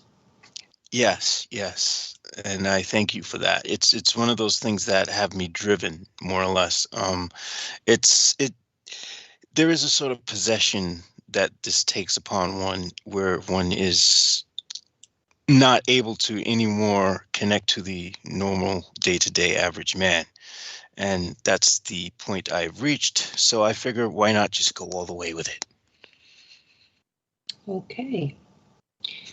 I reached the point I could not connect with average humans somewhere in high school. Yeah, well, I mean, yeah, it's been It's been a wild ride, and somewhere along the way, Lou found me, and no, he's not a gnome. He's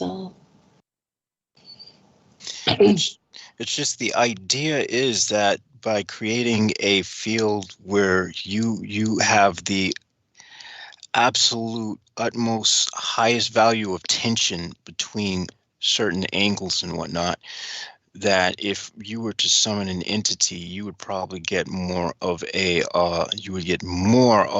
solid materialization than if, say, you use just the traditional stuff. That's okay. So what you're trying to do is actually materialize them. Well, that's the desired outcome, because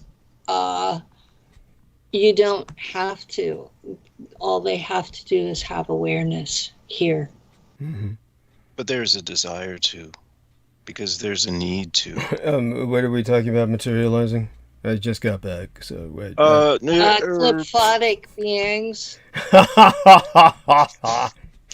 And I probably butchered that word. Oh, no worries, honey. It's nobody can pronounce those words, and they're really not supposed to be pronounced in a certain sense anyway. Okay, well, we see what he's after, and always the same. No. It's not that. It's not that. It's something else. Because I figure, why not just make my body the host for the Qliphotic entities, so that they can just exert their will through me. That would make more sense, wouldn't it? That is the usual unaccepted way for other dimensional beings to have a presence here, yes. Yes, that's my desire. And in return, I get certain boons that most people won't ever understand. If you continue to coexist in the same body with them. Usually when the other dimensional being takes over, it kicks you out. There we have that. Yeah, pretty much. I don't think there's much of a me inside to kick out. Well, I've you'd always be been surprised. I've always sort of been a hollow thing. You perceive yourself as such. But moving right along, yes, it's, anyhow, again, I thank, our lovely Penny Bradley for joining us. My best wishes to Lou Reist for babysitting her, and, I'm so grateful to him for that, as well, of course. Grateful to Jameson. Babysitting me. Okay. Is that what you kind of said? Is that what you kind of said earlier? I mean, come on. I know. Yeah. That's what we told the friend, was that Lou was babysitting me. Yeah, there you go. But we used to work with this guy, and inside jokes. Okay. Yeah. I am in some ways your absent-minded professor type, but in other ways I'm very responsible and take care of myself to the ability that I have at the moment. Yeah, that's right, honey. So, love you dearly, and share that love with Lou, and we'll have you back on again soon enough. I'm certain I'll always have need for you. And with that, we're going to say goodnight. Blessed dreams. Okay. Good night. Thank you. Oh, yes, and thank you so much for what before you leave, what inspired you to republish my poem for you the other day? What brought that up all of a sudden? Post-op depression, fighting with people who said they were my friends, and Facebook decided to show me that post. Okay. And it perked me up, so I took your poem out of the middle of the post, and I gave you credit. Yeah, no, I so appreciate you doing that. Yes, and and hopefully the other illustration will, hopefully you downloaded that as well, and we'll find some use for that. Oh yeah, I kept all the pictures. Good, wonderful, honey. And, I have a sentimental side, yes. Good, that's right. And so then, okay, the blessed dreams, and may they all be sweet. We'll be speaking again soon. Good night, y'all. Good night. Yeah. Good night. Yes, and then as for you, young man, okay, enough of trying to draw clipothic entities into yourself. Okay, don't pay me any mind. I'm just overcompensate. I'm overcompensating for not having a woman to have fun with. That's all. It'll happen eventually. I mean, oh my God. You heard her earlier. She said some woman has just decided to make a lifetime partner or have a go at it with a super soldier, and she was giving her fair warning, and and she's afraid of threatening lawsuits from it's not even that keeps me from bringing it up. It's just I think I know who she's talking about, but at the same time, it's one of those things where I told you before. Good God, that man could get a reasonably fairly attractive girlfriend. I mean, and anybody can. Yes, I mean, that's not the way I should put it.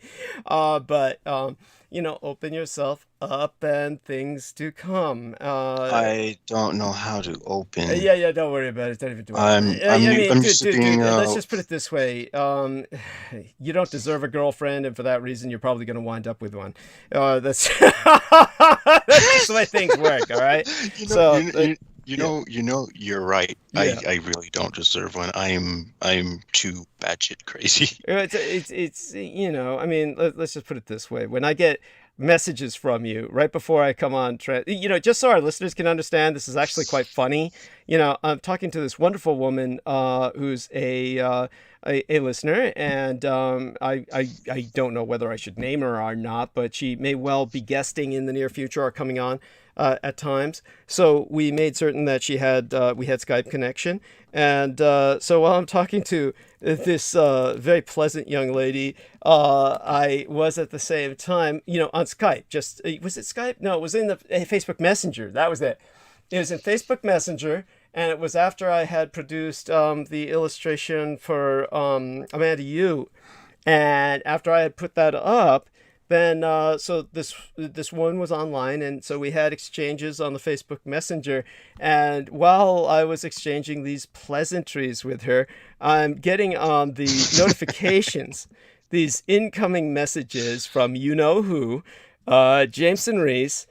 And, of course, at this point, it's still black. His icon's gone black, which is apropos enough. And let me just scroll up a little bit. I'm not going to read them verbatim. I'm not permitted to change the icons because I'm in Facebook lockup. How much longer do we have for that? I'm stuck 21 days. 21 more days, you mean to say? Yes. 21 more days. 21 more days. Oh my God. So this is what I was getting on the I'm not going to do this verbatim. It's just paraphrasing. But oh my God. It was just while I'm talking to this young lady, these incoming notifications are giving me the first and last few words from Cookie Monster, who is our man Jameson Reese here, and he's just in a very bitter mood. And so at the time, it's just while I'm exchanging these sunshiny pleasantries, I'm getting this coming up in the notifications. Women are heartless bitches. Yeah, and I now grasp why rape occurs. Yeah. No. It wasn't about that. I get. This is out of context. Anyhow, it was a grasp as to why people torture one another. Yeah. There we are. So then I get the next notification. I would let them die in their own fucking feces. This is all up to date. Yeah, that's delightful. And then let me see what else comes up there. Humans aren't shit. Yeah, and then finally, we bind humans through torture. I see it clearly now. Yes, this is all coming up while I'm just doing these exchanges, just kind of, paying the upper notifications no mind. This is like, it made me realize that, just how I'm exposed to negativity quite a bit, and it begins to, and I'm not blaming you at all. I mean, compared to, I don't take offense at that. That wasn't a negative. It just was like in the background. It was like birds chirping, but it's just, it's like but I realized then just how overwhelming that has been as background noise throughout my life. That there's these people, the gang stalkers, etc., which Jameson Reese is orders of magnitude above those people. So comparatively speaking, anybody who thinks Jameson Reese is this profoundly negative person because he expresses sometimes these concepts, it's like you have no idea about negative till you've seen these gang stalkers. You have no idea. These people just, he looks like, Thomas the Train compared to most people. You have no idea. Compared to the evil that I saw manifest throughout my life, the kinds of horrors I've experienced, Jameson Reese comes across as just this kind of human being who's just dealing with frustration more than anything else. It's really frustration that he's dealing with. Yeah, it's benign anger. It's nothing that is going or ever capable of being manifest in any way that would be not legal.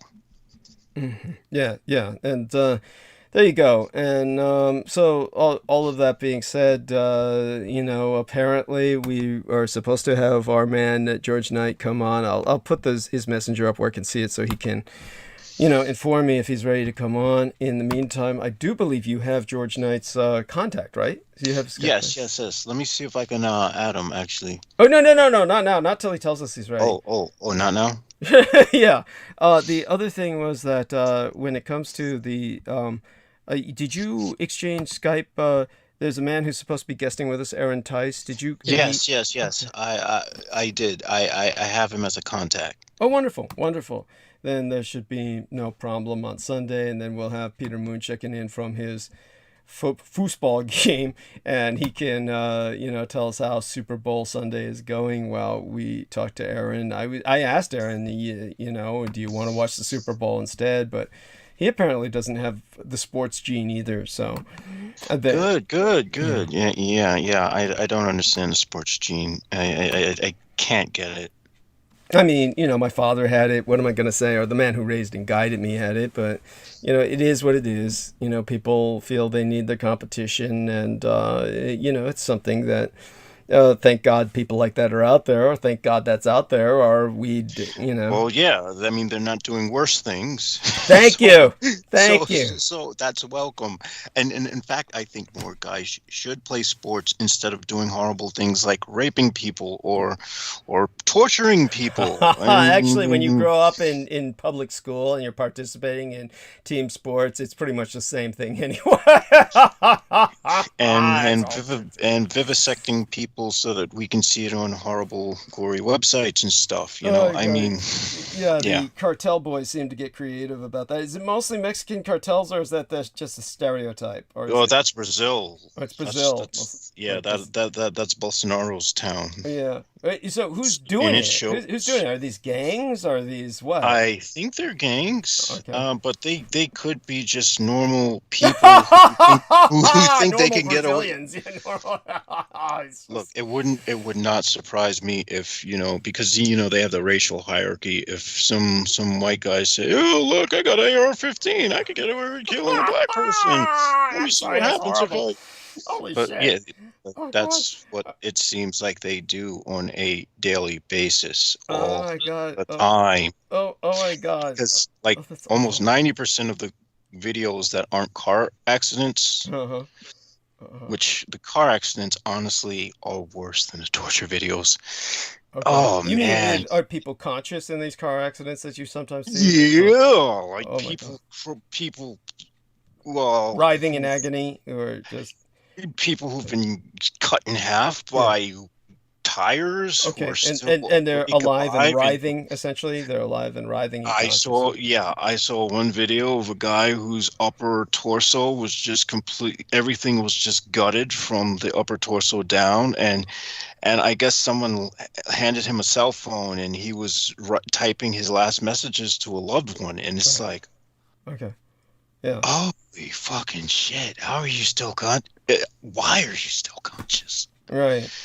Well, at that point, and I'm wondering why someone doesn't have it, why someone doesn't mercifully Kill. just Yeah, well, obviously he wants to get his touch last the words sides out. of their carotid artery and just I understand knock what them you're out saying. I understand what you're saying. out of but mercy, you know? when injuries are that heinous, there is a good chance the person is beyond feeling pain. At that point, that there may be so many different chemical responses going on in the brain, it may have shut off that feeling of pain in that area. That actually happens? Yeah, that can happen. That can happen. Can happen Yeah, if you're lucky. it probably happened with him because he's able to retain enough coherency. We presume he's retaining coherency to text the messages, so it's likely that that's the case, because also the severing of the spine itself can cut off measures of messages of pain to the brain. And the spine has a lot to do with everything, obviously. And what they used to do to try to deal with people who have diseased nervous systems and are in chronic pain would be to try and snip some part of the spine so it stops sending pain messages to the brain. This is, of course, extraordinarily stupid and very risky, and never, ever allow some MD to talk you into that. But it's one of those things that I've seen it happen. If I had access to this one poor, I think he was Mexican, or he was a guy who was in chronic pain, and he was, I met him in the clinic where my mother was after her brain injury, and what happened was he was like, had that done to him, and what he instead lost, rather than necessarily his pain, was his sense of taste.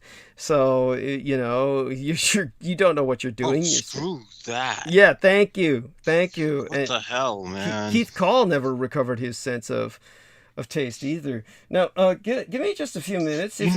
What's interesting about the COVID is I didn't lose my sense of smell or taste. You're so fucking lucky. You are so. What's insane is that it magnified. Your sense of smell and taste. It magnified to the point where I'm smelling things. I'm like, what the hell? I've never smelled this before. I'm like, does this always smell like this? But didn't somebody in the chat room tell you that they had a metallic taste like what you were getting? Yeah, they did. Yeah. And anyhow, do me a favor. I'm going to just kind of putz and futz around for a few minutes, hold the stage. All right. Further, just I'll find some interesting things to bitch about. Well, you had some fun with the X losing its satellites. You could go on about that. Here's one thing. Yeah, okay, yeah. If you want to bitch about India, okay, take a look at this. They painted her face white and paraded her through the streets. Look that up, that very sentence. They painted her face white and paraded her through the streets, and half of her tormentors were women. There was some girl suffered terribly. The authorities are trying to deal with it, but this is a patriarchal society just turned completely toxic. I mean, when I get news items out of India, it's usually crap just like that. It's what's the other crap? Some guy's wife purchased a cell phone or without his permission, so he hired a hitman to kill her, but the guy failed, thankfully, and so the justices are dealing with him. And what was that idiot? Oh yeah, what's his name? I don't know if for some reason, John Warrington out there, maybe he just needs me to say hi. Hi, John Warrington, love you. Always in your debt. Love you dearly. He went on kind of a binge, tagged a bunch of things onto my timeline. One of them. My question is this: can we just nuke India and get them out of their misery? Yeah. Honestly, I'm not against the Indian people, but for some reason, them being located there is causing. How about we just kill the majority of the men? Yeah, this is literally so hard. I would rather just talk about Elon Musk's failure of space stuff. Satellites, yes. Because so did you find it? You found it. Yeah. This is going to make me angry and want to expedite the human race's extinction. Yeah, thank you. Oh, did they paint her face white or black? Was it white or black? Black. They painted her, and then they were calling for people to rape her. Why? Why did this happen? Oh gosh, I don't want to know. Oh, it's gonna be because it's gonna be something so stupid. It's something beyond stupid. It's at a point. At that point, the reason doesn't even make sense because there is no reason. The act doesn't. There is no reason to do that anyway. I mean, what the hell? Thank you. It's like no, this is just something wrong. This is just something wrong. Yeah. I like to veer on the sort of autistic technical shit anyway because looking into the human heart, I'm a very sensitive guy, and the human heart is too dark for me. Right. I can see why you say what you do, and at times like this, it's and then why did I remember it as white? Other than, of course, I think in Far East Asian terms, but even in South Asian and Pakistani, all the way up through Iran, white is usually considered the color of death. So instead of painting her face in the color of death or in white, which I, in my memory, flipped it into, they painted her face black. Why? Why black? Is that what they thought was a derogatory color? Just like I think so. Yeah, because they're just racist. They have those sort of they're racist as fuck. They have that sort of white cast. They want to be white so bad they can taste. They want to be white so bad that they would shame anything that's black. And yeah, you let them try to do that to me, and they'll be knocked the fuck out. Yes. Oh my God. I'm sorry, this is just so wrong that you have to condemn the culture. Yeah, it's just like this should not be happening anywhere. It's like Brazil. I mean, it's just fucking horrid. It's the only reason why I tend to watch those gory videos is because I use it to separate myself from humanity. And by separating myself from humanity, it makes it so I don't have to feel the pain of being human. Okay. Thank you. By the way, did you notice when we went through, the various elements of Dr. David Lewis Anderson, that Peter Moon really did nothing to really disprove or convince anyone he's not an Evanescer? That's just. I think he could be an Evanescer who more or less is able to somehow maintain his humanity, or his human side was so strong that he hasn't completely gone. He just basically can put up a good enough front or use whatever memory material is still there. This part of the human being is still able to repress it, so to speak. Right, but his behavior is obviously not. It's just not something that a normal human would behave like. This is just too much too many odd things. Up to the glow on the video, which I don't know if you've seen the video on YouTube, but if you just look up David Lewis Anderson and look at the video on YouTube, and you just see this kind of bland looking guy with this kind of glow. Do you know who he reminds me of? Look up David Lewis Anderson. You'll find that video. You'll see what I'm talking about, where you got that kind of glow around him. And the first thing I thought when I saw that video, and of course there's no connection whatsoever, but the first thing I thought was that it was this young looking guy who was young, very young guy who had went out on drunk driving, poor bastard, and he thought he'd cop to it, and that maybe that would get him some, plea bargaining. But he went to the Mothers Against Drunk Driving, and he showed up in one of their commercials and said, I was a drunk driver who killed somebody. He basically confessed it for one of their commercials before he had any trial, before he could talk to an attorney. And that served against him, of course. That was used as evidence against him, and they just gave him, a harsh jail sentence. So he didn't get any. And his father looked at that and said, "Oh, by the way, Amanda Yude is with us. So, Amanda, can you come on, darling? Can you come on? Jump on, honey?" And that's, anyhow, for some reason I thought of that guy when I saw the David Lewis Anderson video. So, well, I'm looking at the video, and it just looks like they exaggerated the lighting. Yeah, there's that. I mean, but you get what I'm saying. It's kind of like, they're going for that effect almost. So Amanda says she's tried to get on. See if you can call her. Okay, call her again. Oh no, she's on. She's on. You're on with us, honey. Honey, can you talk? Oh, okay. There we are. She's typing. I thought I heard some noise. Honey. You are on. It won't connect call. She said, I thought I heard her. Didn't you hear like a moo? Is that your cat? no.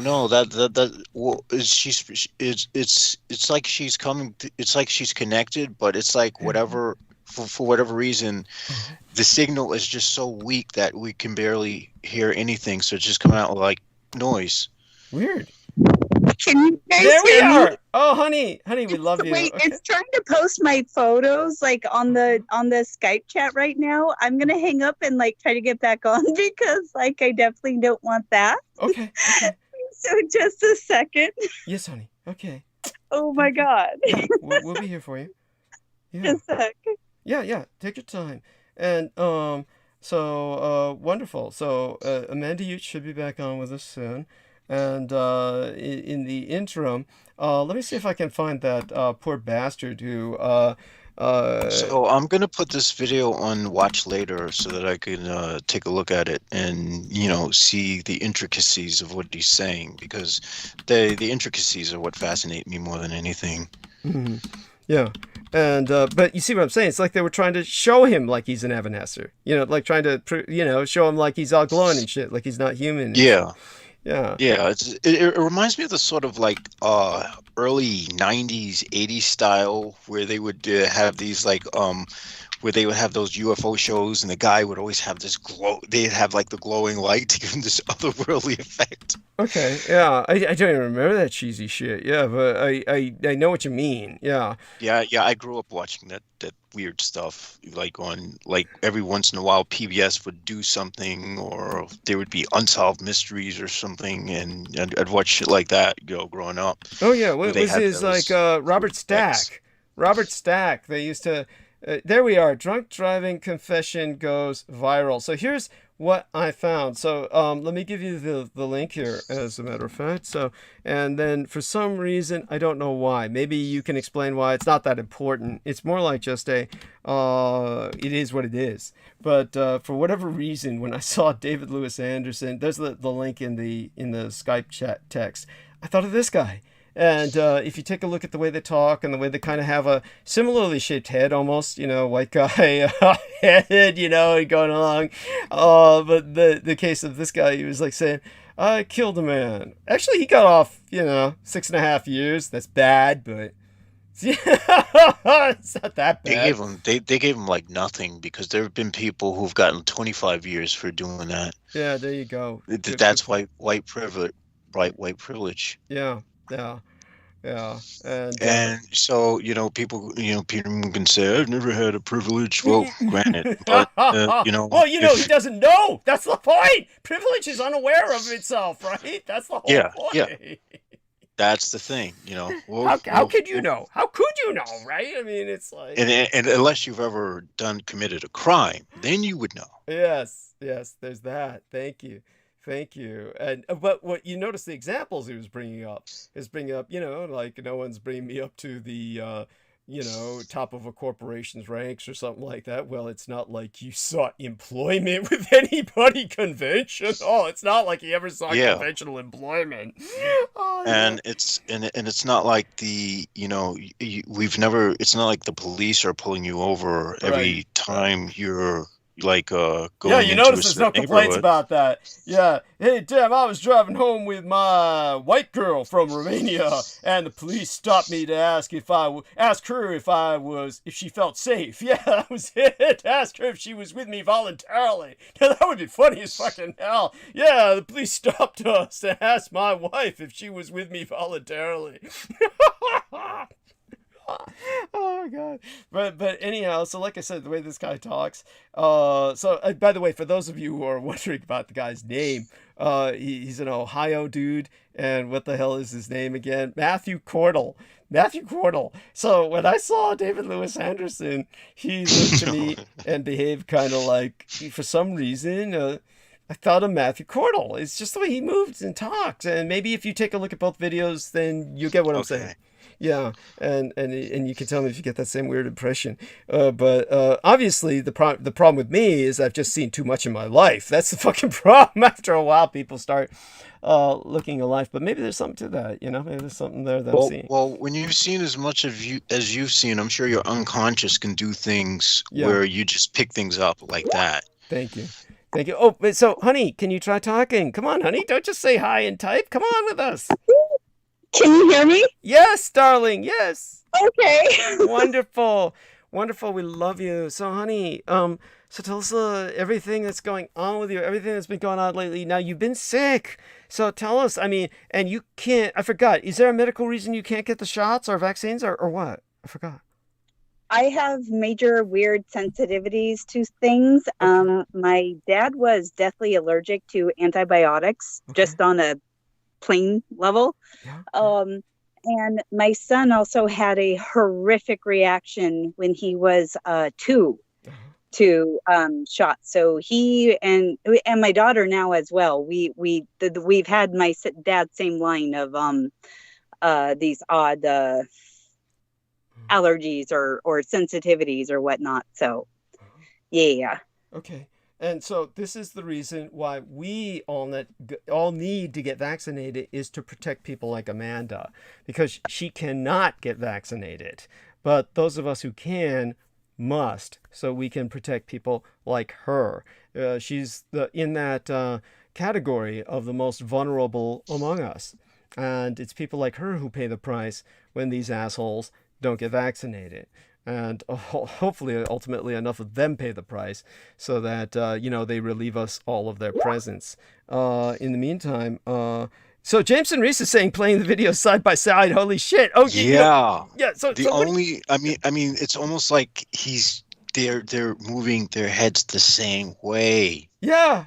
The only exception is that the guy who hit with drunk driving, he looks down from time to time, whereas Dr. Lewis Anderson doesn't. Which is also odd, because there's one thing. So, honey, Mandy, stick with us, because God knows we need you. So what we're doing right now, Mandy, is, if you've heard any of this, we're comparing side by side, or Jameson is, videos that I was reminded of. One is this Matthew Cordell, who was a young drunk driver who killed somebody and confessed to it on the Mothers Against Drunk Driving ad. Before he had any legal advice or turned himself in, he went to do that with Mothers Against Drunk Driving, and of course maybe that did help him in terms of his legal... That is so sleazy. Yeah.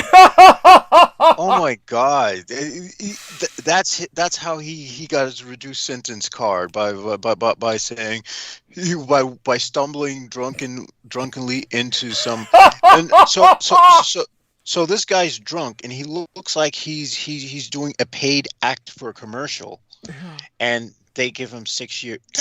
What? The entire thing seems wrong. Did they set it up?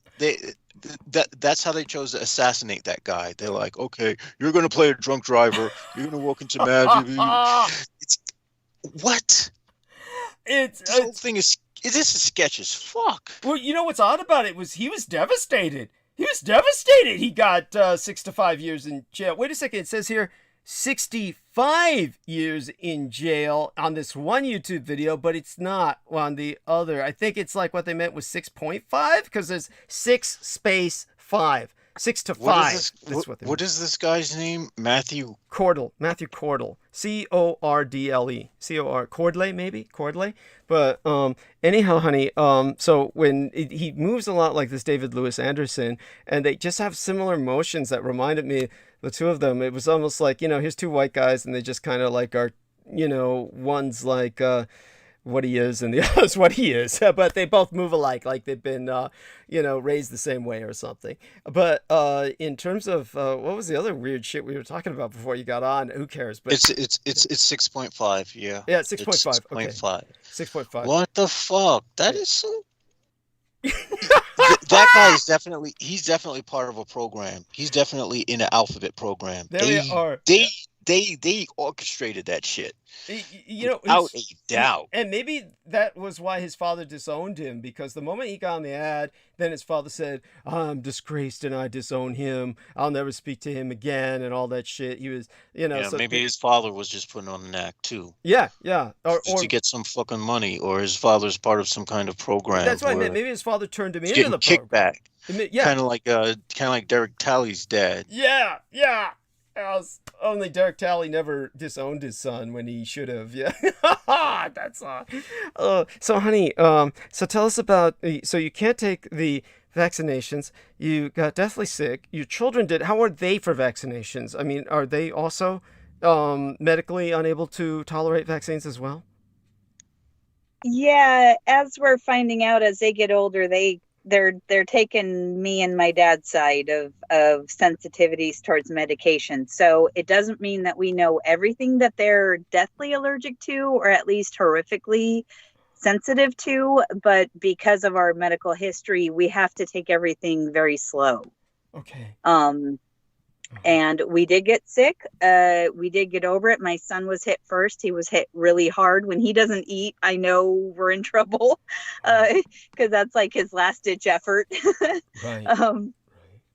And then my daughter kept going up and down and back and forth. So she was the one that worried me. And I've been in and out of the emergency room several times with her, just from when we get really sick. But our immune systems always, end up kicking it, and we just buckle down and quarantine and do all of our, things that we know to do, and we always get through it. I just have a harder time because my lungs are damaged, and so it just me personally, it's hardest on. So they're luckily at the age where they're a lot older to take care of each other, to take care of themselves, to get by and whatnot when I'm down and out. So it's definitely not as bad as it used to be.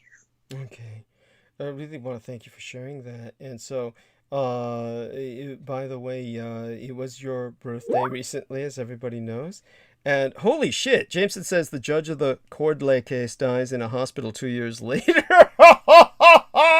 By the way, this just gets weirder and weirder. Yeah, There's no way that this is just fucking sketch as fuck.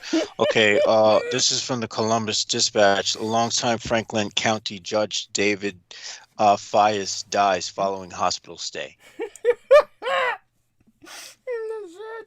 What wasn't it sketch as fuck that what's her first Penny Bradley goes in for surgery, and then our man, what's the black guy's name again? He calls himself Odin, Norden. Yeah, his house burns down. Yeah. What's even sketchier? What's even sketchier is the fact that the next day my companion dies. Yes. Oh my God. I'm so sorry. Oh, yeah, Mandy, can you help us with this? Because Penny Bradley was expressing the fact that she had a wonderful dog, and when he died, she's never been able to bring herself to buy a new one. Now, of course, we're hoping you can overcome that hurdle for security reasons, but maybe you can help Jameson here with his grief. His cat, his familiar, died, and he's devastated. And maybe you can help him with this. I'm going to take a short break again. I'm going to be back in a few minutes. I'm just going to go mute for a few minutes. But if the two of you could talk about this, I'm certain many people can relate, because of this is, especially during times of COVID, our pets become so much more to us than we've ever had. And certainly pets were a big part of my life when my parents were alive, and I maintained pets for them. They were important. So, honey, tell us a bit about loss, because obviously if you love animals, you're going to be experiencing loss. And so tell us about this, and tell us if you think you can ever overcome your reticence to get a new guard dog, so to speak, or a family patron, or what would we call them, a family sentinel, guardian, so to speak. Please take it from here. Well, I think it's kind of like other, if you lose a child or somebody else, a loved one, a parent, you don't really get over it. You just learn how to live without them. Yeah. And some days are better, some days aren't. And it doesn't matter if it's the natural order, they were old, or they were sick, or, it was a tragic mishap of life. You don't it's never right. You never feel right about it. But you just figure it out. I don't even know. I still can't think about Kronk too much. I just like my other cat. I have a hard time thinking about her and my other cat. I lost 3 last year, and they were staples of our life. And when you do love a pet like family, as you should, otherwise you shouldn't have animals, in my opinion.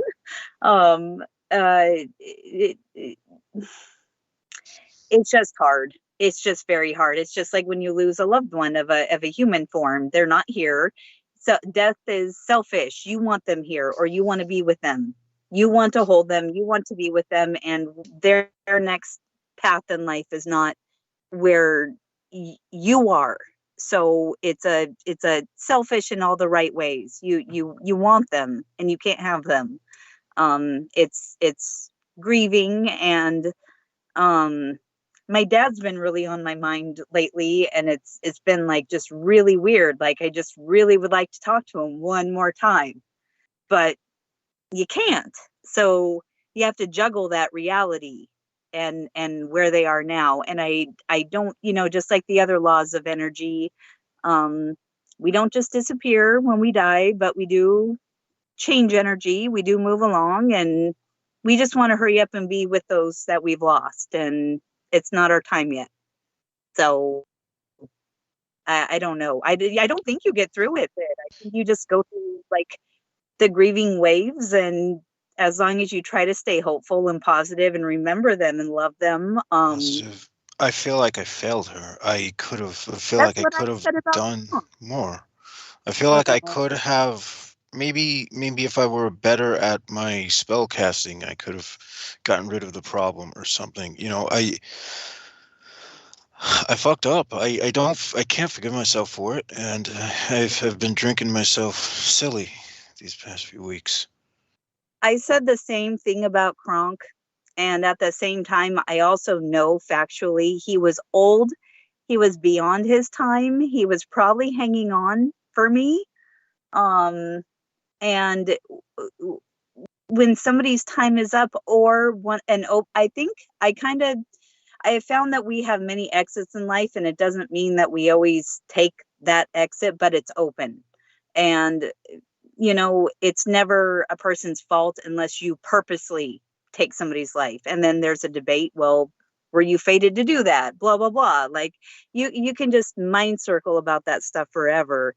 And the guilt is of course there, because as a caretaker, as a mommy, as a daddy, whether it's a pet child or a human child or a whatever child, there is a sense of responsibility, as there should be. But we just have to understand that guilt is misplaced, and it's a process. And as long as you did right by your animal, as in, did you love them? Did you feed them? Did you provide them shelter? Did you do what was humanly possible? And that, no, we cannot go against life. We cannot go against absolutes here on this material plane. Immortality has been from the ancient times a myth and a goal and a dream, and it's not obtainable by us. At least we're in flesh and on this plane.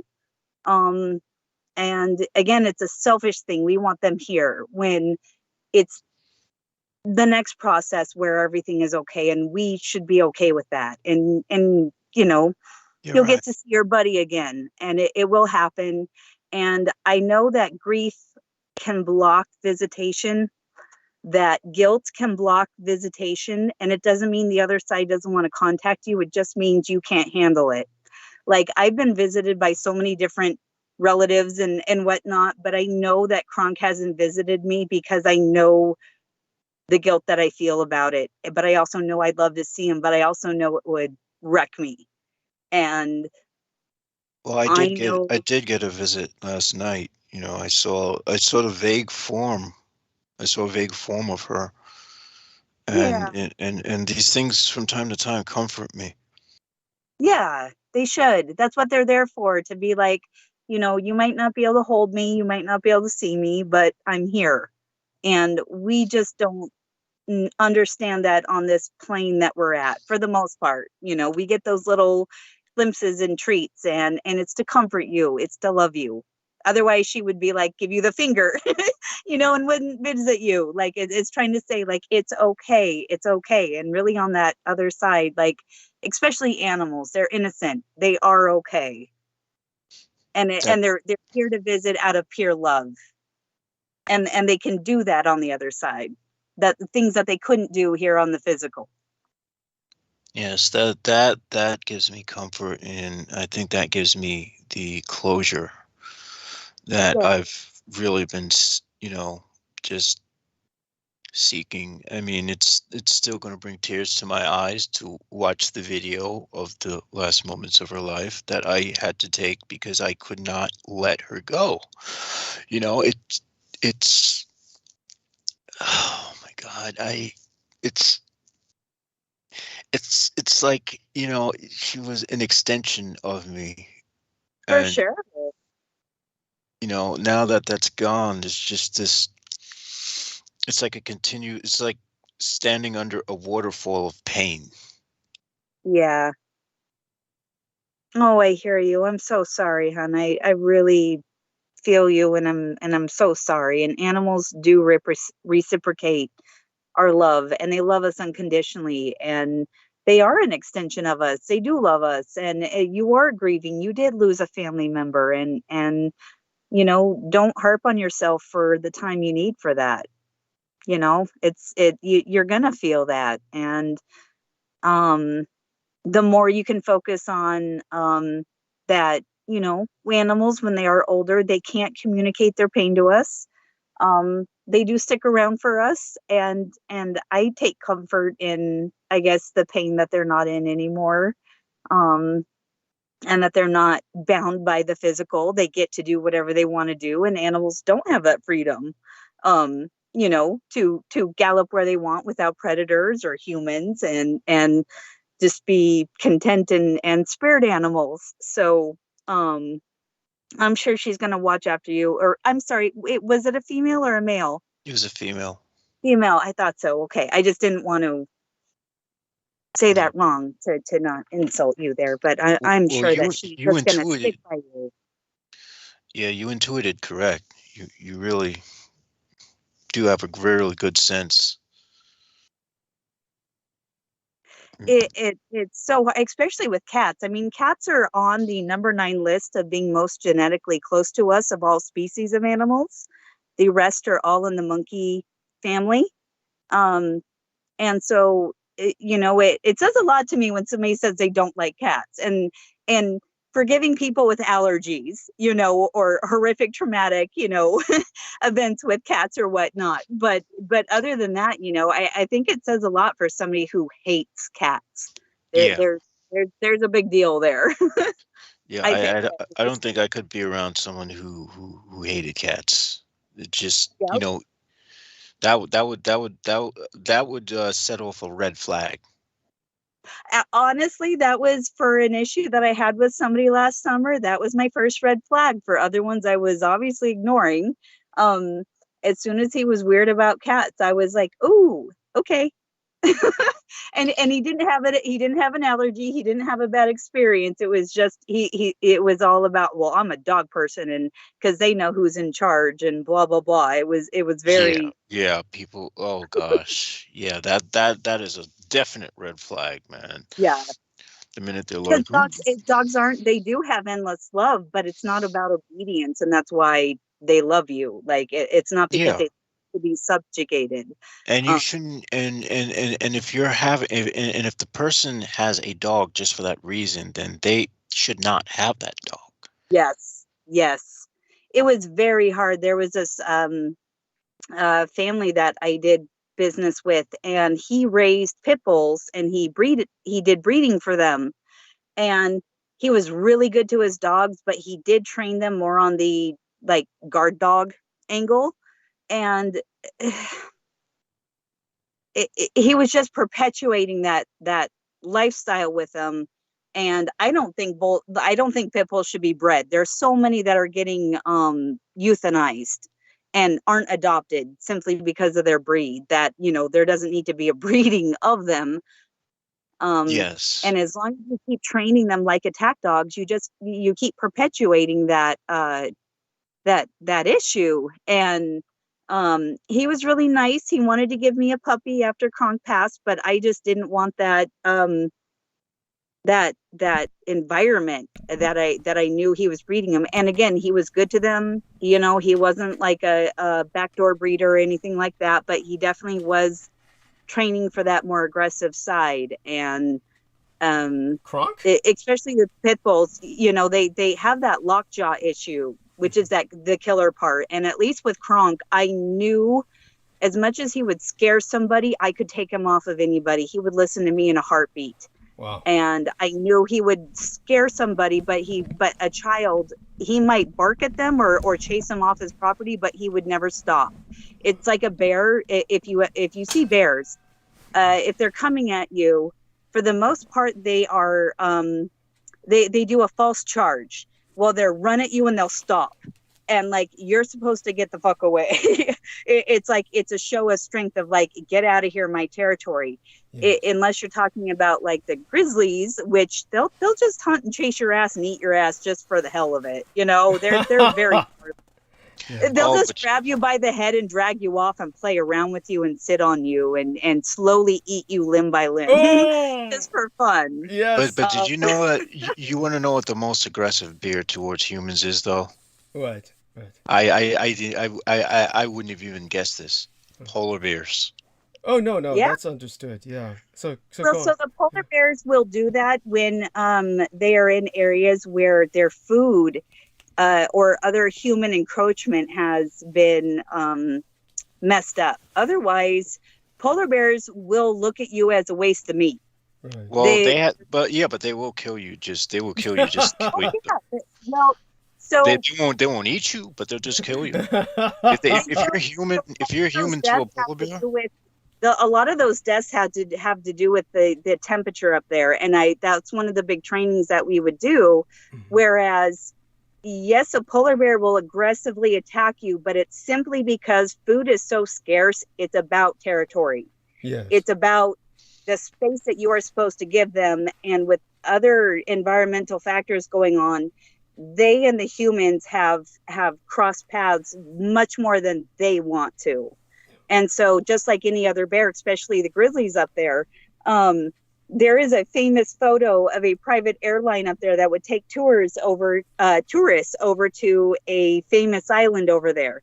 And the picture is of a tourist, and so it's a skeleton of a tourist, and his camera is around his neck and his boots are still on.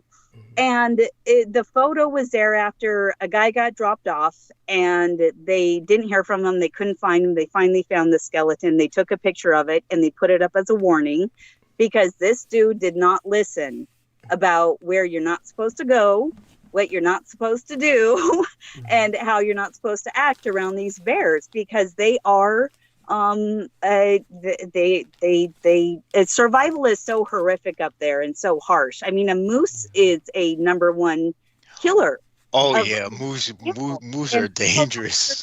That, yeah. When I tell people that, they're like, "Oh, moose!" Like, you know, whatever do, and that's like not the truth. And they really are deadly, and you really do have to like go out prepared in the woods. And I would rather have to deal with the bear over a moose any day. And I know that sounds crazy, but that's like the fucking fact. No, you're right.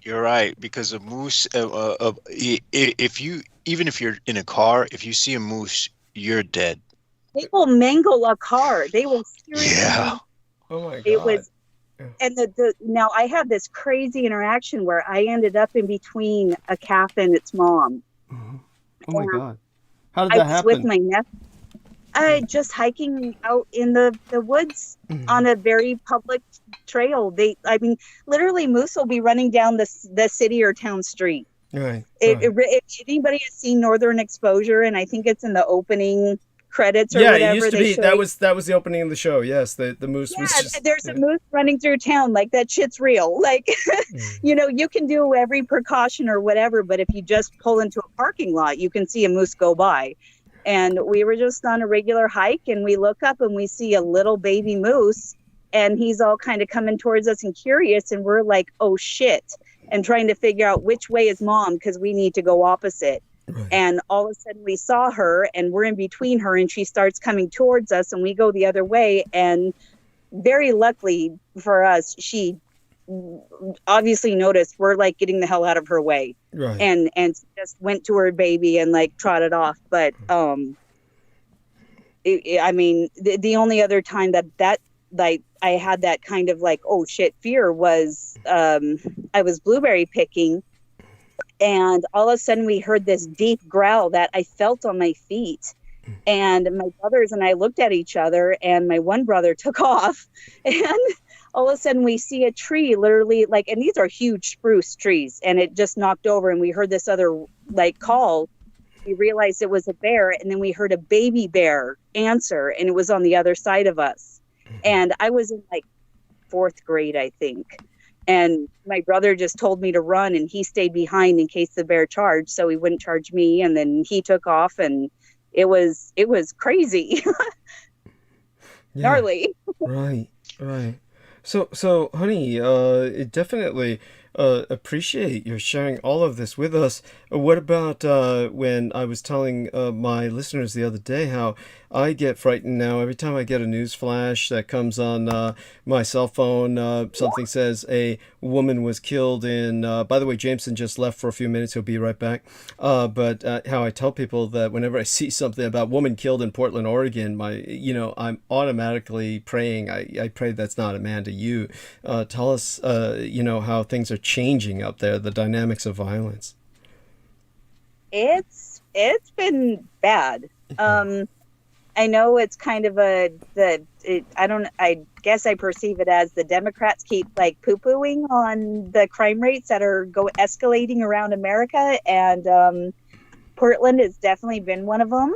Mm-hmm. It's kind of like same thing with the riots when they started, and they tried to pretend that they were all peace, love, and for equality. And I have areas where I have been going for the last 20 years, and I know that these exist in other areas of Portland. I totally get it. It has nothing to do with big city from small town girl like getting used to it. I've been here for 20 years, and an area right around my neighborhood has a constant cop inside of the store. Right. And this is the now, which is not the way it used to be, right? Right. It never happened. Literally just started up in the last couple weeks. The crime rate I've had now several home invasions just in my neighborhood. There was a guy who was kidnapped at the ATM to go withdraw money, and the police said they didn't have time for him. Yeah, that was his answer. They were like, okay, well, are you okay? And blah, blah, blah, and everything. They're like, okay, file a report. But, I'll send you the articles on it. But this is your, God. Defund the police and all the resignations that happen. We do have a rising crime. And I wish I had sent you my shit when I was saying, this is a cycle that we're in. This is an old tactic that we were going to have rises in petty crime, but also serious crime, as in murders and kind of gang activity, and just the cycle of violence on a civilian level was going to go up. And this is very it's happened before. It's several times, and it just makes me think of the Charles Manson era. Of people are being let loose that are mind fucked, and it is on purpose. And we are going to see a rise of this shit. I think I sent you something. I know I sent you something about a certain person who died recently, a celebrity, and I said that I remind me to talk about him, and then we never caught up on it. And the autopsy report today was what I said was going to happen, and I told my kids, and they were going bonkers at the TV today. Well, don't keep us all in suspense. You must be. Remember, I had sent you a message saying, "Remind me to tell you about Bob Saget and the Beast." Okay, well, tell us now. So they let it loose today that he died by a blunt force trauma to the back of the head. Right. Okay. Right. They're saying that was an accident. Okay, right, because I remember they found him dead in a hotel. What was this about the Beast that you were bringing up? So I had told you before that like I end up getting like right about who's gonna die and how they're gonna die. And he was one of them. That's what I was saying. Remind me about, because it was him. And so I don't know if many people know, but if you look up Bob Saget, the last article that was made on him was from the Daily Beast. And if you look through a few more posts about him, you'll find out that he used to be called and nicknamed the Beast. Okay. Bob Saget has a history of possibly not so good dealings, especially with the children that he was famous for being in television with. Okay, go on, yeah. So at the same time, there's a lot of rumors. There's a lot of people that know things. There's a lot of people that are shut up on purpose, and then they're used as scapegoats and yada, yada, yada. I'm not going to say, this is allegedly my opinion, my conspiracy. I'll just say that, allegedly. If you look up the roast of him, the MTV roast, the opening comments about him by two specific people are directly aimed at the two twin children that he was acting with. Those were the babies. Oh my God. And it was specifically about sodomizing them as babies. Oh my God. Yeah. Now, if you're on national TV and that's supposed to be a joke, haha, here's your career roast. I'm sorry, who wouldn't beat the hell out of somebody that even made a joke about that, about you? Right. You don't sit there and laugh for that. Right. I heard, and this is through other people who do keep being right for me, but I'm not saying that I have facts and evidence to show it, but that Bob was actually going to speak on Epstein's Island issue. Right. Okay. With some of the names that she had come out with. Right. And the word that was, or the phrase that was told to me was that his name came out of the hat. Wow. Meaning that's what was picked. Right. And with these sacrifices, I'll call them, you always have other deaths that go with it. And if people will look at the rash of the age group of people that died around his time, and at the same time, we have a bunch of 30 and 25-year-old child of actors or important famous people who suddenly committed suicide. Right. Not horrific accidents, not battles with long-time illnesses or diseases or whatnot, out of the blue suicides. Right. And these chunks, they always come in chunks. Some say that it goes in threes, but we're talking like these are in nines. Right. And if you look at the people who died, we had a huge chunk of comics, that comedians that died. And there is this weird connection that these guys do have. And I do remember some people right after Bob Saget had died that just, you can tell these things if you've watched them for a long time, if you've studied them, and I guess I have. Right. But the things that they say and the things that people say and the oddness about the autopsy and how it's reported and how quickly they're buried, regardless of their religious what have yous or other things, that they just always strike very, very odd, right, to say the least. No, I appreciate your sharing this with us, and hopefully someday we'll get Crystal River and yourself on together and we can all talk about this. The two of you are so much better at this than I am, and I think that obviously while I've exposed what I have with the military, and people know what I say is true because I'm surrounded by military stalkers who claim I was never in the military, that alone should prove to you that everything I say about the military is true concerning their being baby raping Satanists. The fact that they're so determined to try and shut me down, I think really speaks well of me and how they dost protest too much. Anything to do with you? Yeah. You say that it's again, the honey? same thing with this other stuff. Like I stopped bothering like telling people things that I know would come out to be right, because all somebody else has to say is like bullshit. And there's this inability for people to see physical evidence if their mind can't handle it. Well, and yeah, go on. People that are bullshit, they just let you go, or they use you.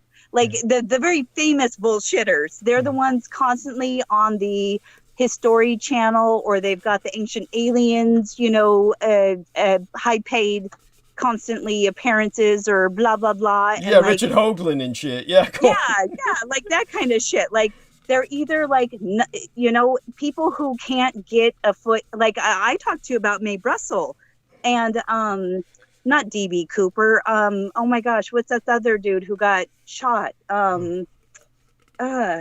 Fuck. Oh, I forgot. There's so many of them. He was the gentleman who he used to do a radio show, and you and I had talked about him before, and I told you I found him through my dad, and he was an old time Marine or military guy. You're talking and about William Cooper? William Cooper.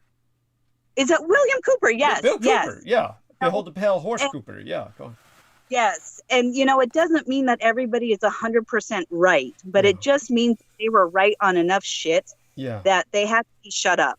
Yeah. That, and they were also scrambled with. So what was fanatical and a little bit outside the box, that's what you heard about. Yeah.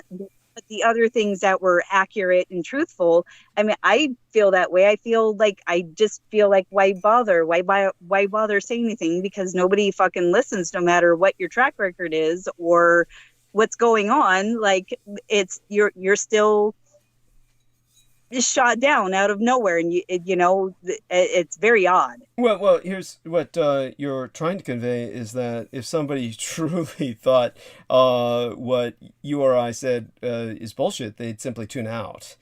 People who are basically investing all their time, their life to try and assassinate your character, if anything, that shows that you need to be listened to. So, when I have these quote unquote military men, or their authority is based on being in the military, and their attack is claiming that I wasn't in the military, you could take Jameson's route and just say, how does that even matter? It has nothing to do with what I'm saying. In the end, the message is all that counts, whether I was in the military or not. And that's fine. But at the same time, basically it does matter. It matters that I was in the military and the people attacking me were not. That's the insanity that we're dealing with. And instead they say they're veterans of Martian combat and shit. So this is the kind of insanity that we have in the world. But I think everybody automatically sees through the majority of these gang stalkers. Rather, what also I think that Our Lady Amanda is bemoaning is the fact that you'll have people who have nothing to say, but they're given endless platforms, endless access to platforms. And or all they have is what they've regurgitated and stolen from other people. Yes, there's that. But God knows why they would want to steal what they stole, because most of what they say is just shit. It's like stealing turds from a sewer or something. It's like... Because my dad explained it to me that, you always have to have that nugget of truth in the pile of shit, because otherwise people won't tolerate going through that pile of shit. But as long as you have those little golden nuggets in there, people will accept it and eat it up, because you can't... There's a couple psychologies. I hear what your dad is saying, and even I would still say he's thinking too logically. He's just thinking too logically. Most of what these guys are pouring out is pure shit, and people are listening to it. It's like Richard Hoagland. There is nothing Richard Hoagland says that has anything in it. There's nothing he says. And no, but it's the topic. It's the subject. It's the mind wandering that other people are doing, and they don't even understand that pile of shit isn't worth that golden nugget. Like it's that old saying of where, like, you have to have at least one truth with your 10 lies. Yeah. Because like you either have to be like have your lies so minimal and so tiny that like the truth just totally clears your ass, or your lies have to be so big and so huge and based off of some grain Like otherwise people can't, they won't take it. But if there's that one little like thing, people, it's kind of like how juries, like how they would let the mobs off over and over and over again because of a slick lawyer, let alone if they were paid off or bribed or threatened, blah, blah, blah. But, like people are definitely mesmerized. People are, that's the age old story of the con man. A lot of people don't understand when they've been dazzled and our inner thoughts or human nature has been, tricked or tickled or whatever have you, like it's kind of like at pretzels at a bar. They'd make sure that you had lots of salty nuts or salty pretzels or pickles, because sodium makes you thirsty. You'll order more to drink. They weren't doing it as a favor. Yes. It wasn't, the free peanuts at the bar were not because those were nice dudes. Right. Yes, no, that's it's so true. It's so true. And of course, there was one joke that my father saw that was by Gay and Wilson. I don't know if you remember that cartoonist Gay and Wilson from 100 years ago. What it's like getting pulled over on a race. Let me turn this shit off. Oh, holy shit. That was, this is why I don't usually check my messages while I'm on, while I'm on, but I was like going through my messages and then that popped up. But at any rate, when this joke by Gay and Wilson, I don't know, does that name ring a bell with you, honey? That cartoonist? It does. It does. Yeah. Well, my father, he liked the one by Gay and Wilson where the guy's in a bar and he's going after the peanuts and he's just eating all those peanuts, and then the bartender says to him, you want some beer with those nuts? Where, by the way, the reason that struck my father so funny is that there's also another purpose that is kind of a favor that's done in bars, is you need to feed your liquor. So a lot of times they have the peanuts there so that people can feed their liquor, because otherwise it gets really concerning because they start puking. People are just drinking on an empty stomach and they just start puking, and who wants to clean that up?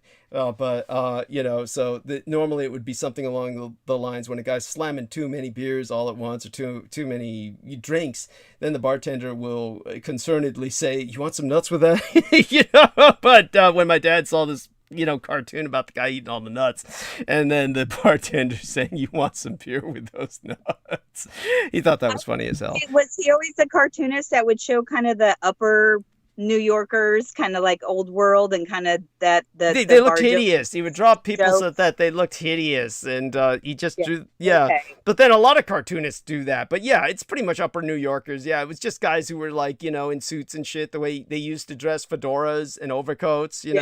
Everybody would be dressed like that, and nobody dresses like that anymore. But in terms of that, I made my point with that for what point there was to be had.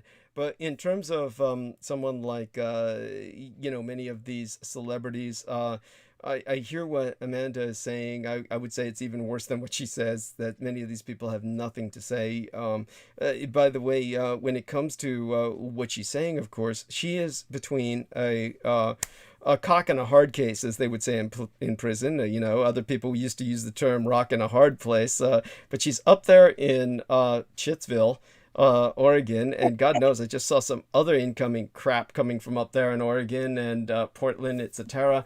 And where she is pointing out the fact that much of what the radicalized right-wingers on Fox News was pointing out is there's some validity to this. In other words, what they are saying with the radicalized right on Fox News for years, while Trump was still president, was they were pointing out that you had a lot of these lunatics up in Portland who were with the radicalized left, who were trying to organize like Freelandia bullshit. And you could tell us a bit about if you've heard that term or what that term means to you. But my understanding was when Brendan Zogit was kind of analyzing this, he was pointing out that freak who had come on our program and was basically the trigger for Elena Shea to flip and just go, how would I say it? Saboteur on myself and sabotage everything.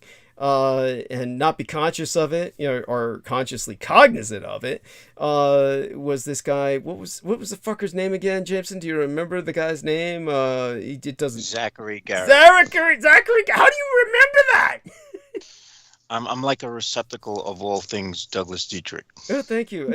Oddly enough. Flattering. Oh my God, that's flattering. Oh my God. There's no way I could forget. There's no way I could forget a guy who has like some kind of hideous disease growing out of his head. Oh yes, you remember that? He kept complaining about that, and I think it was just some kind of weird drug-induced hallucination. It was just.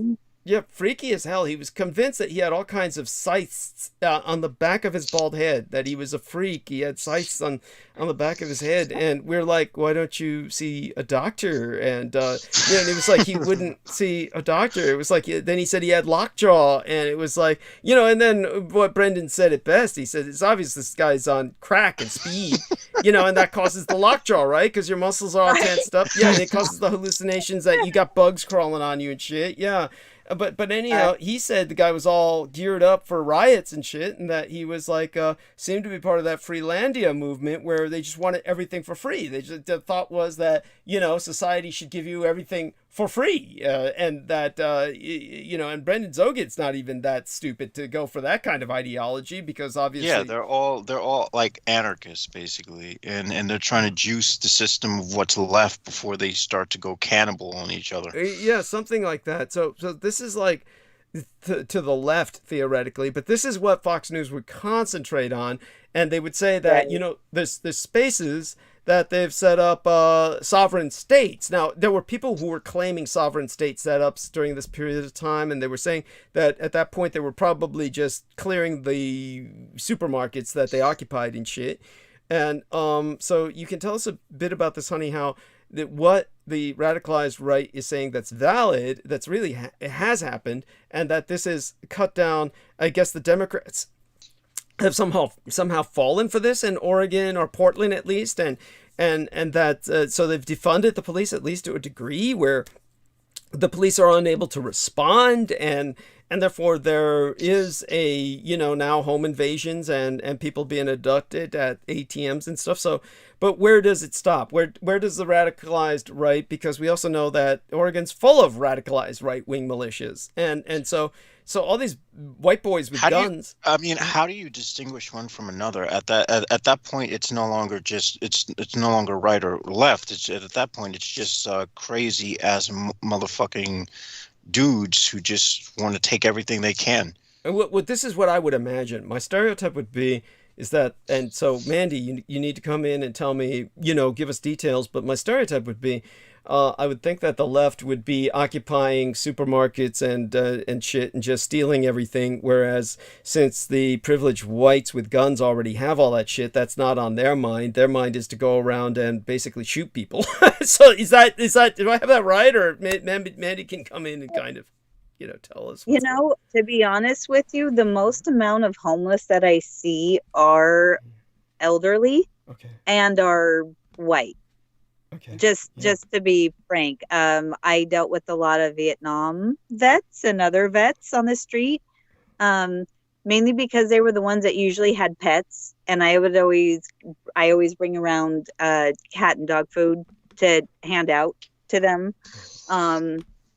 But so it's both, and so I don't view it as like a one side or another side. They're both chess pieces on a board being played by people who don't give a fuck about them, and it's just to play for their means and their end. And so it doesn't matter if you're radical left or radical right. Okay, honey. Okay, go.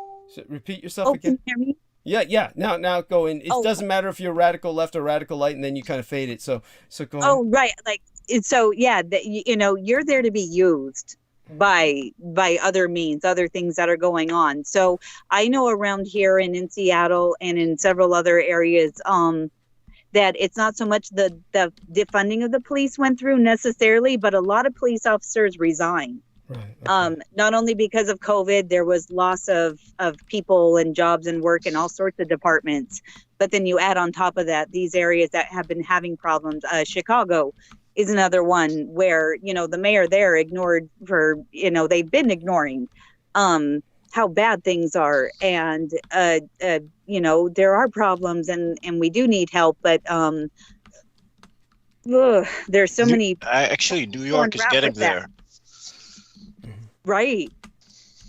Okay. Right. Yeah. And it's areas where people were saying, look, this is a danger. Things are getting worse around here. We need more help and we need more social assistance in these areas. It was ignored and being poo-pooed on. At the same time, where there were other areas where on the right side, they were making a big old ass stink and making it a big deal. It was like, shut up, knock it off. That's, and so things are just played back and forth, and it's always just people that get hurt. And, crime and violence has gone up. That has been a bad issue. Violence in schools has gotten worse, and that is an issue. The amount of just what's going on in my area. I kept my kids here, and I've been here in an area that is relatively safe compared to what I had to go out and work in and what would happen. And so that things are not just, we've had some raised incidences, but that permanent police watch and cameras are going up and all sorts of other things.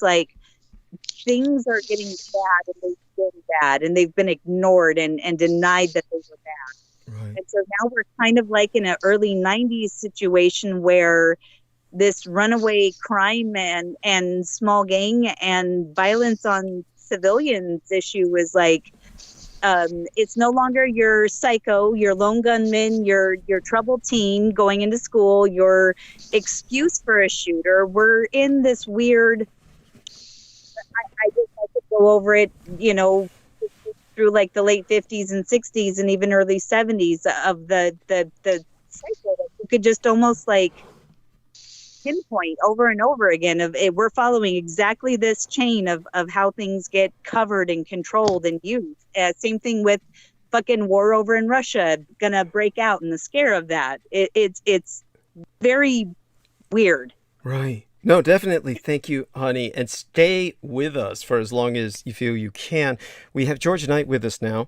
And, of course, we never get a chance to have him on, so we're going to give him a lot of sway. But we almost never have Mandy on either, so I want them both to participate.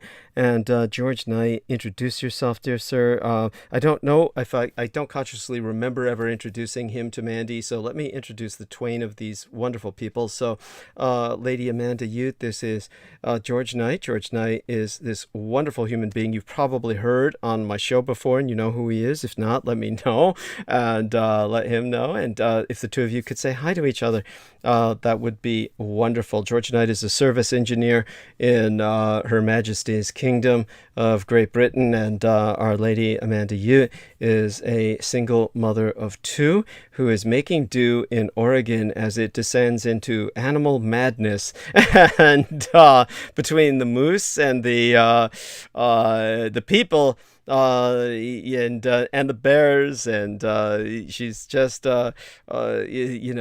making as well as she can in the Hell House on Haunted Hill. And so the two of you say hello to each other. Lovely. Hello, Mandy. Hello, nice to talk to you again. Yeah, nice to speak to you too. I think it's been a while, actually. Yeah, it has been. Yes. Oh my God! I think so it was you last two... year. Yeah. I think, oh my God. yeah. Well, I think once before Douglas. Yeah, I believe. I think it was last year. Oh my if God! I'm not mistaken. Last year. It was, wasn't it? My God, it was a long time ago. I don't come on the show very often, so it's an absolute privilege to be on. Oh, the privilege is ours, just as, of course, we're graced by Mandy's presence. So take over for a bit, Mr. Knight. Tell us a bit about what's going on with you, what you'd like to share with us. I want Mandy to participate, and don't be afraid, Mandy, to, interject yourself. I know you're kind of really passive, and I want you to overcome that passivity. So obviously, George Knight, catch us up. Introduce yourself to everyone. Tell everyone you've been researching for a long time. time, many things that I've been talking about. And honestly, you're the best. He's a man who has really taken it to heart and followed up and gone into the deep dark web and brought back, all kinds of things that got him banned from Facebook for a period of time. And you can tell us about that adventure and how they apologized to you. They want to, walk on eggshells now because they've lost so much money as Meta. As a matter of fact, technically Facebook really doesn't exist anymore. It's Meta now, and Meta was losing everything to the point where Frank Zuckerberg, got kind of like behind the rest of the big multi-billionaires, and you can only weep. I lose sleep over his fate. But at any rate, tell us a bit about your adventure there, George, and everything that's going on with you. What it was you published that kind of got you in trouble, and and you can go on about that subject and everything else that's going on with England. We're talking about how things have disintegrated in the Pacific Northwest of North America, but obviously in England, one of the things we didn't get to the last time you were on were the empty shelves and whether or not they're still empty, and what might be going on there. Oh, it's awful, Douglas. It's just getting worse and worse each week. Each week that goes by, you can see it's just plummeting in free fall. Oh my God. It's awful. But yeah, thank you so much. There's so much to go over. My God, the amount of information and the amount of things I could talk about. And that's why I was so glad to be on today, because I have got a few hours now to spare. I've just put the little girl to bed, and so I'm able to come on, and I've got a free house, so I can talk freely without any interruptions or any, any fears I'm going to get beaten tonight. Because towards the end of the last show, before I got caught, I was worrying that my partner was listening in on the conversation. That's why you could hear me. I was like, sort of like shuddering away. I was like, oh, Douglas, sorry, I've got to go. I don't know if she's listening or not. She was downstairs having a workout. That's why I was able to come on for half an hour. But it's just so scary. It's really frightening because, if it was like this morning, she goes, I see you published another post and you tagged Douglas in it. And I was like, well, I did it off my own accord. He doesn't tell me to do it. I just had to reiterate that to her because she thinks I do everything. I'm being told what to do. And it's like, no, I do it because I want to. Oh my God. I do everything because I want to. Oh my God. I mean, amazing. How did she get to this impression that she must know you have free will of your own? Oh my God. Yes. Yeah, thank you. I tell her, look, I do everything off my own accord. I don't like to be told what to do. There's no one in this world that can tell me what to do. I do everything that I want to because I have, exactly, Douglas. It's my own free will. I can do what I like. And I took it off my own, I took it upon myself to do what I do. And I've been doing it for years, long before I was even with her. Right. I'm not going to change. So but but that just gives me the relief and like the stress-free worry that I'm not going to get, bombarded with, oh my God, accusations and what am I doing? And, all these questions that really, in an ideal world, I wish she was here next to me talking. No, I would rather talk to you and be on this show in front of her. Yeah. And so she knows what's going on. But no, I can't do that because I'll just get told, no, you can't go on there. You can't do that. Right. Well, she only wants the best for you and the family. She wants security, and that's understandable. But it's obvious that you've made it this far without the world collapsing on you.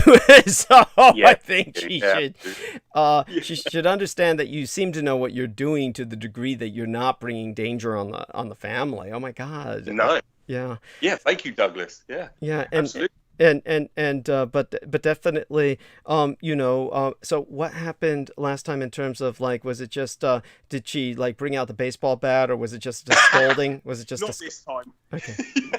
It was more like, like the 50 Shades of Grey sort of thing. I'm going to tie you up and, make my way with you later. Okay. Oh my God. Have my way with you later on. It's, oh God, no. It was what happened, Douglas, before. This is why I was so precarious. It was worrying because before, when I was on last year with you, she was downstairs, went onto your timeline, clicked on the link and then listened to the show live and she heard everything I say.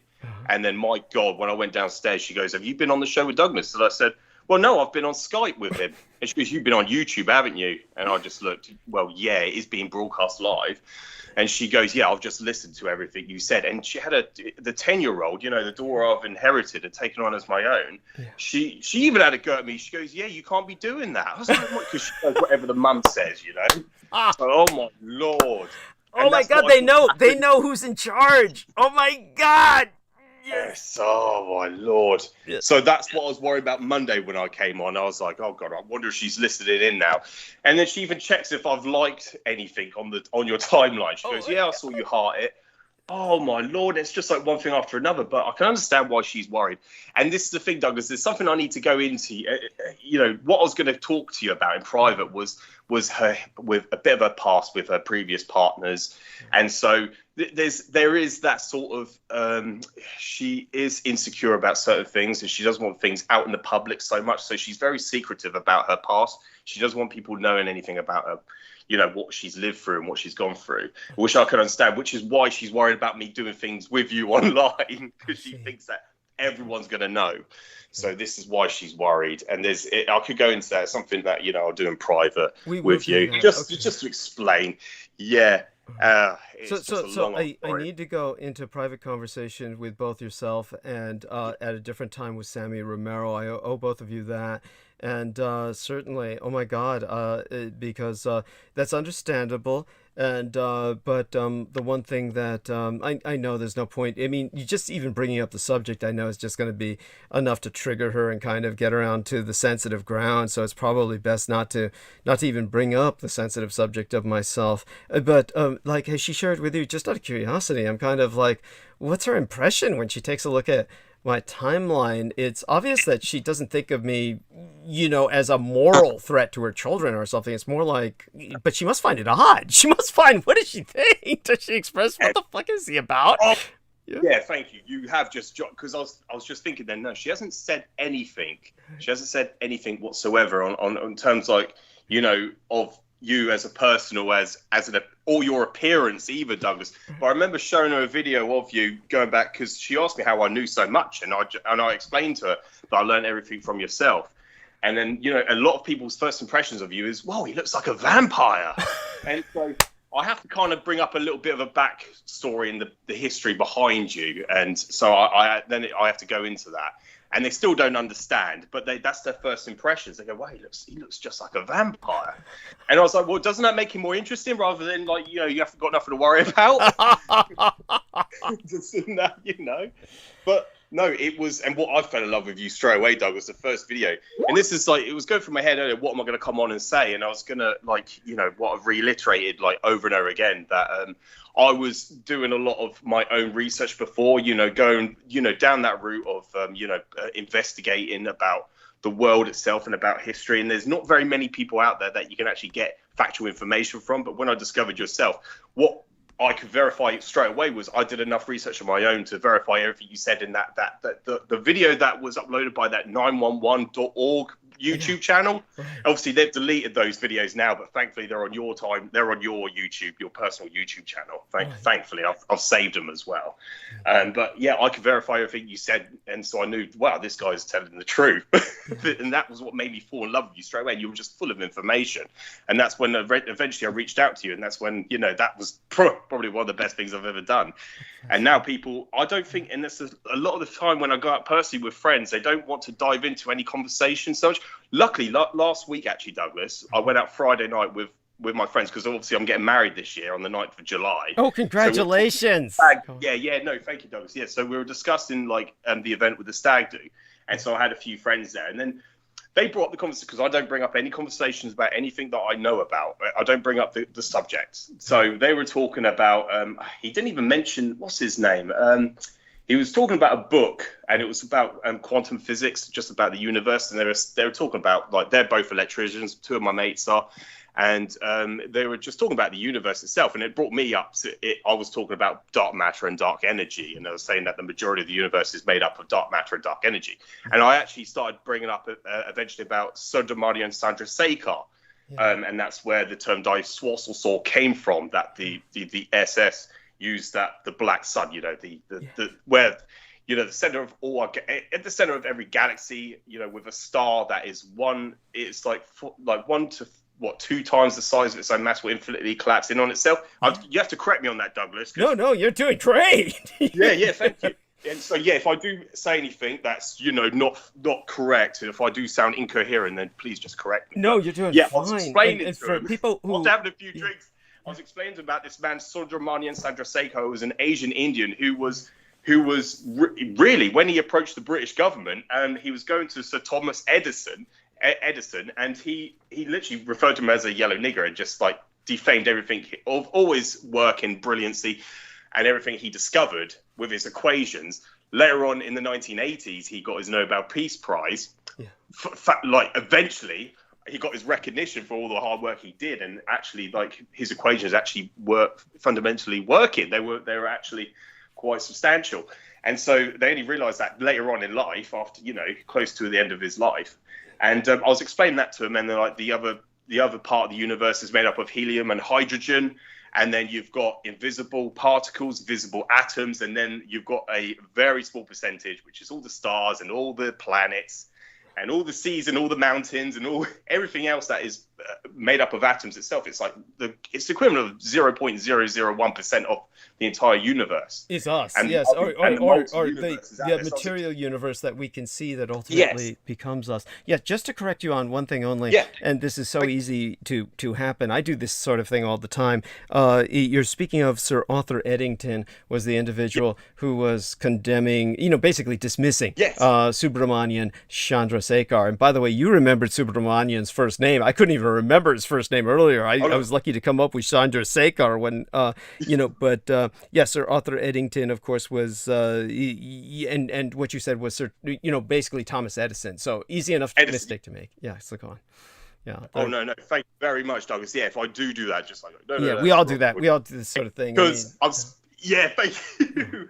Yeah, thank you so much. And so I was just when you were bringing this up, these two electricians, how were they? Were they just looking at you with wide eyes, or how were they responding? Douglas. Yeah, like everything else. And that's the thing that's going to lead me on to say, to tell you what, I haven't told you what my former boss, and I'm going to talk about my work in a minute, because with my hometown, Alton in Hampshire, has been on the news recently. I mean, on every you can think of, the Telegraph, the news. The Sun, just think of any newspaper, and in the United States, it's on the news at the moment because we've had Alec Baldwin stay at the Alton House Hotel where I formerly worked. Oh my God! Filming his new movie after he shot after murdering. Yeah, thank you. That's the term I use to my partner Sarah, and she goes, "Yeah, but it was a freak accident." I mean, oh God, he's so irresponsible. He's so irresponsible. You can't give him that. Yeah, go on. Yeah, thank you. Exactly. Well, he's been staying in our hometown, and on his Instagram page, he's been uploading all these videos of him walking down our high street, and he was calling it. And people were just going uproared because he called it suburban. It's actually a market town, they're saying, but this is just the difference between American and English. The terminology is very different. So, but oh my God, people were just going, oh my God, he's walking down the Alton High Street. It's just, an A-lister, an A-star from Hollywood they're walking down Alton High Street. And everyone is up, they're all like, oh my God, this is amazing. But what he's doing, he's filming in this new movie. I don't know what the movie's about actually, but he's filming up the road in an airfield called Lasham, up the road, literally up by, it's in a little village called Shorden. There's an old airfield. It's a very old airfield, but basically it's where it used to be called RAF Odeon. No, not RAF Odeon, beg your pardon.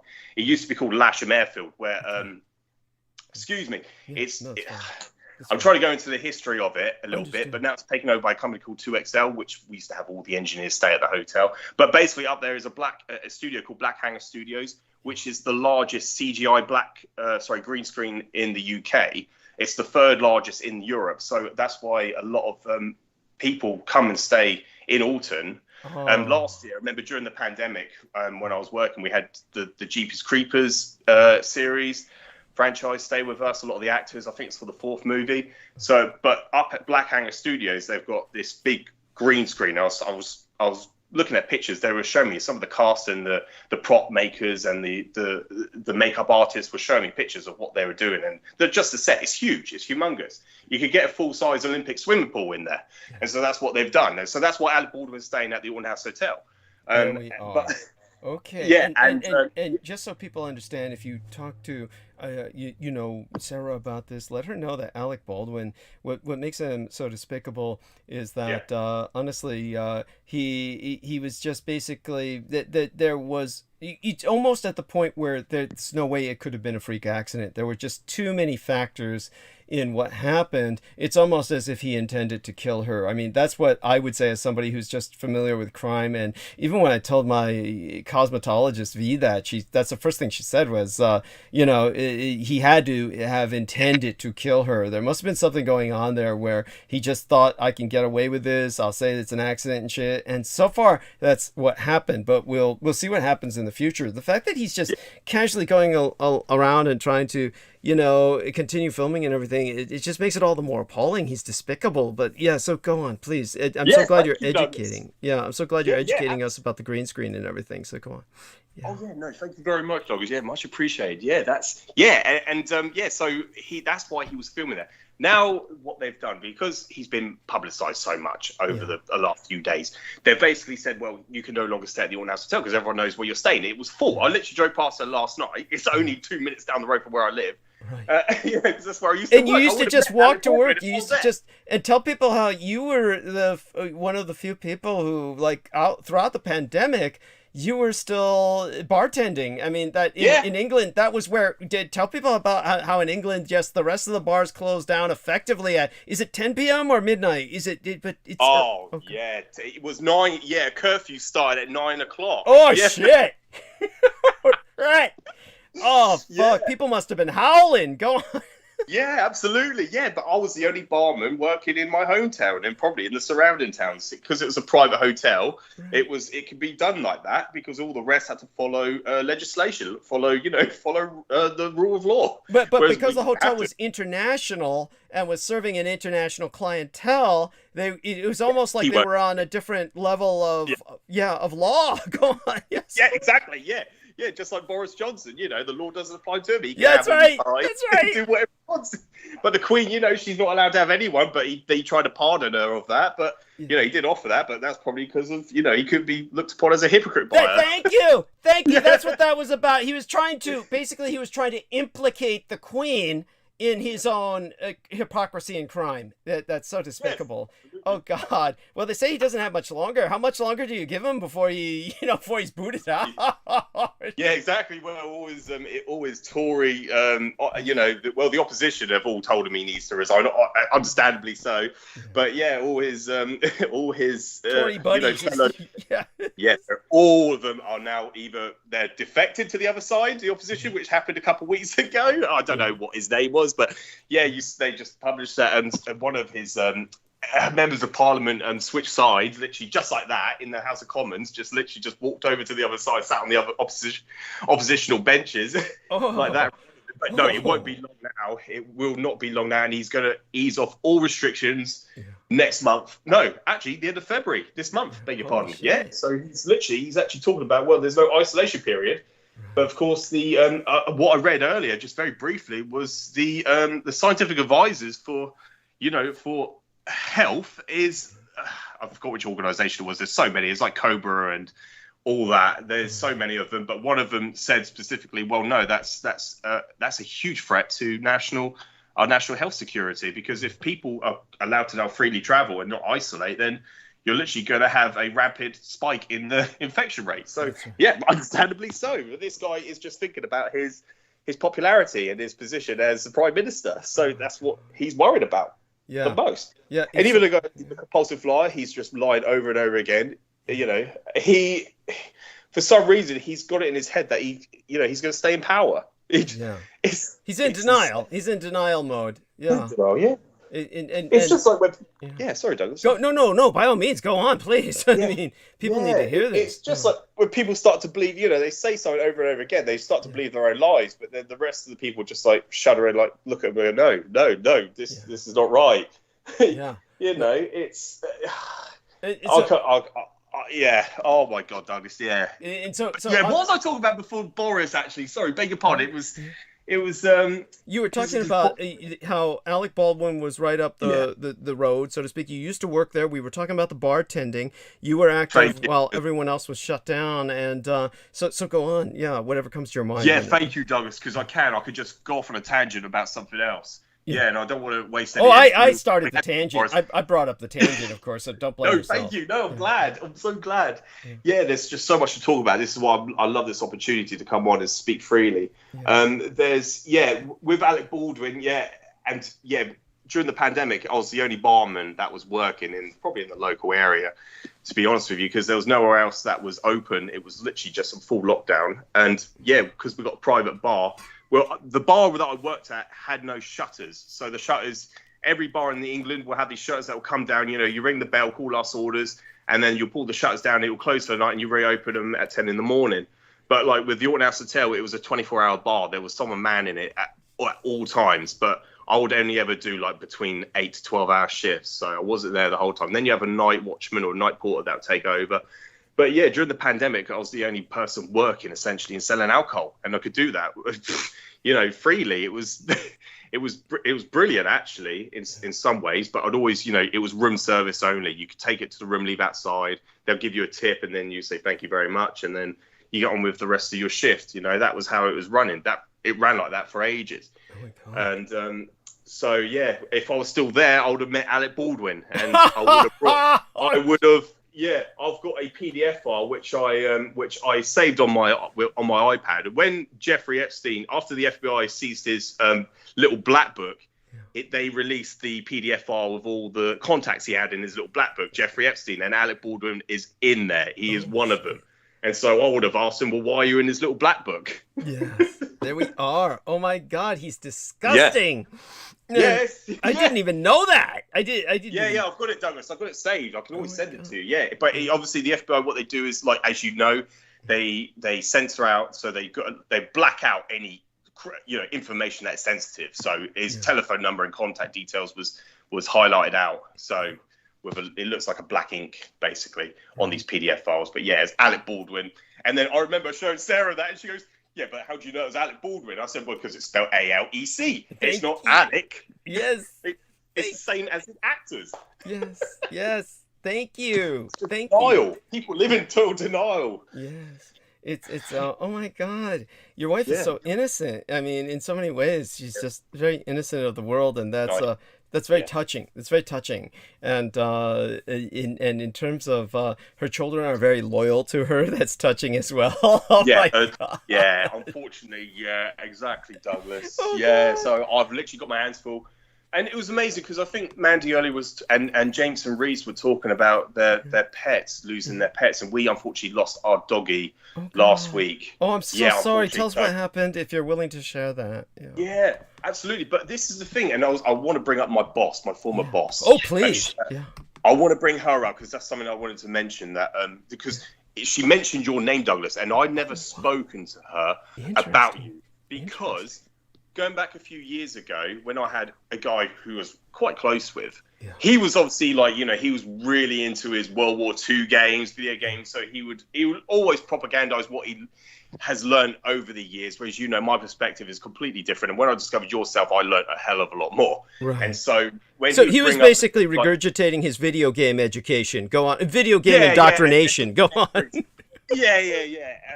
His documentaries and what his dad taught him and all this, and he's really into it, and his friends are really into it. And then of course, you know, I remember mentioning to him about because he was bringing up the two atomic, but this is what he said, Douglas, and you're going to find this really offensive. I found it really offensive. He goes, what they should have done in Vietnam, because obviously I was bringing up that it was, you know, it was a loss. It was, you know, what we need to do in World War II is Vietnamese World War II, just like in Vietnam. But of course, you know, they portray it like it wasn't a military loss. It was a political loss. And I was talking to somebody else about this. Right. And when he joined in the conversation, he said what they should have done is they should have dropped a nuclear bomb on Vietnam and ended it. And I said, well, no, those bombs do not end the war. It's kind of like, you know, like you present it, it's like a religion, but I didn't present it like that. I said, well, no, because nuclear weapons do not work. I said they only deployed it. Well, we know they deployed it multiple times in history. They deployed it in Argos against the Third Reich in 1958. But during World War II, they portray it like they dropped the 2 bombs and it ended the war. And that's what he was that's what he was saying. Oh, they should have just dropped an atomic bomb in Vietnam and then ended the war. And it's like, no, it doesn't work like that. And I said to him that, no, when you drop an atomic bomb, you actually lose the war.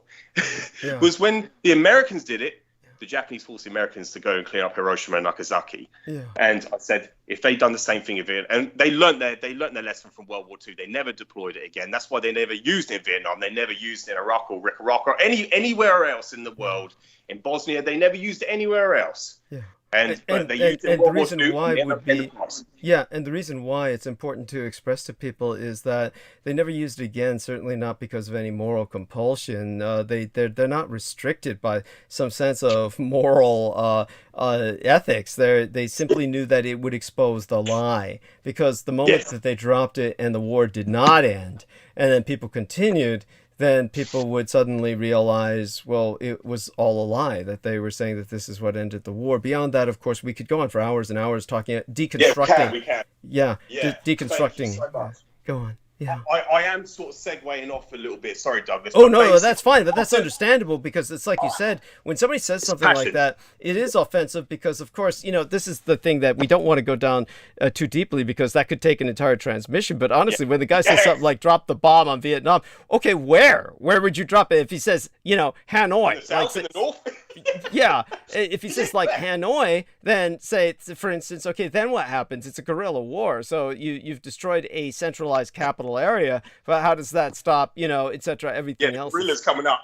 Rising from the trenches. Yeah, exactly. Yeah, but go on. And of course, it's interesting that they say all that, and but anyhow, so do go on, continue with everything that you're saying. Yeah. Oh, thank you, Douglas. I remember his very last shift, because he transferred over to the farmhouse hotel. But I remember the very last shift, I actually talked to him about Kino, actually. And I said, there you go. You think I'm a conspiracy? Because he was telling everyone behind my back, going, don't listen to George Knight. He's nothing but a conspiracy theorist. So everything he says is completely false. And he's listening to everything from this guy, Douglas Dietrich. He's just getting all his information from this. So this is what he was going around telling people, because I had people come up to me and say, well, yeah, we've been told not to listen to you. You're just full of shit. And so they would literally, everything, when I started talking, if I ever said anything, and by the way, it wouldn't be like, during work time, it would be like out and about, and they'll be like, well, no, we're not going to listen to you. They'll just literally just turn away and just walk off, and they'll start laughing and make fun of me. They were starting to ridicule me. And it was really before I even spoke. So they're not even engaging in anything what I was actually saying. Yeah. And they say that, and this is what my former boss never spoke. Whenever I mentioned anything at work, and it would always be, I would always wait for someone to approach me and say something, and then I'll start to go off. And if she heard it, she'll start laughing and be like, George is going off on his conspiracy theories. And then I remember just before I left the company, she said to me, she was talking to me about personal life. She was saying about, because of everything that I've been going through, personally. I won't go into that. It was mainly just about because I was leaving the company, basically. And so she was bitter about that. She probably wanted to sleep with you, too. She probably just was so sad that you were leaving.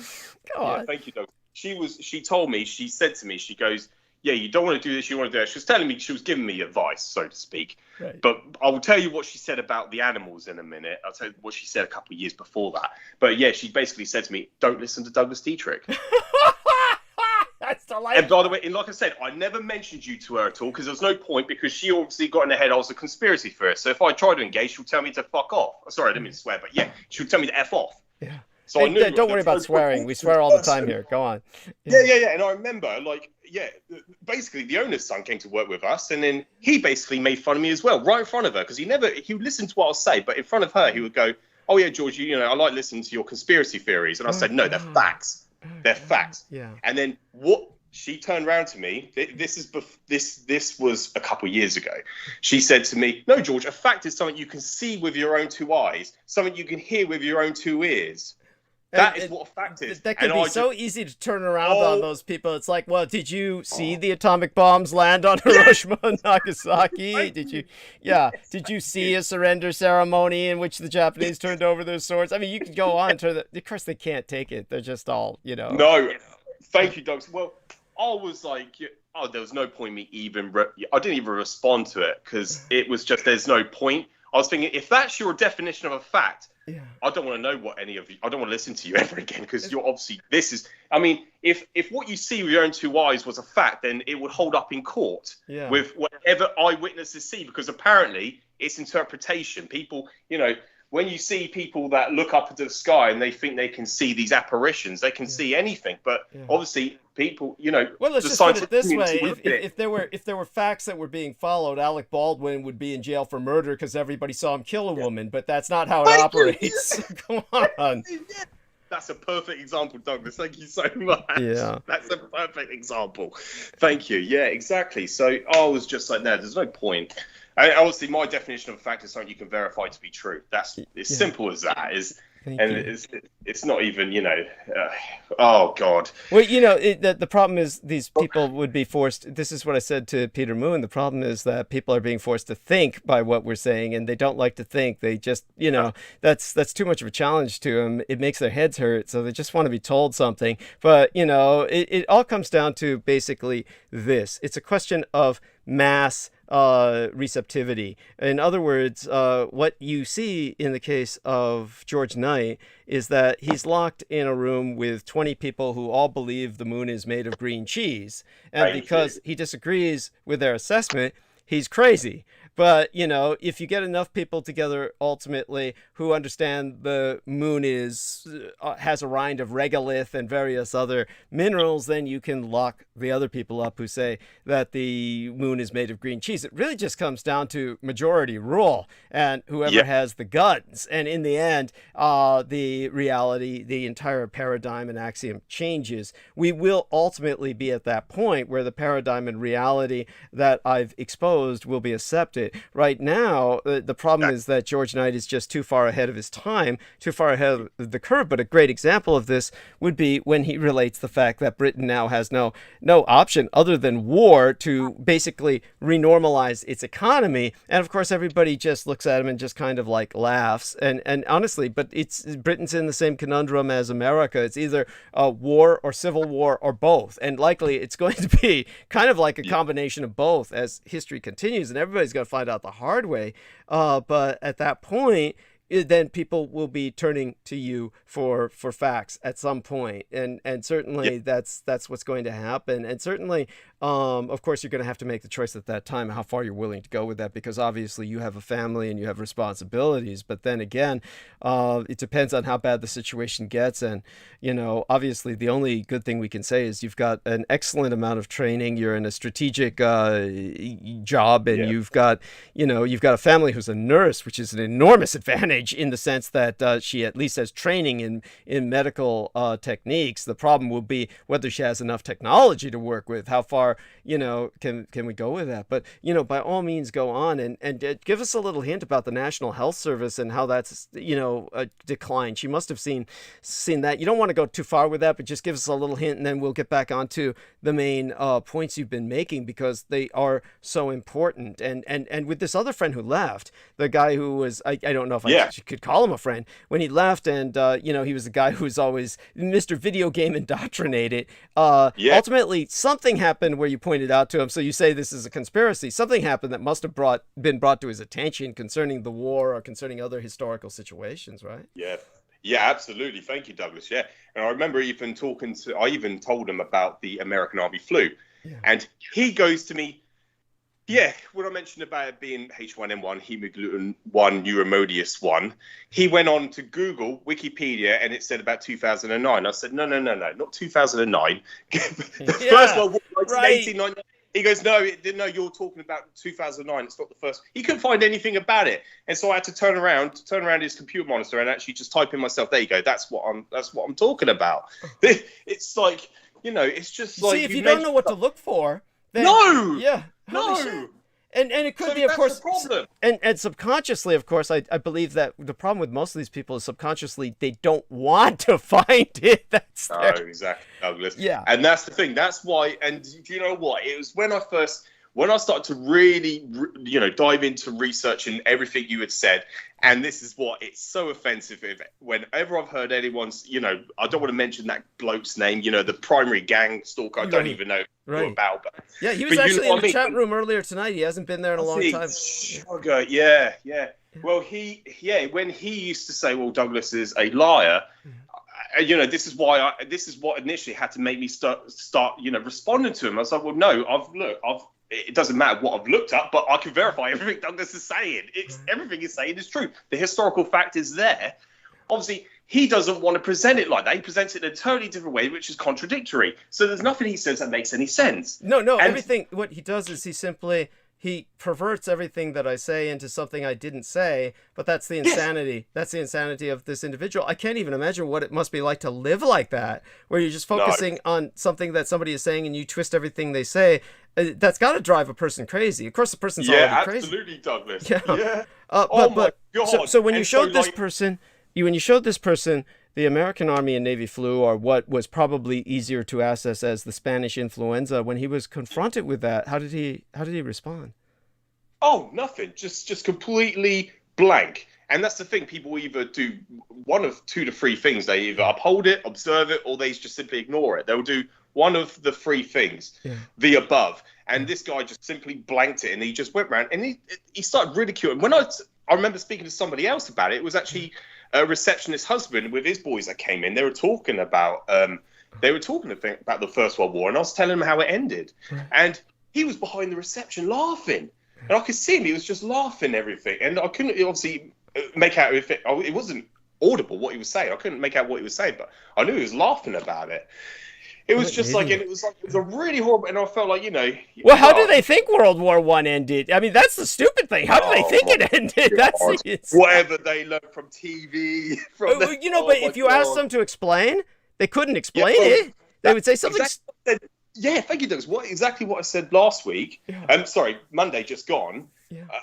Whenever you ask people about World War I or World War II or anything historical, they can't even. They can only say it's like they just start to go into they can't articulate it, and they cannot. It's just a soundbite. Yeah, they'll just say, "Oh, the 2 bombs were dropped, ended the war." Right, and that's it. They can't present any other information. Right. Whereas if you talk to people like myself. And what I've learned from you, I can bring up people like General Ishiro. Sorry, because I'm. It's because my mouth is right. Shiro and General Shiro Ishii. Yeah, Thank you.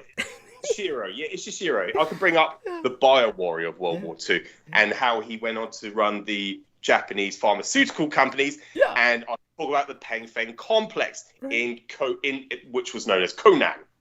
Which divided actually, just to correct you there, Conan was where they were building the bombs. That was in North Korea, and that's also known as Hungnam in Korean. But Peng Feng was in Manchuria, so they were in region. They were all ultimately connected. The energy produced by the Conan complex, a lot of energy was going up to Peng Feng. So it's just all of this was connected, and they're in region. But just so people understand this, so when it comes to World War I, if you were to ask your average Joe, either side of the Atlantic, how did World War I end? That would be even worse for them than World War II. They couldn't even say 2 bombs ended it, which is just the fairy tale ending of World War II. Yeah, they couldn't say anything. They would just say, oh, well, everybody got tired of fighting or something. It just doesn't even make any sense. It's like, so this is what is, I'm just impressed by the fact that you even bother with these people. In the end, the best thing that someone like yourself can do really is to kind of make videos like you've been doing, and that's really the best thing you can do, is make the videos, kind of make the posts, publish this, and what really kind of alarms me, even though I know Sarah's an angel, but what alarms me is how she doesn't have the faith that you're a free-thinking, free-willed individual. It's kind of like she feels that, in some respect, that you've kind of like, oh, this guy says this, and I'll just accept it. I mean, she's known you long enough. I mean, good God, this is the mother of one of your children. I mean, oh my God. I mean, you've had both of you are getting married. This is a person, she wants to spend the rest of her life with you. How could she? What on earth would ever give her that idea? I mean, And that is, yeah, and this is why I need to speak to you in private, because this is to do with her Got history. it. With Got it. she's Okay. in the past, my God, because she has this insecurity where they have, you know, her previous partners. Obviously, she's got multiple children with different partners, Right. and I can see her as an angel, like you just said, Douglas. I see that. That's why I wanted her to be the birth mother of my child, and I want to spend the rest of my life with her. She's got this insecurity because of her experiences with men. When she went to go see a psychiatrist, the psychiatrist explained to her, what you need to do is step back and stay away from men entirely for a period of time and just get to know yourself, because what you're doing is you're I'm trying to think of the right term. You're basically you're hopping from one, like a daisy chain, one to another. Right. And right. that's... So in other words, she's rebounding. She was using one man to rebound from another.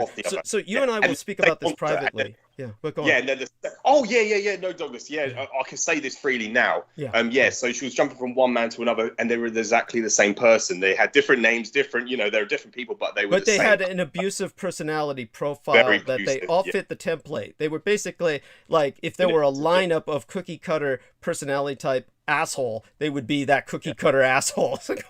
Yeah, thank you. Yeah.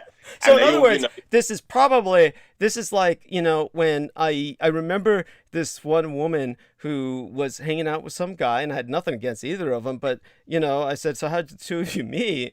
And she says, oh, you know, I came into some building once, and, you know, the apartment door was open or something. She wandered into his apartment. This isn't exactly what she said. I'm paraphrasing, but it was almost the way she told the story. It was kind of like the apartment door was open, and she went in and she looked at this guy, and he had left his apartment door open, and she went in, and he was in the bathroom, and he was in the bathtub, and he was pig-faced drunk. And she said, oh, I knew then I'd spend the rest of my life with him. I was thinking, this must be what somehow, when she was a young girl, this must be how she always saw her dad. He was probably always in the tub, pig-faced drunk, and this is what she identified with man. So this is like... Exactly. I remember you telling me that before, Douglas, actually. Thank you for saying that again. Yeah. I remember you saying that before. Yeah, it's so important, but that's how they perceive it. Yeah. It's really quite frightening. And also, she had a similar experience growing up with her parents also. They end up, you know, having affairs on each other with different partners, and so she did experience it herself. That's why she was adamant never to do it again. So you either do one or two things: you repeat what you were brought up in, what you saw, or you could do the opposite. And like for me personally, myself, is I grew up with a mum and dad. You know, it wasn't a, you know, entirely happy you know, family life. It was a bit abusive as well, with domestic violence. And so that's why I was always there to protect my mum, and I saw the way my mum was treated. And so that's why I always grew up never to disrespect a woman. I couldn't even raise my voice to one. I'm so afraid to do so because of what I saw. So it does one or two things too. You either repeat history, or you actually, you know, you do the opposite. You basically do your best to strive to be the antithesis of what happened. Yes. And I'm so sorry. I thank you for your courage in sharing that, because that is such a common problem. Of course, we have this common issue of domestic abuse, and truly courageous people like yourself. A good example of that would be, I noticed Chuck Norris almost certainly, I've never heard Chuck Norris speak about this, but he almost certainly must have grown up watching his dad beat the shit out of his mom, because I see that as a common theme in his films, where he has the hero intervening and helping some woman who's being domestically abused. So obviously this is something that impacted him, you know, incredibly, where that's like a unrunning theme. I'm sure this is also one of the reasons why you did your best to enhance your strength, so that you could always be protective of women. And I think that is very noble. That's so admirable. And honestly, I really believe that your old boss, she was really just into you and really just frustrated she couldn't have sex with you. And when she says, don't listen to Douglas Dietrich, this is very protective of her, because she's basically thinking, all of these people, whether it's Sarah or your boss, they just have this image of myself being this kind of manipulative individual who reaches inside of people's minds and warps their reality. And that would take... And so they want to protect you from that. So it's obvious that they obviously care about you, these women. So take that in the best possible light. But it's also but it's also very it's very sad that they see that, of course. And what you can tell them is that it disappoints you. You can tell them, it really is disappointing to me that you feel that I am that empty, that I could just be filled by somebody who just reaches into my mind and manipulates me like a sock puppet. I mean, you know, to think that you would think that of me really deprives me of any sense of volition. And you can tell them that I have a personal sense of volition, and that the fact that you don't grant me that or recognize that in me is disappointing and alarming, is what you can say. And that, Thank you. Very good way of putting it, Douglas. Thank you. Yeah. You have so little faith in me, you know, into my you know, it's exactly. But tell them how much you appreciate the fact that they want to protect you, but you know, and then maybe that would finally take the conversation into an area where they could hear some of what you're saying. Even though in the end, the most important thing, of course, is not that you quote unquote convert them or even inform them or educate them. Rather, the most important thing in the end is that they basically recognize the fact that you are not disempowered, some empty individual who is just They must think of you as a big kid. Oh my fucking God. Yeah, well, this is it, Douglas. Yeah, I feel like I'm being mothered in one way. That's it. That they're mothering you, and that's you know, obviously appreciated, but at the same time, you could tell them there's no need for that, and that that you'd really appreciate to be seen as an adult. As for the other assholes, the men, of course, you know, most of these guys, they're beyond hope. I mean, these guys are just idiots. They're like, you know, they go there, they play their video games, they're killing imaginary people, and you should start making fun of them about that. You could tell them, you know, real life is nothing like your goddamn video games where you're shooting an infinite number of people. Your ammunition never runs out, and like, you know, you could tell them that you can feel like a superhero in that kind of environment, but you know, honest to God, you have no right to even have an opinion on wars and how they turn out, you know, with the shit that you do. Exactly. It's preposterous.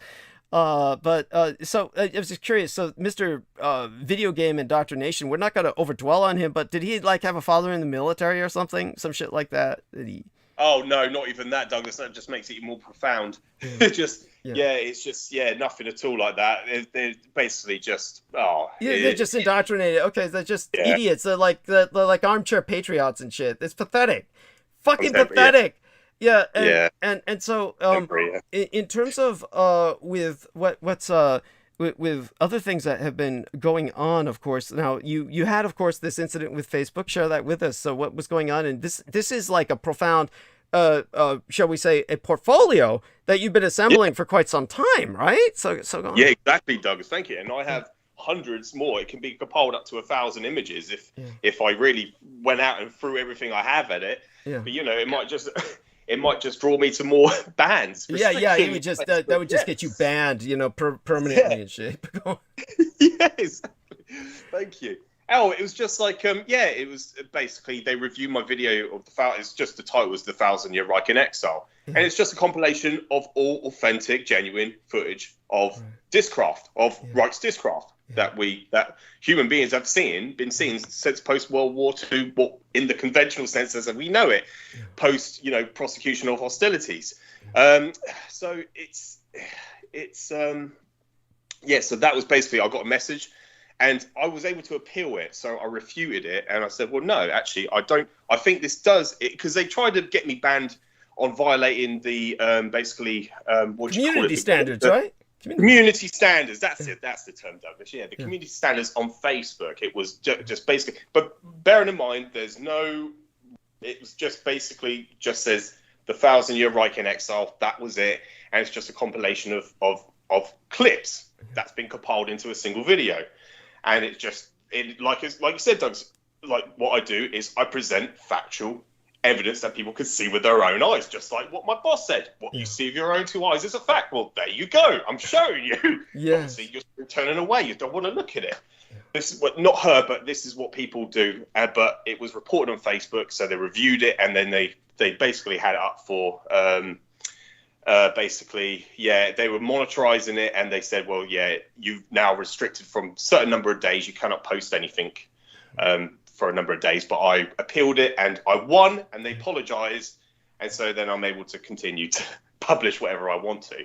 So that was what it was over, but there was nothing they could ban me on for. If like what happened to you on Facebook, Douglas, with the uploading the swastika. Yeah, that was Lena did that. Yes. Yeah. Oh God. Oh, but yeah, Douglas. Sorry. Yeah, I was just going to ask you, and I'm sorry of asking the question. It's something because, like I said, Monday, I've not been. I can when I come on the show. When I listen, it's only for about half an hour or so. I haven't caught up with what's been happening, but I've noticed there's an absence of a lot of people who I knew was part of the show, and they're no longer here, like Derek Talley. I have no idea what's happened to Derek Talley. I've not caught up with any of this. So people like him and Brendan Zoget, I've not heard of him for ages. I kind of got the gist of Lena Shade. I knew what her and Sarah Shields did. I caught that part, but I didn't.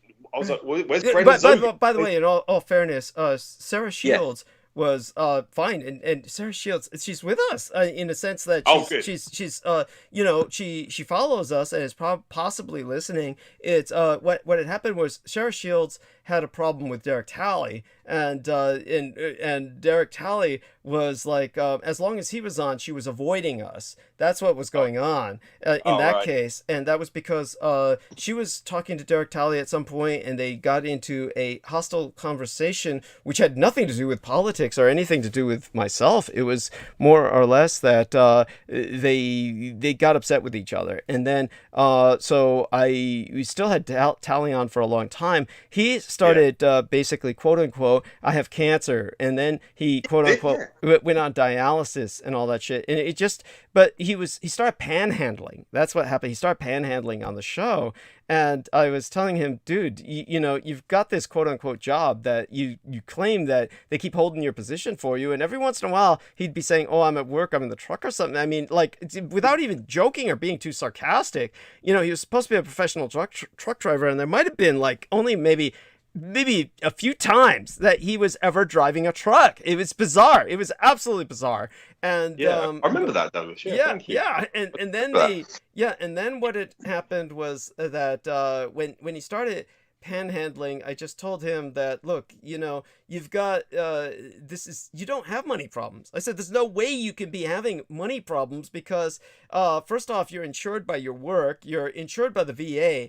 I mean, this guy is insured much more than most Americans. Your average American has had none of the alternatives this guy had. He wasn't paying any medical expenses. So when I said, because you're so insured and your father was an officer, all you need to do is move in with your dad if you truly have a life or death situation here, and it's no need for you to be panhandling on my show. And I know his dad was open to taking him in, quote unquote.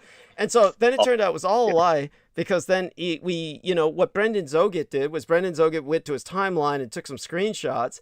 And so he and his dad were like doing line dancing at some kind of like lobby in a hotel where they weren't wearing any masks, but everyone else was. So all these other black people were doing this kind of funky line dancing, and they were among them doing this Lion King bullshit, lion walks tonight. And they're not wearing any masks, but everybody else is. And it was just so fucking weird. When do black people get together to do the fucking kumbaya like that? I mean, it's not even, it's almost like you would think the Lion King would be ethnically offensive, but no, it's just bizarre. It didn't make any sense. And so, it just finally said, fuck it. And we and after that, we just kind of like, were, shitting all over him because he deserved it. With Brendan Zoget, it was like, it wasn't anything like that. It's just that Brendan was like, he got a job as the manager. He got a job as managing a grocery store. And then he was like, also his friend was owning a vitamin shop. And then what happened was, so I was trying to order things from him as the source. And the first time, there was a delay. And then the second time, it was before his vacation, and he claimed the account was frozen. And, and he may not be lying. All this shit might be true, but, he's just someone, I just couldn't deal with it. And so he just kind of like segued out, because I think he felt, shall we say, just ashamed. I think he was embarrassed at that, the fact that he got $300 from me to order products, and it just had to ultimately give the money back. But the chain of events that started because of his PayPal account getting frozen, which is what he says happens, and it happened and may well have been the case. It was just, I just couldn't deal with it. I mean, and so, once that had happened and I got the money back, and then the chain of events that started just caused all kinds of other problems. So he just kind of, shall we say, faded to a degree. He's just got his own life. But you know, he did what he did in the past, and it was helpful to a degree. With Derek Talley, there's much less to say that was anything helpful.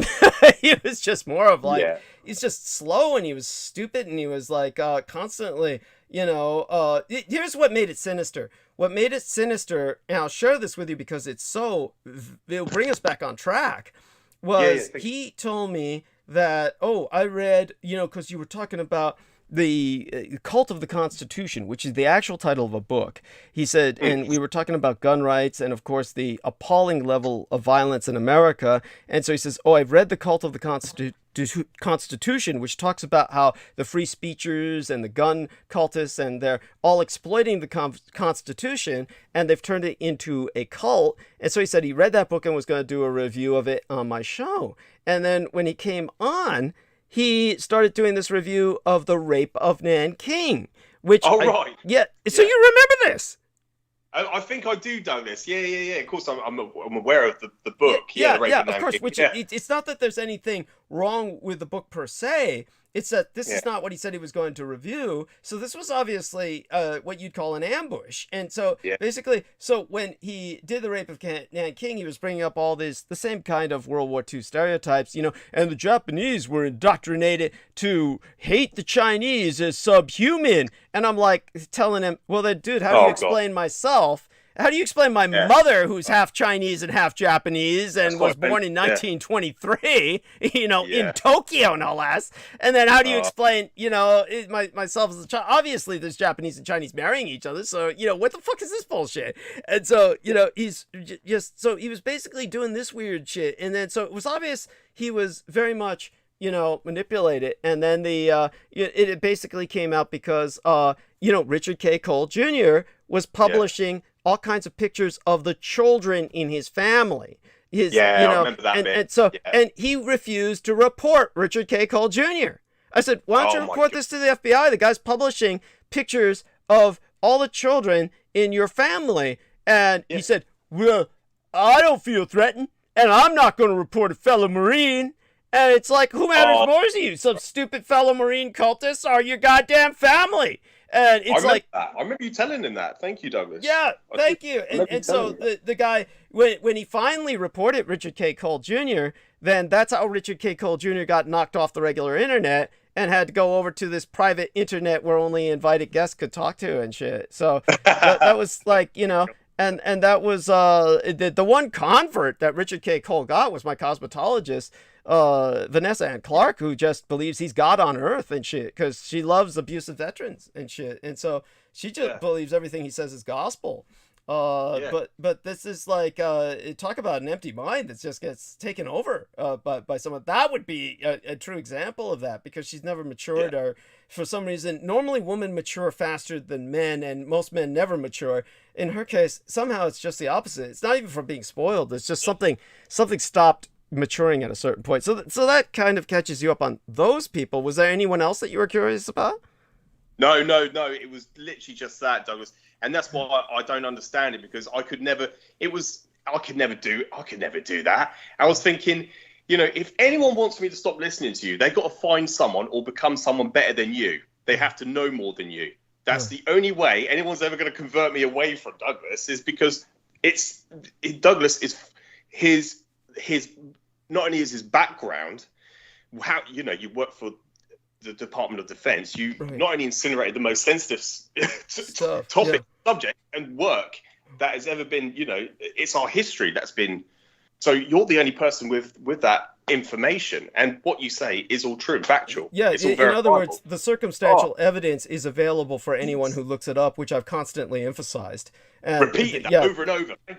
Yeah, that's why. And it was like, you know, do you remember, Pavel Edward Pravara? Oh, that idiot. He converted over to that side. Yes. He was saying to me, oh, George, don't listen to Douglas. And I said, well, he's a liar. And I said, well, I invited him. I said, well, can you please prove to me he's a lie? If you can do that, then I'll probably listen to you, Pavel, and I'll probably will. I won't listen to Douglas again if you can prove he's a liar. He couldn't come up with anything. He only said about, there was this book that was saying that the Spanish influenza was a bioweapon. But basically, I had a look at the book he referenced, and it had nothing to do with it had nothing to basically do with anything that It had nothing to do with it. It basically, because we know the men who perpetrated that and engineered that weapon. Yeah. General William Gorgas, and we have Henry William Welch, and we have Thomas Woodrow Wilson. There was no mention of this anywhere there was nothing. And so I was like, you're basically just making this shit up, Pavel. Right. And do you remember that I said to you, like, he was trying to say to me that, Douglas is just a lie. This is as soon as he started, and then I saw he was talking to what's his name? Richard K. Cole Jr. No, this is actually bears going into publicly because it helps educate our public for, we'll go into this for a few minutes. We don't want to waste too much time on these people, but no, thank you, Douglas. This is truly educational because, the thing that I'll tell people about Pavel's trip that always made him suspect, what made him so completely bizarre, aside from the fact that Derek Talley, Pavel Edward, they're in the tradition, if we could call it that, or the pattern of Rose Dio. And Amber Rose Dio, of course, you're talking about somebody who's this homeless chick. And of course, when this homeless chick was producing for me, she was the only person I could get to work for free. First off, all these people approach to be a producer and they're approaching to work for free. You already have to be suspect because what's in it for them, and they'll just say, I just want to help or whatever. But with Rose Dio, it was always quite evident she was the enemy, simply because when she had her Mystic Warrior, MYSTICK, I remember it. She would publish, aside from myself, everything else that she had on there was satanic magic. It was all the lemma, and it's not like I couldn't see that. And of course, that's all she wanted was the darkest of black magical kind of memes and illustrations. If I were to do her something for her birthday or something, she wanted only something dark and shit. So you're talking about just an intrinsically evil, psychotic person. And then at some point, it was she was given a home. Just literally given a home, okay? And this sort of thing doesn't happen in the United States. It's not the way it works. No. So it's obvious that she was in service of somebody, and it wasn't just the Dark Lord. It was like somebody who could provide her materially. And of course, it all went back to Michael Aquino. At the same time, you're talking about persons, they're all compartmentalized. So they don't really know who's with whom. And yet, somehow, when they all fall apart, they all coagulate together to who they think is the place that they can go to. So aside from what happened with her, she ran off to Richard K. Cole and just started producing all these memes for him, which of course, she's such a lunatic that nobody comprehends what she's churning out anyway. But it's just like, this is part of her insanity. And she started basically a page where she could promote her insanity, and it just kind of dead ends there. With after that, Pavel came on, and then the weirdest thing about him, this is an individual who had like this college course once in what is called sommelier. And just so people understand this, I perform sommelier in the sense that I produce sommelier paintings once in a while when I'm trying to take a break from illustration, because for those of you who have any understanding of Chinese sommelier, which is just Chinese painting, traditional Chinese painting, using black ink and horsetail brushes and ink stones. You're producing your own ink stone. You're producing it on. This is like just relaxing, because the whole idea is not to show detail. You're showing suggestive. You're suggesting a landscape, suggesting people. Nothing is detailed, and that's the whole point. This is what he understood, but the fucker was like trying to claim that I'm not producing my illustrations. See, this is the point. They attack everything. They attack my identity. They attack my illustrations. They attack everything they possibly can. This is the insanity of their approach, that no matter what I do, they attack it. So what Pavel was saying was, I wasn't producing my illustrations. And so when I would explain to people, and this is the biggest problem I have with people, without going too deeply into this, because it could take me hours, but just so people understand, a truly professional illustrator, all they're really doing, any truly professional illustrator, this isn't like autistic gifted child syndrome where you have somebody can produce things straight out of their head. Aside from some mental mutant, nobody does that. Everybody does things like, basically, there's a lot of tracing involved, and you put trace upon on top of trace, and you're basically cannibalizing into a Frankensteinian product a number of different items, usually through tracery. and you have to use a lot of photographic references because you're not going to remember the dimensions of a telephone pole regarding how it looks like next to a human being. These are just things we do not retain in the average brain. The point is, how can you put it all together to create an illustration that actually reflects concrete reality? Now, all of this, of course, would be like, you would take weeks to produce something that is due in hours. Then all of this is done by a kind of cut and paste. And this is the old style I'm talking about. This is before three-dimensional computer modeling or any of that shit. And this is all that people do when they're doing digital illustrations. I mean, if you really were to search all over the internet, you're going to see illustration repeated again and again, and you'll notice the only changes are in details. This is what people do. And so when he says, oh, you're copying, I said, no, that's professional production of illustration. That's how it's done. Or otherwise, you know, people are just not going to be able to churn out for deadlines. How do you think I was making so many illustrations, you know, on a daily basis practically when I was working with the internet before Lena Shea had me banned from Facebook? And so, but to him, he says, oh, but that's not real illustration, and that somehow that made me a liar. That is so bizarre. And so this is what, this was his whole endpoint, was that was his ultimate argument, was that I didn't produce an illustration. And then when he said one time where there was a classical illustration that I used as some woman's birthday card, her e-card, her electronic e-card, and I said to her, oh, I produced this e-card for you. And she understood what I meant. And then he says, but you didn't do that illustration. I said, dude, I produced an e-card. That means I did the text, you dumb son of a bitch. Oh, and what an idiot. Yeah, and then he's like saying, oh, but that makes you a liar. At this point, we're dealing with this bizarre, the mentality is trying to grasp on anything. So I don't know if that came up with you, and it doesn't really even fucking matter, but I do remember the time. No, because I saw it. Yeah, I saw it for what it was, Douglas. Sorry, I don't want to interrupt you, but yeah, just for people to qualify you, there's a series of videos on a YouTube channel. I can't remember what the YouTube channel is called, but it's the one where the last video, they're playing music quite loud in the background. Yeah. When you're talking about Saudi Arabia. Yes. I think it was the Saudi involvement with 911. You know, with 9/11. Yeah. That one. There's a series of videos. You can see Douglas holding his illustration, something that he produced, and you have to correct me on this, Douglas. No, it's true. It's absolutely true. Go on. Yeah, it was. Was it the Mantis bomber that? Yes, you remember distinctly. Yes. Yes, and this is something, and this is, like you said, concrete evidence. You just look up, what's his name? Kenneth Arnold is. You just look up Kenneth Arnold, that illustration that they forced him to portray, but what he actually saw was a series of from the Japanese dirigible that they were.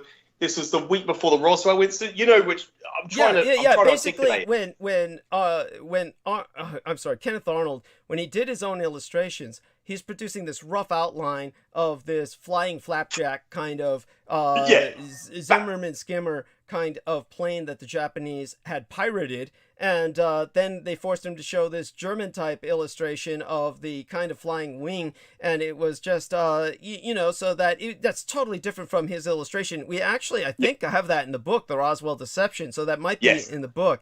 And in terms of what people are saying about the, what I'm curious about is, and I don't expect you to even remember this, but basically, like I said earlier, our man George Knight every once in a while checks into that sewer, that sewer shit that is Richard K. Cole's universe. And that's when he encountered Pavel Edward, and the two of them were together. And they're talking about myself, and the very fact that Pavel ran to Richard K. Cole Jr. shows he was working with him all the time. It just, they were always together, and they were always, and this is why Pavel would sabotage me whenever he was producing anything. He would never publish it until days later. He would be completely delayed. He would always make everything, as slow as possible. It was just, obviously, there to make life difficult and to make things. And by the way, and we know for a fact, he's a child molester. That's what he was in jail in Canada for. So you're talking about a fellow pedophile of Richard K. Cole Jr. These are pedophiles. And exactly. Yeah, and this is like the enemy. And the funny thing is that instead of projecting onto myself sexual perversions, because I'm all out about my sexuality, it's like they got nothing to pin there. That's what's so fucking funny. And so instead they're attacking stupid things like military service. Like, who gives a shit, at this point in history, even though, I can easily counter them and what they're saying. But when it comes to the only other person you may not know about was the David John West. And so David John West, I don't know if you remember him, he was the Mormon guy who was working with me for a while, and he was the guy who had done a short story with me. He credited myself as a consultant, and then, you know, with him, I gave him credit for working on the Red Undead, quote unquote, which never got, you know, when it got published, it never made it to the stores, but it has an ISBN number. Obviously, it was published because that's like a social security number. You don't get one unless you're born. And then, so he went on to Richard K. Cole's timeline, or rather his blogspot, and was saying, oh yeah, I'm signing, you know, he was signing like, what would you call it? Like a notary authorized testimony. Like a notary authorized, like a notary notarized. It would be called like a notarized testimony saying that the book was never published. But the only reason someone like him would do something like that, thank God he rattled before he struck, was because he was trying to plagiarize.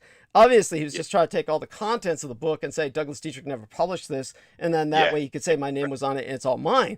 And thank God I caught that when I did. And then, oh my God. So after that, we published just half the book. And we'll publish the rest later of the Vampirology, just a lot of these notes on the medical text. So that being said, you now know the general fate of everyone involved. Yeah. You know, so take it from there in terms of what other things have gone on in life. Obviously, there's a price you paid for trying to share the truth. And this is, you know, this is just sad. But obviously the good news is, you know, living well is the best revenge. And the fact remains is that nobody has a life in Britain in general as good as you've got. Considering, you know, the fact that you weren't born into the upper class, you've done remarkably well. I mean, you're in a job that is at the bleeding edge of basically what is most important to your nation's future. So you're a national asset. You might tell us about this 5G. And then aside from that, you're married to a wonderful wife who's involved in a profession where obviously, even if the world collapses around you, she has medical skills that are always going to be in demand. It doesn't matter. She's always going to be in demand for what she does. She would be someone that you'd have to protect from people abducting just for the sake of her medical skills if things got really bad. But, you know, and England is so bad right now, they will go through a period where that might very well happen. It's all too conceivable. So you're raising your kids. You've got the money to raise them. Both of you are employed. I mean, you're all in such an excellent position. You know, but that reminds me, tell us a little bit about your dog that died, and then go on from there to your job. And oh yeah, thank you, Douglas. Yeah, so important. Thank you so much. I'm so appreciative of everything you've explained as well, and it's good to reminisce as well because it's something me and you can laugh about. yes, it's true. It's just and again, living well is the best revenge. Nobody's got what you've got. The majority of people in England are hanging on by their fingernails. It's horrible. Yeah, it's horrible. Thank you, Douglas. No, absolutely. And I'm just trying to, and the reason why I do everything I do, it's for my children. And I appreciate learning from you, Douglas, because otherwise, you know, I feel like if it wasn't for you, where would I be? You know, what position would I have taken? Which road would I have gone down? It's scary. Because like what I was going to say was, when it comes to the National Health Service, they were actually going to make it mandatory for every. What I'm trying to think. This is the thing. I'm trying to. It's hard for me to remember so much. I get something in my head and it's not retained forever, and it takes so much time for it to actually digest. I'm trying to think what there is. This it's mandatory and it's they're obligated. It's a doctor's position to immunize themselves to protect not just themselves but there's a mandate. There's an obligatory mandate where the medical professionals are. Should be committed so that they're all vaccinated, right? Is that? Yeah, that's exactly what I'm trying to say. I'm trying to think what the term's called. There is a term. There's a great doctor that appears on television, Dr. Hillary. He was explaining this too. There's this one doctor, and I'm glad I don't know his name. It's one of those names that you don't want to know. He was saying to Sajid, who's the health secretary, that he's not vaccinated. He hasn't received a single vaccination because he's been exposed to coronavirus, and so he's got the antibodies in himself already. So he should not, suffer the consequences of it severely as someone who hasn't received coronavirus and managed to survive. Basically doing the same role as what the vaccine would do. It stops you being hospitalized. Right. But that was his argument. But of course, Then you have Dr. Hillary come on and say, well, no, the priority is the doctor has to vaccinate himself so he protects the patients. He goes, what you've done is irresponsible because you've not only been exposed to coronavirus, but you're now a carrier. Yeah, you're a carrier. Yeah. Go on. You are a carrier, so you're vectoring this virus. So you are basically, you have an overload of this infection, which can spread more aggressively to your patients who are the most critically ill, who is in the most, he's basically a domestic terrorist. Go on. Thank you. Is a domestic terrorist. Exactly, Douglas. So, and people, honestly, my partner Sarah, who's got an innocent mind, agrees with this doctor about the whole, oh my God. And it's not just her, it was thousands, tens of thousands of nurses and doctors who actually believe, because the vaccine was rolled out so quickly, they're not sure about, the long-term effects of it. And this is all, of course, propaganda, which in my position, it's like, no, you get the vaccine. It's not to protect yourself. Not only that, and to stop you from getting hospitalized, it's to protect others around you. Well, people like Mandy who have real medical issues where they can't take vaccines. Really, that small part of the population is the one that's going to, almost none of them are going to survive this. But go on, Yeah, no, thank you, Doug. And that's why it was a few transmissions ago when I heard you say about why pharmaceutical companies, why they produce vaccines. Of course, no pharmaceutical company, like you explained, it's not profitable. Yeah. But because the government's paying them a contract, they pay them, they give them a contract. That's the reason why they produce vaccines. Yeah. And then, you mentioned about they were bringing in all these communist Chinese bootleg supply of that. Oh God, and I could go on about it because I had it all written down ready to publish it as a post just to explain to people why vaccines are produced. Right. And it's just to counteract these anti-vaxxer cults. Yes, yes.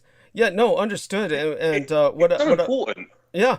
And what I'll do is I'll send you some links, but basically, so people understand this, when it comes to what these companies are faced with, everybody has got this fantasy in their minds that the pharmaceuticals are driving a fear porn campaign so that they can make, cash in. They can be knee deep in greenbacks, so to speak, or pile up the pound sterling. And it's not the case at all. If they had their own choice, they wouldn't produce these vaccines at all. But what happens is the government not only pays them a contract, and because they still wouldn't do it for that because it's not really profitable. It's the government also protects them from lawsuits because obviously you produce any of these vaccines, it's inevitable, and this is just natural. You're doing this for the greater good of the survival of the majority of the tax-paying electorate, the body politic, but 1 in every 20 million, or well beyond that, 1 in every 40 to 60 million is going to die. It's just what happens. Somebody's going to have some reaction, and these are people who they haven't identified the kind of sensitivity yet that they identified in people like Amanda Yu, where somebody knows from when they're young, I'm sensitive to this and medically unable to take it. But some people just don't. They pass through the net, they pass through that screening, and they wind up dying or having a reaction to a particular vaccine. And at that point, to keep this rolling so that the rest of us survive, the government protects these companies from lawsuits. In any government, it works like this. Now, the incredible tragedy is, that's pretty much what people need to know. The other tragedy is that we are now in a state for basically active war with the Russians and the Chinese, and they spread all kinds of disinformation where they're telling people the vaccines don't work and all the rest of that stuff. And yet, you go to communist China and everyone's forced to be vaccinated. I mean, it's that simple. There is no choice. In Russia, their biggest problem is that their people really don't trust the government, and the government can't take their own people to take their vaccine, which is actually more functional than the Chinese vaccine, which effectively is so poor, it doesn't even really work. I mean, basically, so the bootleg Chinese shit, it's really no better than what they're giving their own people. It barely works at all. So communist China's vaccine diplomacy has been a flop. But with Russia, they can't even get their own people to vaccinate because this is it's come back to bite them in the ass, because the Russian people hear what the government's saying to all these other people outside of Russia, and they think, well, they believe that shit because, everybody's listening to pirate radio. And, oh my God, it's like I was in a cab with this Russian cab driver the other day, and the fucker's like listening to radio, and he says, yeah, I left Russia to get away from, lack of freedom, but now I have no freedom in America because they elected Joe Biden. And I'm like saying, fuck, you never left Russia. Your brain's still in the Russian toilet. You believe all that right-wing propaganda, you dumb shit.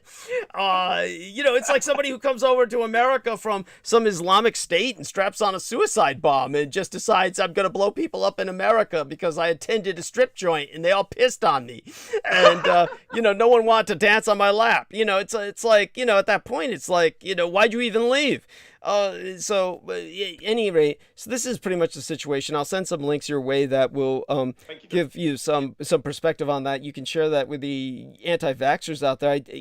England, how bad is it? It can't be as bad as here, or is it just as bad as here, over there? Oh, God, yeah, Douglas. Yeah. I went to the shop last night, the local store, Aldi, just down the road, and there was no rice on the shelves. No rice. Oh, God. It was just no rice whatsoever. So I had to go for the expensive stuff. Oh my God.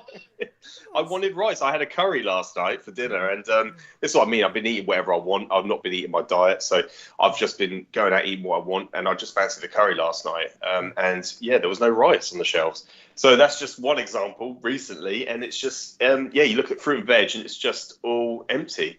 And then the bananas are coming in. They're really green because, of course, they spray it with all these pesticide preservatives, so it just stays really green. Yeah. And so, you have to wait a few days for them to ripen up. And it's just, and you go in one day, there's no fruit and veg at all. It's completely empty. And I asked the people at the counter, the servants, I said, oh, is there an issue with basically, if you've got any shipping coming in, is there any, where's the delivery? And they say, oh, no, it's just, they're running late. Just basically, that's what they just keep saying. It's just, there's no deliveries coming this week, or it's coming in a few days' time. It's just, you could just see it on the shelves, and products just all of a sudden out of stock. And it's just, Oh, it's just terrifying. That's got to be terrifying. Yeah. So literally, you're just juggling. Well, you can't even sit at home and feel like, oh yeah, I fancy having this tonight. You just literally got to go and see what they've got. And in Sainsbury's, places like Sainsbury's, which is a supermarket chain also, but like a higher ups, standards and quality is slightly higher, but not so much for the meat products so much. But they're even worse. The shelves are empty all the time.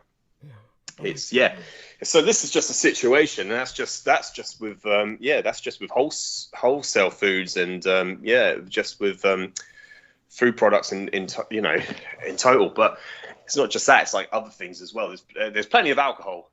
Oh God! Now that's disturbing. That's disturbing because what they know is that if they run out of that, they're going to have riots. They know that much. Everybody's staying at home drinking. Douglas. There'll be civil war then. No, seriously. And what about? So I imagine, of course, that depending on the size of the dog, it would be hard to maintain one. So what was the size of your dog, and was it kind of like a guard dog, or what kind of dog was this? Yeah, beg your pardon, Douglas. Yeah, he was a miniature schnauzer. He was a German miniature schnauzer. So he unfortunately had a bad heart. What's it called? He had a heart murmur. Is that that's what they call it. Yeah, he had that since he was a young pup, and so he managed to live till 12 and a half years old. It was a good age. So rightfully so. Sarah, unfortunately, she's been having a lot of and she went to go pick up his ashes yesterday from the crematorium. And basically the woman said, she showed her a video of Timmy the day before he was, put down. And he was really lively and barking and singing because he used to sing. He actually won a competition at Rosette because he was actually a singer. He actually could sing to tunes. And he actually could say hello. You could actually hear the pronunciation of the word hello when he was a pup. So he was, he was an extraordinary dog, very talented. And the lady at this crematorium said to her, oh no, he seems really lively. And of course that made Sarah upset. She was going, oh, did I do the right thing? And it's like, she knew herself that he was slowly deteriorating. He was getting worse and worse. He had a lot of fluid around his heart, which was getting larger. That was confirmed by the vet. And so that's the reason why we made the decision to have him put down before he just all of a sudden went worse. So yeah, unfortunately, we got him done last Wednesday, and we picked up his ashes a week later. He was cremated the next day, had his paw prints printed off and stuff, you know. And so yeah, he's sadly, that like I could emphasize with what Mandy was saying earlier with Jameson about his cat. You know, because they are family, and you don't really get over it. You just learn to live without them, and that's so true. You just, you know, it's strange when your house is lively with animals, and all of a sudden they're not there. It changes the whole household. You can feel, you know, it's like their presence is so warm, and it's it's nice to know that they're always there, and they can comfort you, and they need you, and they love you. And then when they're not there, it's just, it is sad. So is your family planning maybe getting another dog, or is this going to wait a while?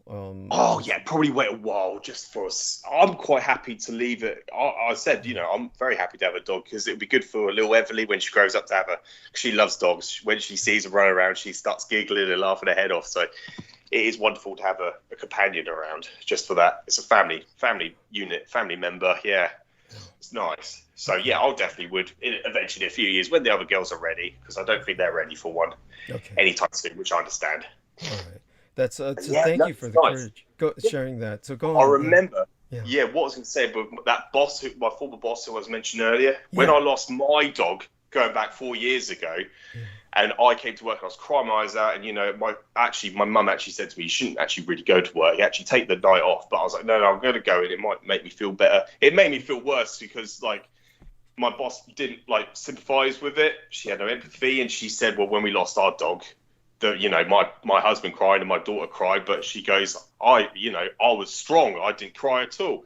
And she goes, you shouldn't, she don't understand how people can cry over their animals. Oh my and she God. goes, it was really quite offensive. So it made me feel even worse. I was like, I really don't want to be here. Yeah.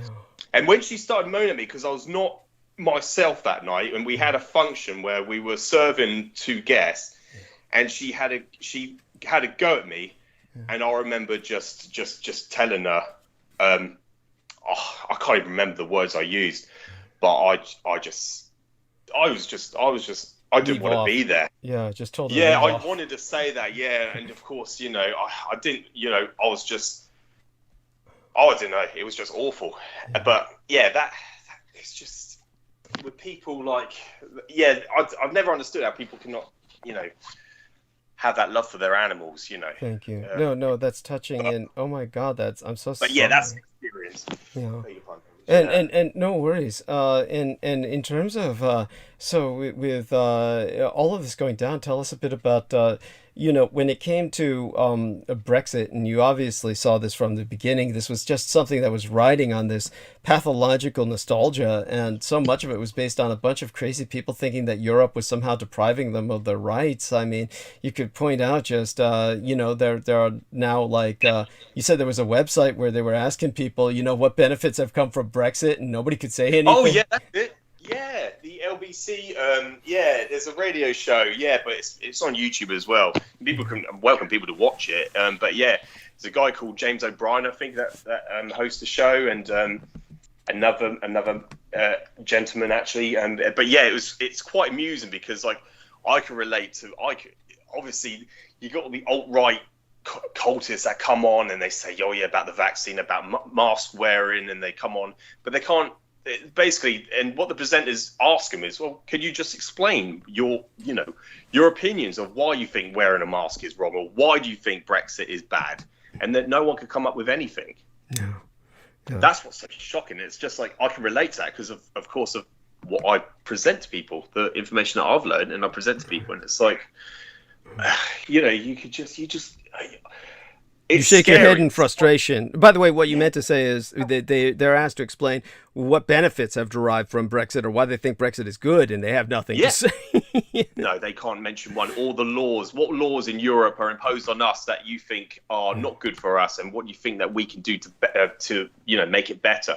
And they just mentioned some really, honestly, it's like they mentioned about the fishery, about fishermen. They go about the territory, about the water situation, the territory in the waters, in the Isles, the British Isles, and the whole conflict between France and Britain. They talked about territory, and James and Brian mentioned to him, well, are you part of the 12,000 fishermen that fish in those waters? And they said, well, no. And so it's like, well, you're not even part of it. So how's it going to benefit Britain? You're not part of the fishery yourself. So it's not affecting you in any sort of way. How's that?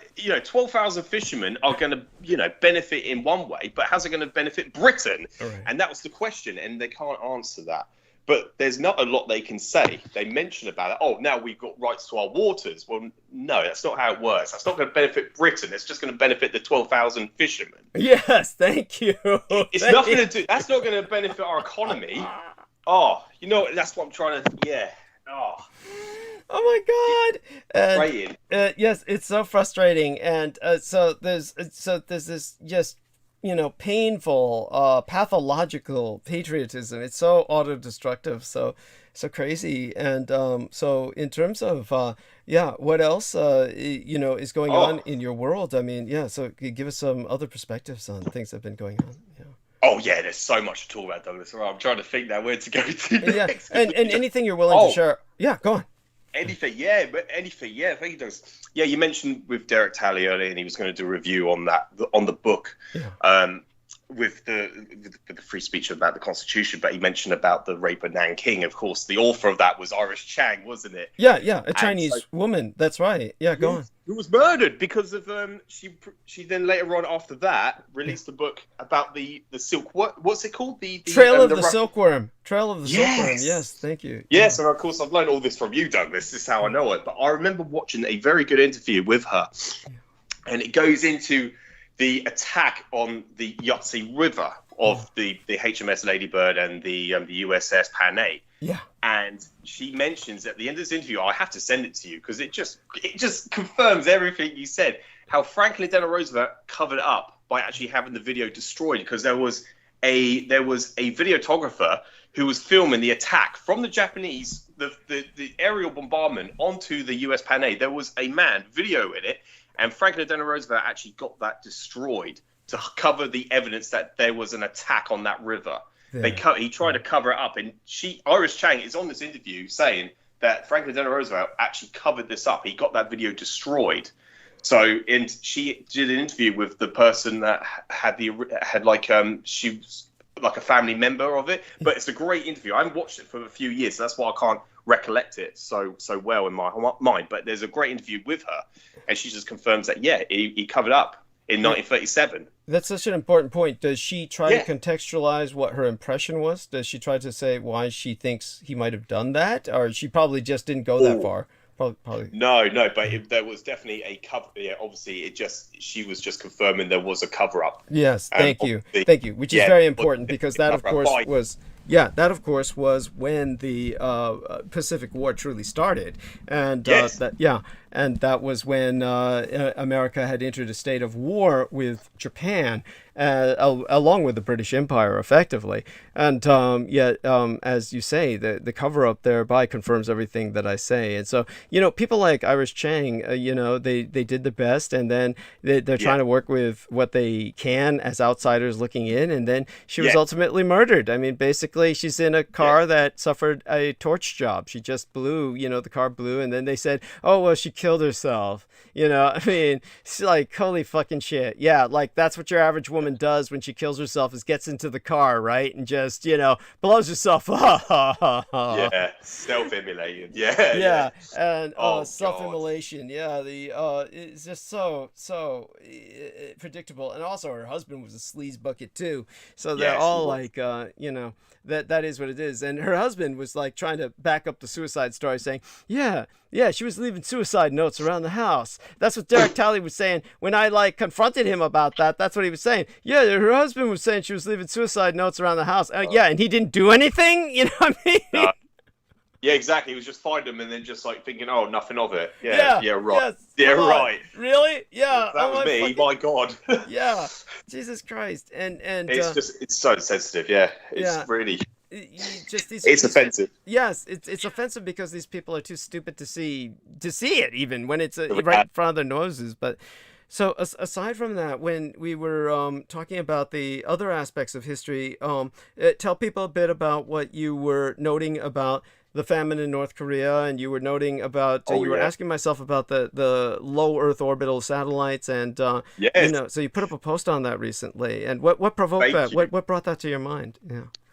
There's so much I need to publish. I'm actually, the next one I think I'm going to do is Pearl Harbor, actually, Douglas, and that was going to also lead to why the Japanese attacked the USS Pan A and the HMS Ladybird, was because of this communist agent under the name Evans Fordyce Carlson. Right, a Marine, of course, a Marine Corps general, no less. Marine Corps general, Marine Corps raider. Yes, he was actually a general who had established that organization known as the Raiders, but he was like, he's more than just a commando. You're talking about somebody who has a field command in a foreign nation, so you're talking thousands of troops and a whole logistics system. And this individual, when he died, the Soviet Union sent emissaries, and they buried him with Soviet medals on his chest in America. Yeah. He was buried in America, but with Soviet medals on his chest and with a Soviet band playing his music for him while he was lowered into the ground. I mean, this is how much of a communist this son of a bitch was. And so this is what we're dealing with. And so these are the kinds of people who try and attack my character, communists who call themselves Marines and shit. This is what makes it so offensive, and so go on. There was that, and with the situation in Korea, because of course you always see this propagandized over like Sky News and all the other news outlets and all these publishing offices. They always say about, North Korea has now launched another ballistic or Scud missile, and they'll say that they'll present it like, they are now launching, and they've been doing this for decades. Yeah, and they never seem to land anywhere. Yeah. That's what prompted me to do the post. Just to explain to people why they do what they do. Yeah. And like you said, you got Gakona in Alaska, which is where Gakona is how it's pronounced. Gakona. So go on. Yeah. Gakona. Sorry, what did I say? Did I say Gatona? Sorry, Douglas. Something like that. Something like, it's Gakona. It's hard to remember. Gakona, I think. Yeah. Gakona. Yeah, beg your pardon. Yeah. So, and that's why I mentioned in the post also that you have these, parts of Scud or ballistic missiles wash up on the beaches, just past Anchorage. It's just, they wash up on the beaches and people feel, what's going on, and why do the North Koreans, and also that brings us also back up, which I didn't present in that post, was because nobody knows how the North Koreans get they don't understand the history behind how they get nuclear weapons, how they got the uranium, how do they get it, and of course they got it out of places like Conan, which we mentioned earlier. Yeah. These were, in other words, these were mines that were originally developed by the Japanese, and the Koreans are now using this legacy. This is legacy technology, and it's only recently that they've been able to upgrade in their alliance with communist China some of their weapons, because the communist Chinese want to use them as kind of like a puppet to attack Japan. But in terms of for generations, decades, everything they were producing was Hiroshima-style atomic bombs. These were literally the kind of little boy bombs, the ordnance that the Axis produced. And so they were using legacy technology from the Conan complex, the Conan industrial complex. And the Americans had, so there's photographs in the books of headlines where the Americans were trying to bomb these atomic bomb producing factories in North Korea during the Korean War. And so you should be able to find those online if you want me to look for some for you and give them to you. I can find them, Douglas. Yeah, absolutely. I found old maps, World War II maps of Conan, the Conan complex. Great. Yeah, and headlines. Headlines from the Korean War. You can look up headlines from the Korean War where they say Americans bomb atomic bomb plants in North Korea. You can find those. And so, look those up and see if you can find them. If not, I'll, get you a copy, so to speak. Thank you so much. Yeah, Douglas. Really appreciate it. Yeah, and other than that, it's amazing. So when you publish this, how many attacks do you get? Are you balanced out by more positive feedback, or how's the feedback on that? Mostly 50-50, or more positive, more negative? What's it like? Yeah, no, I think it's people just simply ignore it a lot of time. That's why I explained to Peter Moon. I said that my posts are too long, and I was told by a personal friend that if it says read more at the bottom, if it's more than a few paragraphs, than a paragraph, it will say read more at the bottom, and if he sees that, people just skim past it. That's what he said. He just skims past it, so he doesn't even want to read the post. So I do find that with a lot of people. The last time I ever got any negative feedback was about the American Army flu, the so-called Spanish influenza. And who was attacking you on that? What was the trip on that? Who's the idiot? A journalist, actually, a former journalist who's now a child's book author. He's a guy I grew up with in school, and he asked me, it was so offensive. I've actually got it's all in private messages as well. It led from a post to then leading on to I was in private, talking to him, and I was presenting him all the evidence, and he goes to me, how was it a bioweapon? Explain to me how he asked me, he was inviting me to explain to him why was it a bioweapon? Why do I think it was a bioweapon?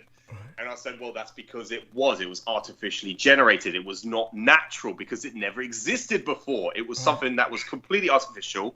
And I explained to him about the origins of influenza come from Asia. They all come from the East. Nothing sources from the United States in terms of influenzas.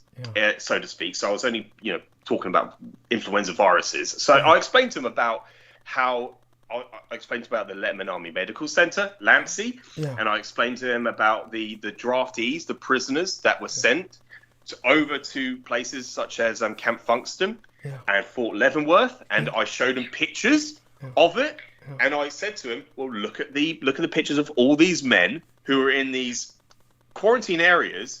And it's cut off from the outside world, and they're all bunched together like you presented, Douglas, just like you explained. It's like a blanket party. They're all next to each other. They're pretty much sleeping on top of each other. Now, if they've got a virus that is very contagious, why are they put next to each other? They're not being separated. They're not being, they're not segregated. They're not self-isolating. They're not isolated from everyone else, apart from you've got these medical doctors in the top left-hand right corner of the photo. They're medical doctors watching them, waiting for them to get sick to die. And that's how they generated this as an engineered weapon, because they took the men who were literally between the ages of, they were above adolescence, but they're between the ages of 20 to their 30s and 40s. This is why it only targeted that age that range population. That's right. Combat because age. They were the ones drafted in the war, because these were the men fighting in the trenches of Europe. So that's why they only wanted these men. So it would only spread to this group this demographic. The term is demographic. Yeah, this demographic. Thank you, Douglas. Yeah. Because, like I said, the young. So how did he respond to that? How did he respond to that? Oh, all this. What I'm trying to explain is I went into this depth. Yeah. And he still didn't. He goes, no, what if they didn't know anything about social distancing? He used that term because, of course, COVID was about. This is when he was asking me a couple of years ago when COVID started. He goes, back then they wouldn't know anything about mask wearing or anything about social That's distancing. all bullshit. That's total bullshit. All bullshit, because I showed him pictures of the nurses wearing masks. Yeah. And thank you. Yeah, but beyond that, you could show him back to the Black Plague. In the days of the Black Plague, you saw those men with those hook-nosed masks. That's a plague mask. Yes, they were wearing masks. Go on. Yeah. Yeah, oh my God, though. So offensive. I said to him, I'm wasting my time here. Yeah. There's no point me even continuing. So in other words, he was just, to him, this was like masturbatory. It's almost like he was getting off on this. You know what this is like? He's basically like a troll. He's basically a troll. He's like a gang-stalking troll who's just like jacking off. Well, I remember this one girl, Noreen Helphand, and Noreen Helphand had this, I can't remember who it was. Anyhow, Noreen Helphand is just, her background is, let's just put, and I'm not meaning this to disparage her. It's like when I brought up with, Peter Moon, and he says, there's this woman who met Dr. David Lewis Anderson, and she was saying, he fixed dinner for you, like he never did that for her. And he said, this woman's so attractive. And she's like, and I'm like, well, if the guy's not fixing dinner for her, and he's not like, telling her about time travel, and she never learned about it from him, then is she a prostitute? And she's like, and I didn't say that as disparaging. I mean, seriously, what is she doing in his apartment? She's like one of the few people who's been to his apartment besides Peter Moon. And unless Peter Moon's going to say something like, no, I was giving him a blowjob, it wouldn't be her. There's something like that would give us a different angle, but that's not the way it went. The narrative was that, oh no, she's just a classy woman who met him in the gym, and it still didn't make any sense. But it in terms of what with Noreen Halpern, let's just put it this way, she's got a lot more experience than she lets on to, and but it's still incredibly naive. She had this one guy who was a foot fetishist, and then he was just talking to her about oh yeah, I had this one woman and she wouldn't clean her feet for me, and I had to lick her feet while they were all dirty and shit. And I was like thinking to myself, Noreen, the very fact that this man's relating this story to you is because he's getting off on it, and he's basically exploiting you for phone sex. This is what the guy's doing. And so, she, I presented that to her. And this is basically what that so-called journalist who's now writing children's books. That's really alarming to me. I find that really disturbing. And that's like, this guy named, if Mandy is still with us, she could talk about this guy we knew named Bruce McDonald. And if I'm not mistaken, Bruce McDonald, who spent time in jail in Canada, started off with some children's books, or did some children's books in the past. And so Mandy, you still with us, honey? I bet she's not, but let's find out. If she's not, don't worry about it. She'll come back. At any rate, in terms of our there we go. Yeah. So that was somebody I knew from Revolution Radio, and Mandy could talk about him later. But so here's this guy. He's writing children's books. He's talking to you. He obviously doesn't understand 2 + 2 put together, and he keeps juicing you for more information. But you're not going? He's getting off on this. There's something sick there. It's really sick. And next time you see him or ever, I wouldn't bother communicating with him ever again. But you might tell him that. You might just tell him that, he's a masturbatory pervert and he just gets off on, wasting people's time. Yeah. Stroking. No, absolutely. Yeah, he certainly wasted my time then, Douglas. Yeah. Oh my God. It's like I told you, you cannot bother with these people. The best thing you can do is present things from a detached perspective. The overwhelming majority of people will never read your post, but at the same time, I know people do, because they do say positive things. I do see positive feedback. Where people, thank you. Absolutely. Yeah. So there are people who are paying attention to you, that in your YouTube videos, and that's really the way to go. And whenever you can arrange for it, appearing here and helping tell people where to go for both your Facebook timeline and your YouTube channel, and tell them where to go and where they can access the videos that you've made, where they can go to, so that they can tell them to subscribe to your channel, and then beyond that, tell them to make certain that they get the notifications by clicking the what is it they're supposed to click? Help me out here, Jameson. The bell tab or something, so that they get the guide. Yeah. Thank you. Yeah. So tell everybody where to go. Your Facebook timeline and your YouTube channel, and anywhere else where they might. Yeah, absolutely, Doug. So, well, my Facebook page is look for me as George Knight on Facebook. I can't remember what the URL name is. Like George. I'll get it for you. And it's got a number in it, I think. Yeah, off the top of my head, I can't remember. They all do. Yeah, and unless they've been established for a long time, it's George.E.Knight.7. Good number. So George.E.Knight.7, and his wonderful young daughter is there, his love child. Yes, absolutely, Douglas. Yeah, thank you. And my YouTube channel is Bizarre HD, and it's spelled BIZAREHD. It was basically, I created that a long time ago. It was supposed to be just a gaming YouTube channel back when I was playing things like Call of Duty, and this is what I was going to say earlier, Douglas, when I used to play Call of Duty, and until I discovered yourself and I learned about why we're still legally at war with the Third Reich, and then I never played it again. Thank you. And I don't. Oh my Lord! And that's how much I've changed and developed and matured over the years, because I used to be just like that bloke who I used to work with, play video games just like everybody else until and look start at to how learn the reality. look at how he's stuck, and he'll never find happiness with a wonderful wife, because that's what happened when our man, Mr. George Knight, matured. He, at first he was like thinking that, I'm gonna have fun and I don't want to settle down, and but he matured. He got over that. Thank you very much.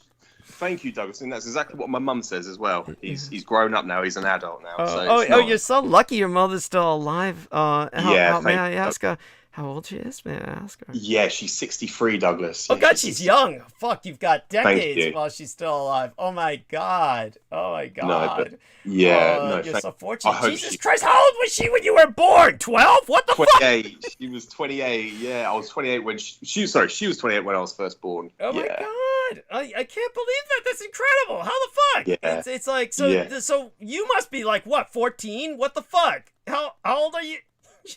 Oh, sorry, I'm 34. Yeah, Douglas, I'm 34. Yeah, I'm Jesus 34 now. Christ. Oh, my God. Oh, my God. I mean, she wasn't that young when you were born, and yet she's so young now. I mean, it's crazy, incredible. isn't it? Yeah. So is she retired yet? No, she's still working, bless her heart. She does work very, very hard. She does work 2 jobs. She works, Monday to Friday, and she works 2 jobs. She does over 12 hours a day. Oh, my God. She's got rheumatoid arthritis, so they have advised her to keep working, because if you stop working, her joints will seize up, and it's not good from the rheumatoid arthritis. Oh my God. But but because of COVID, the government telling her to shield, of course. But then no, she was like, no, but the doctors are telling me it's good for me to work. I mean, she's done very well. She's never caught COVID, and she's done very well. Yeah. I'm so proud of her, and relate to her how much I just adore her. I mean, oh my God. Yeah, amazing. May I ask what she does? What are her 2 jobs? Yeah, she's a what you call a domestic cleaner. She cleans at a school. Yeah, for people with disabilities. Yeah, she's a cleaner, and she helps the carers also look after the children. Of course, their lifespans are a lot shorter than any of ours. So yeah, they're very special children up there. God. And it's more of a college. They're more like adolescent ages, so they're not infants. They're actually developed, and most of them have got, it's just their bodies, their minds are all completely normal, in the sense where they're so intelligent, but it's just their bodies that let them down, and so that's why they go to this like college.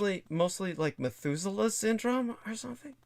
Oh, I guess so, Douglas. Yeah, she'll be better to explain, actually. Understood. But I when I was growing up, I had mum and dad. Obviously, like I told you about, my dad and how his grandparents raised him to think that,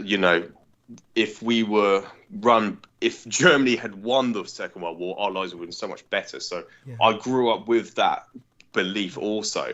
So I never had that. That problem, that level of just indoctrination that everyone else has around you. Yes, and with my mum's side, my granddad, my mum's father, he actually fought, and this is the thing. This is why it's. I was going to go off then about my cousin, because my cousin is so fanatical into his World War II that he actually dresses up and then rehearses a lot of the reenactments. They're called reenactments. Yeah, reenactments. He's a reenactor. Go on. Yeah, he's a reenactor. Yeah, I can send you pictures, Douglas, later on. But yeah, basically, my grandfather, and I have to apply for his Burma Star Medal. It just proves that he was in Burma fighting the Japanese in 1946 and 1947. He came home in 47. He was underage. My grandfather was underage, and that's where I'm named after him, George Edward Hoare. That's his name, but I took after my dad's name, so that's why I'm George Edward Knight. It's amazing. And, so this is proof, he was of course, Burma, that he was in Burma and still fighting the Japanese well after 1945. Well after the 2 stupid bombs were supposed to have ended the war. Yes. Exactly. Yeah, this is why it's just preposterous when I hear people say the war ended and the fighting stopped in 1945, and I've just got I've got living proof that my grandfather was still fighting Burma, and they say he was fighting Burmese. True. No, it's so fucking stupid. Oh my lord, it's so ridiculous. Yeah. Oh my God! And you can tell them that you can tell them, look at the goddamn Malayan insurgency uniforms and their weapons, and they're all fucking Japanese. Weapons and Japanese uniforms and shit. Jesus fucking Christ! You know, the insane they are. Yeah. They called it the Malayan emergency because Malaya was still in a state of emergency because the Japanese were all still there. Yeah. Yeah, and then the British will come around and and the funny thing is the British never talk about it. It's like they're quote unquote Vietnam and they never talk about it even though they claim they won. The British will tell you, with the Malayan emergency, we won the war, and, but they'll say it's like, but of course we proved, they'll say some bizarre shit. They always bring up, we proved that it cost so much that it was not cost effective to win a war like that. But other than that, you never hear them talk about that the way they will talk about World War II, and it doesn't make any fucking sense because, here you got World War II, quote unquote, ends. The British are still stuck overseas, and they're there for years, and then they'll say they won.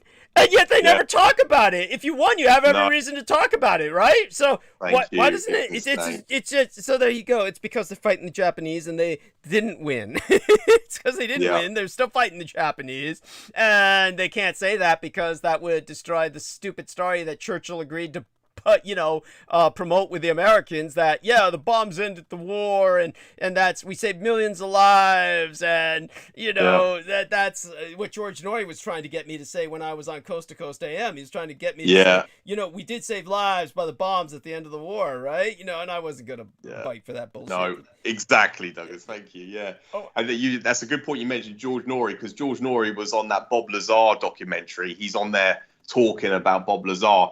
And then I'm saying to Sarah, look, there's George Norrie. I've got an interview with Douglas and him. And she was like, my God, Douglas knows this guy. Like, don't worry about this guy. But yeah, that's the guy who used to interview Douglas on Coast to Coast. And yeah, he was on Netflix. Yeah. And she's like, my God, he knows some people. It's like, well, this is what frightens her. This is what frightens her. She thinks, my God, I'm going to be on Netflix soon. It's like, no, put me on God. Netflix. Yes. Oh, she's so cute. She's so adorable. And that's, that's amazing. And the worst of it all was when I was on the BBC and I was so bloated on antidepressants at that time. I looked like Mao Zedong. It's just, when I look at myself on that, I just want to cry. I said, holy shit, I don't even like looking at that. It's so painful when anybody finds that. It's like, hey, I heard Douglas Dietrich's voice and then I turned it on and, and then you see this guy who looks like Mao Zedong and shit. It's like, oh God, it was, anyhow. So there you go. Painful memories there. How much time do you feel you have left? I want you on for as long. I'm sorry for holding your show up, Douglas. No, you're not. No, I want you on for as long as possible. So I've got another 25 minutes or so. Yeah, no problem. Let's drag it up for as long as we possibly can, please. Yeah, thank you. We can talk for hours. It's one of those things where there's just so much to talk about. We can go into history. We can go into anything, really. So when you obviously when you talk to these people. And you've spoken basically about, if you ask me, what our man George Knight has stuck with whenever he's spoken to anybody about myself, he's spoken about the least controversial aspects. I mean, basically, he's telling them facts about the war that whether it's World War I or World War II or the so-called Spanish influenza, whatever he's talking to them about, is stuff they could easily look up themselves. And of course, he emphasizes this on the posts that he creates. He does tell people, and do remember always to tag me whenever you produce those things. Yes. Remember to tag me.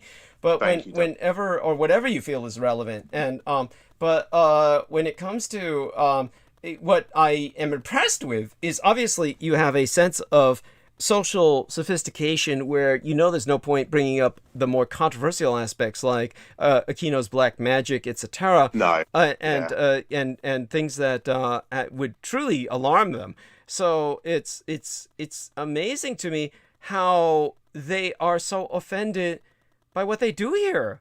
I mean, it really goes to I mean, when they hear about World War II and they're that offended, you can imagine how these people would respond if our man George Knight went into things like the Dietrich Artelect or Biofacsimilacra or, anything like that. They would just howl with derision. They would simply automatically say, see, that's how, it's all shit. And oh my God, I'm just impressed that Sarah takes a look at me cross-dressed and shit and sees all this other shit and she doesn't.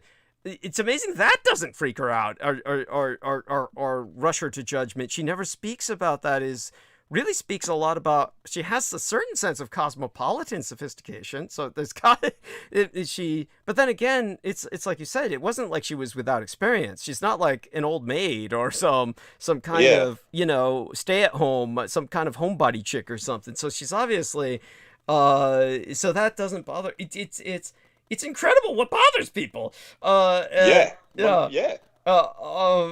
amazing. And just curious because obviously your daughters, of course, hear her and they get influenced and they parrot her. Yeah. But did your daughters, they've never seen the timeline, right? Or any of my YouTube videos? No. Okay. Yeah, no, she doesn't. No. It's literally, it's just whatever mummy says. Then right. they're gonna, yeah. So you get it in stereo. You get it in stereo. That's yeah. Two women bitching at you in stereo. That's so fucking funny.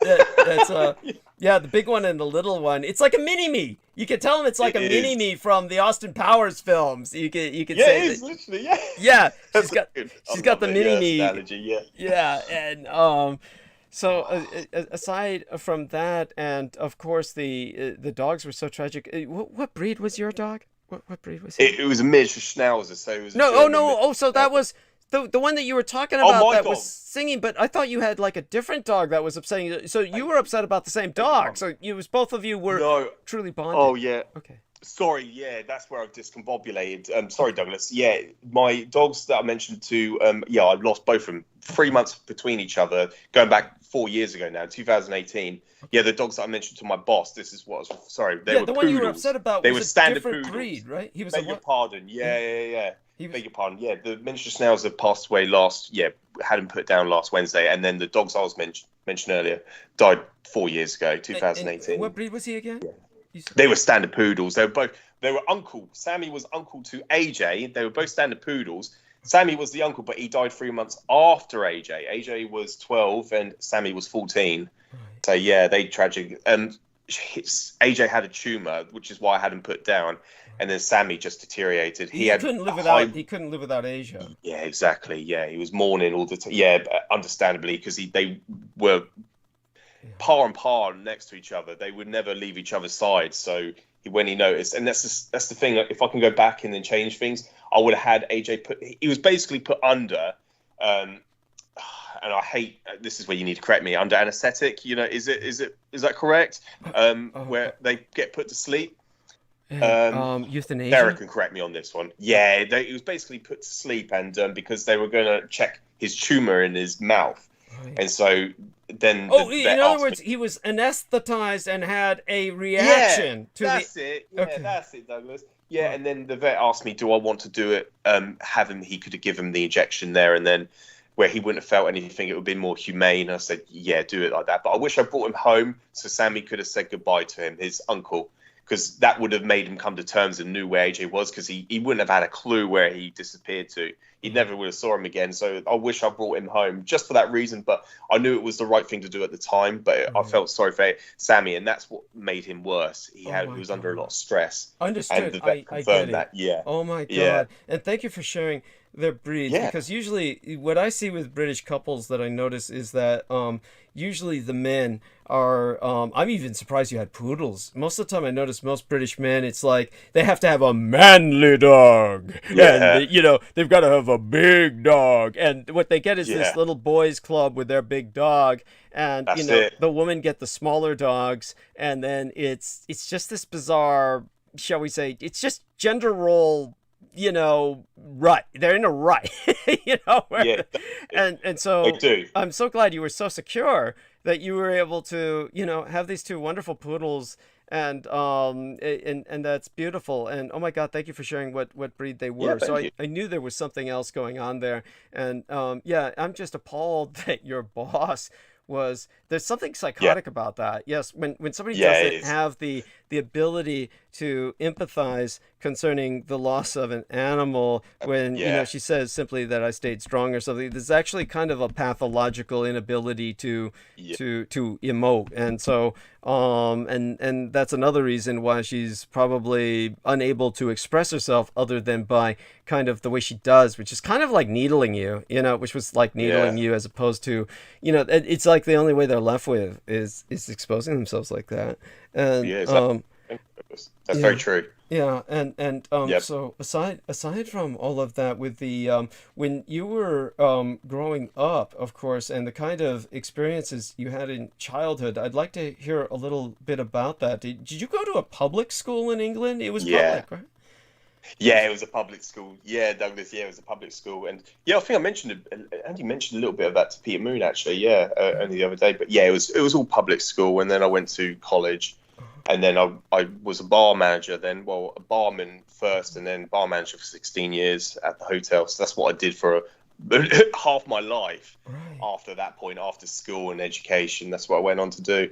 My initial aspiration was to become a programmer, a computer games programmer, because I was into video games myself, you see. Right. But yeah, Right. after learning about what through you, not that I'm so glad you didn't go in that direction. You would have been. Yeah, I'm glad to. Yeah. Oh God. Yeah. But Not what industry. threw that off? What do you think threw that off? Oh, it was just my loyalty to the company that I was basically part-time at the Orton House Hotel, and I just loved the people I worked with, so I just stayed committed there. And so I had a gap year, which meant you went from college, you have a gap year where you don't continue education, then you go on to university, then higher education. But I said no, and I'm happy to work, so I went full-time. So that's what happened. That's what I did for 16 years, and now So it was kind of like a work family. By the way, this is very common to people who have grown up in households that are rather abusive. Is that the closest thing they develop to a family, it was ultimately the employment, and so you develop kind of like this work family. That's not unusual. Yeah. And probably Very true. Probably was healthy, comparatively speaking. But beyond that, it was. You had, of course, the weightlifting. You had this was what really opened up some other avenues, such as the bar bouncing. So tell us a little bit about the bar bouncing experience. What strikes you most as your memories from that period of time? Yeah, lots of experiences there, Douglas. My God, I remember in 2012. Yeah, we were doing there's these shows that they used to show on television called The Big Fat Gypsy Wedding on Channel 4, and we had basically one of those at our venue. Our proprietary premises. Yeah. It was a venue by the Big Fat Gypsy Wedding. Yeah. Oh my God, it was the last time we ever did a Big Fat Gypsy Wedding. That's the term it's called. It's just basically a gypsy wedding. Right. And it was basically what happened was when I shut the bar down, and we closed the bar at 11:30, then they have 20-minute drink up time. Yeah, basically the father of the bride said to me that you're going to open this bar, and I said no, by law we cannot have it open, but we do have a residence bar at the top end of the hotel. You're more than welcome to go there and get a drink. He was like, no, you're going to open this bar, or I'm going to smash your jaw in. And I said to him in front of his whole entire family, I said, you're not worth it. And I remember that was my response to him.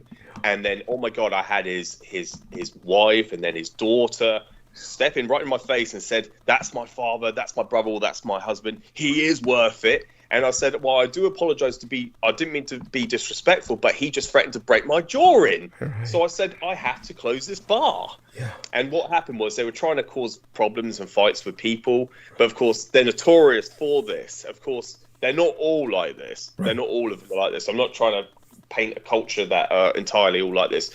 But what they were basically, when they've had too much to drink, they were trying to, if they didn't have their own way, they'll cause a fight. And the first thing I would assume was that there was a conspiracy to try and instigate a lawsuit. But go on. Yeah. Yes, absolutely. Oh, this story, this is, oh God, it escalated, and it just spiraled into, basically, when I left that shift that night, you had the same man, he was starting to fight with his own family. He started to have a fight in the top bar after I left, and I found out the next morning. Then you had all these police cars surround the car park at the front, and it took 8 police officers to take this guy down. This is the father of the bride. Tried to take him down, and he ended up, spending the night in a cell. Of course. And so, he ended up spending the night in a cell, and then basically a lot of the next morning, of course, I come back to work. There's a lot of the guests. The place is just trashed. The hotel is it's had, blood up the walls, the tables have been smashed. It was just what happened after I left. It was just all went on. But I was told to leave because I was back first thing the next morning. Yeah. So, when I came back in, it was just people were walking out, were not paying their bill. A lot of their cards, the credit cards or debit cards that I had for the booking was all fake. And these were all people involved with the wedding itself. Had all this, the fake, the fake IDs, walking out without paying fake IDs. Yeah, exactly. Non-authentic debit cards with no money in their accounts. And so, and the bride was then trying to justify by saying, well, we don't know who these people are. They just turned up to our wedding. We didn't invite them. Oh, of course, of course, yeah. They were just seeing wandering. Televisions. They were taking curtain rails. They were taking anything they can from the bedrooms, and that's it. We never did. Yeah. So in other words, they stripped the hotel. Hotel, yeah. Towels, everything, soap, towels, yes, everything. Oh my fucking god! Oh, that's just so people understand this. Of course, I do my best to explain to people. Neither George Knight nor I myself have. We're not of Romani blood, but do understand the term gypsy is derogatory, but most people won't know what you're talking about unless you use the term. So that's the problem. Right. So the term gypsy, do understand that is a racial, it's a racial slur. It's a pejorative. Nevertheless, unfortunately, it's what we have to work with until society gets educated enough to understand what the term Romani means. But as for the Romani, there's nothing that George Knight is saying that's not unexpected. Their subculture is based on survival off of taking what they can, because they're basically a kind of nomadic culture. And as a nomadic culture, they do things like this. So it's, oh my God. And so when Channel 4 had this big fat gypsy wedding, how did they try to convey this without themselves being accused of racism or of racial stereotypes? I don't know, Douglas. That's the thing. It's so normal. That's what everyone calls them. Everyone calls them that. But no, it is politically incorrect to say that now. Right. Because, it is. No, but I mean, when they had the big fat gypsy wedding, they must have showed stuff like this. Did they convey the reality of this, where they're like stripping the hotels and shit? Did they show? Yeah. And the show is actually called Big Fat Gypsy Wedding. That's why they're referred to as gypsies. And it was just, but like you said, it's just par, and it's just part of the subculture of our society. That's just what they refer to. But I refer to them, obviously, the Romani people or the Roma. Right. The Roma people. Right. But that's what we all need to know, that of course when you're dealing with them, that you have to have caution. You have to have caution. Yeah, you do, basically. That's what that is, basically. That's the center. That's the idea of it, actually. That's what I mean, you're so lucky. I think it was your sheer size that the man did not attack you. He was willing to attack 8 police officers, and he couldn't have been any more drunk than he was when he was approaching you. So he was obviously, I mean, how many drunks can you have before there's really a limit to intoxication? People may not understand this, but I know as bartender, our man George Knight understands what I'm talking about, that there's kind of like, how drunk can you get? I mean, you can get alcohol poisoning, but that at some point you've passed a limit where your boundaries are down. You're willing to do anything anyway. So it doesn't matter how many more drinks you're given. You've already crossed that point where you're willing to do anything. You're no longer cognizant of repercussions. So he was still intimidated enough by you where he didn't follow up. He did not strike at you. He hid behind his family. He let the woman basically women get involved. Haggle you. But he was willing to take on 8 cops. So that just shows you the kind of presence you had, where you could stare this man. Yeah, that's true, Douglas. I never looked at it like that, but yeah, that's right. Even one of his boys, he went in behind him, because he was behind him. He went into, like, say for instance, he tried to intimidate me by making like a swing, like pull his fist back to go in for a punch, but he went in for it towards my face. And of course, I'm just looking him directly into the eyes, and he pulled back. So it was just an intimidation, but that's as far as he got. That was his boy. I remember that so well. He just looked like he was going in for a punch, but then he quickly, pulled. That says it all. Oh my God. So just to see what my reaction was. Yeah, he's no one to mess with, and everybody could see that. And of course, all the women and the men all loved his muscles. All the gay guys in particular, they were just, and all the men would always, oh God, it's so sad. It's like, how do you do that? And it's like, what do you think, you dumb fuck? I work at it all fucking day and live in the gym. What do you think? If you did that, you would be like this too. Exactly. I eat this many chicken breasts, this many eggs a day, and it's just like, that's the hardest part for people, because when they ask me, how'd you do it? And I tell them what the diet requires, that's when they give up and they stop. Then they realize, I can't do that. And that's where the majority of them all give up is because of the diet. It's not the training, it's the diet that they find they struggle with the most. Yeah, absolutely. And it's literally a lifestyle you have to be committed to. It's not something you can do 80%. You have to go 400% of it. If not, there's no point doing it because you're not going to get anywhere. Because you have to literally be a gym rat, as you know. Yeah.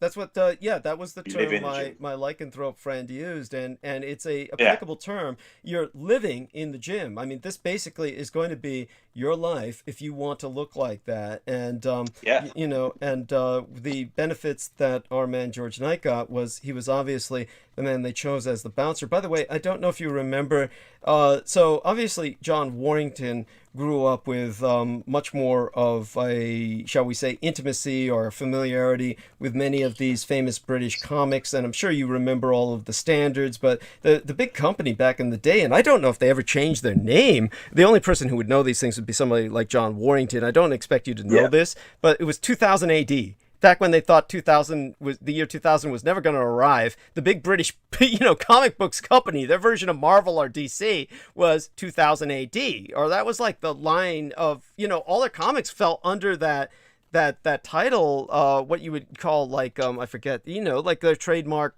brand name. That's it. Yeah. And with 2000 AD, there was, of course, this one character who was particularly stood out for myself was Savage. His name was Mike Savage or something like that. He was like a British resistance fighter in case the Soviets invaded. Do you remember? Oh, right, yeah. No, it rings a bell though. That definitely rings a bell though, Douglas. Okay. Especially, yeah.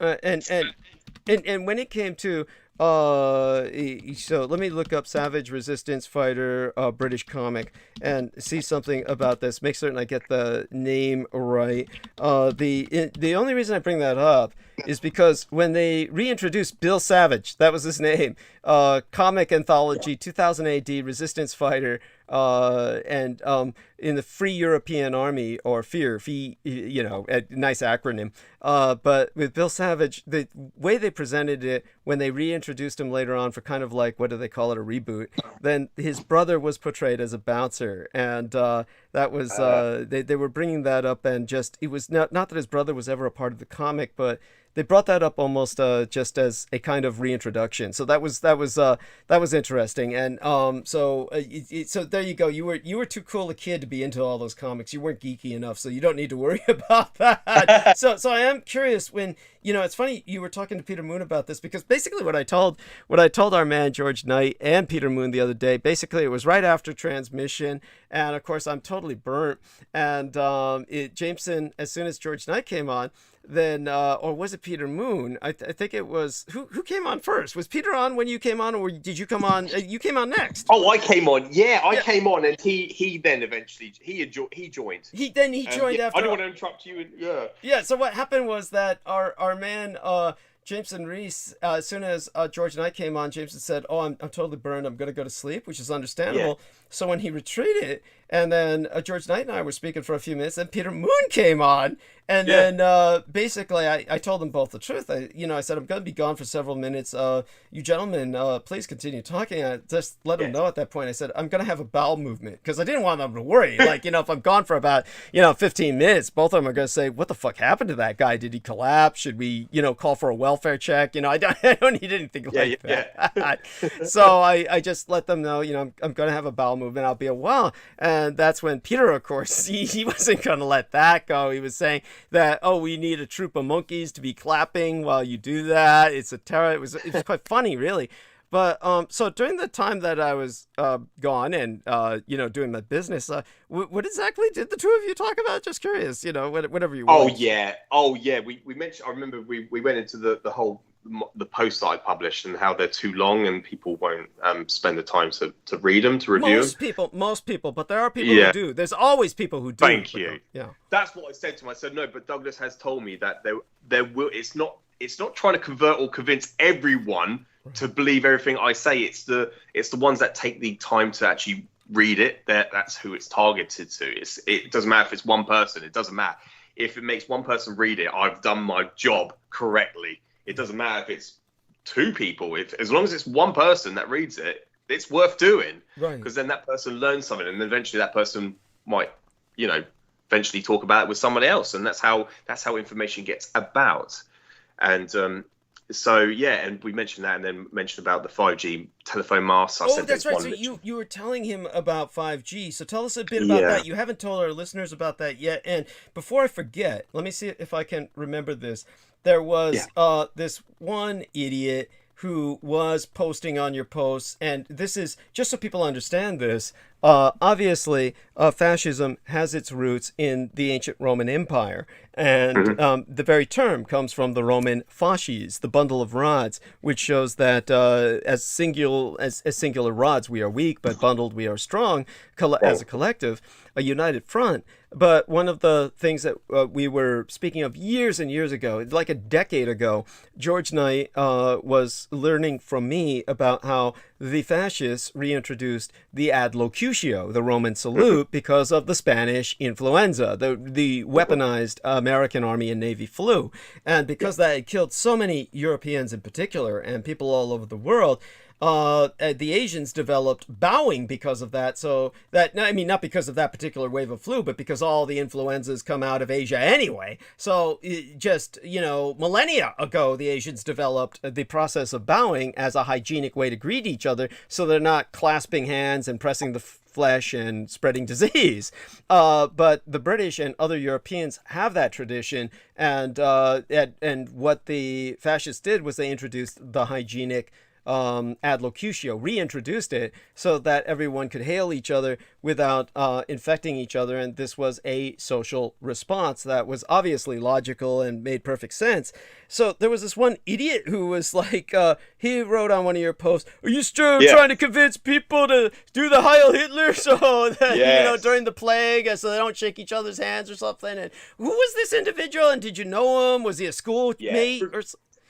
Yeah, during college, actually. So it was a long time ago now. And I met him. He went to a different college, but we went for a mutual friend of ours. And I never spoke to him after that point, after we met. And, we had each other on Facebook years later or something like that.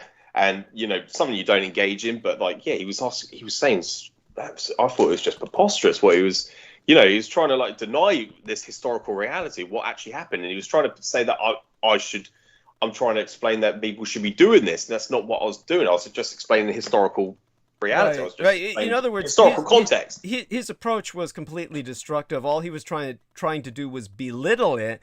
And basically he was pulling Richard K. Cole Jr. or Stephen Outram. He's basically perverting what you said. In other words, he's representing or misrepresenting. He's misrepresenting what you were saying in order to try and convince people that you're in the wrong. That you're not sane. You're a lunatic. And so he was trying to tell people you were. So did you block him? I hope, or did you... Well, do you know what? He did the work for me. He blocked me first. Good. Because I couldn't respond. I basically told him about the First Reich. I just presented that lasted 1,000 years, and then the Second Reich. And then after that, it was just all historical context, and then there was nothing that he couldn't refute it. So he saw the easy way out as block, and he did it for me. He beat me to it. Thank God. Yeah. So now, in some of the time we have remaining, educate people about 5G and your work and how it was very like a military. I mean, this is a national security issue, and you're on the frontier of technology, and it was basically like recruitment for a military and very physical. And I believe they conducted physicals, if I'm not, so tell me what happened, whether I miscommunicated that or not. No, it's absolutely right, Douglas, and that's how everyone portrayed their experience when they landed at Yarnfield. It was, there was every single week last year they hired 100 people. So every single week, and they're renowned for this. OpenReach is renowned for, they've actually got, they're recognized for doing so. They recruited 100 people per week, and we all started off at Yarnfield, and it was basically like a military recruitment center where you walk down this long, narrow corridor and you receive in this white empty sack with your name on it, your uniform, your work uniform, a bit like a military, being drafted into the military. So you walk down a corridor, they weigh you out, they get your identifications, they got my CBT check, so they got my criminal background check. So gave them those papers, because they do a background check on you for everything, and then gave them my passport, my driver's license, hand that all over. They take all that. They weigh you. You walk down this narrow corridor. You receive your uniform. You go back to your rooms, which are ex-door rooms. They were basically old, basically military, basically bunkers that they had. They used to have all these chambers with bunk beds. They used to have all these, and you can see it's an ex-military facility. Right. And you've got all your clearance cards and that to go in. Clearance cards. Every door you need your card to swipe to enter to walk into the next room. So that's basically what it was, and you can see that just from the outside of it looking in. And that's just when we recruited. That's what it felt like, and that's what everyone That's incredible. So that's redundant security on site. They have redundant security on site, multi-layered, and beyond that, explain to people how in England it's very different from the American legal system. So let me just set that up for you so people understand. In the American legal system, people can get busted. They can get arrested. They can even get maybe convicted. And if they have a record that's fairly minor, this actually, it really doesn't impact you later on in life. Given enough time, you're kind of like given a clean slate, especially for misdemeanors. If you've got a series of misdemeanors, within time, that does kind of just go off your record concerning credit and other things like that. The reason why is, of course, if they didn't do that, the American economy would just shut down. There's just too many people busted for minor crimes. But when it comes to Britain, my understanding is when they did his criminal background check for George Knight, George Knight has basically been on his best behavior in general all his life, because in Britain, when something gets on your record, it just never goes away, right? I mean, No, it's there for life, Douglas. 100 years at least. Oh my and that's God. your life, basically. Yeah. And so absolutely. what happens to people like that? They can never get employed, or what kind of employment can people like that seek? Oh, it's like, this is good, Douglas. Basically, give an example. 2 weeks ago, me and another colleague of ours, we had to work on a school site, a campus school site, and I basically came to relieve him, so I came to give him an assist. He was already on site, but he had to have the janitor or the maintenance guy watch him at all times. And he goes, because of having a CBT check, basically having a criminal background check. And he goes, but when I came on, I said, well, no, I've had mine. I've got my papers. So, and I understand because there's school children around. So this is why you have it, because you could be working in any type of environment with, people in hospital. You could be working in a hospital. Interesting. Yeah, so you have to have this. Otherwise, you won't be allowed around people, vulnerable or the young. You won't be able to, so my OBAS card is my identification, shows I work for OpenReach. I'm an employee for them. That's incredible. We could learn so much from England about that. Oh my God. But is this why? Because we do see films, and of course, most Americans don't know about this at all, but, underworld films are big in Britain and Ireland. There's this whole fascination they have, just like they do in any culture with gangsters. And so I would assume that many people like that in the end are just stuck joining the gangster underworld because they can never get employed. Is that the case? Yeah, no, exactly, Douglas. Yeah, exactly. Because, of course, you'll have that record behind you for the rest of your life. And so, it will make it impossible for you to get employed. I was actually concerned that they might have checked my Facebook, because I did hear about a lot of companies do a background check on you using your social media. Yeah. And no, they didn't mention anything. As a matter of fact, when I was in Yarnfield, I was actually trying as hard as I can to give them as much information as I know as possible. Like, I remember when I was doing my training, the trainee would ask us as a group, do you guys have any facts? And I mentioned about, there's really one of the most important things I tell people about is daylight saving time, why it's there. And so I explained to them that it's a wartime measure that's instituted in time of war. And it's basically, the original name was wartime. And I tell them that it was during the Second World War, it was instituted, but I said it was around during World War I for a year.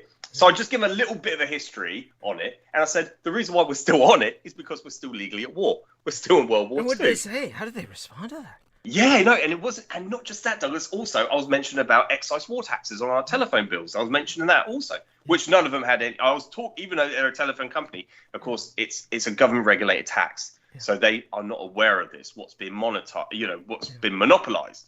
They don't know what our taxation's paid for or anything like this. Even though we're a telecoms company, they're unaware of this because it's government regulated.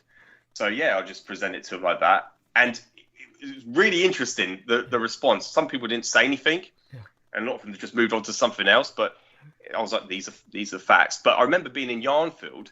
The guy was talking about a documentary he was watching about Stalin. And I just mentioned it. It was in a room, about 60 or 70 people. And I mentioned about the Ribbentrop Pact that they had between the Third Reich and the Soviet Union. Yeah. And I remember this girl in front of me goes, "Oh my God, how do you know that? How do you know that?" She goes, "Did you study history?" I said, "No, I didn't." She goes, "Oh, because I did history at A level." And then, yeah, it was just, and she was really into Tsarist Russia. She was really into the Tsar, the royal family. So that's what, I asked her what she knew, and she didn't know anything about military history. So, yeah. but so if you ever meet... I love that experience, because then you can, share information with people, and then a lot of them haven't got a clue. Yeah, no, I'm certain the majority of them just go blank. It's like you said, they just don't know they don't know what to do with that. They don't know what to do. No, they don't know what to do with the information. No, exactly. Yeah. Yeah. But with the girl who's into Tsarist Russia, I mean, God, if you ever meet her again, she's welcome to be on the show just to talk about the Tsar. I mean, I'd like to ask her who she feels, if they ever reinstituted the Tsardom, who would be a survivor that would, that she felt would be legitimate. I mean, obviously there's several candidates, but it'd be interesting to find out what she would think. But definitely with what you shared already, this brings us back to the point. So, the sad thing about the British experience and how they've decided to handle the criminality is that you do create a permanent underworld class. And these are people who have no options. So there's really, in a sense, is there any sense of rehabilitation? Or has there been any experiments where they've tried to rehabilitate these people where they could somehow re-socialize and re-enter? Because, say, for instance, the way to approach this question would be, where does soccer hooliganism fit in? Because obviously with soccer hooliganism, I can only imagine hundreds, if not thousands, of British teenagers must have been drawn into violent acts. And does that mean that all of them are deprived of the future because of their stupidity? Or they get convicted of that, don't they? And that stays on their records for the rest of their lives. So, yeah, I'm sure there is to a level, degree, Douglas. I assume, because I am more than certain. Some of the people that are with me, there was, like I said, 100 people that were recruited that week. The week I joined at Yarnfield, and a lot of them, you look at them, they're all. And I should have taken some pictures just to show you the size of these blokes.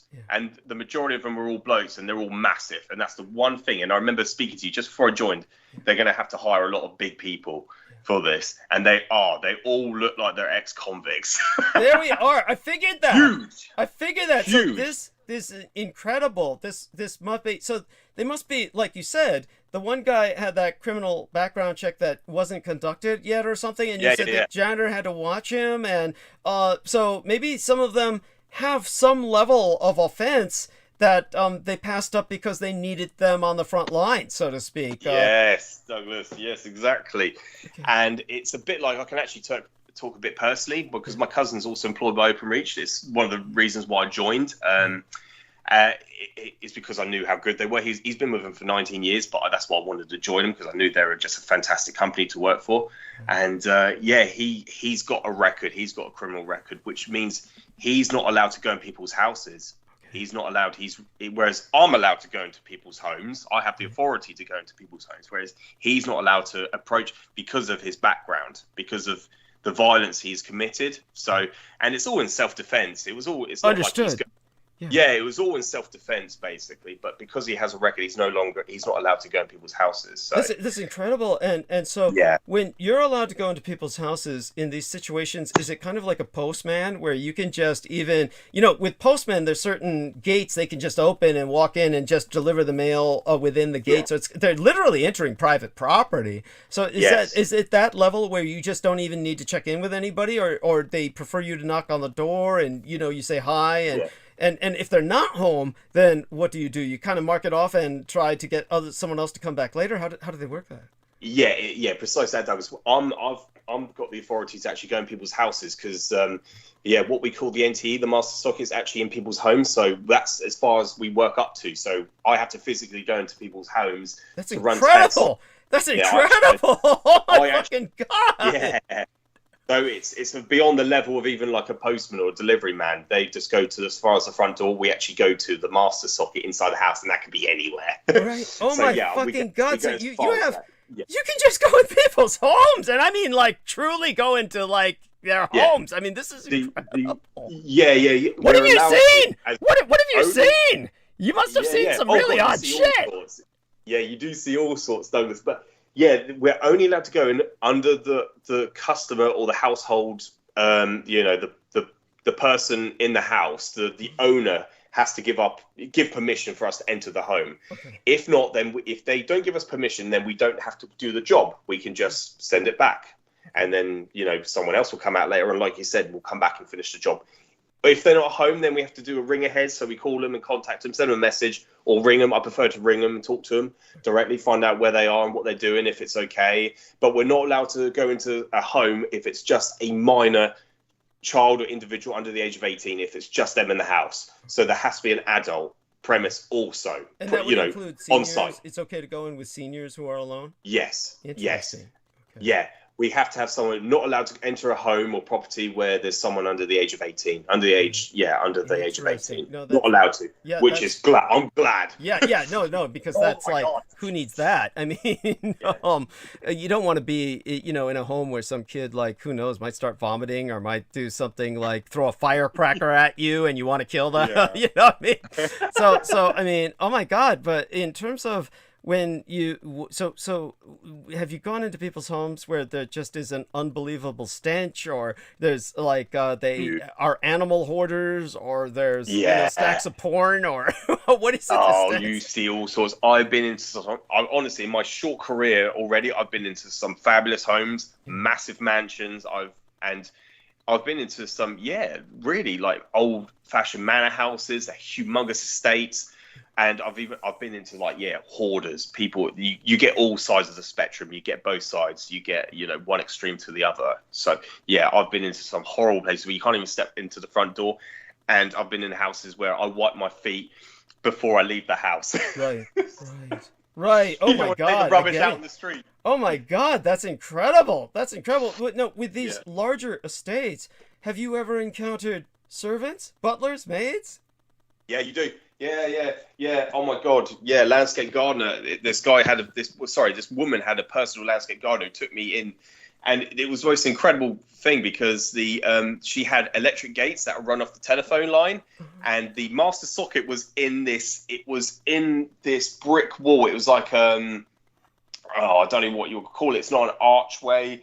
It kind of looks like a monolith, just like a long. It's just, he was like, the NT is in there. And I was like, holy shit. I was like, really? He goes, yeah. And he took away this metal panel, pulled out, and he goes, it's in that bag. And it was just tied with a bag. The engineer that put it together, so they basically had it bunkered. It was like reinforced. Holy shit. It was incredible. I've taken pictures. I've got pictures of it. It's really incredible. I've got pictures of it on my phone, Douglas. The NT was in there, and that's what controlled the gates, the electric gates. So when people rang that number, it would open the gate. So that was the line I worked on. Yeah. It was just basically the fault was an unbalanced cable, so I just had to fix that. That was it. That's fascinating. But when you come in, and sometimes you encounter. Obviously, British society is infamous for the servant class, for the privileged elite.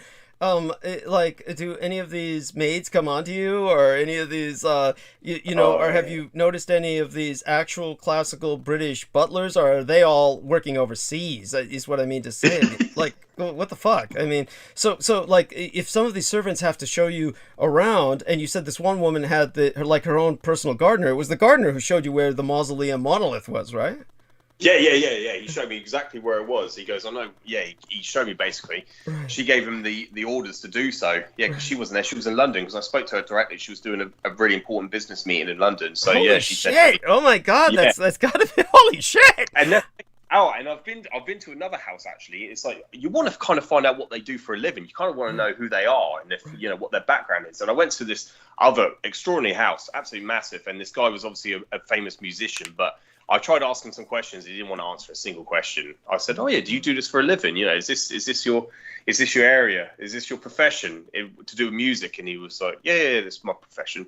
But he didn't want to talk about anything else. And I tried to, you try and get out more information from them. But you just, if they're not responsive, if they don't want to interact, then you just don't. But that's amazing. That's amazing. So in other words, he was just aloof and standoffish, and that's lame. That's really lame. But in terms of like but have you encountered? Was there any hostility? Has there ever been any time where somebody like you felt like you might be in danger, or is just Britain too sedate for that? Generally, it's hard for me to imagine there wouldn't be ghettos or areas of I find personally, Douglas, I feel like most people, because I speak like how I'm talking to you is how I talk generally to people, and they find me quite pleasant and placid. So I don't get any hostility, and because of my background also. And also, you're quite big. You're physically large. Yeah, so they never get into any engagement. If they raise their voice and get a bit hostile, I speak to them a bit more quietly, and bring their voice down. You speak quiet, and then they come down to your level. Then. Is this from your bartender experience? Is that from your bartender experience, or was there any training for that? Yeah, you just pick things up. It's just all about self-development, really. I think it was your bartender and bouncer experience. I honestly do. I think you have an advantage. So that's got to have served you well. That's incredible. Yeah. And so of course we hear that in areas of Britain there are certain areas that have large Muslim ghettoization or ethnic enclaves. Have you been in any place like that?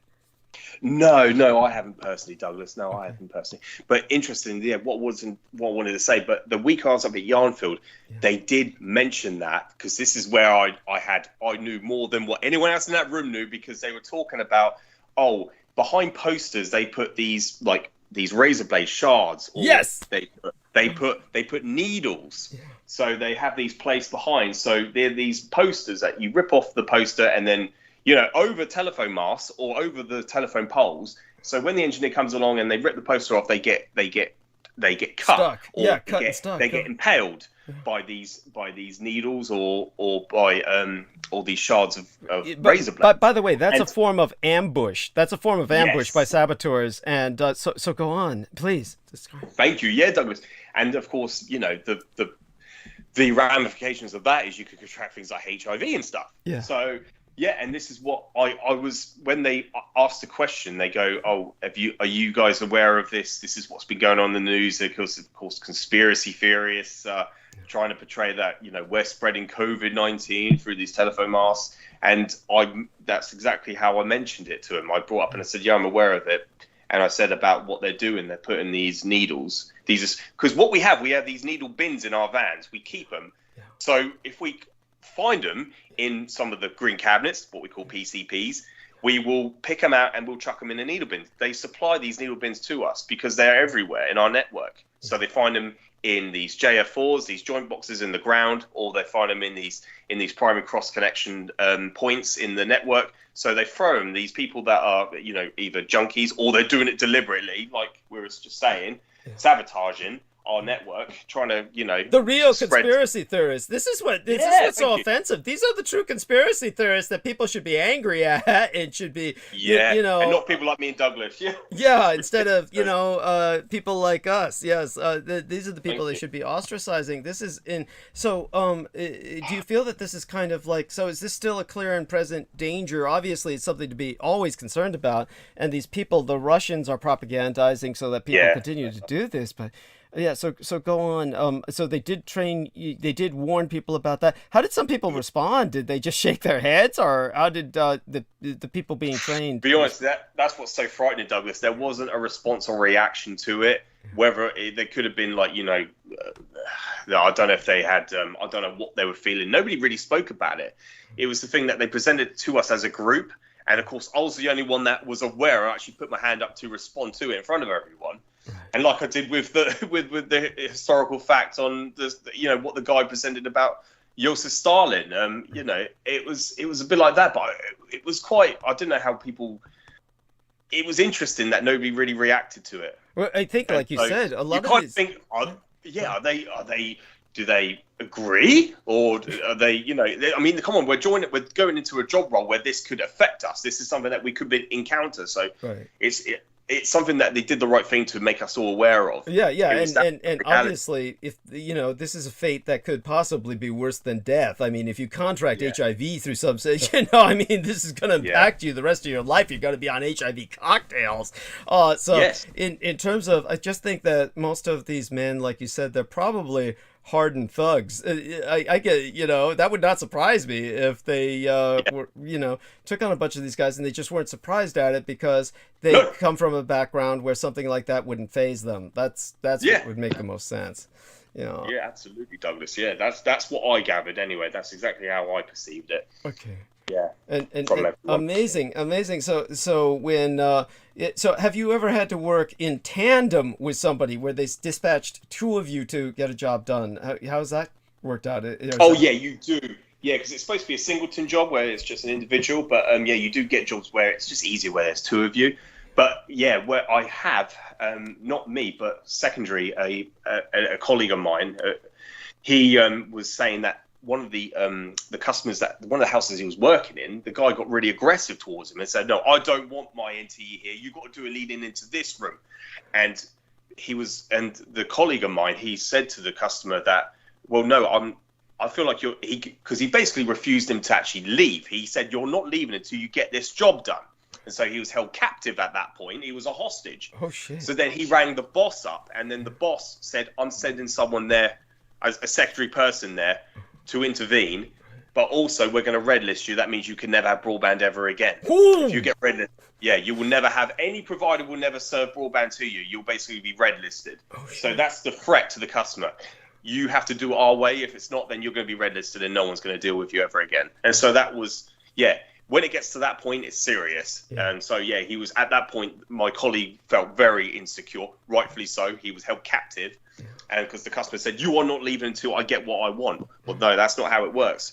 We're here to provide a service, but, you've got to have certain limits, certain terms that you can follow. You can't just have it your way. Right. Yeah, so that was it. And so, you had to have intervention at that point. So you were dispatched. Were you the second person to arrive there, or? No, that was someone who was higher up. Okay. That was someone with authority. I get what you're saying. So an actual managerial. Management. Who was actually, who's someone with authority, just to be there to explain it to the customer. And also our boss got onto the phone to the customer. He was on the phone to explain that to him. You do it. You have to do it this way. Do you have any idea if the person got red listed? Do you have any idea if that ultimately?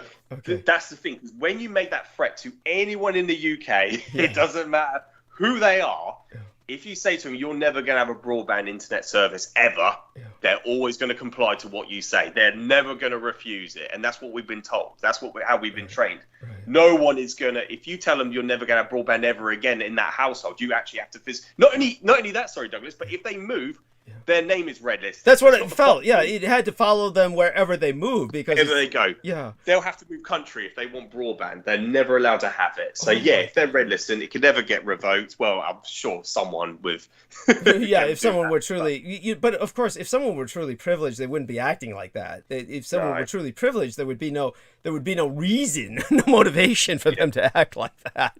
But oh my God, that's incredible. So again, this is how impressive the situation is. Zero tolerance. You're basically in the equivalent of like a law enforcement position at this point, or like a fireman or a first responder, a paramedic.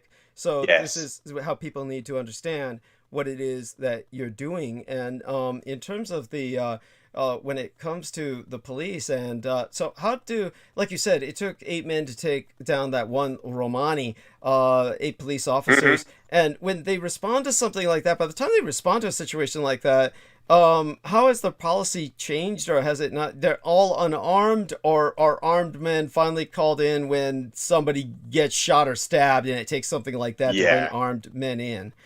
I think it's the nature of the issue. Whatever the nature of the issue is, Douglas, I think. But the police do have the authority. I've actually, this is a funny story. You're going to love this, because I have who is a friend of mine, a very good friend of mine, Craig. He's a homosexual. He's one of my very good friends who had a crush on me, but it was sort of like every year he'd buy me presents, and it would be like, he's flattering me with lots of gifts. And that's so cute. Yeah, he was a very that's really good friend. cute. He had a crush on me, and he loved my butt. And it was just like, yeah, Craig, you could touch it, but yeah, I don't swing that way. So he was a really good friend, and, I could hug him, and, we had a very close relationship. And I've it's like your explained one to Sarah. girlfriend told you. That's so complimentary. So go. Yeah. Thank you. Yeah. So he's a very good friend of mine. I met with him, I think last year, going back a few months ago. And he was telling me about COVID. And this is a very funny story, because I said, oh my God, how'd you do this? He got basically dispatched to a group in Farnborough, which is just up the road from where we live. There is a gathering, and what he got reported by his fellow officer was there is a gathering of about 50 cars in this car park. It's around we've got a Costco. It's basically, a Whole Food sales a chain, American chain. There's one big estate just opposite that, where there was a gathering of these group of youths in their cars, in their vehicles. They're basically doing, like, I don't know what you call it, like a street basically a car gathering. Or something like a drag race or something. That's it. But they dispatched him, my friend Craig, with his partner. So there was just two of them. And so when they got to the site, Craig said to me, he reported back to dispatch and said that, excuse me, could you just confirm? You said there was about 50 people here. He goes, can I just confirm to you, there is around about 500 vehicles here. Oh, there's shit. 5, and you sent 2 of us. He goes, could you please send some backup, some reinforcements? Right. He goes, could you just send me some more people? Because there's 2 of us and there's 500 of them. Right. And, well, 500 vehicles, there could be 2 people per car. Yeah. So I said to him, oh my God, so what happened? He goes, well, they weren't going to send anyone else out to us, because there's no police on the streets anymore. They've all been taken off the streets. So I said, what did you do then, Craig? He goes, well, I had an idea. He goes, he went round to each car and he was taking with his phone pictures of their registration plate. And he went around as many cars as he could. He started taking photos of each vehicle's registration number. Right. And it clocked onto to the people, because of course there was like 1,000 of them there. Right. He goes, some of the people caught onto him. There was a police officer. They're taking pictures of their car, and they go, excuse me, what are you doing? He goes, I'm issuing you COVID fines. You're all going to pay £200 each. And at that point, all the word got around that they're all going to get COVID fines, and they all just disappeared. They all just got in their cars and drove off as fast as they could. Oh my God! Oh, that's so funny. That was brilliant. Like, that's incredible. That was just incredible. Yeah.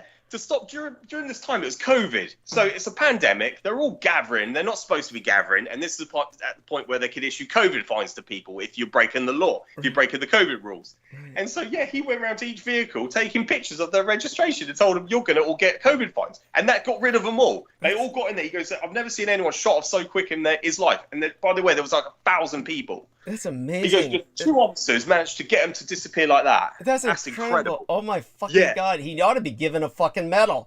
They ought to be giving medals for this shit. Holy shit. This is where the Soviet Union had one up on the Western world, is they would give like civil service medals. There should be a civil service medal for something like that. Yeah. Absolutely incredible. Yeah, I thought it was just amazing. Yeah, and so in terms of some of the other things that have happened, obviously I don't feel you've encountered, obviously we've seen in America, they've attempted to like bomb and destroy, sabotage certain towers. So have you ever run across or known people who have run across equipment that was sabotaged in the sense that somebody tried to destroy it? No, I haven't, Douglas. Only experience I remember, I think it was back in 2005, 2006. We're in the London Underground, where there was a bomb scare where they shut us in. I didn't know at the time. I was confused, but I was with my family, my little niece, my little cousins and that, and my mum and my auntie and my cousins. And I remember there was like a bomb scare. That's the only experience I've ever had. And this was not one London Waterloo, but it was one of the underground stations in London, in the heart of London, near Oxford Street. And I remember everyone shouted, "Bomb! There's a bomb!" Just hundreds of people. And if you look at the London Underground, the commuters each day, it runs into the hundreds of thousands. How many people pass through it in London? It's just ridiculous. Yeah. And they locked us down. Oh my God! So the perpetrators were the bombs. If there was. Thankfully, there wasn't. There was no. Well, we never heard anything ever again of that. But they locked us down below in the London Underground. The people with the key gate holders, they locked us in, and they weren't going to open the gates, so we were basically trapped. So if the bomb was going to go off, we were all going to go with it. Oh my God! That was their response. Yeah, because they didn't want it to come go above ground. So that's why they locked. Yeah, scary. Oh my God! That's the only experience I've ever had with that. Right. Yeah, I'm so glad that you survived that, and you maintained, of course, you maintained your composure. Well, did anyone break at that time? Did anyone kind of lose their composure, or did you? Oh yeah. I think Oh my God, it was just awful. It was just awful. People were crying. I think this was after 7/7. It was like the London bombings, and it was just after that. So it was very heavily. Security levels were just through the roof. Thankfully so. Rightfully so, because that was after the 7/7 bombings in London. So there was that projected threat in London. Remember there was some homeless guy who found one of these bombs and kind of did something like dismantled it or something, and they were like, everybody was trying to reach out and help this homeless guy. Do you remember any of that I'm pretty sure that was around the time. Yeah, it must have been Douglas. No, unfortunately, I wasn't aware of that. I'm afraid back then. Yeah, unfortunately. Okay, you can look that up and tell us what you think of that later, because that was that'd be brilliant. Yeah. Something. I remember that, and but certainly, as you said, it was at a period of time when such security was needed. But I'm not quite sure that's the right response. It's like apparently they didn't take early enough measures to put in any backup system, so they're like, no, yeah, they're just doing shit like that. That's so fucking stupid. Exactly. That's awful. But yeah, exactly, Douglas. Exactly. It was just like, same thing with COVID. Exactly the same thing. Oh, it's true. And none of us should have suffered this. All of this was foreseen. Everybody was warning about both the terrorism. You and me were doing that. Yeah, we were warning people.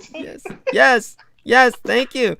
We were warning people for years before this happened. But these are the same idiots who say, yeah, listen to the conspiracy theorist. And then later on. There you go. They've all got it. So in terms of but it goes to show how law-abiding the British citizenry is, that you don't find more sabotaged equipment. It's incredible to me. I mean, this is like, there seems to be a general appreciation that all of their lives are dependent on this, so at least they're not fucking that up. You see, the Americans wouldn't be like that at all. They would just try to, there's different people out there who are pathological, and they try to fuck it up for everybody, and, they'd whack it at telephone poles or whatnot. As a matter of fact, the more I reflect upon it, the more surprised I am that doesn't happen more often here. But then again, that does take energy, and most people are just too lazy. So you'd have to take a committed individual to do something like that in either case. So with that having gone down, and tell us a bit about heights, like how high you've been. What's the highest that you've been with this? Oh yeah, I've got videos of it, Douglas. I record myself while I'm up there. Yeah, 12 meters is the highest pole I've climbed up. That's I think 15 meters is the tallest poles we do in the UK, but the highest in our area is around about 12 meters. So it's absolute. You get your ladder over halfway, so you climb up a ladder, and you got this Tetra system set up. So Tetra just basically prevents you from falling.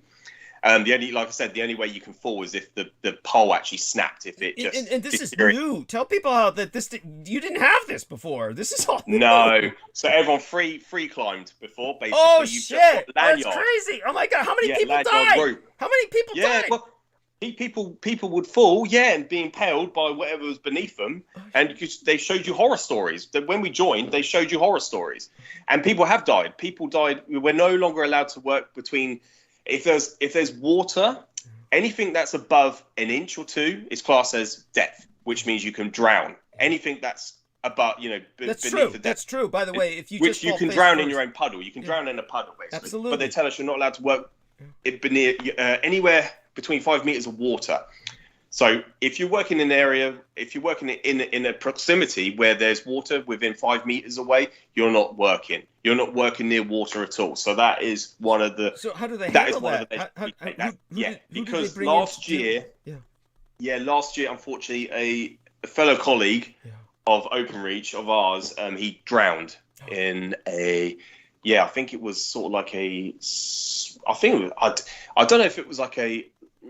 I don't know what you want to call them. They're not a reservoir or stream. It was. I'm trying to figure the word. Well, what it's it's called. like you say, it could be something like a cistern, and basically even just like near a sewer grating where water piles up after rain, and you get somebody like one of the men who was supposedly credited, not to defame or slander this individual, he may have been one of the men who raised the flag on Iwo Jima, but like I said, that was a posed photograph, the one that was posed. But one of the guys who was part of that pose was this Native American, and what happened was one night when he was pig-faced drunk, he fell into a puddle, literally just a puddle that was like, like a bowl of soup level depth, and he fell face first in there, and he was too drunk, and he inhaled enough, and he drowned in a puddle of water. So this is like, this is how one of the guys who supposedly raised the flag, or rather posed for it on Iwo Jima, that's how he died after winning the Congressional Medal of Honor. So when it comes to someone like yourself and these safety measures, so what do they do then? If they're not allowing you to work alone, do they bring in a team? How do they deal with that? This incident, he drowned, and I found out how he drowned because they didn't want to tell you really, but they showed you they tell you the horror stories, and then basically they show you some pictures of the aftermath. But basically we found out through another person that was more of an insider. He was tied himself. He was a hoist driver on what we call a MUP, which is a mobile elevation working platform. He was on this, and he was attached to this. It fell and collapsed into this river stream, and this guy was attached to it. And so when it went down, it took him with him, so he couldn't escape. So that's how this guy drowned. Yeah. So then what OpenReach did as a company, they stopped work entirely until they got every single employee. It's like 37,000 people in this company. They got everyone on the Teams meeting to talk about the procedure, what plan they're going to do next. So basically, because there was no pre-planned what happens near water, what happens to this, there was no basically the same thing. There was nothing in place. So in order to counteract any sort of lawsuits against the company, they had to come up with a quick plan. So they got the top lawyers in the country to come together to come up with conjure up some form of plan that will happen near water. And they basically said no one's working with water between a distance of 5 meters within water from 5 meters away. So that is what they came up with. So no one is allowed to now work within 5 meters of water. They had to do that quickly before they got prosecuted. Right. So that was that's what we got taught. That's what we learned. So now that's why that is implemented. Right. It's because one individual dies. So if something happens like that in the company, everything else stops. Production. But obviously, obviously that makes sense, and they did the right thing. But at the same time, there were obviously other people who died by falling and being impaled, but they seem to handle that more as like it was only recently they brought in this new strapping system, or whatever you would call it there. And tell us a bit about why you feel so secure with this new harness. I guess it's like a harness, right? How would you? Yeah. So tell us a bit about why that's so different from what people used to be doing, and why you feel so confident that you're not going to fall with this. Why this is so safe, and what is it that could go wrong with that? If anything, somebody would have to be like really trying, I presume, to. Yeah. Thank you. Yeah. Exactly, Douglas. Yeah. Well, basically, the law is 3 points of contact at all times. So you have 3 points of contact. So when you're above the pole, when you're at working level, which is right at the top, you have your feet at the working steps, the level working steps. They're both even, they're both level. Then you have your lanyard, which is wrapped around the top of the pole, and you have your working belt. So there's 3 points of contact all the time, because at that point your hands free. You're using your hands to work with, so you can freely use whatever. That's why I'm recording myself. I'm up there, taking some selfie videos of me up the pole. It's 12 meters high, just showing the view of what I'm looking at, so that I can show family what I'm doing in the day. Right, and what is the view like? I mean, can you see the tops of buildings? Or what? Yeah, you're looking over. You're basically at above house level, looking down on everything. Right. At 12 meters, you certainly are. Yeah, at the 8 meter pole, 10 meter pole, they're smaller, so you're basically at that level. The reason why they're so high is because of the cable, the wire, what we call drop wire that comes across. It has to be at a certain level. It has to be above 5.9 meters, and because of lorries and trucks driving underneath it, so it has to be at a certain level. If it's beneath 5.2 meters, then we don't climb the pole. So if it's beneath 5.2 meters, then we do not climb. If it's above 5.5, that's okay, we can climb it, but we have to what we call A1024 it. it will get someone to come out to readjust, to retension the cable. So it's all to do with health and safety, and of course it's down to the spec. It's basically down to measurements. Right. Yeah. If it's lower than the 5 point something meters, you don't climb it because what? How do you take care of it then if you don't? Because that means there's a lot of slack, and if it's over a road and there's vehicles, say like a lorry or a goods vehicle, HGV that drives underneath it, it could take out the wire, and if you're above it, it could take you out also. And this woman died. That's another horror story we got told, because she was supplying. She was basically, I think she was recovering or renewing a drop wire across a very busy road. When you do that, you're supposed to get an assistant. She was supposed to have 2 people, a safety assist, and this woman didn't do that, and it was beneath 5.2 meters. And so this lorry took the cable, took her with her. So she basically blown off this pole and taken onto the main road. And so that was dragged. I'm presuming she was also dragged for quite a bit. Yes. Yeah. Exactly. So yeah, you hear so many horror stories, and it's But by the way, so that somebody you don't repeat the same thing. Yeah. So you do not do the same thing. So that's why they tell us all this, and that's why you have to be aware, which is something that I'm very grateful for. Yeah, of course, just so people appreciate the full horror of what happened to that woman. When you're dragged like that, you're basically skinned alive because you're being rubbed against the raw asphalt, and that's just pulling all your skin off. It's just not a way you want to die. It's No. Oh my God! And so the burn. Oh yeah, Douglas. Yeah. So awful. When it comes to how do they handle after a storm and there's live wires on the ground, like how do they handle this? There's live wires that get loose. This has to happen sometimes because certainly in California, this is considered one of the primary causes for wildfires. Is these lines out in the middle of nowhere, power lines. And, they snap during storms, and, they're live, and they tell people don't approach them. These are obviously sometimes the causes of fires. So have they ever brought this up, and how is that handled? That sort of thing. Yeah, absolutely, Douglas. Well, there's safety precautions for that also. Your health and safety risks assessment that we have to do every time. When it comes to what they're called joint user poles. So basically means you have our telegraph, network. So our nodes on these poles. Then it's a joint user pole, so it's got live wires. So you have electricity wires going across it. So you have this. We're only allowed to work basically, basically, the high we're not allowed to work with anything under 1,000 volts. So anything above 1,000 volts, beg your pardon. So anything under, we're allowed to work on. So that's classed as low voltage. So these are called EL poles, like electrical.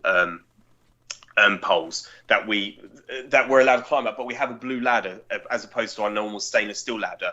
It just means it's less, conductive of electricity. So we have to get a safety assist out for that also. If we climb an EL pole, a joint user pole they're basically if the wires, there are 3 wires. If they're above each other and beneath each other, that's classed as low voltage, and if they're going parallel to each other, then they are classed as high voltage. Wow. So yeah, you've got different types of voltage but we're only allowed to work with anything that's under 1,000 volts. That's classed as low voltage. Jesus, it sounds like a lot to me. That sounds like a lot for the body to absorb. Yeah, it is, and it's a lot to learn, Douglas. This is why, it took me. Thankfully now I'm able to pursue my passion, learning from yourself. Now, but when I first started this job, it was a lot for me to retain and remember. This is why Sarah said you'll be brilliant in this job, because a lot of people don't remember as well as you do. Because she says you've got a very good memory, you can remember a lot of stuff, and I try my best. It's not always easy, and some days, I remember one week I was going along in my van, my work van. I was thinking, who the fuck is that individual who was on the Enterprise in Pearl Harbor? And I couldn't remember his name, and it was and then later on I was like, oh, it's William Bolhousie. Right. And I remember I was spending ages trying to remember what the guy's name was. I was like, oh my God, this is bad. I'm forgetting everything I learned. No, that's going to happen, because obviously what happens is the mind is it's like a fishbowl full of marbles, and there's only so many marbles it can hold before it cracks. And that's how we lose our marbles. So basically what, when you were learning everything you did about your job, that has to take precedent. So you can always look up the other stuff later or ask me. But it turns... Yeah, exactly. Yeah, but in terms of what you have learned, it's remarkable. So Sarah is completely right, and I'm sorry, I got her name right? Because absolutely. Yeah, my own memory is like it's amazing how comparatively common her name is, but it's a beautiful name. Yeah, and so when it comes to your memory, however, yeah, she's absolutely right. I mean, you've got, so that brings us back to school. I mean, was there any memory you have from school that bears relating? Because I mean, God, it's like I take it that school must have been fairly all right. It must have been pleasant. I mean, you don't have. I take it someone your size really didn't have problems with bullying. So no, I never. No, thankfully, Douglas. And this is something that I was speaking to Sarah about only the other night, actually, because little Millie, the 10-year-old, she is suffering some form of bullying at school where they're making fun of her weight. And I said to her, "Oh my God! Oh, that's awful. Go on." Yes. Yeah, because basically, you know, like the game Piggy in the Middle, and some boy said to her that you'll be suited in the middle. You be perfect as Piggy in the Middle, basically. Oh my God! Yeah, it's just awful. And like I said to her, you just need to tell the teacher straight away so they can address that boy, and then just tell them that that's not right. You don't address them, Millie. You go to the teachers and you tell them, you know, what the boy said, and then they will address it to the boy and the parents, and to say to them that that's not right. So yeah, that's how we dealt with that. But I was saying to Sarah, I never had any of that. Thankfully, I'm fairly a likable individual, which is thankful, because it's just my upbringing. I've always learned to say please and thank you to everyone, be courteous and treat people how you want to be treated. So I've never had that experience of being bullied by anyone. People have loved me. It's no, I understand that, but I think also only until I've started. But it's my passion. It's what I love doing is learning about history, and then, but that's the only time you get any hostility or any form of Oh God, but other that's than that, incredible. School, I never had any of that, Douglas. That's amazing. I mean, and it's definitely also the fact that I think beyond your I mean, honestly, a person can be a good person, and they can be polite, and they can be respectful of others. And, in the end, however, I think that a good deal of it had to do with the fact that you were just physically impressive in many ways. And probably there was also that feeling that they didn't want to mess with you. And, there was that. And then there was... there was you got better with people just by your own. You're a naturally good person, and you are naturally polite, so that was able to help as you got older, and that's of course what kept you out of trouble, as opposed to other people that we know who wound up getting busted and wound up with a criminal record. That's what prevented you from having to deal with any of that. But so you obviously have much more common sense and native intelligence. And a good memory. So your passion being history, believe me, this will pay out in the end. But right now, you've got this wonderful job, and so your avocation of history can remain on the side for now. But it's something I'm so glad you're still pursuing it. And obviously, we're glad to have you. And certainly, this helps us educate people about England, because there's far too little that people even know about England or what the English people are going through. And so when it comes to some of these, what else comes to our mind about what England has been going through lately? Obviously, when it comes to what is the kind of idea of when they finally moved into 5G? I guess they just cycle up to 6G, which they're talking about now. Is this something people are even talking about, or how long do they feel it's going to take before Britain is generally, in a general overall sense, 5G? Before how many years do they think it'll take to get there, or months? Or oh no, I wouldn't have a clue, Douglas, I'm afraid. Yeah, do beg your pardon, but I do know the government's plan is by 2026 is to roll out fibre, so to replace the old copper network that I'm working on. So my job is part of that. It's like a revolution to scrap all the old copper wiring and replace it with fibre. That's the future. So that how long has the copper wire been around? Oh, hundreds of years. It's a conductor. So it used to be aluminium, then copper was brought out, more durable. But so you're dealing with some of these wire emplacements that are hundreds of years old. Yes, exactly. So basically, when a lot of the people that are recruited now are basically what they call hybrid. They call it hybrid. They work with fibre and copper, whereas I'm predominantly just copper. But been trained in fiber also, so I can deliver the fiber system. I did that just before Christmas, so I did my training then. And but all these people that are hybrid, they're just doing fiber. They wouldn't have any idea about copper. So this is why they will need people like myself that work with the copper network, that know how to do the job. Whereas a lot of these new guys that are coming on, they're just working with fiber, so they haven't got a clue. Damn, that's incredible. That's incredible. So basically what's going to happen is, obviously, they are assuming that at some point, Britain is going to be overwhelmingly fiber, that at some point, because they trained you in the fiber in obviously anticipation of that. So, but in the meantime, you're kind of doing the job with the archaic, the real old system. And so that's just incredible. So you're seeing the real historic places that brings you to, and of course that's why you're dealing with some of these old estates and the like. And like you say, there's a curiosity of who some of these people might be, but it's also, do you ever get a feeling of real social injustice or inequity, that like, do you ever have a feeling that when you run across these, or does that ever come up with you at all? Just is there sometimes a feeling of how some of these people have so much and some of these other people have so little, or does that not really, does it, how do you you do kind of contemplate that at times, that you come across. You do. Thank you, Douglas, for clarifying that. You do in a sense at times. Class consciousness. So class consciousness, and so that's what kind of inspires you, motivates you to ask them some questions about what it is they're doing. Yeah, that's it, Douglas. Because that's the one thing I know. I know you ask questions. If you're unsure about anything, then you learn, and that's why I'm so grateful to you. And I was gonna come on and say earlier that you were mentioning about the third most important man in history earlier, Emperor Hirohito or Emperor Showa, and then I was gonna say, I was gonna mention about no, I won't go into it, Douglas. It'll talk for hours and hours. And I was gonna say about the second most important man in history. You've got the anointed one. You got the Star Child, as we know as Jesus Christ, and then. I was going to say, then you've got the most important man in history, which is Douglas Dietrich. Oh, you're very kind. Oh, God, that's very generous. Oh, my God.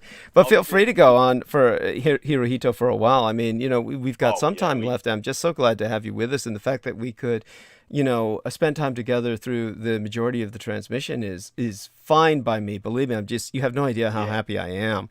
Honestly, with what I was dealing with, I don't know if you heard any of it earlier. I'm sure you didn't, because like you said, you barely get to listen to a half an hour once in a while when I'm alive, but when I'm going live. But what I was telling people was that my son took me in because I had to do this before Friday when I'm seeing the MD.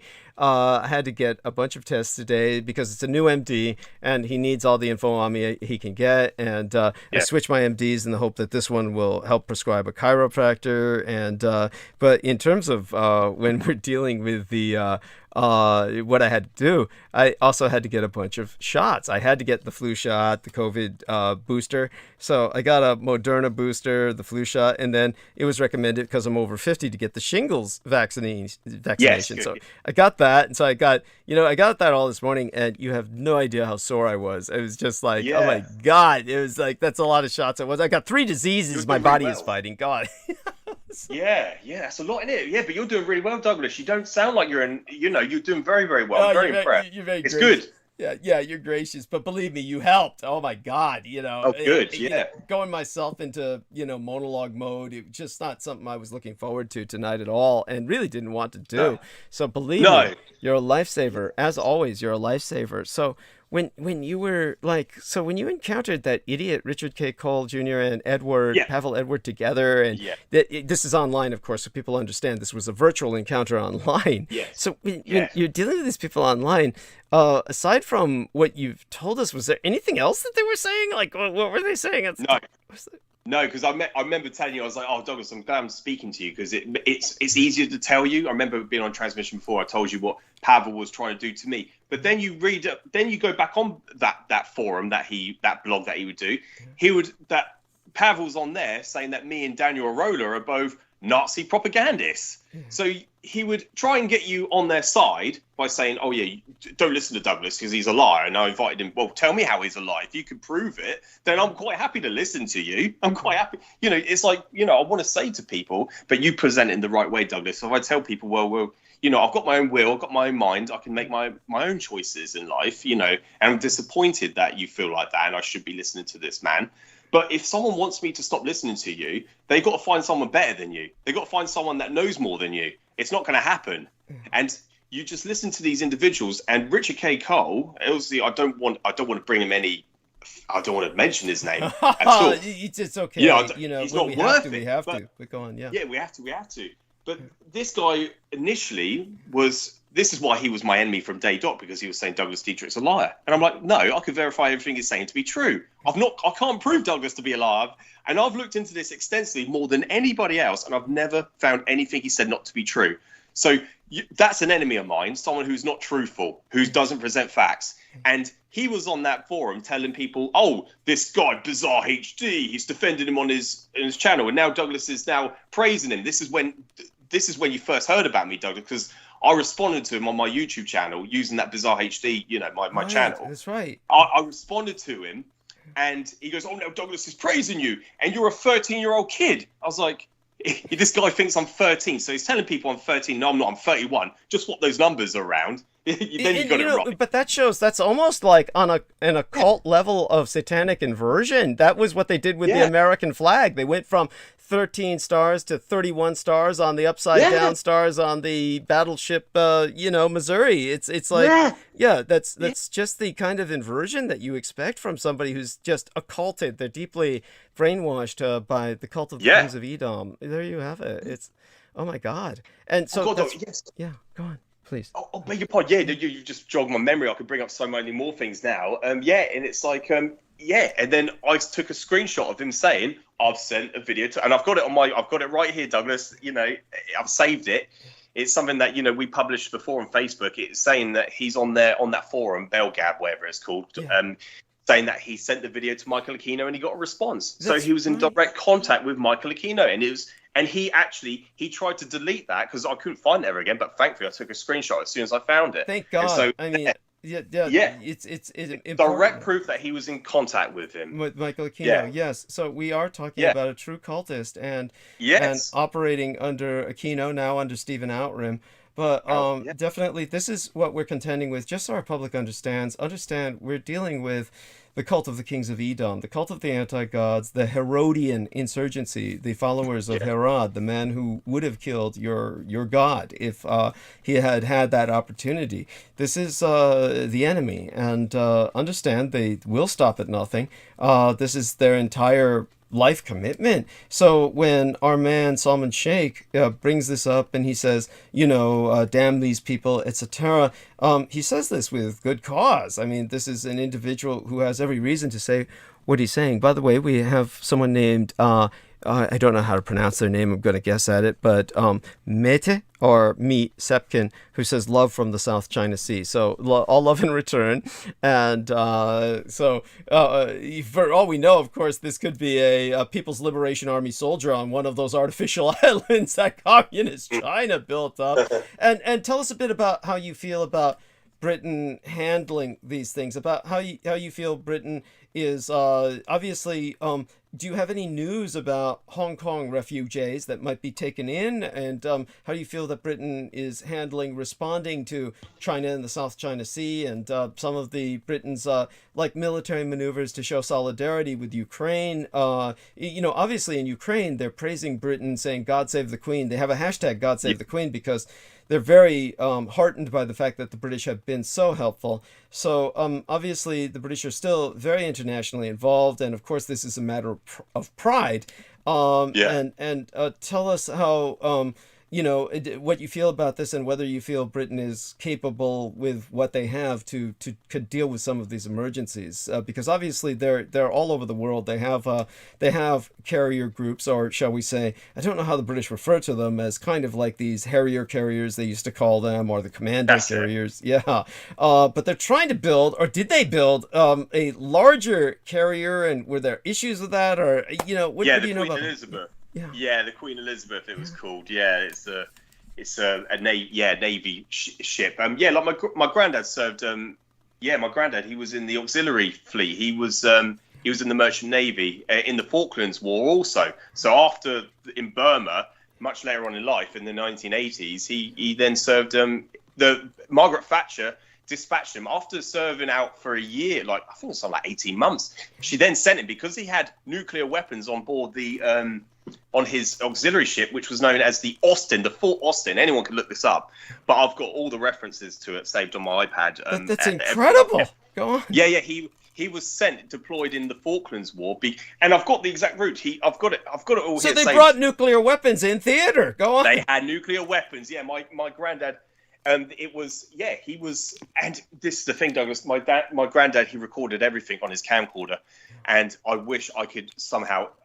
A miracle would be to retrieve them, but unfortunately, I don't think they exist anymore. But he recorded everything. But yeah, Margaret Thatcher, they got the telegram to be deployed to the Falklands. This is during the conflict against the Argentinians in 1982. So my granddad went there, and he had nuclear weapons. So everything this confirms everything that people have said in the rumor department. The conspiracy theory was that Margaret Thatcher was serious about threatening Argentina with a nuclear strike. This is all true. Then you've confirmed it. Yeah, he had it on board his ship on the Fort Austin. I've got pictures of it that he kept. Yeah, I've got it all saved here on my iPad. I can send them over to you, Douglas. But yeah, he was on the Fort Austin, and it was an auxiliary ship, so it housed 5 nuclear weapons. He had 5 on his ship. That's incredible. Yeah. And so they dispatched him to this. And but going back, the British have invested billions. It's equivalent to billions into this Queen Elizabeth II ship that they produced about 5, 6 years ago. Can't remember now. Back in 2016, I think. Yeah, they built, and it's an incredible ship. But they just wanted to boost defences in the UK, show people that we're still a dominant power in the field, around the world. But that's another thing about my granddad. Yeah, he was in the Falklands conflict. Yeah, in the Falklands War. Oh my God! Yeah. So that gives you far more of what we would call a pedigree. You have far more of a pedigree on which to stand when you speak of the Second World War than these idiots playing their video games. Holy fucking shit! Yeah, exactly. Yeah, and also, I've got a cousin, Michael Bettesworth. He was in Iraq. He was there when the coalition first went into Iraq in 2003. He was there the day they invaded. There's actually I think it was the Sun newspaper or News of the World. One of them published a photo of him.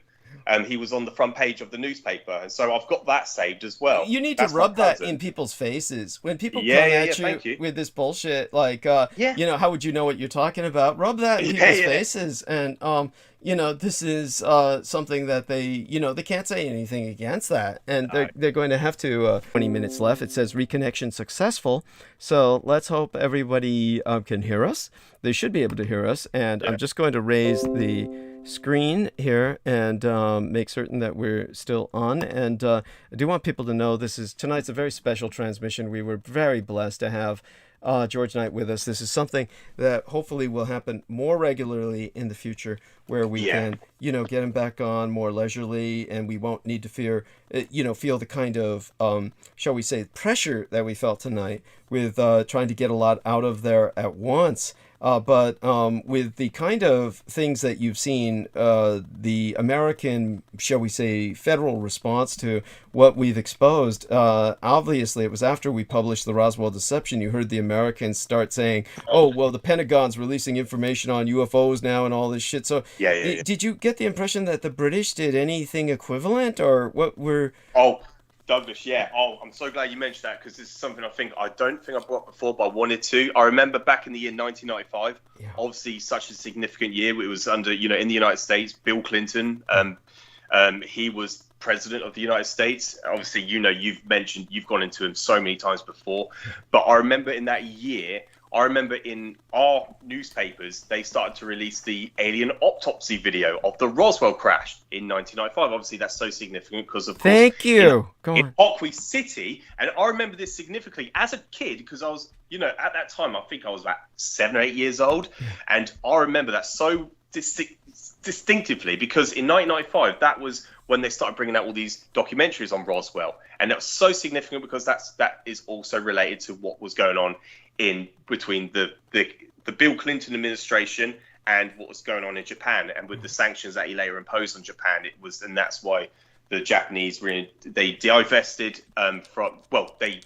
from the United States and reinvested in communist China, and that's what made the Made in China boom. That's what I learned from you, Douglas. But I remember myself personally, all these films started coming out about Roswell, and this alien autopsy video saying, "Oh, this was the alien from the Roswell crash." That was all in 1995. It's incredible. That was when that all came about. That was a response to what was going on between the politics in Japan and the United States at that time. That is so true. Thank you. Bless you. Yes. Yeah, and that is so important, and you're very astute, and this is why we need you. And so Meet Sepkin, by the way, they bring up something that I'm going to deconstruct with your help to a degree. We don't need to overdwell on it, but she's pointing out, and this is something that was promoted.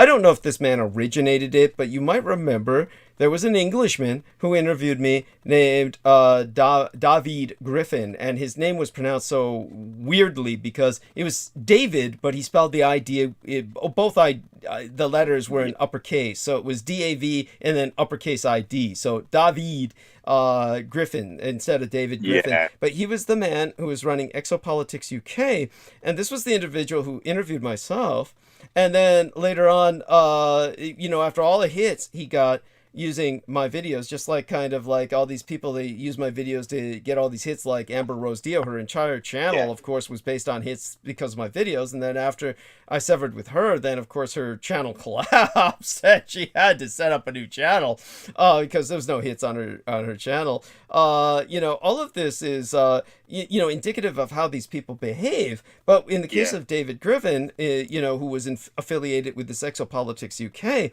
then he was contacted by Richard K. Cole openly on YouTube, who basically said, "Oh, Douglas Dietrich's a liar," and then he says, "Oh yeah, this is what David Griffin said. Oh yeah, U.S. Army recruiter contacted me to tell me Douglas Dietrich never served in the Marine Corps." Like, first off, how would a U.S. Army recruiter know that, and why would he contact you and divulge private information?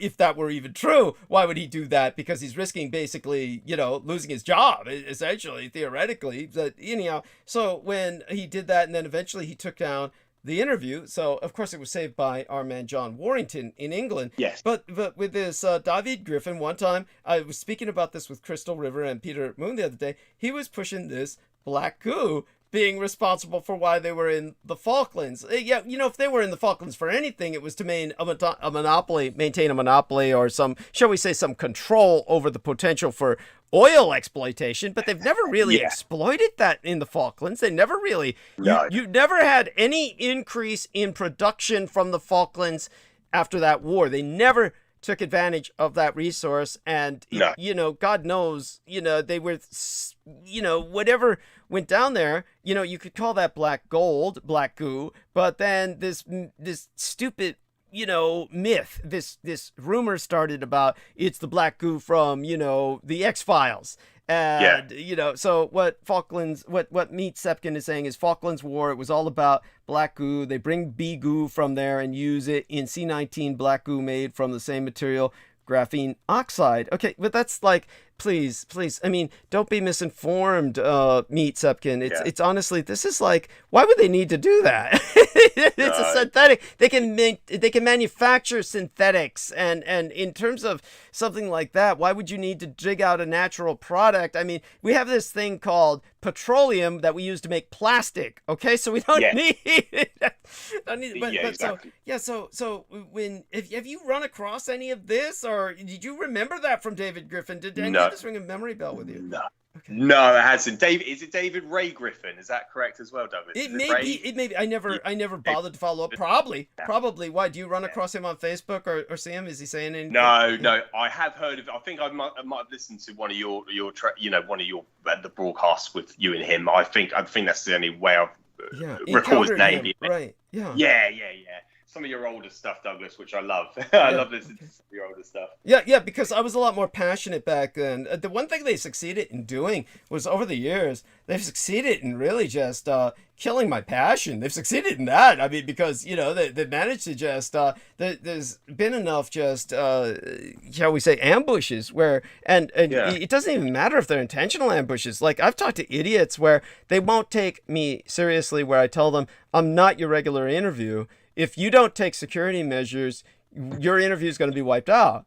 And everybody says the same shit, like, oh, nothing's going to happen. They don't believe me, of course. And then after the interview is conducted, it's wiped out. So, I've encountered this again and again. It's just so, after a while, I just felt like there's no point in doing, any more interviews. It's just, there's no point. None of these people, they're either malevolent or they're amateurish and don't really take seriously that I'm not your regular interviewee. That they want to just think that they are special and that all their interviewees are part of some cookie cutter assembly line. So it's just bullshit. But, it's disrespectful. Yeah. But beyond that, in terms of I can guarantee you're at the level where, believe me, if you had the spare time, you could conduct interviews on these topics. You could do that. So I want you to know that I encourage that if you have time. That's something that I would love to do that, Douglas. I would personally love to do that. I would love to be an interviewer, to interview you as an interviewee, and to ask you the questions and allow you to speak as freely as you like. Yeah. And I know, obviously, through experience, I don't like listening to your old stuff where the person is interrupting you. Oh God, it's just maddening, and it's all love to Our Lady Penny Bradley, of course, but she's always, she wants to keep it a discussion instead of course, a monologue, and so I can understand that, and it's her show, and so she does try to contextualize things in her experiences as well. I'm not quite sure if that really helps get my message across, but it does what it does, and we love her dearly, and she does help with this program, and we bring her on. She helps to burn bandwidth.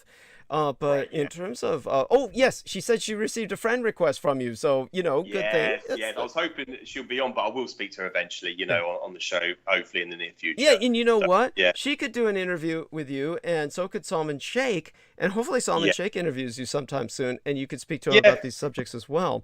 And certainly... It's going to meet up with him. It's going to meet up with him in the UK whenever he's in the UK. I said to him, meet him in London. We'll go for, get some food and coffee and that. So, he's someone I will meet in person. Right. Yeah, it'd be nice to do so. And that will happen eventually. And, of course, when it comes to with Penny Bradley, the one thing that she would be impressed by, I'm certain she would be impressed by your knowledge of the 1,000-Year Reich in Exile. And just put this into perspective for all our listeners so people understand how I handle Penny. I mean, this is just, she's not a liar. She's not a liar. No. She is not lying. Whatever happened to her, she truly has, for all intents and purposes, experienced that. But the way I handle it is, from my perspective, I would presume from my perspective that somebody cascaded all those memories into her to kind of use her as just like a memory bank, and don't think they don't do things like this. They're experimenting with whether or not they can cascade these memories into people. And if they took someone like her and did that just as proof of concept and to make certain it worked, to all intents and purposes, to her, those experiences are real. But these are probably interrogated memories from captured members of the 1,000-Year Reich in Exile. This is how I handle what she's saying, that they literally were draining people of their memories with a neuronic comb that would be kind of like a neurological scrub of their memories, and then digitizing them, in effect, then digitizing their memories and downloading them into someone else. There's all kinds of reasons why they would experiment with doing this and then do it again. I mean, because personally, I would think they were abusing Penny Bradley, and that when they released her, and she's very earnest and honest about her memories, then they would say this will discredit people believing in the 1,000-Year Reich in Exile, and this way they'll look at her and they'll say, well, that this will discredit people believing in our enemy, and this is because if people really were to recognize the fact that, I mean, all we need to do is look at the so-called space program of the former Soviet Union and the Americans, and it's dead.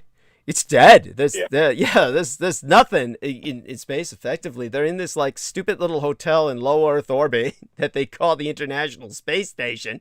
And aside from that, they could put a telescope out and whatnot, but this is nothing like what the Thousand-Year Reich in Exile has. They've effectively conquered space and contained the Earth, contained the Allies on Earth.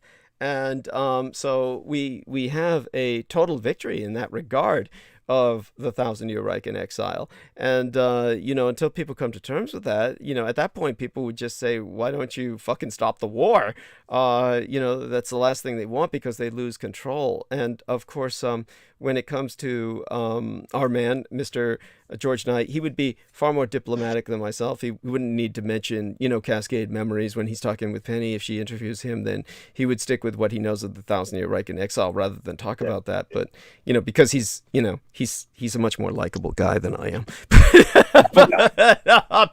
But Penny knows I love her, and I'm not trying to hurt her when I say that. I'm trying to contextualize her story in a way I handle it. And understand that's just how I handle it. But if we do take what Penny says, like, literally, this means that they had to be working with, like, cloning, time travel, and while we deal with the concepts of this sort of thing, the practical application on the part of the Allies of these kinds of really advanced technologies, it's very hard for me to credit them with being able to work at that level. It just, but such being said, again, she says she was working for the other side, the Reich. And so, maybe she was abducted by the Reich. Maybe they did perform time travel. Maybe they did, clone her into a different body, which is kind of like what this would take. So, but then again, the question would be, what would motivate them to do that? One possible response would be maybe so that the Allied public would not believe in them. Maybe the Thousand-Year Reich in Exile doesn't want you to believe in them because they don't want you.